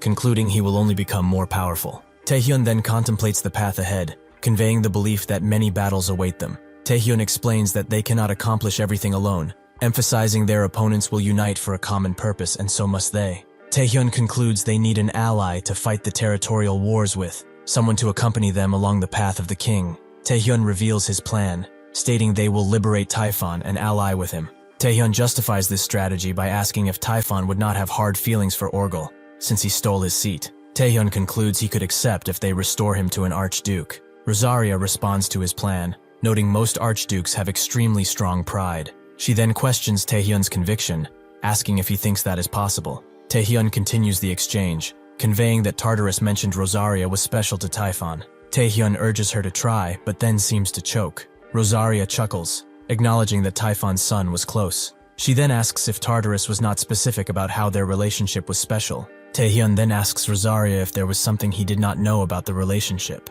and questioning if they were mortal enemies or something. Rosaria responds to Taehyun's query with a strong statement, revealing that she rejected his proposal. Taehyun is left completely surprised and confused by this revelation. The scene transitions as Taehyun walks toward Ah-young's room, understanding the meaning of the Giant King's special relationship with the queen. The warrior reflects on the situation, finding the entire scenario awkward. He muses on the immediate future, resolving that he must still meet with Typhon to keep his promise. He determines the risk is worth attempting and decides that he must return for the time being. The focus shifts back to Earth. Taehyun's aunt starts to speak, asking how this could happen. The chairman, facing the group, offers a sincere apology. It was all his fault. He concludes that he has no other excuses. If they need anything, their association will help, and Taehyun's funeral will be paid in full by them. The family starts crying, but Jae-young refuses to give up. He believes there is no way Taehyun is dead, saying he always came back and will do so again. The chairman consoles the young man with a stoic face, wishing for the same thing as him. Suddenly a portal appears, and out of it comes Taehyun carrying Ah-young, wondering why they were all so sad, asking if someone died or something. Jae-young immediately jumps towards Taehyun, and they all gather towards them, glad to see them alive. Later, Taehyun goes to the chairman's office. The chairman is extremely glad that 2 of their missing players are back, but notes the problem still lingers. They did not capture the malignant guild, and Jung-soo hid away with all the evidence too, making the raid a catastrophic failure. The Grey Plague should still be considered a threat. He thought they might find a clue for the cure if only they got the bastards. Everyone agrees that they can start looking for them again, resolving this time they will not let them go. The chairman smiles, glad to see he has such energetic companions. Taehyun comes around and suggests they maintain this energy, as they are not back at square one. Since Taehyun knows where they are hiding, the chairman is in shock, asking if that really is true. Taehyun confirms as such, and notes that this time, it is their turn to strike. Inside their hiding spot, Ji-hong strikes Shadow to the ground, wondering who told him to act, and asking if he is disobeying orders now. Shadow, his breath ragged, exclaims that Taehyun would have had him at that rate. He had to prevent it. Ji-hong does not care, saying if he wanted Taehyun so badly, he should have let him come. Shadow screams, demanding he think of his position as leader. He says if he falls, what they have built up until now would be for naught. Ji-hong does not particularly care for that, and turns away, Shadow wanting to know where he is heading. Ji-hong says he is going to report to Orgel that the key is, unfortunately, gone. After he leaves, Shadow speaks to himself, noting that this bastard is becoming a beast, addicted to the thrill of battle. He wonders if that is perhaps a side effect of his master. He thinks perhaps it could be Taehyun's fault too. The fact that he met someone similar is awakening something within him. He reflects it was worth going overboard to end his life. As he reaches for his mask, a dark miasma contorts around him and begins wrapping itself along his arms. Shadow cannot believe it, recognizing the skill. Before he can say anything more, Taehyun busts through the door, and Shadow can only mutter one last word, asking how. Taehyun explains that he has a hard time dying, saying even his dimensional collapse was child's play. But enough about that. This time, he will not escape. The chairman conveys his feeling about the bittersweet situation, stating it is a shame they did not capture Min Ji-hong. He acknowledges that Shadow, the vice guildmaster, is a dangerous villain who has been evading them for decades, focusing on the figure sitting in the chair. The chairman asserts that with this, the villains in the area, without their leader, will be in a great panic. He continues, stating they will be able to gather more information on the disease they spread. The chairman then questions Taehyun, asking how he knew their location. Taehyun explains that their success was all thanks to player Yu Ah-young. The narration shifts, depicting the past as Taehyun rescues Ah-young. Taehyun calls out her name urgently, telling player Yu Ah-young to wake up. Holding the wounded woman, he hears her question his presence, conveying that it is dangerous here and asking why Taehyun came. Taehyun smiles faintly, telling her simply to just say thanks. Ah-young looks up at him, her face shocked and covered in blood. Ah-young thanks him, expressing her gratitude for so much. She then states that as a token of her thanks, she will give him a present. Taehyun asks what that is, and the player explains it is a location tracker, showing a close-up of a small device on her hand. Ah-young explains that she put the tracker on them just in case they took her. She states that if they escape this place alive, they might be able to use the device to catch them. Taehyun, holding the woman, replies by telling her to leave the rest to him, taking charge of the situation. Returning to the present, the chairman conveys his understanding, saying he sees as expected of a guildmaster. He notes that she was not taking it all lying down. The chairman expresses his hope that she wakes up soon, stating there is nobody in New South Korea who can do what she does. Taehyun agrees with the assessment. A sudden exclamation draws Taehyun's attention. Taehyun observes Shadow, still seated and groaning, and notes that it seems like the villain woke up. The chairman, standing next to Taehyun, gives a firm order, stating they should begin the interrogation. The focus shifts to a massive red castle, where a voice questions if the king's key disappeared. Ji-hong kneels in apology, confirming the disappearance. Ji-hong, looking downward, explains that the key disappeared with Tartarus, so it should not be a threat in the future. A powerful voice interjects, harshly calling Ji-hong useless. Orgal, a demonic figure, reveals his anger to Ji-hong. He states he is not angered because the subordinate lost the key, but because he came directly without checking to confirm the captive was truly dead. Ji-hong hesitates, beginning to state that Kim Taehyun definitely followed the captive. Orgal, with his glowing red eye, immediately questions his subordinate, asking if he thinks he can get rid of the king's key that easily. Orgal continues his reprimand, stating that if such an entity truly perished, it would have sent ripples across the abyss that all the archdukes would have felt. He notes that he felt nothing, which means the entity actually survived. Ji-hong watches, with his eye gleaming yellow in the final frame. Orgal orders the contractor to return and not test his patience. He warns Ji-hong not to dare come back empty-handed again. Ji-hong then returns to the hiding place, stepping through a swirling blue vortex to find the location completely ransacked and destroyed. Ji-hong lets out a small laugh, then a deeper chuckling sound as he looks upon the destruction. Ji-hong conveys that he understands the situation now. The focus shifts to the association members in the ransacked room, one of them asking who is there. They watch as Ji-hong appears in a burst of blue energy, causing one member to stutter his name, asking if he is Min Ji-hong. Another man immediately recognizes him, declaring it is Min Ji-hong, and orders someone to report the sighting to the association. Ji-hong suddenly unleashes a powerful blue force, lifting the association members into the air. Ji-hong grabs them both by the neck, causing them to gasp in pain. Ji-hong tells them that outcome would have been convenient for both of them. Ji-hong, with a menacing smile, conveys his thoughts to himself,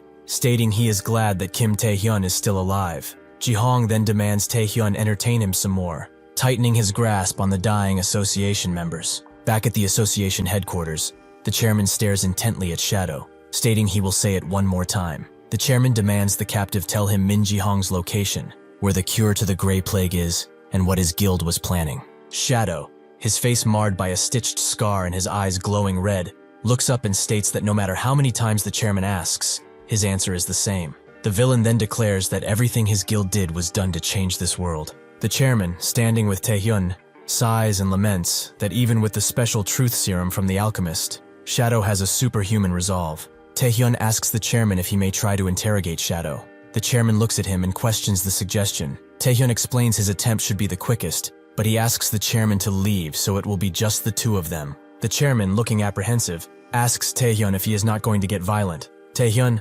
smiling confidently, questions the chairman, asking him who he thinks he is. As Taehyun approaches the seated villain, Shadow chuckles, stating Taehyun must be coming himself because of the frustration. The captive asserts that even he will not be able to make him open his mouth. Taehyun asks Shadow if he did not hear from Min Ji-hong about the powers he got from being a contractor. Taehyun's body begins radiating a purple aura, his eyes glowing intensely red as he commands the villain to look into his eyes. Shadow stares back at Taehyun, his eyes widening in shock as Taehyun's overwhelming purple power washes over him. Taehyun's power plunges Shadow into a vision of his past. The villain thinks that he had forgotten his real name long ago. He sees himself as a child, standing between two adults, reflecting that he was a child born out of two villains playing with fire, a child that nobody wanted. Shadow continues thinking about his past, stating his youth was in the shadows. He is seen sitting alone, keeping his body curled inward. He always kept out of sight just so there was not a possibility of his parents abandoning him. Shadow continues his recollection, thinking that obviously he could not expect any sort of proper upbringing. He concludes that this lack of guidance was why he had to turn to crime to survive. Shadow continues his recollection, noting that thankfully, he was more proficient than his parents. The villain thinks that with his bountiful returns, his parents finally turned their eyes onto him. He then reflects that the attention he gained did not last long, as the scene shifts to show his parents lying dead on the floor surrounded by scattered money, with the younger figure standing over them. Shadow thinks that soon after, he too awakened, consumed by dark energy. He went on a rampage, mad at the world for not giving him a normal life, as he is shown violently overwhelming several other figures. The memory continues, with Shadow thinking about his first meeting with Jihong, who stands over him on a dusty, red-hued battlefield. Jihong tells the younger man, however, then acknowledges that he is strong. Jihong concludes by stating that those who have strength must bear its responsibilities. Jihong, standing tall amid the red glow of the battlefield, extends his hand to the younger man. Jihong invites Shadow to join him, asking how about starting a revolution with him. Shadow thinks that thanks to meeting Jihong by chance in the abyss, his life completely turned around.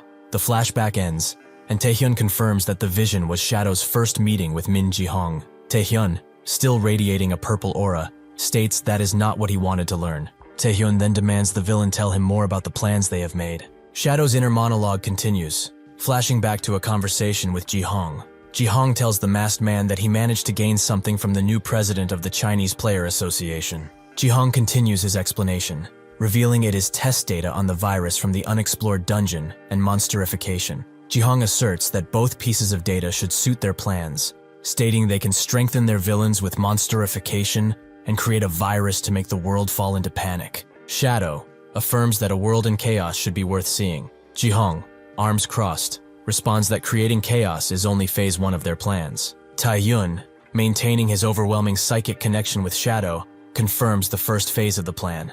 Taehyun then demands to know the second phase, questioning what it is. Jihong continues his explanation in the flashback, stating that the second phase starts once the world has suffered. Jihong reveals that with monsterification, one becomes immune to viruses made of the same ingredients. Jihong concludes that using that, they will. Suddenly, the thought is interrupted by a sharp static interference. The psychic interference causes Taehyun to pause, his eyes glowing purple as he concentrates. Taehyun looks confused, questioning the sudden blockage of Shadow's thought process. Jihong continues talking to Shadow in the flashback, asking him if he is not looking forward to it. Shadow continues his recollection, thinking that Min Jihong planted seeds of desire in him, a man who felt numb to everything. The masked villain concludes his thought. Taehyun looks down at the captive, his eyes wide in realization. Taehyun thinks that the bastard bit his own tongue to break out of the hypnosis. The image then focuses on Shadow, whose mouth is bloody from the self-inflicted wound. Shadow, despite his injury, suddenly unleashes a surge of dark energy, declaring he is willing to give his everything. The force of his action throws Taehyun backward as the villain screams out in pain and exertion. Shadow, blood streaming from his mouth and consumed by a dark red-tinged aura, screams Kim Taehyun's name. The villain violently declares that Taehyun will not stand in the way of their plans. The chairman rushes into the room, stopping abruptly as he witnesses the scene. The chairman questions what just happened to Kim Taehyun. The captive has transformed into a massive, dark, monstrous creature with a long tongue, completely overwhelming the interrogation room. The newly transformed monstrous form of Shadow roars, its eyes glowing with purple malice. It vows to kill Taehyun right here, even if it kills the villain himself. Taehyun, looking determined, praises the villains, saying they have some damn good camaraderie. Taehyun prepares to strike, wielding a glowing dagger, and states he will stop the monster here, though. The chairman's assistant looks at the Shadow in horror, as he couldn't have imagined him transforming into that thing. Shadow charges in on Taehyun, smashing the ground before him, creating a dust cloud around the area. He revels in his power. This is what he gets for renouncing his humanity. Suddenly, 2 of his arms are cut off. Taehyun, noting that he has a long way to go, is this really the limit of his ability? Shadow smashes the ground again, telling him not to look down on him. As Taehyun runs away, he thinks about this guy's regeneration. It seems that Zhang Lung's modification experiments continued, just like he predicted. Moreover, he seems closer to an actual monster than the experiments. However, their goals aren't simply to get more powerful. They are trying to do something by somehow using both monstrification and the plague. He will subdue this guy instead of killing him outright. Then they can figure out what they are even trying to do. Just as Shadow is about to grab him, Taehyun holds him in place and hilts his dagger in one of his eyes. It is good for him that he will not die with ease, as he would like to continue the interrogation. The chairman notes that Shadow is at least an SS+ ranked monster, but Taehyun handled it with ease. It seems that they don't have to worry about him anymore. Shadow lunges out with his tongue, but Taehyun just tanks the hit. He takes back what he said about him only being good at regenerating. He is quite talented, but not talented enough. Shadow knows this is not easy, even with monsterification. There is a huge gap between him and a contractor of an archduke. That changes nothing. However, he is prepared to die, so he will use everything to take him down. As Taehyun charges in, he finds it strange that he is not using archduke skills like before. After getting a punch, he seems to understand that there is something he's trying to protect. Before he can strike, Taehyun rushes to get in the way, allowing Shadow to capture him. He is fast, but he should have let those useless worms die. Then, he could have used his real skills. The reason why he's only using basic attacks is that he doesn't want to let others know he's a contractor, right? Then it was a mistake, jumping in like this. As he launches himself off the tower, Shadow tells him to look below. Everyone is looking at him now. With no regeneration, and without Archduke skills, could he survive a fall from this height? However, if he uses those skills, the whole world will know that their best player is in cahoots with an Archduke. He wonders how people will react, whether they will feel betrayed or angry. And how will he react? Taehyun does nothing as Shadow crashes into the ground, creating a crater where he landed. He knows he cannot kill him. He can destroy his reputation, however, but he chose death, which is an unexpected gain, but a welcome one. This is a world where the powerful are not allowed to use their powers. That is why it is rotten, and that is why it will change. Suddenly, Taehyun punches him away, making Shadow fall on his back, and demanding to know how. Taehyun tells him he's wrong. The reason why he is not using the skills of an Archduke is that he simply does not need to. And these authorities aren't what is making him strong. He is already that strong. Shadow can't believe it. Can a human really be this powerful? He knows he can't just stand here. Maybe he will use the people around him as shields. However, Taehyun is tired of his games and unleashes a flurry of punches that completely defeats Shadow. As he detransforms, he notes that no matter what he does, he just cannot win against him. He should have nipped him when they first met. He truly regrets that. He will leave the rest to Jihong to bring about the change they need. Taehyun notes that he should tell him that to him, as he will be captured soon enough. Before he can say anything more, Shadow begins to convulse, as he is using mana reversal to take his life. Taehyun thinks that he failed. So this is what it's like to risk one's life for something they truly believe in. Shortly afterwards, news of the incident spread around news outlets, noting that Taehyun is the one who subdued the monster, and revealing its identity to be the Chinese-French national player, Lucas Kai, more famously known as Shadow. Jihong watches all this from the street. He remembers when Shadow first came to him. He wanted to see the world he would build, and would go to the ends of hell to achieve his promise. It seems that he kept his promise, so he will keep his too. Taehyun looks on at the damage he caused and apologizes for not stopping him sooner. The chairman notes that if it weren't for him, he and the assistant would have been in real trouble. His actions were truly unpredictable. It's honestly thanks to him that this didn't turn into a catastrophe, so he shouldn't worry about it. Anyway, the Malignant Guild had plans involving monsterification and the plague. Knowing that they needed both to carry out their plans was enough of a success. Monsterification is one thing, but there are reports that the vaccine for the Grey Plague will be released, so they should at least be able to slow that down somewhat. Taehyun thinks it would be nice if this were all so easily solved, but even with Shadow down, Jihong is still hiding, same with Kasim. As he wonders what they are doing, the assistant gets a call, which is apparently for Taehyun. It's a player from the Nigerian Player Association. Apparently they have a message for him. Taehyun picks up the phone, and the person on the other end notes that it's an honor to speak with him. They've only seen him on the internet and TV. This is rather nice. Taehyun thanks them and asks who he's speaking to. The person introduces herself as Asisat Ebi, and she did want to speak with him, but it's a private matter that would be best kept private. Could he come where she is? And could she also get his autograph? Taehyun wonders what this person is about, and notes that he doesn't know what she really wants. But he's busy, and doesn't have time for a private meeting. Ebi expected as much, but won't he make time for some extremely private matters? Something like the Archduke contractors? She will send him the address, and he should come to that address on the date she gives. Oh, and also she knows he's a contractor of Rosaria. Taehyun is surprised, but then wonders who told her. Maybe Jihong, or Kasim. That's not what they would do though, so his only choice is to make a visit to Nigeria. Ebi gets out of her chair, noting that contracting with an Archduke is really nice. She even gets to meet a hero. Shortly, Taehyun finds himself in Nigeria, with his driver noting that he has come a long way from Korea. Visitors are also rare nowadays, so what brings him here? Taehyun notes that he's here to chat with someone he knows, but thinks that he doesn't exactly know who she is, but he will figure it out soon. The driver asks if the person he's meeting is okay, Grey Plague-wise. It's such a problem these days. He doesn't know about South Korea, but the country is a mess. Their government and economy are at a standstill. Even in the city, there are many who lack treatment. Taehyun didn't even observe that there weren't many people around. Korea is one of the countries that managed the disease as well, but countries that were hit harder must be suffering quite a bit. He can see it now, just how many people are suffering because of the Malignant Guild. Eventually, he arrives at where he was specified, a mysterious rundown factory, totally not ominous at all. He enters. Ebi welcomes him, noting that he looks much better in person. Taehyun guesses she's the one who called. and she confirms as much. She apologizes for making him come here, but as he can see, she cannot travel under the current circumstances. She also can't talk openly about that on the phone, and Taehyun gets it, so she should get to the point. Ebi is surprised he's so impatient. It's their first meeting. Shouldn't they take it slow?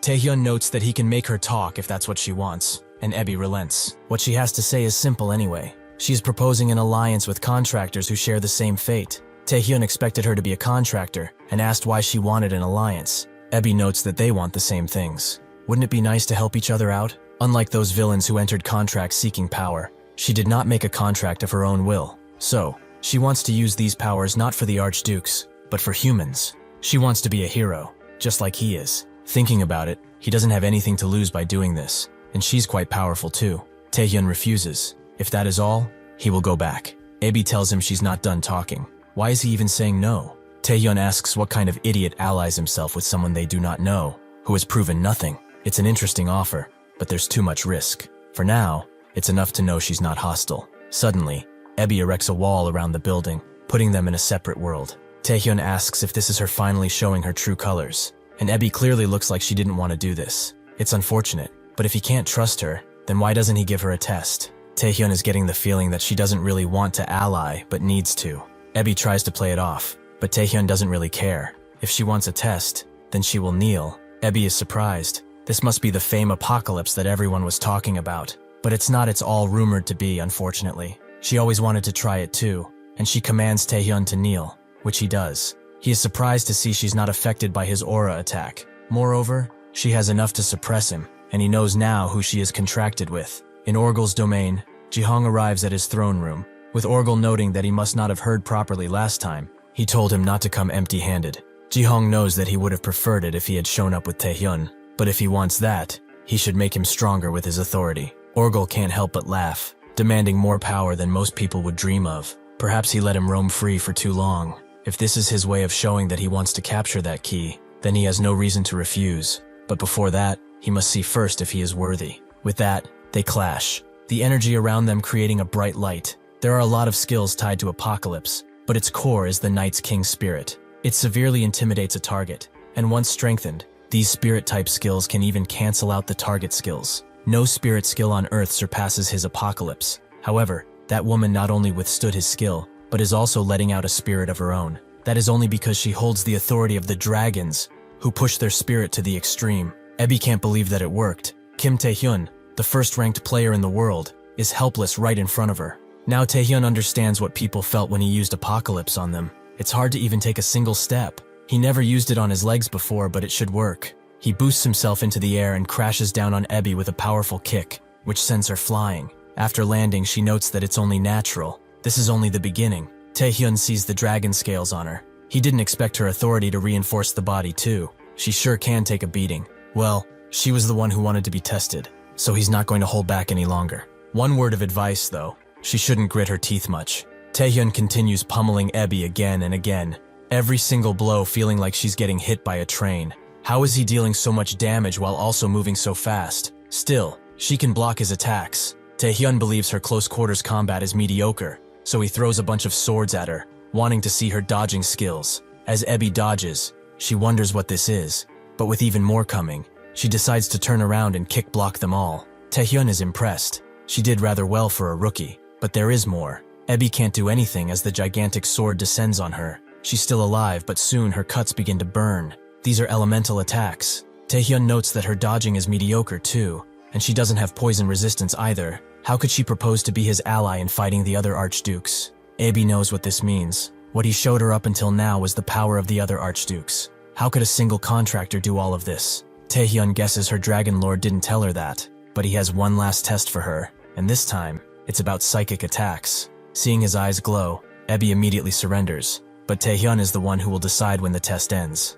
After a bit of mental attacks, Ebi apologizes for messing around. She supposes being a contractor does not mean they are the same, or is he simply that special? Taehyun looks at her, before crouching down and asks, why did she really want to ally? Ebi wasn't lying at all. She used to be a D-ranked player. She got frightened easily, and her skills were lackluster. She only got in the way of other players most of the time. That is why she admired players like him. He spent 19 years being looked down on as a non-awakened, but even now, he's the best player in the world. She wanted to be as strong as him someday and become a hero indispensable to this world. However, she never imagined her wish to be granted like this. It happened when she went to explore the abyss with their player association. She had sealed the entrance with her skill, but she had to enter when their party stopped responding, and she found all of them unconscious. That is when she was faced with the Archduke. She took her, claiming her mana was compatible, and forced her to become a contractor. She was terrified. She became stronger, but she also entered a contract with an unknown being. Then,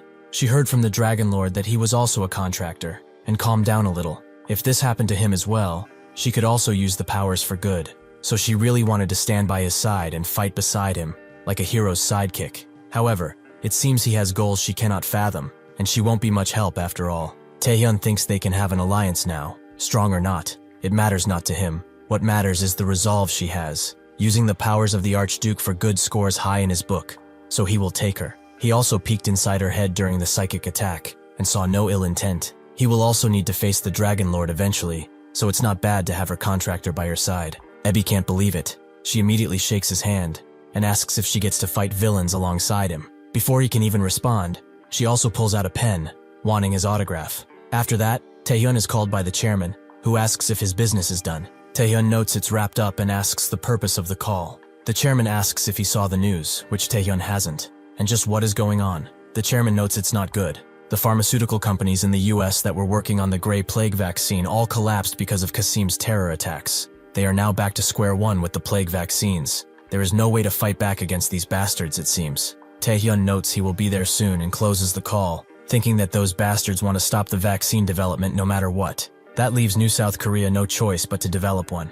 That will take time, however, so to drastically shorten development, they need a key sample. The Grey Plague originated from Grey Venom, and Grey Venom is one of Beelzebub's creations. It seems that after all, it's time to meet a new Archduke. Taehyun tells Rosaria about the contractor of the Dragon Lord. Although she feels this was a contract made out of desperation, Taehyun is glad she could actually talk with her. Unlike the contractors of Orgel or Beelzebub, Rosaria advises him to still be cautious, as Archduke contractors are not chosen on a whim. Taehyun never really asked, but he's curious now. Why do Archdukes create contractors? She explains that an entity of high status, like the Archdukes, cannot leave the abyss. Just like how entities of heaven can't invade the lower realm, it's all due to the spell that the king had left behind. However, there is a way of getting around by using contractors. He probably saw it for himself in the past. To the Archdukes, their contractors are basically scouts, and a way to interact with the world in a pinch. Taehyun asks what the reason is that they all have so much interest in Earth that they go as far as to share their powers. Aren't their own territories enough? Rosaria notes that all Archdukes wish to end up as the king of the entire abyss. If they consider the missing king was originally from Earth, then to the Archdukes, Earth is a place of mysterious potential. They can't just ignore it. So just because that contractor is on the side of the humans, there is no guarantee that she will be used against her will somehow. It might have been the Dragon Lord's intention to get her to approach him like this in the first place. One can never know with Archdukes. Taehyun will keep that in mind, as it certainly is suspicious. Rosaria changes the subject, asking if his business on Earth is finished, but Taehyun says not yet. She knows her war is still ongoing, but there is something that must be done as quickly as possible. He is going to meet with the Archduke Beelzebub. He wants his support, but if that is not possible, he will need a piece of his flesh. Is that doable? Rosaria notes that someone has to do it after all, and it will be quite a challenge to face him. To take out a piece of flesh from an Archduke is like trying to cut a diamond with a kitchen knife. Taehyun tries to say something, but Rosaria interrupts him, noting that there is a way, as she knows his weakness. He probably didn't forget the first day that they met. She brought forth a certain memory for him when he charged her. Taehyun guesses it's trauma. Rosaria confirms that he will need to create an opening by invoking trauma, which is how they will take him down. Taehyun asks if Archdukes really do have traumas strong enough to create openings, which Rosaria confirms, but he also wonders if she does, and she tells him not to ask a lady such things. Taehyun understands, but even if he can, he's not sure if complete hypnosis is strong enough to use on an Archduke. That is why Rosaria asked him to train with her. Thankfully, he is quite talented in psychic attacks. The stat one calls charisma in his status window. That is the statistic that matters most when it comes to mind control. Taehyun thought that was only useful for celebrities up until now. Rosaria notes that they should go somewhere more appropriate to train first, as she doesn't want to make any dents in her throne room. They go to a place that Taehyun has never seen before, which Rosaria introduces as the Room of Mirrors. The mirrors surrounding them have the effect of dispersing mana.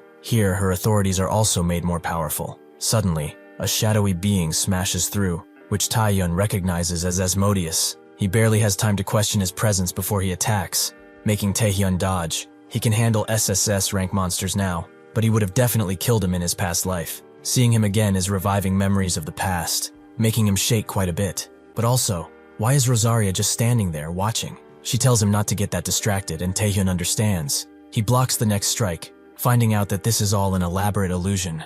Rosaria is glad he noticed. This is all occurring within her personal space. This Asmodeus is only brought about due to his trauma, and nothing else. However, he cannot let his guard down. Battles like these are about mental fortitude. It's not about who is stronger, but whose mind is more resilient and steadfast. What they will do here is strengthen his mind, as a human with a weak mind will not be able to control others. Not at all. Taehyun jumps in the air, thinking that this is pretty nice. He wanted to fight this bastard again anyway. He has evolved. He is not as weak as he once was. He will take down Asmodeus here and shake off his past fear. And then, he will keep moving forward to make sure that he reaches the king. With a fiery blast, he eliminates this visage of Asmodeus, who begins to crumble and dissipate into mist. Rosaria notes this is good. He should at least be able to handle someone like Asmodeus easily. She hopes that he now understands how this whole thing works. Next up is Igman. Does he care to continue, or will he tap out? Taehyun tells her to bring it on, which makes Rosaria giggle, as she expected something like this from him. There is a saying that their body follows the form of what their mind constructs, and after this training, not only their mind, but their body too will be strengthened, so they should keep at it. She's using his mind for all this, so she expected him to materialize as well, but he shouldn't interrupt, as Taehyun getting stronger is in his best interests as well. The Predation Master notes that for the upcoming war, just his original getting stronger will not be enough, and she shouldn't talk, since she is the weakest Archduke. Rosaria notes that she is powerful enough already. Would he care to test her? He agrees, as he was itching for a fight anyway. In Korea, the Taesin owner is asked by someone if he finished talking with the Chinese chairman. The Taesin owner confirms as much. He said he would use every possible resource for the Taesin group to succeed in China. The man told him so. They are different from the new South Korean association, which only gets in the way. He should use this opportunity to move to China and make Taesin a global corporation. The owner asks if he should express gratitude, but the man denies it. He should just continue with their plans. They used Qasim to distract the Americans. All he needs to do now is create the vaccine for the Grey Plague before them. The Taesin confirms it will be done, but he has to ask at this point, is he okay? Jihong turns around, noting that he is almost used to it. Next, Taehyun fights the gigantic Orgel, who rushes in with a mighty punch, but Taehyun matches it and then delivers a deadly uppercut. As Orgel dangles in the air, he impales him with a bunch of blood swords. In the past, he stood absolutely no chance against him, but now he even managed to beat Orgel. This is only an illusion, so it's bound to be different from real life after all. However, all the combat experience he gains here will remain, so this is still worth doing. It's a kind of simulation, so he will definitely become stronger in the future. He calls out for Rosaria, but finds her nowhere. Suddenly she breaks through the wall, noting that everything went pretty well. That's some good work. Taehyun asks what she was doing. Did she become bored watching him fight? She explains that she had some other business to attend to, but never mind that. He defeated 2 archdukes after Asmodeus, so his mental fortitude has surely become stronger. It seems his vessel has grown enough, so a reward is in order. Suddenly, she pulls him into a kiss, which evolves his complete hypnosis into ataraxia. He wonders if they have to do this every time she gives him powers, and she confirms as such. Has he forgotten what race she belongs to after all? Taehyun wonders what this ataraxia skill is, and she notes he can think of it as something that strengthens the previous authorities granted by her. With this, he can even show Beelzebub a lifelike illusion.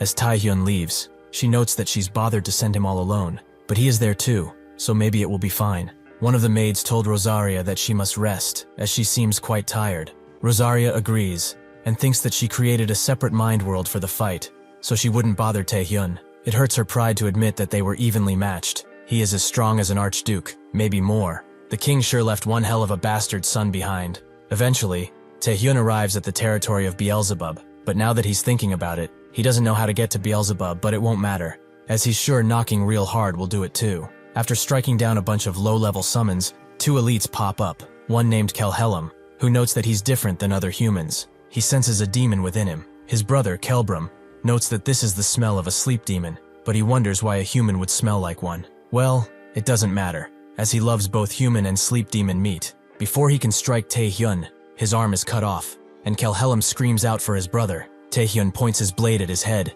and notes that they seem much more talkative than the other guys. Could they guide him to their lord then? With that, Taehyun rides on them until he gets to the middle of it, where Beelzebub resides. The two bow down to their lord, noting that they brought a suspicious individual wandering nearby. Beelzebub notes that he must be the king's key. He can barely sense him in his soul, but he is still there. Beelzebub heard from his contractor that Taehyun failed the hunt, but to think he would just waltz in here himself. Has he come to ask for his loyalty, as he did Igmun? Taehyun notes that it wouldn't be so bad, but he has other things to do. Because of that, Venom, his subordinate, has left behind. The people of Earth are suffering, so he was hoping he would cooperate with the cleanup. Beelzebub is shocked at first, but then begins to laugh. The race wars are fast approaching, yet he walked straight into his own death just to ask for something like that, when he should be preparing for the near future. He is truly a pitiful little creature. He must thank the king whenever he sees him again. Having a key as weak as his has allowed him to transcend the throne rather easily. Taehyun asks if this means he won't cooperate, and Beelzebub wonders why he must work for the sake of an inferior species. Beelzebub hopes all of humanity falls deeper into chaos, plagued, despairing, and angry, for he is the demon king.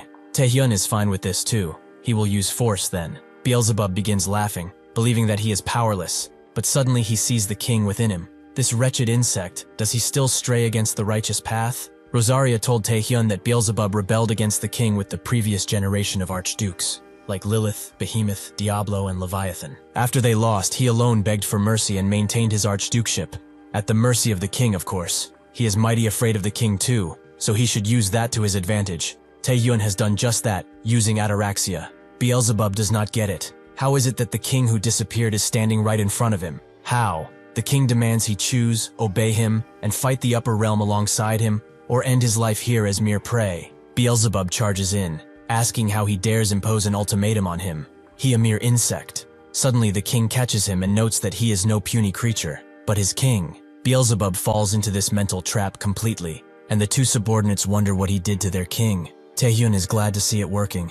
Now is the time. He shaves one of his fingers off and begins to drain it into a potion bottle specifically created for him by the alchemist. If he brings the source of the Grey Plague in this, it should help with creating the vaccine. Before he can leave, the two brothers tell him to halt. He may not leave until he returns their lord to his former self. Taehyun notes that this is for their lord to figure out on his own. He wants him to make him a nice cup of tea or what. Before they can say anything more, Taehyun uses his ability to make them fall into an illusion, showing their most feared enemy. His priority right now is completing the vaccine and putting an end to the actions of the malignant guild. But once the territorial wars begin, he will have to face Beelzebub once again. When that time comes, he must be able to fight him with his own powers, and not just a mirage of the king. That will be the only way for him to walk the same path as the king did. Before he can go through the portal, however, he is struck right through the chest, his hand affected by the original poison, which he cannot resist. Beelzebub notes that he was right. This is something for him to figure out on his own,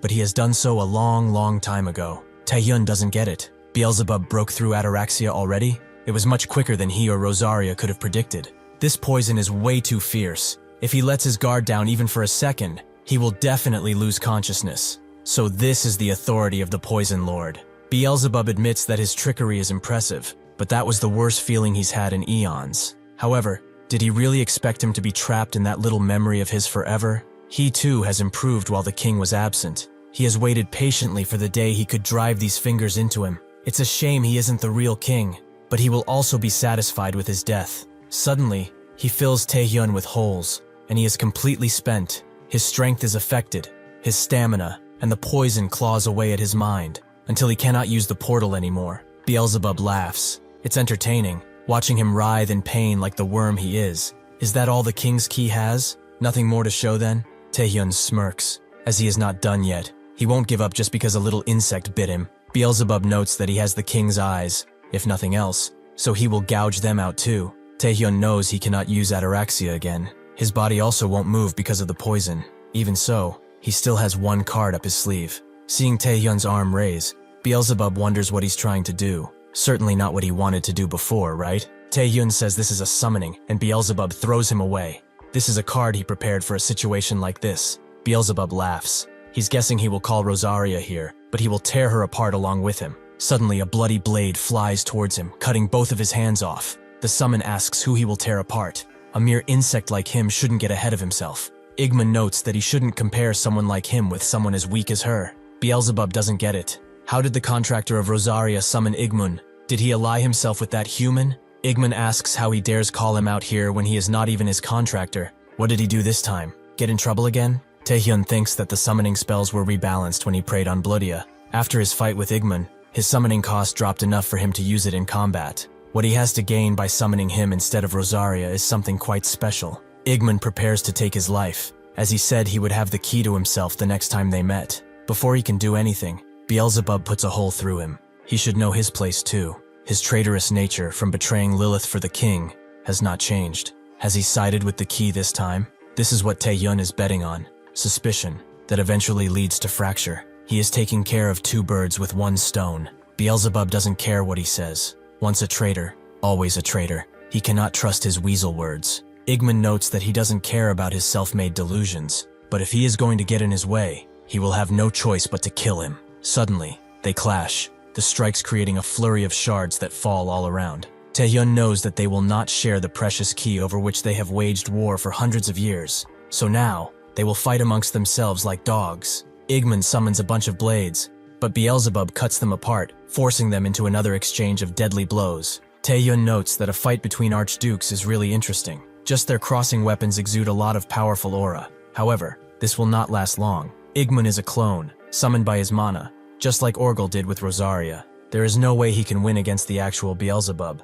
so he was just going to run away. But the problem is, Beelzebub's earlier attack broke the potion bottle that had his blood. That makes his whole trip here for nothing, basically. The two subordinates tell him to sit still while their lord deals with Igman, as they are watching closely. Taehyun looks at them, as he was told to fill up properly before doing anything, and activates predation, consuming the two in a flash, and gaining back his strength. Igman tries his best to defend, but he is getting pushed back by his opponent again and again. This is rather difficult. Although better than his previous contractor, with the key's puny mana, all he can achieve now is 1/3 of his real strength. Igman throws a bunch of blades towards Beelzebub once again, who can't help but laugh. Surely he doesn't think he is losing just because he is a clone? No, he is just an insolent bag of blood. He has been an archduke since he was merely Lilith's servant. The outcome would be the same even if he were here in person. This is the true gap in strength between them. He should know his place and disappear. Before this blast can overcome Igman, Taehyun uses energy composed to shield him,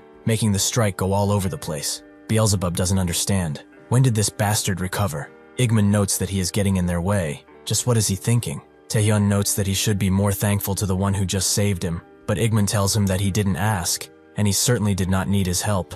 Taehyun tells him to stop being so prideful. Either way, they both just want to hurt that big bug, don't they? Beelzebub sees this as irrefutable proof that Igman is the key's lackey, like the pathetic little worm he is. Taehyun asks why they don't just team up at least once, and Igman still remembers the humiliation he felt in their last battle. Taehyun did not forget it either, and they can settle it another time. But what about the humiliation that this bastard inflicted on them? Will he just let that slide? He's bragging about how he became an archduke first, so they should show him what some rookies can do. Igman can't believe him, calling someone who's lived thousands of years a rookie. But well, that does not sound so bad for their current predicament. Taehyun rushes in, noting that he should support him, but Igman asks who he's giving orders to. Beelzebub scoffs. Two weaklings joining forces will not change much. Suddenly, Igman covers an area around Beelzebub in blood, making him cancel his planned attack. As if he were to clash mana into this storm, it would be his end. This has certainly given him some thought. However, he can easily force his way through this thing.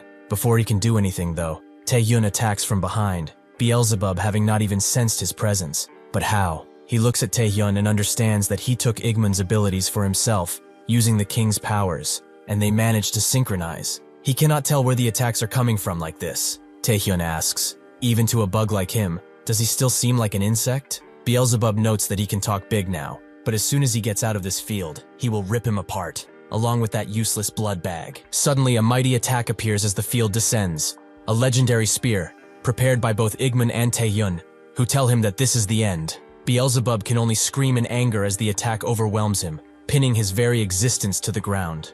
The attack has taken most of the left side, and he screams out in pain, making his subordinates rush to him. Igman notes that this is a rather satisfying sound, though it feels weird that he was used by him. Hearing that insect scream in such a guttural way was worth it. They will certainly meet again in the near future. As Beelzebub writhes on his knees, the subordinates arrive next to him, and he immediately takes one in his gullet, allowing him to regenerate. Beelzebub commands the others, telling them to get that damn key, to send the troops, and deploy all the forces in the territory. They confirm that they will be doing just that, but one of them comes with an urgent report. Beelzebub, wondering just what it is this time, the subordinate explains that they are under attack, and the attacker is none other than the sleep demon, Rosaria. Beelzebub can't believe this. Out of all the times, why now? Rosaria, looking down at his subordinates, wonders how his defense could be this lax. Well, it's probably due to her contractor rampaging around so flamboyantly. Such an opportunity should not be at all wasted, so she allows her children to wreak havoc upon the land.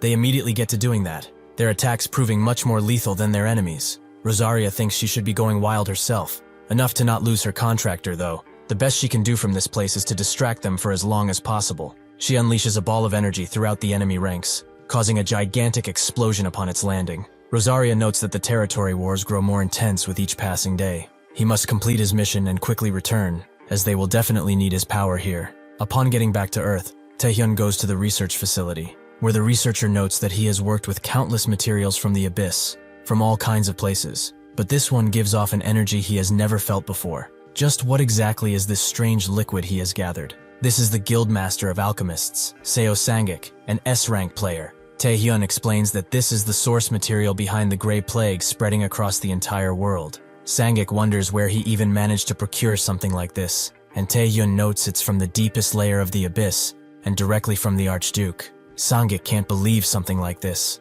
He's said to be above even SSS-rank monsters after all. Taehyun notes that he was lucky, and Sangik leaves it at that. What does he plan to do with it, though? Taehyun notes that he must already know since his guildmaster. The demons have been launching multiple attacks on pharmaceutical companies and all manner of health organizations. They are deliberately sabotaging vaccine development, and he suspects it's because diseases do not affect these monsters, so they are letting them roam freely, as they please. At this rate, they will never see the end of this plague. People have already suffered enough because of something that is not under their control, so they have to put an end to it now. They are going to use this material to create a vaccine. Does he think that this is possible? Sangik is left stunned by his words. He's realizing that he's asking him to analyze such a dangerous substance and create a vaccine. If it were anyone else, he would refuse such a reckless venture, but he is moved by his will to save the people. So this is what it means to be a hero, eh? How could he dare to back down now when he went through so much trouble to obtain these materials? He will do it. With his very honor on the line, he vows to do it.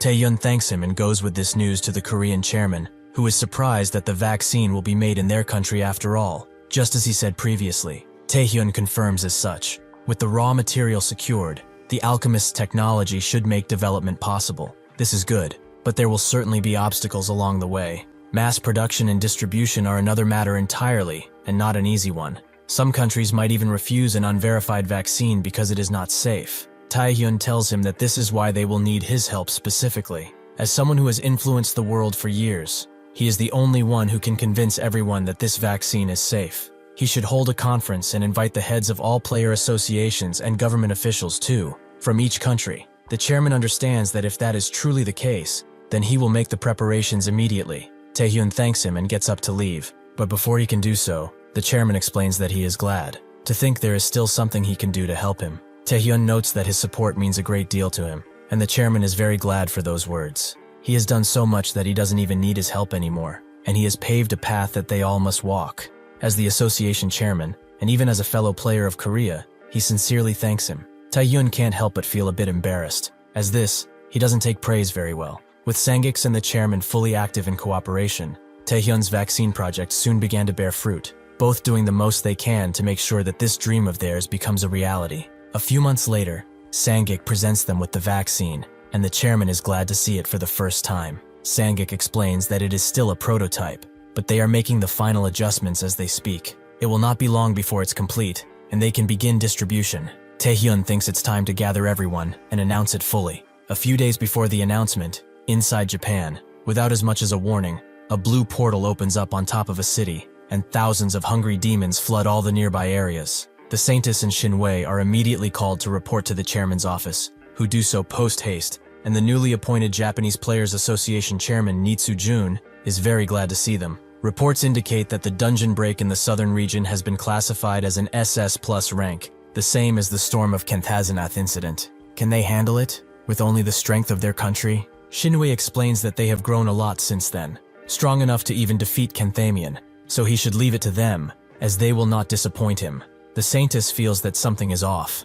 However, this dungeon break is big enough to engulf an entire city, even if it appears to be SS plus rank. From the outside, they should remain cautious. Just in case, they should request foreign support. Shinwei asks if she's really suggesting they call him again. Japan's pride, which has fallen into the mud, has only just begun to recover. They should handle their own problems and not outsource them like in the past. The Saintess explains that people's lives are at stake. Pride does not matter in the slightest at this moment. Even so, Shinwei notes that Taehyun has been so busy that he is hardly seen even in Korea. Jun notes that this is some fortunate timing. He is here right now, preparing for the vaccine announcement, so they should request the help of the hero of South Korea. A malevolent person stands in front of the open portal as the legions of demons pour in. He notes that if nobody stops him, the damage will certainly not stop here. All he needs to do now is wait for that person to show himself.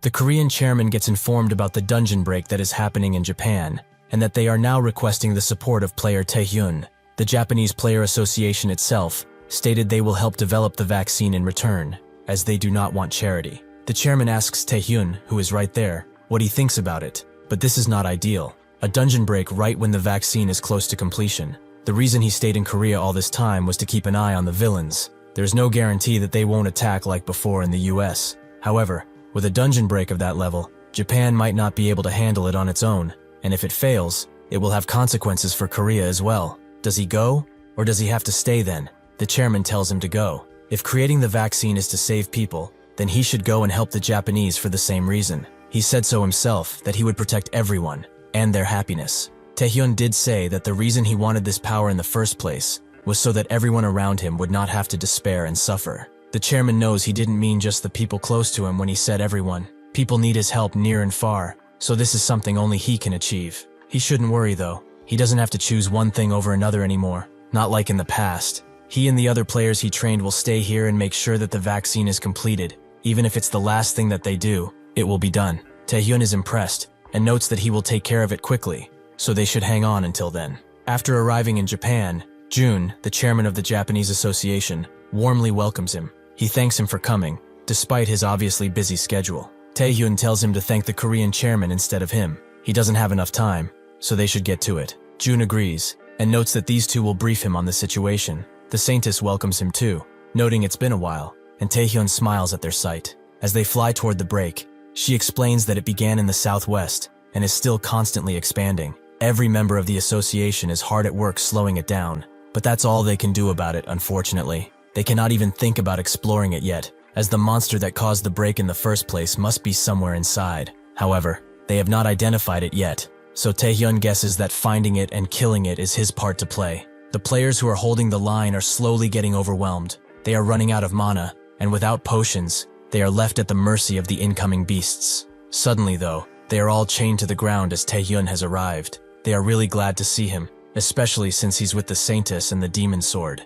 With their might, they can definitely close the gate. Taehyun looks at all this and thinks it was right to come. This is not just a simple SS plus rank dungeon break. It is something much more powerful, probably an SSS rank. This could also be a dungeon with a difficulty that has never been seen before in the history of mankind. He tells the other two that this is far enough, and they can stay here. The Saintess rejects this idea. They want to come and help. It is their duty as Japanese players to protect their own country, and personally, she cannot let an outsider bear such a burden all alone. They have made many mistakes in the past, but their people and their association have allowed them to repent, a chance to prove that they can change. She truly wishes to live up to their expectations, even if a little. Taehyun is surprised by this sudden change. She was quick to look down on everyone else before, but now, she's finally acting more like a saintess. Well, if that's what they really wish for, he won't deny their ideals. As another wave of monsters appears, Taehyun charges in on the big one while telling the others to deal with the rest. The Saintess begins growing a bunch of roots from the ground,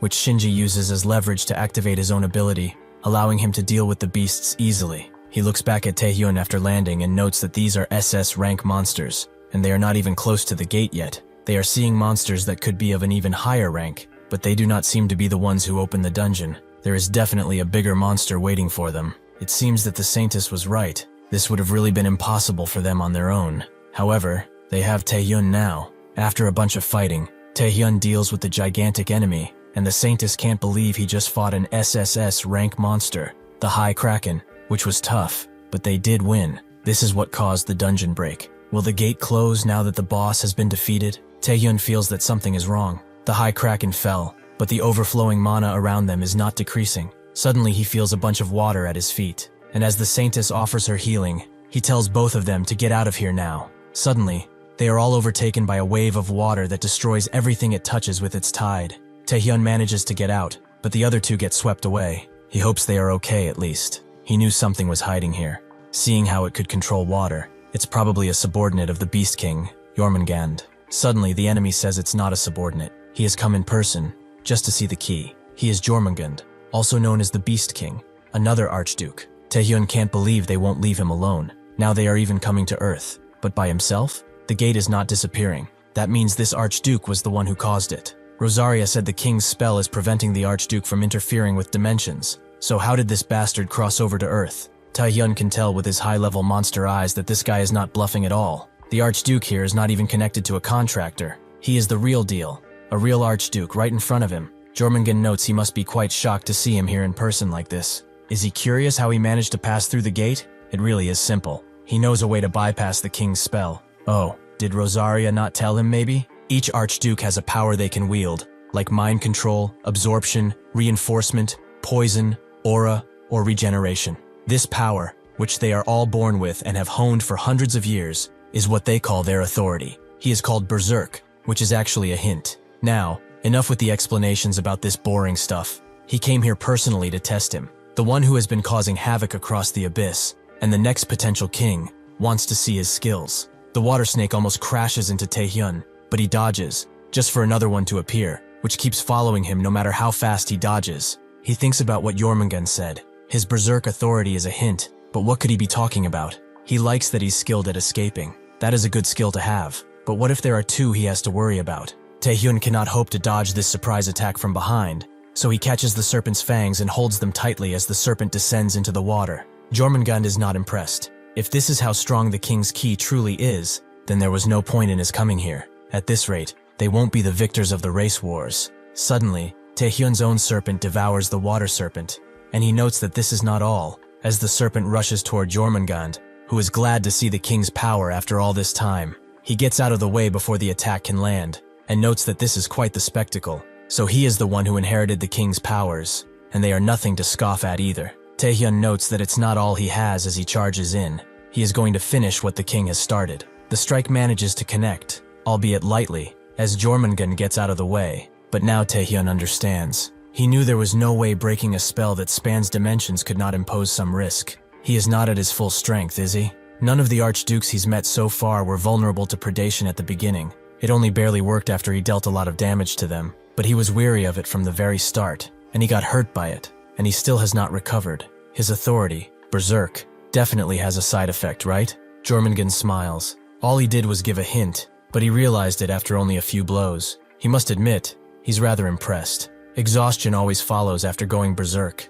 Before he can fully recover with water, he's weak enough to barely be considered an archduke. By human standards, he's around SSS plus rank. Taehyun notes that this is how he got past the spell, but he does not need to fear him if he's only that strong. Jormungand notes that this is still plenty to keep him occupied. Did he not find it odd at all that he came to humanity at this critical moment? What he just said, about coming here to test him, was only half the truth. Beelzebub offered him a deal, since he can pass through dimensions. That insect said he couldn't stand to see him steal a piece of his flesh. His contractor is probably making some good progress as they speak. Unfortunately for him, he will have to stay right here for a while longer. In Korea, Kasim can't help but laugh. He did ask this of the Demon King, but to think he even managed to drag the King of Beasts into this. He will offer him a proper sacrifice later. Now Korea is nothing without Taehyun. They will destroy both the alchemists and the vaccine. The chairman tells him that it will not happen. They all owe a debt to Taehyun, so they will protect this vaccine,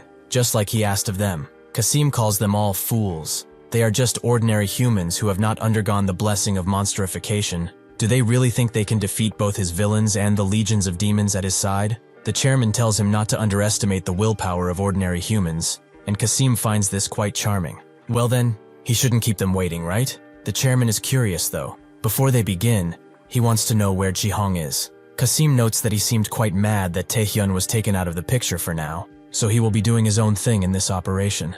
While they are here fighting, he's probably already reached the alchemists, and well, he can guess what he's going to do with them. Ji-hong is in front of the building and notes that this is all so dull. There's nothing to be done here without Taehyun, so he will just finish and leave quickly. Suddenly, someone tells him that's far enough, and she puts up a wall on the building. She guesses he's the guildmaster of Malignant. It's unfortunate, but he will not touch the vaccine. Ji-hong asks who she is, and she introduces herself as the sidekick of Justice. Ebi is really glad she finally got a chance. She was surprised when Taehyun called her and told her to go to Korea. She finally got a chance to do something. She came at the perfect time, too. This is an amazing debut for a sidekick. Ji-hong notes this must be a joke. He doesn't know someone like her even existed in this country. Ebi notes that she is not from here. She's just privately allied with Taehyun. He called her as insurance, in case villains like him tried anything. It looks like he was right to be suspicious too. Ji-hong smiles as soon as he hears that name. This is great. He was quite frustrated that he did not get to fight him, but she should make a fine replacement to toy with. As he charges in though, Ebi commands him to kneel, and the pressure overwhelms him. It feels like there's a huge weight stuck on his feet. He cannot move forward. There's an immense aura that rivals even Taehyun's. And this mana, what is it? Ebi is sure that he can go even lower, and Ji-hong's other knee drops too. He supposes nothing is stopping him from allying himself with other contractors. Ebi is glad that he noticed. She is a contractor of the Dragon Lord, Hazard. Some Archduke contractors are naturally stronger than others. She heard he preferred fighting up close, but that will not work for her. So, will he give up and quickly get taken away? Ji-hong refuses, as this is the perfect chance to test his new powers. As soon as the mask grows on his face, he gets out of Ebi's aura, and his punch thunders across as it hits the ground. Ebi has dodged, and notes that it's not easy being a hero. Ji-hong tells her to keep trying, but the only hero she will be is a dead one. Taehyun continues to dodge the serpents, and based on what Jormungand said, a huge battle could be unfolding right now in Korea. Though he did send Ebi over there, it would be difficult to defend against both Kasim and Ji-hong.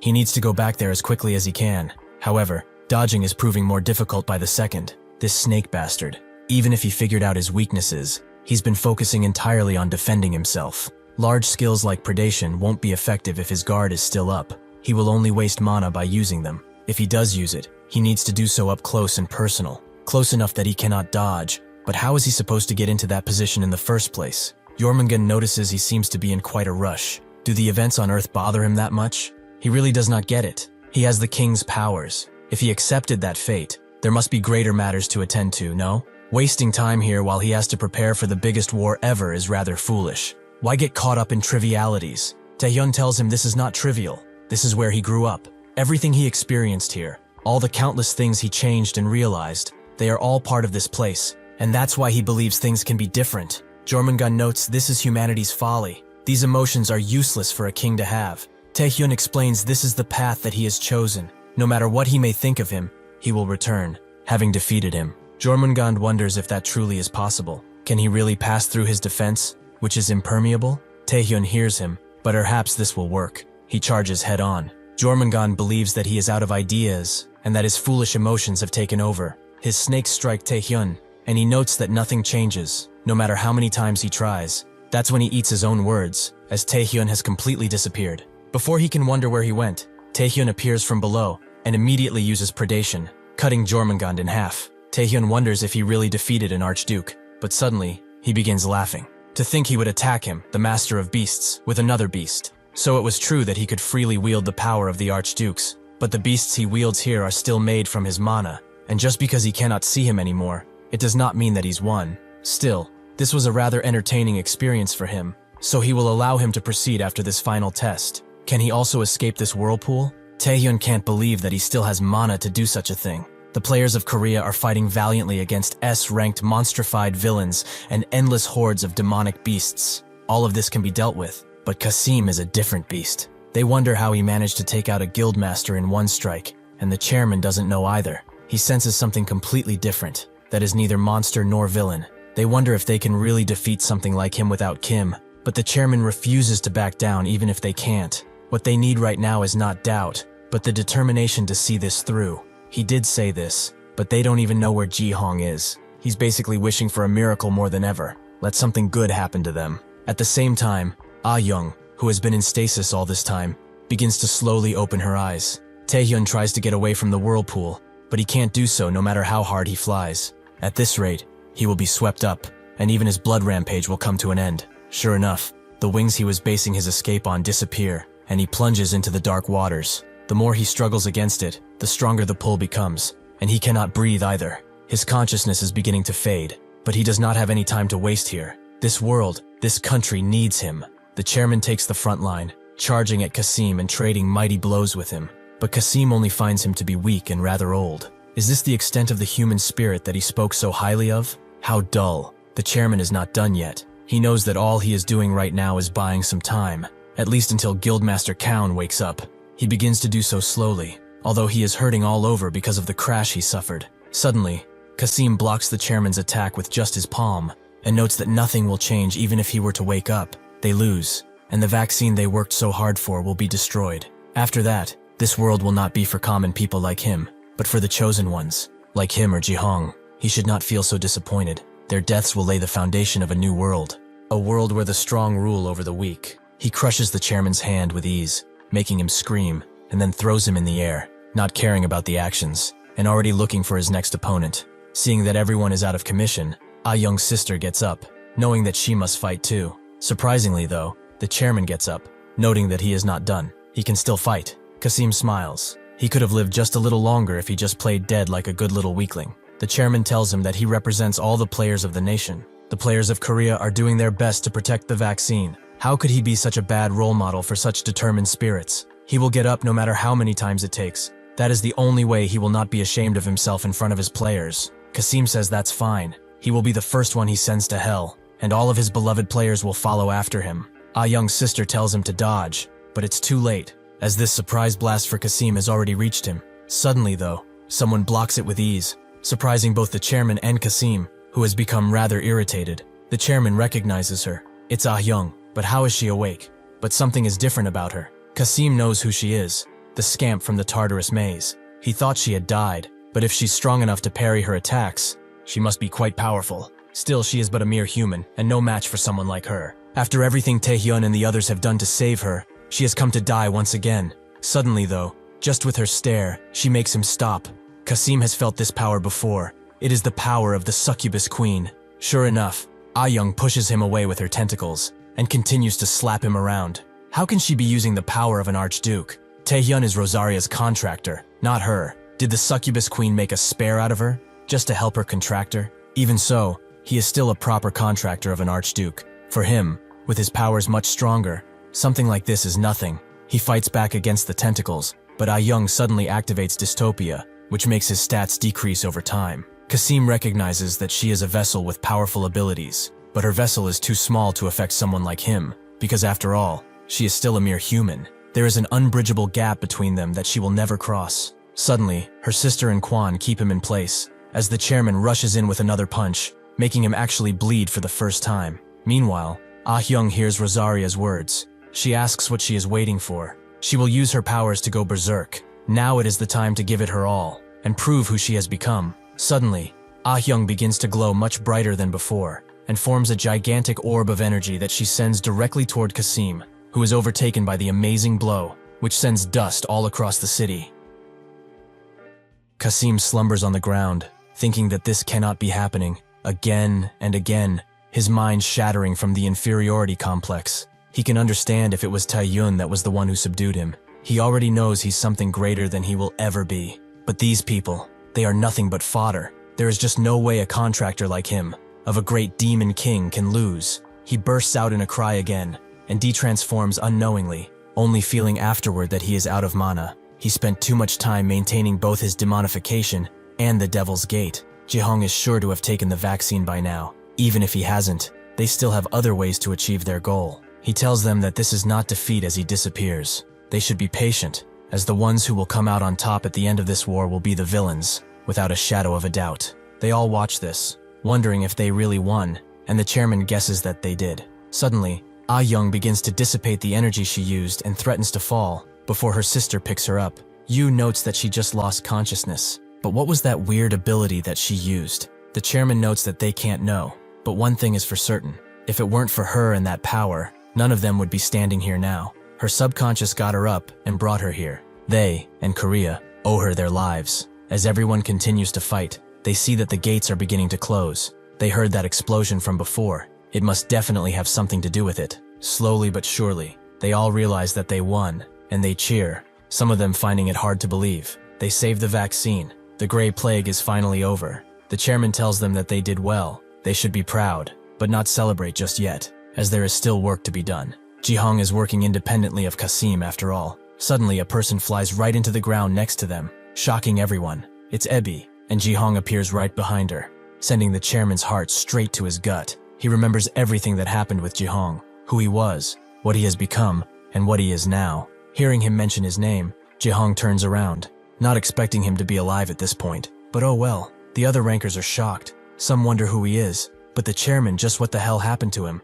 and who the woman in front of him is. Ji-hong explains that this is just some new power he got from Orgel. It's pretty damn nice, isn't it? He heard humans could die if they take in too much of an archduke's powers. But this was really worth the risk. He has overcome his limits and entered an entirely new dimension. He could not test his new powers because Taehyun is not here. So he decided to do it on her, because she seems like his little helper, but she is not even close to being worthy. From what he's seeing here, Kasim must have lost. He must admit they look a lot stronger than expected. Well, since he's already warmed up, he will finish what he couldn't. The rankers are not scared of him. Does he really expect to take all of them at once? Some don't know who he is, but they have 5 nationally ranked players, and still plenty of mana. Ji-hong lets out a dry laugh. He's finding it funny that they are so proud. Before the chairman can say another word, Ji-hong dashes through one of them, taking him out instantly. Kwok rushes in, activating her power, but he simply eats her ability with a black hole and pops up in front of her, smashing her head into the floor. The others dash in. One grabs him while another attacks, but he simply smashes his foot into the ground before taking them out with 2 punches. The chairman charges in too, but Ji-hong simply grabs his fist and notes that seeing him like this reminding him of the old times. The chairman asks just how far he has fallen to end up looking like a beast. Just for some power. He is not the Ji-hong he knew. Ji-hong smirks through his mask, as he has not fallen. This is just what he has always wished for. As the others wonder what to do, Ji-hong continues, noting that to become a strong player that nobody can compete with, he sacrificed little that mattered, and he will lead everyone with this power too. Now, he can do things like this. His next attack creates a thundering sound throughout the quiet city. Yu defends her sister, and can only watch as Ji-hong takes out player after player, without even breaking a sweat. She knows that there is only one person who can stop him now. It has to be him. No matter where he is, he has to come and save them from this monster. In the stifling darkness, a few facts came to Taehyun's mind. He remembered that this whirlpool was created with mana, meaning that it is not real water, but some kind of skill.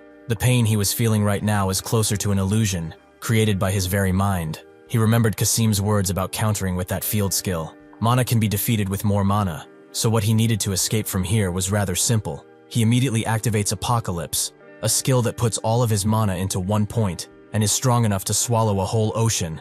As he activates it, and everything blackens around him, he bursts out from a single point, the rain falling roughly on his face. Jormungand smiles. It seems he was strong enough after all. Meanwhile, Shinji and the Saintess see that the gate is disappearing, and the water is receding too. As they watch on in surprise and admiration, Taehyun flies past, ignoring the Saintess as she asks where he is going. Meanwhile, Ji-hong tears through the players. Even if they take him by surprise, he just defeats them with steady positioning and overwhelming strength. He thinks this is nowhere near enough. Nobody here can satisfy his needs. Only Taehyun can match him at this point. Suddenly, he catches an icy attack from someone he doesn't know, but he knows the one behind her. Isn't that Ah-young? Yu tells him that he won't lay a hand on her sister, but Ji-hong is surprised. She never spoke of a sister before. Yu tells him that they may have issues, but she's still her family. She's been sacrificing herself all this time, but not today. She pushes Ji-hong away before activating her permafrost ability, allowing her to create an entire field of large ice. She thinks that should hold for a while, but Ji-hong immediately grabs her head, asking if she really thought this feeble thing could hold him. She is nothing but a weakling, and today, she will die. As he begins to clench his fist, the chairman tells him to stop. He will let that child go, as she is not the one he should be fighting. It's him. He is the one at fault for him becoming like this. Ji-hong tells him that he was not wrong. He asked him to be their savior. Does he not get that this is all a test? The wall between dimensions will eventually break down, and disasters unlike anything they have seen will come crashing down. These weaklings will not survive that, so it's better to get rid of them now. What humanity needs now is conflict. Only through it do they evolve. The The chairman screams out, noting that he wanted him to save the people who were in danger, just as he did. He wanted him to be an anchor for the weak, to support them, but this was not what he wished for. But if those thoughts arose from his teachings, then he will die alongside them. He should kill him and end this already. Jihong was wondering what he was going to say, but there is just no way all of this will end with his death. He's already risking a lot on his hands, but he keeps speaking like the weakling that he is. He lets go of you and rushes in, noting that this will be the reason for his fall, alongside this wretched country. His fist connects with his head, creating a flurry of blood in the air, but the chairman doesn't even feel it. He only feels regret. If only he had taught him how to love and cherish before teaching him about battles. If he had taught him about how to trust. Would things have been different? This is all his fault. Even if people care about him, this is a penance he must pay. Before another attack can land, Taehyun crashes to the ground. Jihong expecting him to arrive in such a dramatic little moment. The chairman looks back at Taehyun and rests his hand on his knees. With him here, he can finally rest. Taehyun asks if it was him who turned this place into a mess and made the chairman like that. Jihong asks what he would do if he were, and Taehyun's entire aura completely changes. From this moment on, he is no longer holding back. Firstly though, Taehyun calls out for everyone. The chairman, Yu, Ah-hyung, and even the players and Ebi. He thanks them all for their efforts. They can leave the rest of this to him. They no longer need to worry. From here on out, this is his fight, and it will be Jihong's last. He smiles visibly through his mask, as he has been waiting for him all this time. He asks how it feels. Is he mad after seeing everything that he held dear in ruins? As Yu treats the chairman, Jihong rushes in, noting that nothing would have changed, even with his arrival. The ensuing strike creates a cascade in the ground, making Yu scream out for Taehyun. Jihong holds his fist to Taehyun's face, noting that he has far surpassed him. He should feel it too, the new power he has been granted. Taehyun doesn't even move and asks if this is all. Jihong remains stunned, seeing that he is completely unharmed. Taehyun grabs him by the head and simply throws him away, and as Jihong stops himself, he wonders what happened. Why did he withstand that powerful attack? Taehyun notes that they should go somewhere else. He does not want to see him cause any further destruction, and opens a portal behind him. As he leaves, he tells Yu to take care of everyone, as he will be back really soon. As Jihong lands on the ground, he is surprised he can do teleportation too, and Taehyun notes that they can fight here to their heart's content. In this place, they will end their relationship. He will break him here and now, to prove that what he wants is wrong. Jihong laughs. He's acting like a big shot just because of some borrowed power, but he too has taken more of the Archduke's mana than anyone. This body is already more Archduke than human. He is not the only special one here. He wonders just how long that lax attitude of his will last in this little scramble of theirs. He charges in again, and Taehyun simply dodges the strike, but as Jihong appears behind him, he notes that Orga's power is reinforcement. Every part of his body has been reinforced, allowing him to surpass his limit incredibly. He can move close to the speed of sound. He probably can't even see him at this point. He begins flying around Taehyun, hitting him again, and again, and again, thinking that the reason his attack didn't work earlier must be because he's not good at controlling this new body. He tries to hit him right in the back of the head, straight in the spine, but Taehyun suddenly grabs him and smashes him into the ground. Jihong's eyes close in as Taehyun unleashes a mighty punch, creating an entire crater around the area and under Jihong. He continues to stand above him and asks if this really is the extent of his power. Jihong glares and rushes in again, punching at Taehyun even harder, but he simply dodges and strikes. Jihong's mind is reeling. He does not understand. He has risked his comrades, his dreams, his very life. Taehyun grabs him again as he fights back and jumps over him using his face. Jihong tries to hit his punch with one of his own, but his fist begins to crumble after the contact, and the skin he worked so hard to get is completely blown away. After another attack, Jihong is face first on the ground, completely and utterly defeated. Taehyun notes that he won. Now he should come with him, because as much as he would love to kill him on the spot for what he has done, he has promised something to the chairman. Jihong remembers when he first met him, when he told him not to lose his sadness, as imbuing meaning to suffering is a quality only humans have. If he uses that, he will become stronger than before. That's what he said in the past. He's lived his life breaking through everything that stood in his way, and even now, he will not stop.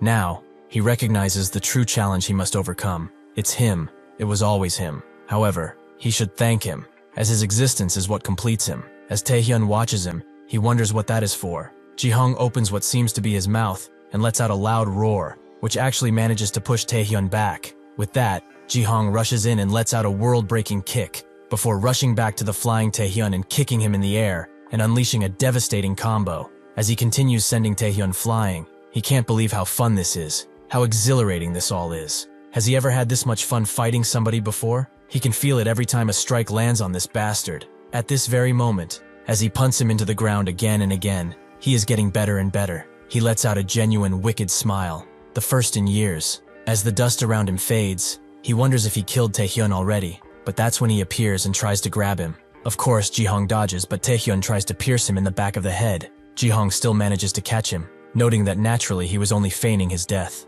Taehyun denies doing that. He just finally recovered all the mana he spent fighting Jormungandr. Ji-hong cackles, so he's saying that he wasn't at his full strength. Taehyun asks if he wants him to, but it doesn't matter anymore. Not really. No matter how much strength he has, he will no doubt surpass even that. They both rush in with their fist and unleash a flurry of mighty blows, none seeming to win. After they dash away at the same time, Ji-hong believes he has to be even faster. As he charges in though, Taehyun summons a bunch of blood blades and unleashes them at Ji-hong, who punches them away, getting even stronger. To completely surpass Taehyun, he needs even more. The large blade that was made to hurt him is shattered into pieces at his touch, and he dashes in again, as he must become even more. Suddenly, hundreds of chains appear around Taehyun, and they all converge on Ji-hong, not allowing him to escape.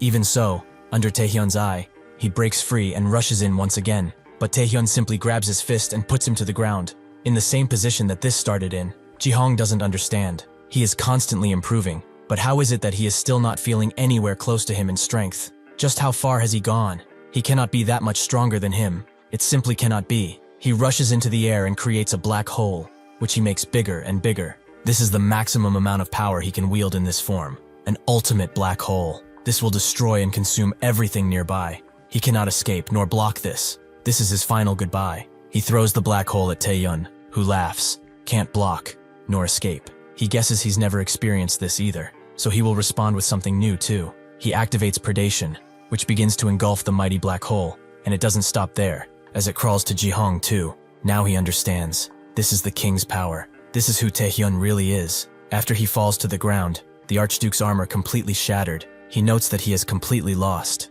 Taehyun says nothing. He just looks at him, not giving him the respect of an opponent. As Ji-hong looks at the sky above, he notes that even after all this, he still cannot reach him. It seems that the path he walked was more difficult than his. Taehyun does not deny that it was hard, but he did not get stronger solely because of that. He just got lucky. His belief that one can grow stronger through hardship is misguided and wrong. Ji-hong cackles, as it only proves that he was actually right. Most people will never be as lucky as he was. It's called luck after all, because only a few people ever experience it. That said, how will humanity even survive the hardships that have yet to come? That is why he prepared this misfortune for everyone. Only the strongest are supposed to survive in this damned world. To create a world where only the strongest live. Taehyun notes that countless people would die before they ever faced future hardships. His plan will only accelerate their doom. Ji-hong notes that they would have died either way. Revolution always comes at a cost. What's more ridiculous is that his plan is to save everyone by himself. Taehyun agrees. It is ridiculous, but he won't give up. He will find a way. He knows all too well what it feels like to be left behind when weak. He just rationalized the pain he felt as ever having a purpose. He never even tried sharing his burdens. He could have walked a different path, not the one chained in blood and bitter hatred. As Ji-hong begins to fragment, he notes that it's useless to think stuff like that at this point. He will watch the path he has chosen until the end. That is the only way this life can have any meaning. Although he wonders how far he will go. Will he defeat heaven, or will he descend to hell? With those words, Ji-hong disappears, a broken man until the very end. Taehyun thought it was a bitter memory that he never wanted to bring up again. However, without those memories, he would have gotten drunk on his own powers and would have never looked around to see all the people around.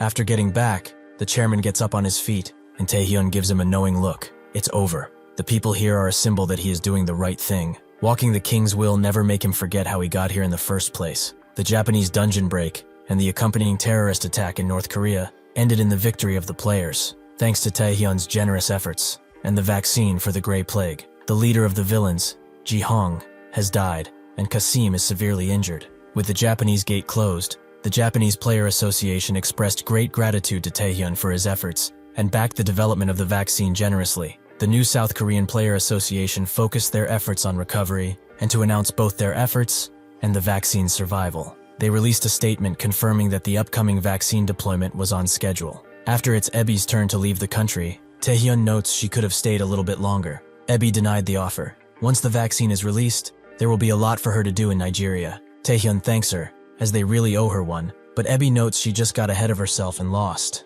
She still has a long way to go before she is of any use. Taehyun told her already that strength matters little. What matters most is the mindset one has. That is why he would like to thank her for what she did. Ebi is surprised at first, but then smiles warmly and accepts his handshake. With this, she has returned to Nigeria, but Taehyun has one more thing left to do. He goes to Ayoung, who seems to be awake, her eyes glowing with power. Taehyun heard she used a strange power, but as expected, it was her all alone. Rosaria notes that he noticed rather quickly. It makes her happy, knowing that he knows her so well. Taehyun tells her to stop with that and answer his questions. Rosaria laughs. It's cute that he's sensitive because she possessed his friend. Anyway, she did warn him that there would be side effects when she helped save this child. To expel Beelzebub's poison, she had to give her some of her own mana. In that process, she ended up becoming one of her spares, but it all worked out in the end. If this child had not awakened at the right time, his world would have suffered for it. Taehyun notes that it's good, but he does not want those around him getting involved. Rosaria jumps out of the bed and explains that with the king's spells weakening due to the upcoming war, his human companions will not be enough. He will end up dividing more of his attention to this place. That is why she is hoping he can devote all of his efforts to the War of the Abyss. Before Taehyun can speak, Rosaria stops him, knowing what path he is attempting to take. She is not just telling him to give up either, but if he intends to save both, he cannot walk alone. The spare is a way for her to intervene in the events on Earth while she is not here. Taehyun asks about Ayoung, about her consent. He cannot allow her body to be used without her knowing. Rosaria notes that this is why she wants him to convince her, to tell her the truth, and asks for cooperation. This is how he will make his first comrade in becoming the king, his very own collaborator. The king's path is a lonely one. He must choose someone he can rely on, just like the king chose her. However, if Ayoung refuses, she will give up. Taehyun thinks a bit and agrees. With that, Rosaria will give them both some time. They will see each other back in the abyss, as usual. As soon as the possession flees from Ayoung's body, she is met with Taehyun's face, and immediately freaks out. She felt the possession. Those villains probably ran some weird experiments on her or something. Taehyun gently puts his hand on her shoulder, and notes that it's finally time for him to explain everything. He wanted to avoid something like this, but it cannot be avoided any longer. As they both sat down, Taehyun told Ayoun about his regression, his promise with the king, the contract with the Archduke, the fights in the abyss, and almost everything else that he saw. Ayoung seemed confused at first, but because of all the strange experience she had since the kidnapping in Tartarus, she listened to the very end. She notes that it's hard to believe in regression, but this story is the only way to explain everything, like those mysterious powers of his, and how he knows everything. Even that old man personality of his. He's technically older than her, isn't he? Taehyun tells her not to change how she treats him, as it will make people suspicious. Ayoung asks why he's telling her all of this after keeping it a secret for such a long time. He could have just made up an excuse, and nobody would be the wiser. Taehyun explains that he wants her help. It certainly will not be easy, and she can refuse. She could end up fighting enemies way stronger than before. Ayoung accepts that Earth is in danger either way, and this is her world too. She cannot stand idly by while she has the power to do something. As the chairman always said, he tries bearing everything on his shoulders. She thought he did so because he was the only one capable of it, but now she knows the real reason. Well, it must have been difficult. Now that she knows the truth too, they can share the burden. Honestly though, she's saying yes without even knowing what she's getting herself into. Taehyun looks at the ground and thanks her from the bottom of his heart. They sit like this for a while, neither saying anything as the sun goes down. 1 week later, everyone gathers in front of the Korean Player Association, as it's time for the vaccine to be officially announced and shipped. All the reporters are there. Since the vaccine's production has failed countless times, the entire world is watching with bated breath. As they speak, the representatives from around the world have begun to arrive. First is the chairwoman of the Singapore Player Association, Haley Tan. Next is the Japanese chairman, Nitsu Jun, accompanied by the Saintess, Yoshikawa Tsurara, and the Demon Sword, Nakata Shinji. The chairman of America arrives too, Kevin Ian, accompanied by Cody Wood, who goes to Taehyun, noting that it's been a while. He heard that he had taken down the malignant guildmaster, Orgel, and his contractor, who were the ones responsible for the death of Ricky, so he wanted to thank him for taking them out.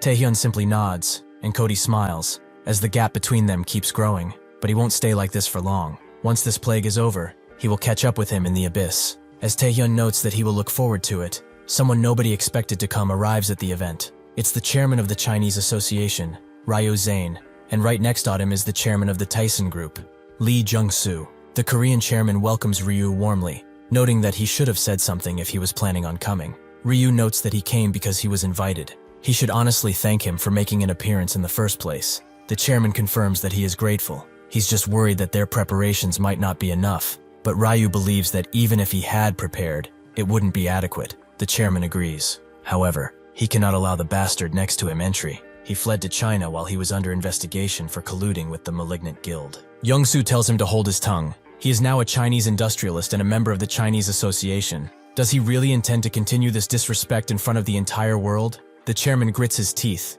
as no means no. Taehyun, however, tells him to let them in. If they are really interested in the vaccine, there is no reason to deny them. The reason they are is so that humanity can be free from the plague. Jung-soo is pleased that the world's best player is also good at reading the room. He extends a hand, having never met in person, and introduces himself. He is the father of Lee Jung-jae, the man he turned into a cripple. Taehyun knows who he is already. He also knows that he paid off villains to take him out in the past. Just because he allowed him to exist here this time doesn't mean he will continue to do so. He can crush a worm like him at any point after all. Just as things are about to get heated, it's announced that it's time for the address. Everyone sits down, and the chairman begins speaking. He thanks everyone for making the long journey to this place. The Gray Plague came upon them out of nowhere and made them all victims, both directly and indirectly. They saw the loss of their loved ones, the loss of livelihoods, and the brink of collapse in their society. This pain surpassed all languages and borders. But today, they are not gathered here to remember that suffering. They stand here with the proof that they can overcome this blight. He proudly presents to them the vaccine for the Gray Plague, officially called Exit. It was developed by alchemists in the new South Korean Guild, and is currently undergoing clinical trials. After the administration of the vaccine, the infection rate was reduced to 98% compared to the control group. Furthermore, within just 4 days of administration, neutralizing antibodies were produced as well. Before he can continue, Young-soo puts his hand up, as he has a question. He just said that it is still undergoing clinical trials. Does that mean the vaccine is not completed yet? The chairman confirms as such. They are slightly behind schedule, due to the villains' attacks. Jung-soo sighs. He called them all here for a vaccine that they cannot even trust yet. The chairman repeats himself, noting that they have gathered here for cooperation in logistics after the vaccine is completed. Jung-soo tells him that it won't be necessary, as they have a completed vaccine right here. They've already begun mass production and stopped the disease from spreading. This is the second greatest invention of the Tyson Group, Evelyn. Everyone is shocked, but Jung-soo continues. It has finished testing, and since it works so well, they don't need to wait for the Koreans. They should also all think about where the Great Plague originated from. Where did the malignant guild operate from? Is there even a guarantee that this miracle vaccine of theirs is safe? The chairman tells him to stop spouting nonsense, but Jung-soo does not relent. If he, the association chairman, truly cares about his people, he should make the right choice. As they leave, Taehyun watches them, not missing a single step. After the conference comes to an end, the chairman smashes the table in his office, as they use their event to announce their own product. Even if their vaccine is superior, the people who need them most will flock to Taeson, and all those attending will be pressured into accepting. They got them. Taehyun notices that the main problem is why Jung-soo, who worked so hard with the villains and tried to stop their vaccine development at all costs, suddenly came up with a vaccine. The chairman guesses that with the malignant guild gone, he must be looking for a way out. But Taehyun notes that Kasim is still alive. There must be something more to this. He remembers what Ji-hong said previously, that the world will evolve through conflict. Additionally, the malignant guild needed both monstrification and the Gray Plague. He thinks harder, wondering what they are planning, and remembers that in his last words, he talked about how he prepared for the worst misfortune of all. Suddenly, Taehyun figures it out, and turns out the others. It's high time they knock on Jung-soo's door. Pound, actually. That night in China at the Taeson Group safe house, Jung-soo is talking with a certain president about delivering 5 million doses of the vaccine, which he promises to deliver within 2 days. He congratulates the president, noting that he made the right choice, as the people will praise him for saving their lives. After ending the call, he puts the phone down and lets out a proud laugh, noting that all the leaders of the world are now fighting to speak with him. He has all the power he would ever need. With this, the Taeson Group will become the world's strongest corporation in no time flat. He thinks that the Korean chairman is probably livid with envy right now. New South Korea could have had a monopoly, but alas, they moved first. As he continues his monologue, he looks outside his window and sees that all of the guards stationed around the safe house are knocked out. As he begins to sweat, wondering what is going on, Taehyun appears right behind him. The guards he stationed at his door are now knocked out too. Taehyun doesn't give him time to speak. Instead, he notes that he told him he can take him down at any moment. The Nightwalkers kept tabs on him after all, even after he fled to China. They then figured out that his safe house was not long after that. Jung-soo screams that this is not New South Korea. He thinks he can just barge in here, in a foreign country, and do whatever he wants. Taehyun notes that he did far worse, like blowing up a building, among other things. Besides, it's not like he's hurting him or anything. He just wants to browse through his memories a bit. After using his ability on Jung-soo, Taehyun wants him to explain this vaccine, which he claims he's created all alone. After a bit of explanation, Taehyun's fears appear to have been true. The vaccines are not normal after all. If this thing spreads, a blight worse than the Grey Plague will strike the entire world. He realizes now how serious this is, and he has to stop it no matter what. As night turns to day, Taehyun finds the Taesun Pharma labs where the vaccine is being transported from. As he stalks around, he thinks that it will be difficult to retrieve the vaccines that have already been sent out, so he has to do something here and now. Suddenly, a familiar voice cackles from behind, and notes that he was starting to wonder why he couldn't contact Jung-soo for a while now, but the answer seems to be right in front of him. His being here means he already knows what's going on in this place, right? Taehyun confirmed as such. He knows that this is where Taesan makes the vaccines while working with him. Except these aren't really vaccines. Ji-hong told him about this, about the misfortune he's prepared for everyone. This was brought about because people who undergo monsterification are subsequently immune to the plague, and thus, this vaccine causes monsterification. A wicked smile appears on Kasim's face, glad that he figured it out. As he said, Ji-hong started this to strengthen the human race, but his objectives are quite different. When they think about it, a world where everyone is a monster is far better. Those who once loved each other are now fighting as monsters, where villains and criminals no longer mean anything. They are just titles. This is a world where no one can trust anyone, with endless murder. It is a perfect hellscape desired by the king of all demons. Taehyun knows that that won't happen. He will make sure to stop it. He'll find proof that this vaccine is a fake before it even reaches the public and expose the truth to the entire world. Kasim can't help but smile, as this is the gateway to hell. Did he truly expect that he wouldn't have made preparations at such an important location? The destruction of the vaccine data has just begun. He gives it around 30 minutes before they are completely done, and it may be difficult to defeat him, but he can still be stalemated. He can take quite a beating after all. They may lose this fight, but it will be they who win this war. Taehyun scoffs. If that is the case, it's a good thing he called back up. Just as Kasim wonders who that may be, someone crashes into the ground right next to them. It's Cody Wood. Kasim recoils at this sight, and Taehyun apologizes for the sudden request, but he is glad that he came. Cody notes that he owed him, and this bastard has carried out countless attacks in the United States too. It's only right for him, as a player of the United States, to fight him. Taehyun notes that he needs him to buy him some time while he takes care of business. Even he might have some difficulty fighting an Archduke contractor and monsterfied minions. Cody asks if he's trying to joke around, and as the monsterfied minions jump in, he simply cuts them apart, noting that there will not be anything left for him by the time he gets back. He can go take care of that vaccine with ease. Taehyun trusts him and goes away, allowing Cody to face Kasim and tell him to come, as it will be he who he will face. Kasim laughs, remembering what he did in the past, how they all looked at him. This could be fate, but fine. He will deal with him quickly and go after Taehyun later. As he runs through the halls of the lab, he thinks that the information on the vaccine should be stored in the central data servers. But this lab is built like a maze. At this rate, the data from the vaccine will be gone. He must find another way. Suddenly, he spots a few scientists and rushes to them, asking where the central data servers are, only for them to begin transforming too. Taehyun punches them away, wondering what the hell is wrong with this lab.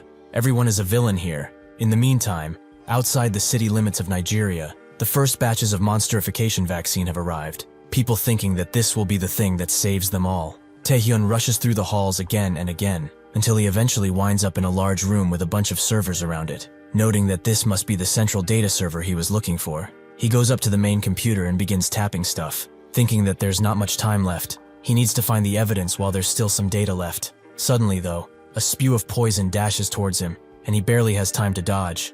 As he lands, he asks the one who shot it who he is. The villain introduces himself as Berto, the leader of this facility, student of Kasim and Beelzebub's spare. As Taehyun dusts himself off, he notes that the Bug King has a lot of baby bugs. But really? Another spare? Berto knows that he cannot allow him to claim the secrets of their facility with such ease. This is divine punishment, something that nobody will stop, not even someone with the king's powers. As more monstrified villains jump Cody, he activates his ability, making his light armor turn into a violent black, and he cuts a few of them again. Despite clearly winning, some still charge in, and he sweeps the entire battlefield with his blade, causing them to perish with one ample strike. Kasim now understands Taehyun overtook Cody, but he reigned at the top for a long time after all, so it's only natural that he is so impressive. However, no matter how much he may try, he is no match against a contractor of an archduke. Kasim smashes his fists into Cody, sending him flying backwards before attempting to grab him whole. He knows that even if they are both contractors,